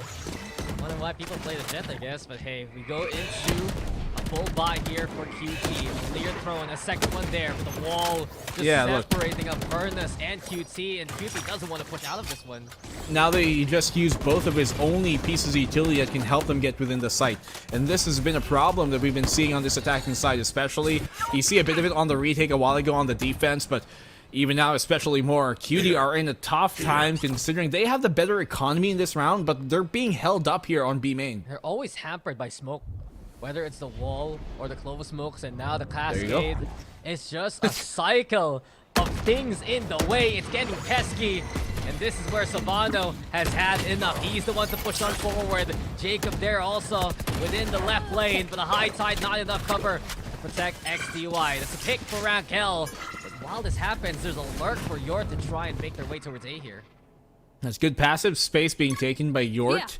But still not enough. He's not within the site. Avernus know to expect that these guys love to rotate, especially with the stone wall defense they put up on B. 30 seconds left. Smokes that they have to look at. But now, the Cuties see clear sight lines for the time being. Over onto Jenny though. Sue's good for the first. Dashes away. Sue retreats. The Cloud Burst now expended. Jacob sees the Jet coming. Eventually, QT, they're going to be able to get the plant down with the numbers in their favor. Everything works out in the end here for QD.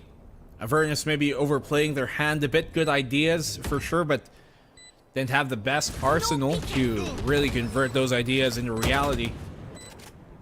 Now in the 2v4, they're pretty much outgunned. And the smoke characters, the controllers are the only ones still standing. This is going to be some quick revenge by QT. One enemy remaining. If this pans out right, and Ruby's the first one to catch the harbor. Enough water and enough of the pink smoke. QT with their fifth rounder. Be like water. Flow like water.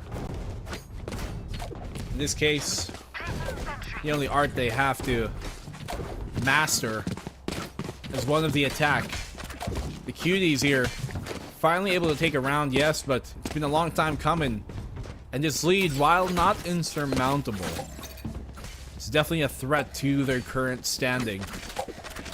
It was a mixed buy from Avernus though, so now that they've got full weapons, how does it differ? Ruby now bouncing to Dizzy. Gets the intention clear from Slyzera. We'll be backing on the way. So to start with, the high tide expended here by Avernus. Full of smoke also there in mid. And the QTs will just back away, wait to see if Avernus will push this.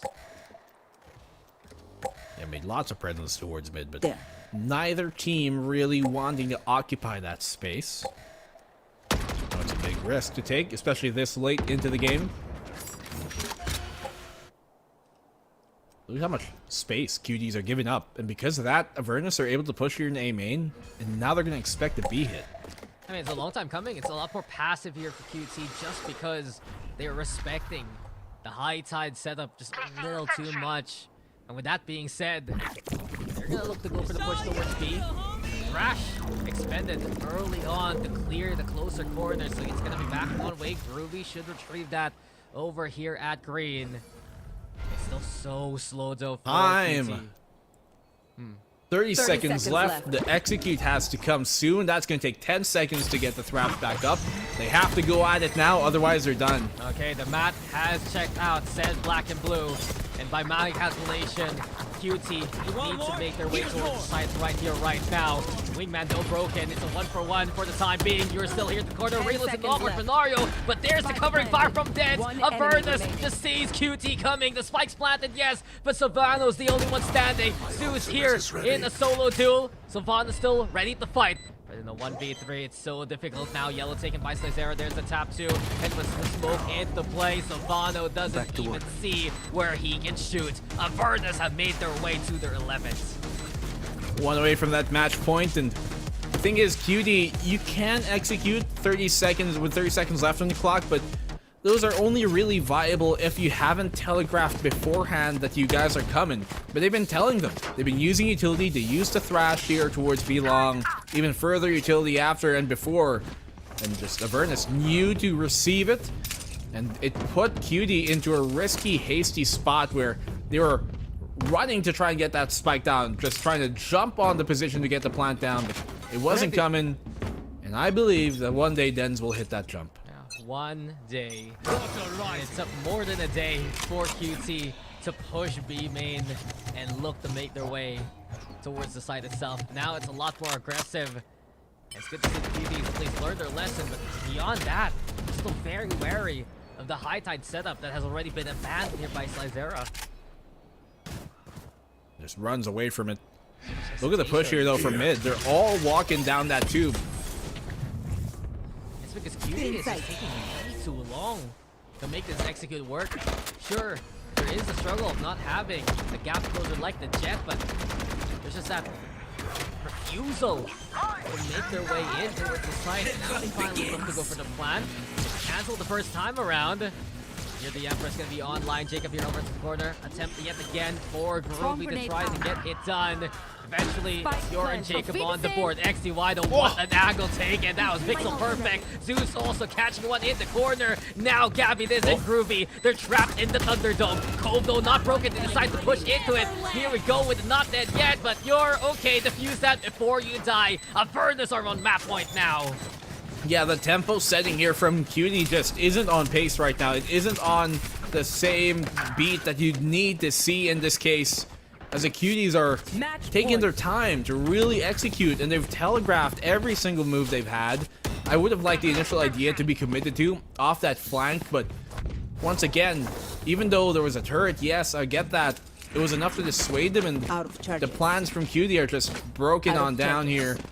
Avernus just have so much going for them that even with the mistakes Avernus makes, it doesn't matter because Cutie takes bigger ones. Yeah, the story so far just has been, it was QT having the full story back in the sense. Now Avernus turning the page and writing this one now. With that being said, Here.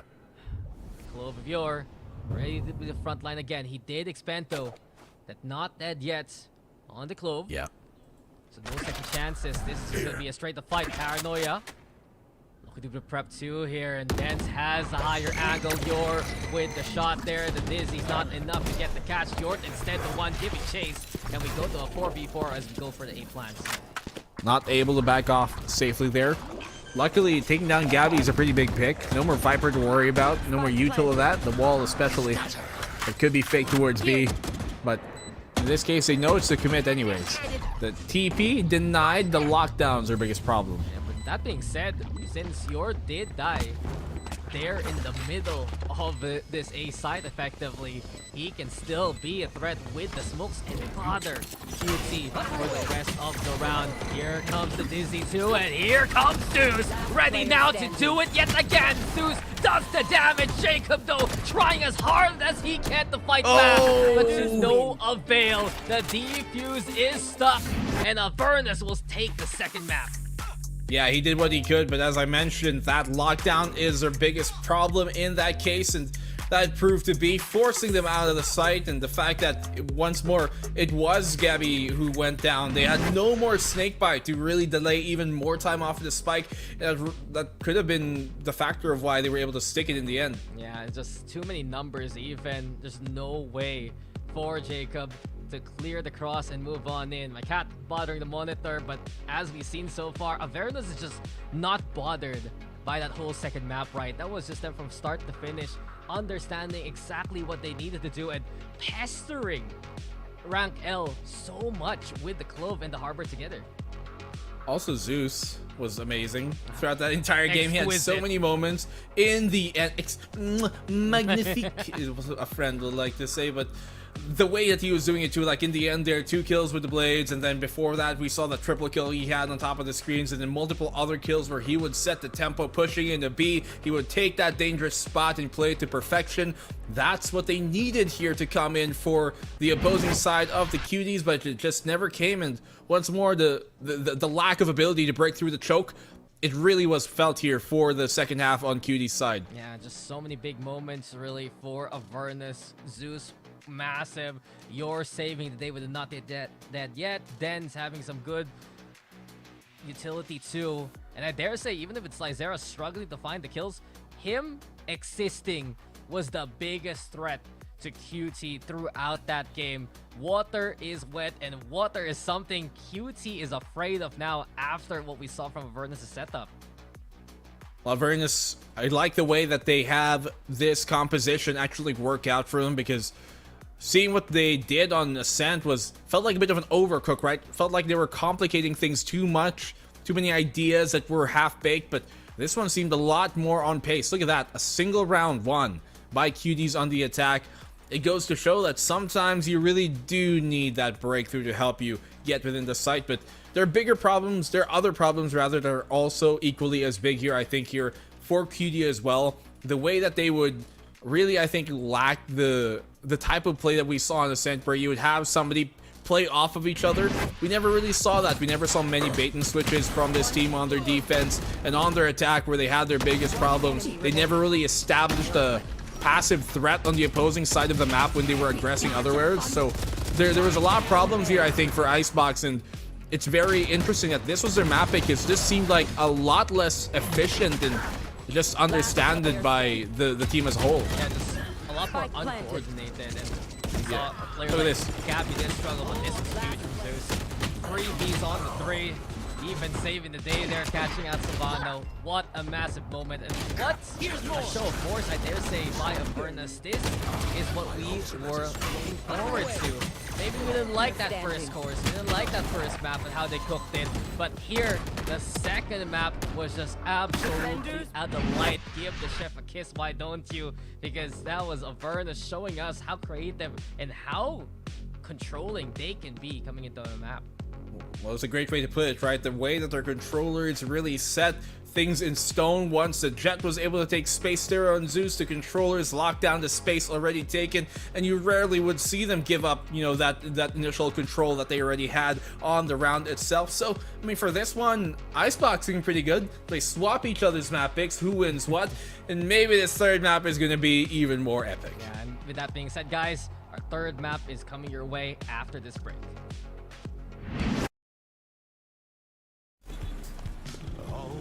Friends will grab food saver. Delivery fee is a lot cheaper. Grab food saver won't make it roll. Yeah, oh yeah. Grab food saver is the one to choose. Yeah. Grab food saver meals 99 plus. Grab food saver 99 plus. Dining meals, if it's a bill, Saver meals won't make you go, yeah. All my friends will grab car saver. The grab car saver is a lot cheaper. Grab car saver. Grab car saver won't make it roll, yeah. Grab car is the one to book, yeah.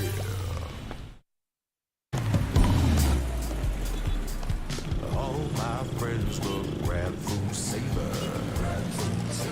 Delivery fee is a lot cheaper. Grab food saver won't make it roll, yeah. Oh yeah. Grab food saver is the one to choose, yeah. Grab food saver meals 99 plus. Grab food saver 99 plus. Dining meals, if it's a bill, Saver meals won't make you go, yeah. All my friends will grab car saver. The grab car saver is a lot cheaper. Grab car saver. Grab car saver won't make it roll. Yeah. Grab car is the one to book. Yeah.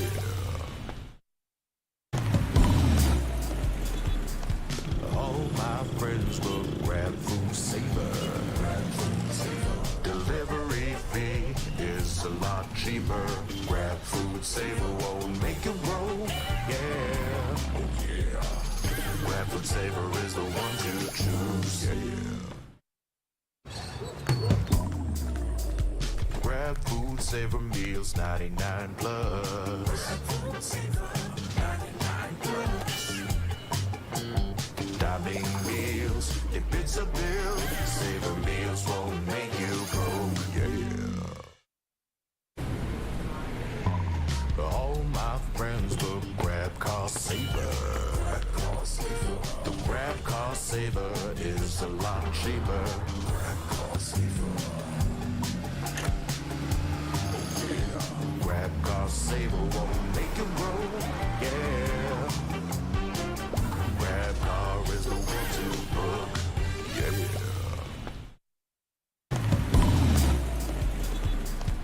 All my friends will grab food saver. Delivery fee is a lot cheaper. Grab food saver won't make it roll, yeah. Oh yeah. Grab food saver is the one to choose, yeah. Grab food saver meals 99 plus. Grab food saver 99 plus. Dining meals, if it's a bill, saver meals won't make you broke, yeah. All my friends will grab car saver. The grab car saver is a lot cheaper. Grab car saver. Grab car saver won't make it roll, yeah. Grab car is the one to book, yeah.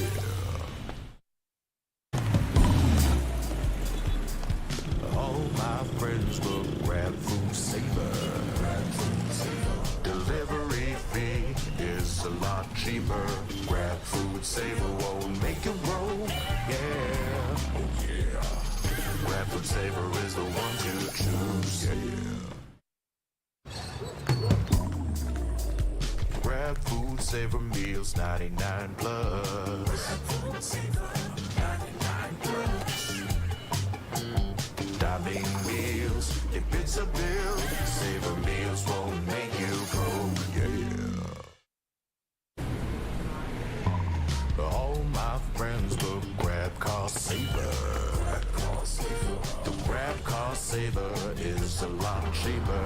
Grab car saver. Grab car saver won't make it roll, yeah. Grab car is the one to book, yeah.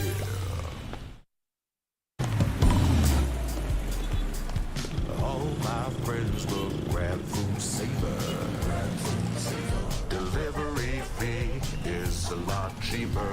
Grab food saver won't make it roll, yeah. Oh yeah. Grab food saver is the one to choose, yeah.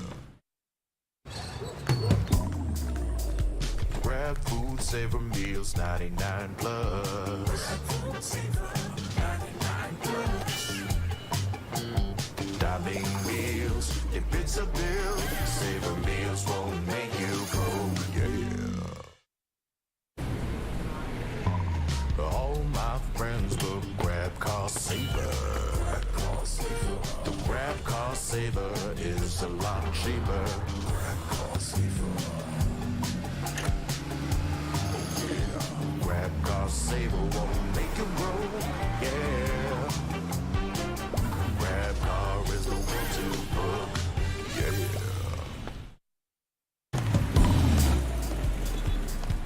All my friends will grab food saver. Delivery fee is a lot lot cheaper. Grab food saver, won't make it roll. Yeah, oh yeah. Grab food saver is the one to choose. Yeah. Grab food saver meals 99 plus. Grab food saver 99 plus. Diving meals, if it's a bill, saver meals won't make you go. Yeah. All my friends will grab cost saver. The grab cost saver is a lot cheaper. Grab cost saver. Grab cost saver won't make it roll. Yeah. Grab car is the one to book. Yeah. All my friends will grab food saver. Delivery fee is a lot cheaper. Grab food saver won't make it roll. Yeah, oh yeah. Grab food saver is the one to choose. Yeah. Grab food saver meals 99 plus. Grab food saver 99 plus. Diving meals, if it's a bill, saver meals won't make you go. Yeah. All my friends will grab cost saver. The grab cost saver is a lot cheaper. Grab cost saver. Grab cost saver won't make it roll. Yeah. Grab car is the one to book. Yeah.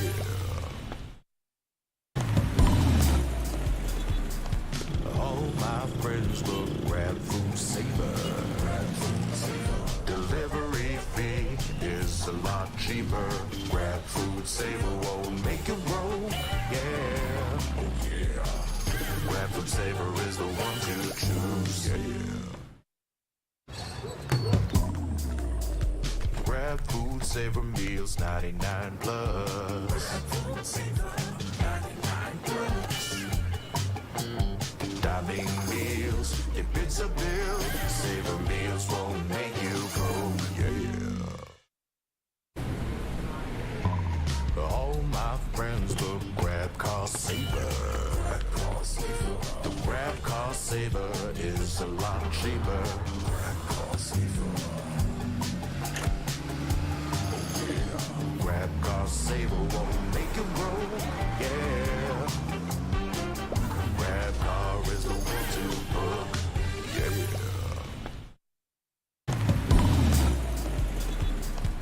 All my friends will grab food saver. Delivery fee is a lot cheaper. Grab food saver won't make it roll. Yeah, oh yeah. Grab food saver is the one to choose. Yeah. Grab food saver meals 99 plus. Grab food saver 99 plus. Diving meals, if it's a bill, saver meals won't make you go. Yeah. All my friends will grab cost saver. The grab cost saver is a lot cheaper. Grab cost saver. Grab cost saver won't make it roll. Yeah. Grab car is the one to book. Yeah.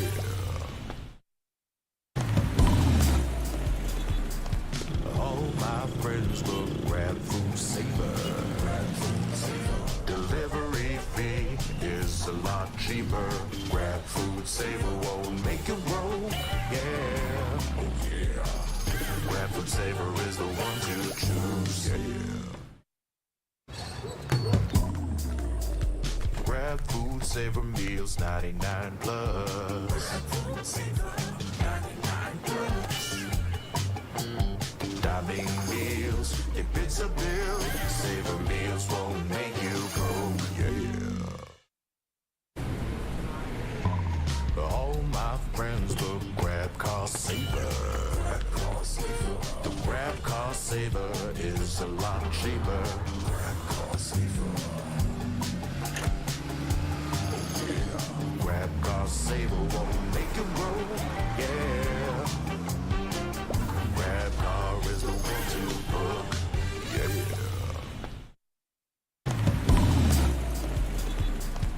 All my friends will grab food saver. Delivery fee is a lot cheaper. Grab food saver won't make you roll.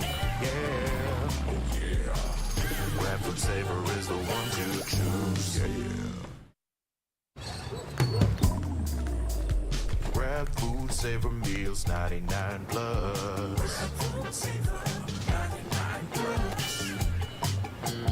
Diving meals, if it's a bill, saver meals won't make you go, yeah. All my friends will grab car saver. The grab car saver is a lot cheaper. Grab car saver. Grab car saver won't make you roll, yeah.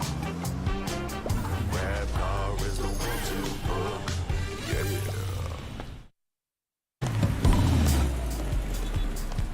All my friends will grab food saver. Delivery fee is a lot cheaper. Grab food saver won't make you roll. Yeah. Oh yeah. Grab food saver is the one to choose. Yeah. Grab food saver meals 99 plus. Grab food saver 99 plus. Diving meals, if it's a bill, saver meals won't make you go, yeah. All my friends will grab car saver. The grab car saver is a lot cheaper. Grab car saver. Grab car saver won't make you roll, yeah. Grab car is the one to book, yeah.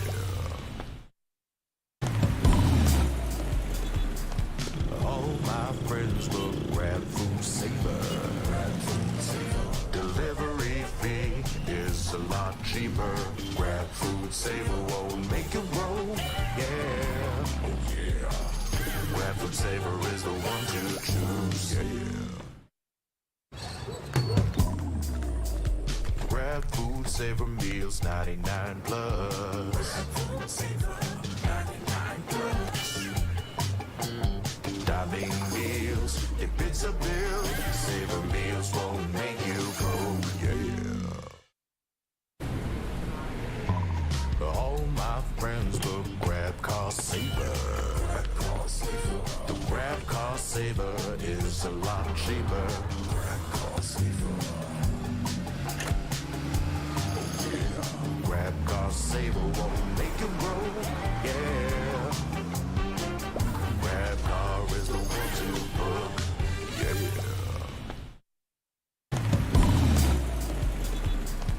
All my friends will grab food saver. Delivery fee is a lot cheaper. Grab food saver won't make you roll, yeah. Oh yeah. Grab food saver is the one to choose, yeah. Grab food saver meals 99 plus. Grab food saver 99 plus. Diving meals, if it's a bill, saver meals won't make you go, yeah. All my friends will grab car saver. The grab car saver is a lot cheaper. Grab car saver.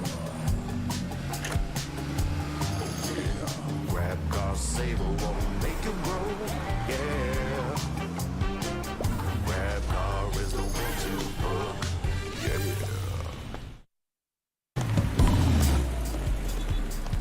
All my friends will grab food saver. cheaper. Grab food, saver won't make it roll. Yeah, oh yeah. Grab food, saver is the one to choose. Yeah. Grab food, saver meals, 99 plus. Grab food, saver, 99 plus. Diving meals, if it's a bill, saver meals won't make you go. Yeah. All my friends will grab car saver. The grab car saver is a lot cheaper. Grab car saver. Grab car saver won't make it roll. Yeah. Grab car is the one to book. Yeah.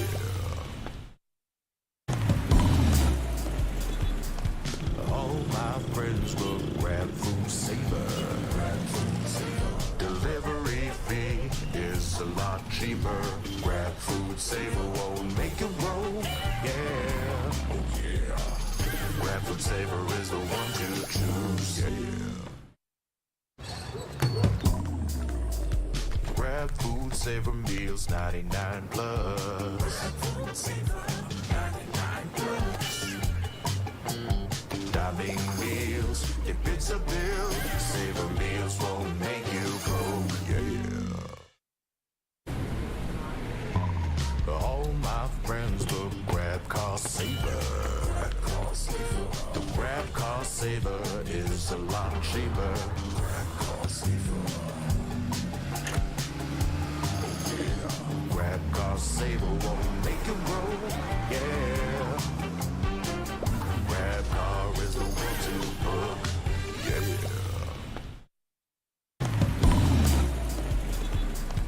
All my friends will grab food saver. Delivery fee is a lot cheaper. Grab food saver won't make it roll. Yeah. Oh yeah. Grab food saver is the one to choose. Yeah. Grab food saver meals, 99 plus. Grab food saver, 99 plus. Diving meals, if it's a bill, saver meals won't make you go. Yeah. All my friends will grab car saver. The grab car saver is a lot cheaper.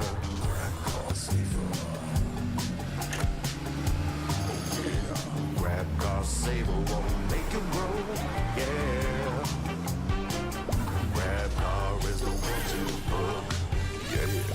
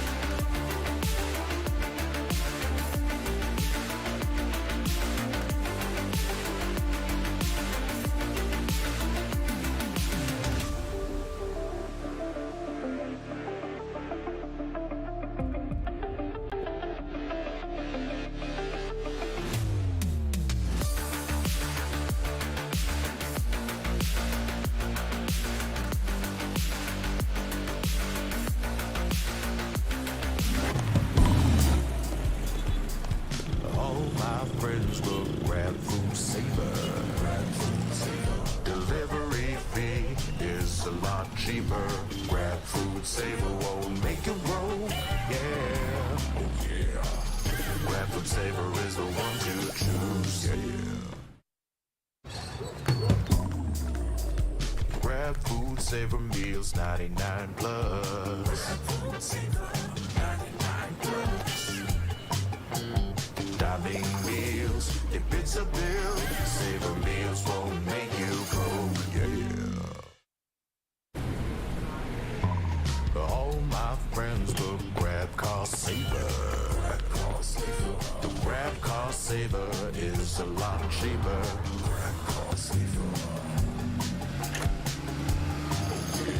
Grab car saver won't make you roll, yeah.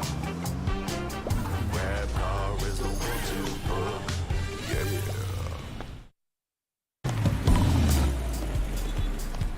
All my friends will grab food saver. Delivery fee is a lot cheaper. Grab food saver won't make you roll, yeah. Oh yeah. Grab food saver is the one to choose, yeah. Grab food saver meals 99 plus. Diving meals, if it's a bill, Saver meals won't make you go, yeah. All my friends will grab car saver. The grab car saver is a lot cheaper.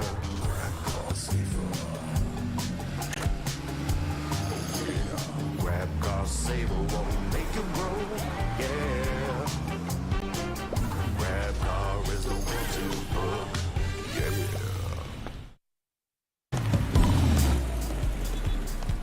All my friends will grab food saver.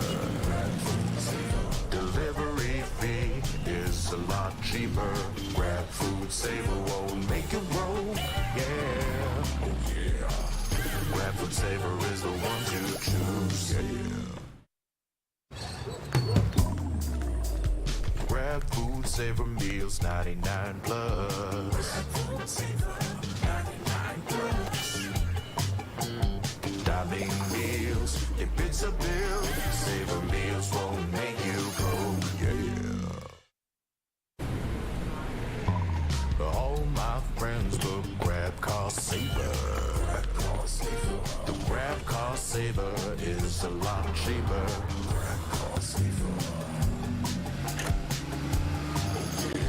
Grab car saver won't make you roll, yeah.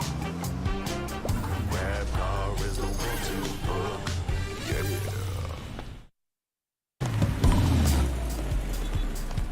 All my friends will grab food saver. Delivery fee is a lot cheaper. Grab food saver won't make you roll, yeah. Oh yeah.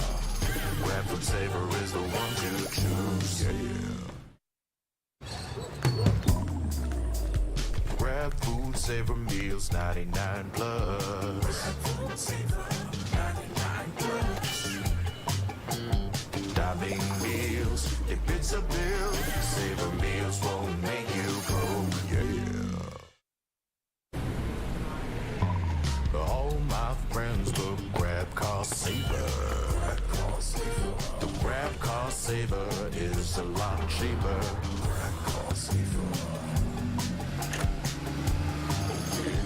Grab car saver won't make you roll, yeah. Grab car is the one to book, yeah.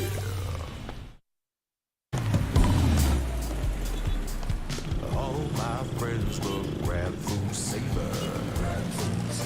Delivery fee is a lot cheaper. Grab food saver won't make you roll, yeah. Oh yeah. Grab food saver is the one to choose, yeah. Grab food saver meals 99 plus. Diving meals, if it's a bill, Saver meals won't make you go, yeah. All my friends will grab car saver. The grab car saver is a lot cheaper.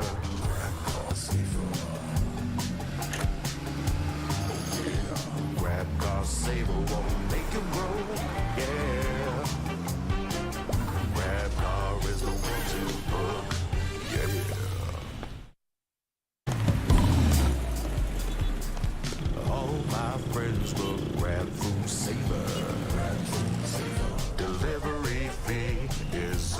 cheaper. Grab food, savor, won't make it roll. Yeah, oh yeah. Grab food, savor is the one to choose. Yeah. Grab food, savor meals, 99 plus. Grab food, savor, 99 plus. Dining meals, if it's a bill, savor meals won't make you go, yeah. All my friends will grab car saver. The grab car saver is a lot cheaper. Grab car saver. Grab car saver won't make it roll, yeah. Grab car is the one to book, yeah.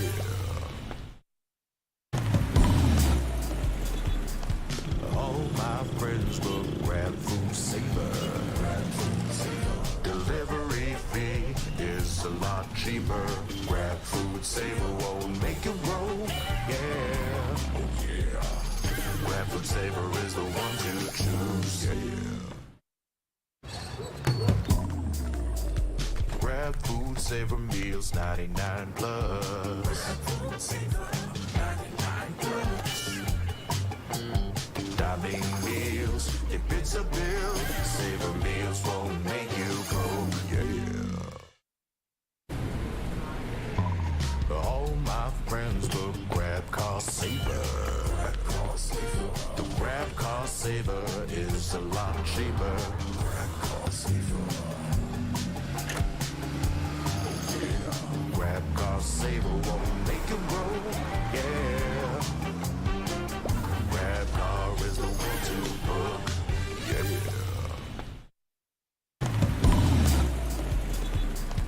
All my friends will grab food saver. Delivery fee is a lot cheaper. Grab food saver won't make it roll, yeah. Oh yeah. Grab food saver is the one to choose, yeah. Grab food saver meals, 99 plus. Grab food saver, 99 plus. Dining meals, if it's a bill, saver meals won't make you go, yeah. All my friends will grab car saver. The grab car saver is a lot cheaper. Grab car saver. Grab car saver won't make it roll, yeah. Grab car is the one to book, yeah.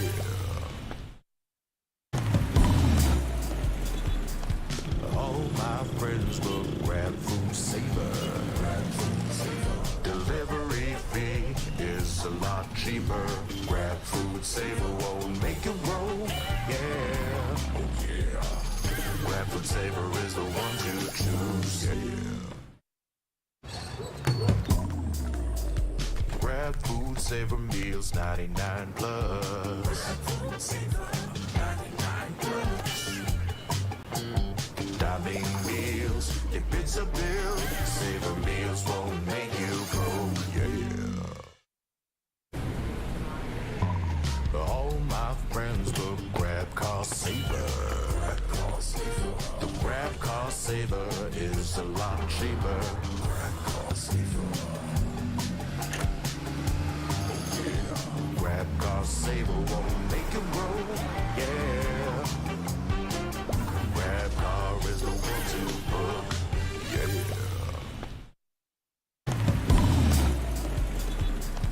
All my friends will grab food saver. Delivery fee is a lot cheaper. Grab food saver won't make it roll, yeah. Oh yeah. Grab food saver is the one to choose, yeah. Grab food saver meals, 99 plus. Grab food saver, 99 plus. Dining meals, if it's a bill, saver meals won't make you go, yeah. friends book grab car saver. The grab car saver is a lot cheaper.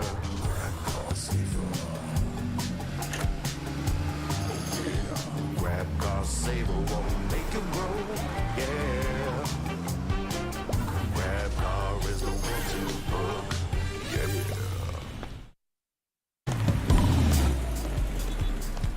All my friends will grab food saver. Delivery fee is a lot cheaper. Grab food saver won't make it roll, yeah. Oh yeah. Grab food saver is the one to choose, yeah.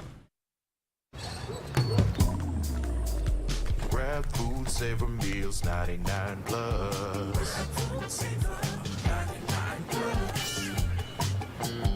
Dining meals, if it's a bill, saver meals won't make you go, yeah. All my friends will grab car saver. The grab car saver is a lot cheaper. Grab car saver. Grab car saver won't make it roll, yeah. Grab car is the one to book, yeah.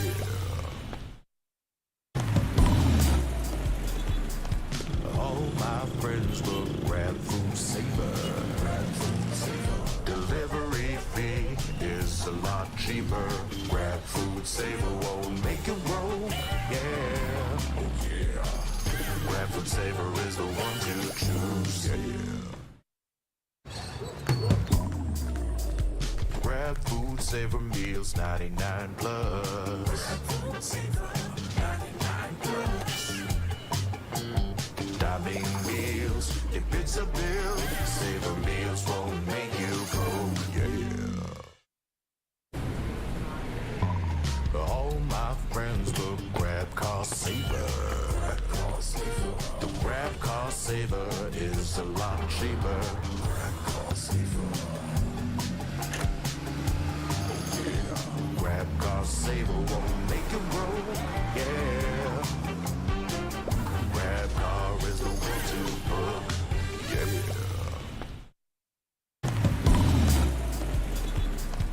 All my friends will grab food saver. Delivery fee is a lot cheaper.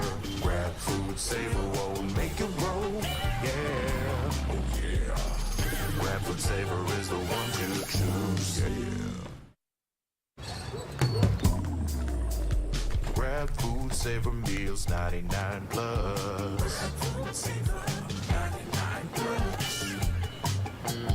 Dining meals, if it's a bill, saver meals won't make you go, yeah. All my friends will grab car saver. The grab car saver is a lot cheaper. Grab car saver. Grab car saver won't make it roll, yeah. Grab car is the one to book, yeah.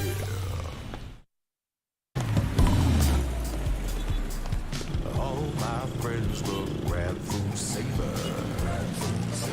Delivery fee is a lot cheaper. Grab food saver won't make it roll, yeah. Oh yeah. Grab food saver is the one to choose, yeah. Grab food saver meals 99 plus.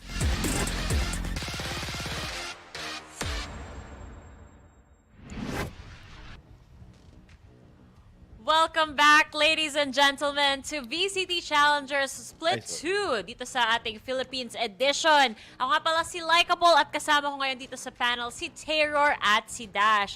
At bago pa nga pala ang lahat, nais muna namin humingi ng pasensya sa mga nag-aantay. Alam ko, gusto nyo na rin malaman kung ano yung conclusion sa series na to. Kahit naman kami, gusto talaga namin sana malaman. Yung mga casters, gusto na rin nila malaman kanina kung ano mangyayari sa series. But unfortunately, 3 players are currently experiencing technical issues with their Tournament Realm clients and are thus unable to proceed in-game. In this regard, yung game number 3 natin between Rank L Cuties and Avernus Esports will be held offline. An updated leaderboard will be shared once the match has concluded. So, yun lang po yung gusto naming sabihin. At syempre maraming salamat kasi pinanood nyo yung week number 1 ng 2024 VCT Challengers PH Split 2 regular season natin, Totoo. diba? Lahat tayo nag-antay. Huwag kayong mag-alala. Pati kami nag-antay din, mga tropa. Hindi talaga kinaya eh. Pinilit ko na. Hindi pa rin talaga kinaya. Yung sumpa kasi, no, te? Oh, sa sobrang gusto nila akong kumain ng magpa-order ng Grab. Ayan, nasobrahan tuloy ngayon dito, Dash. Diyos ko. Grabe nga. Naghihintay rin kami talaga kanina pa. And also, yun na nga. Guys, tapos na ba tayo? In fairness sa tagal na pag-aantay natin, si Taylor parang naging mas fresh yung itsura. Naligo na kasi ako. Legit, sa break na yon naligo ako, guys. Ganon kahaba yung break na yon. Nakaligo ako, nakapag-makeup ulit ako at nakakain na ako. Pero ganon talaga eh. Hindi natin mapipilit ang hindi kaya, guys. Pag hindi para sa'yo, hindi para sa'yo. Ako na huhugot in behalf of Osiris Curse. Ako na huhugot para sa kanya.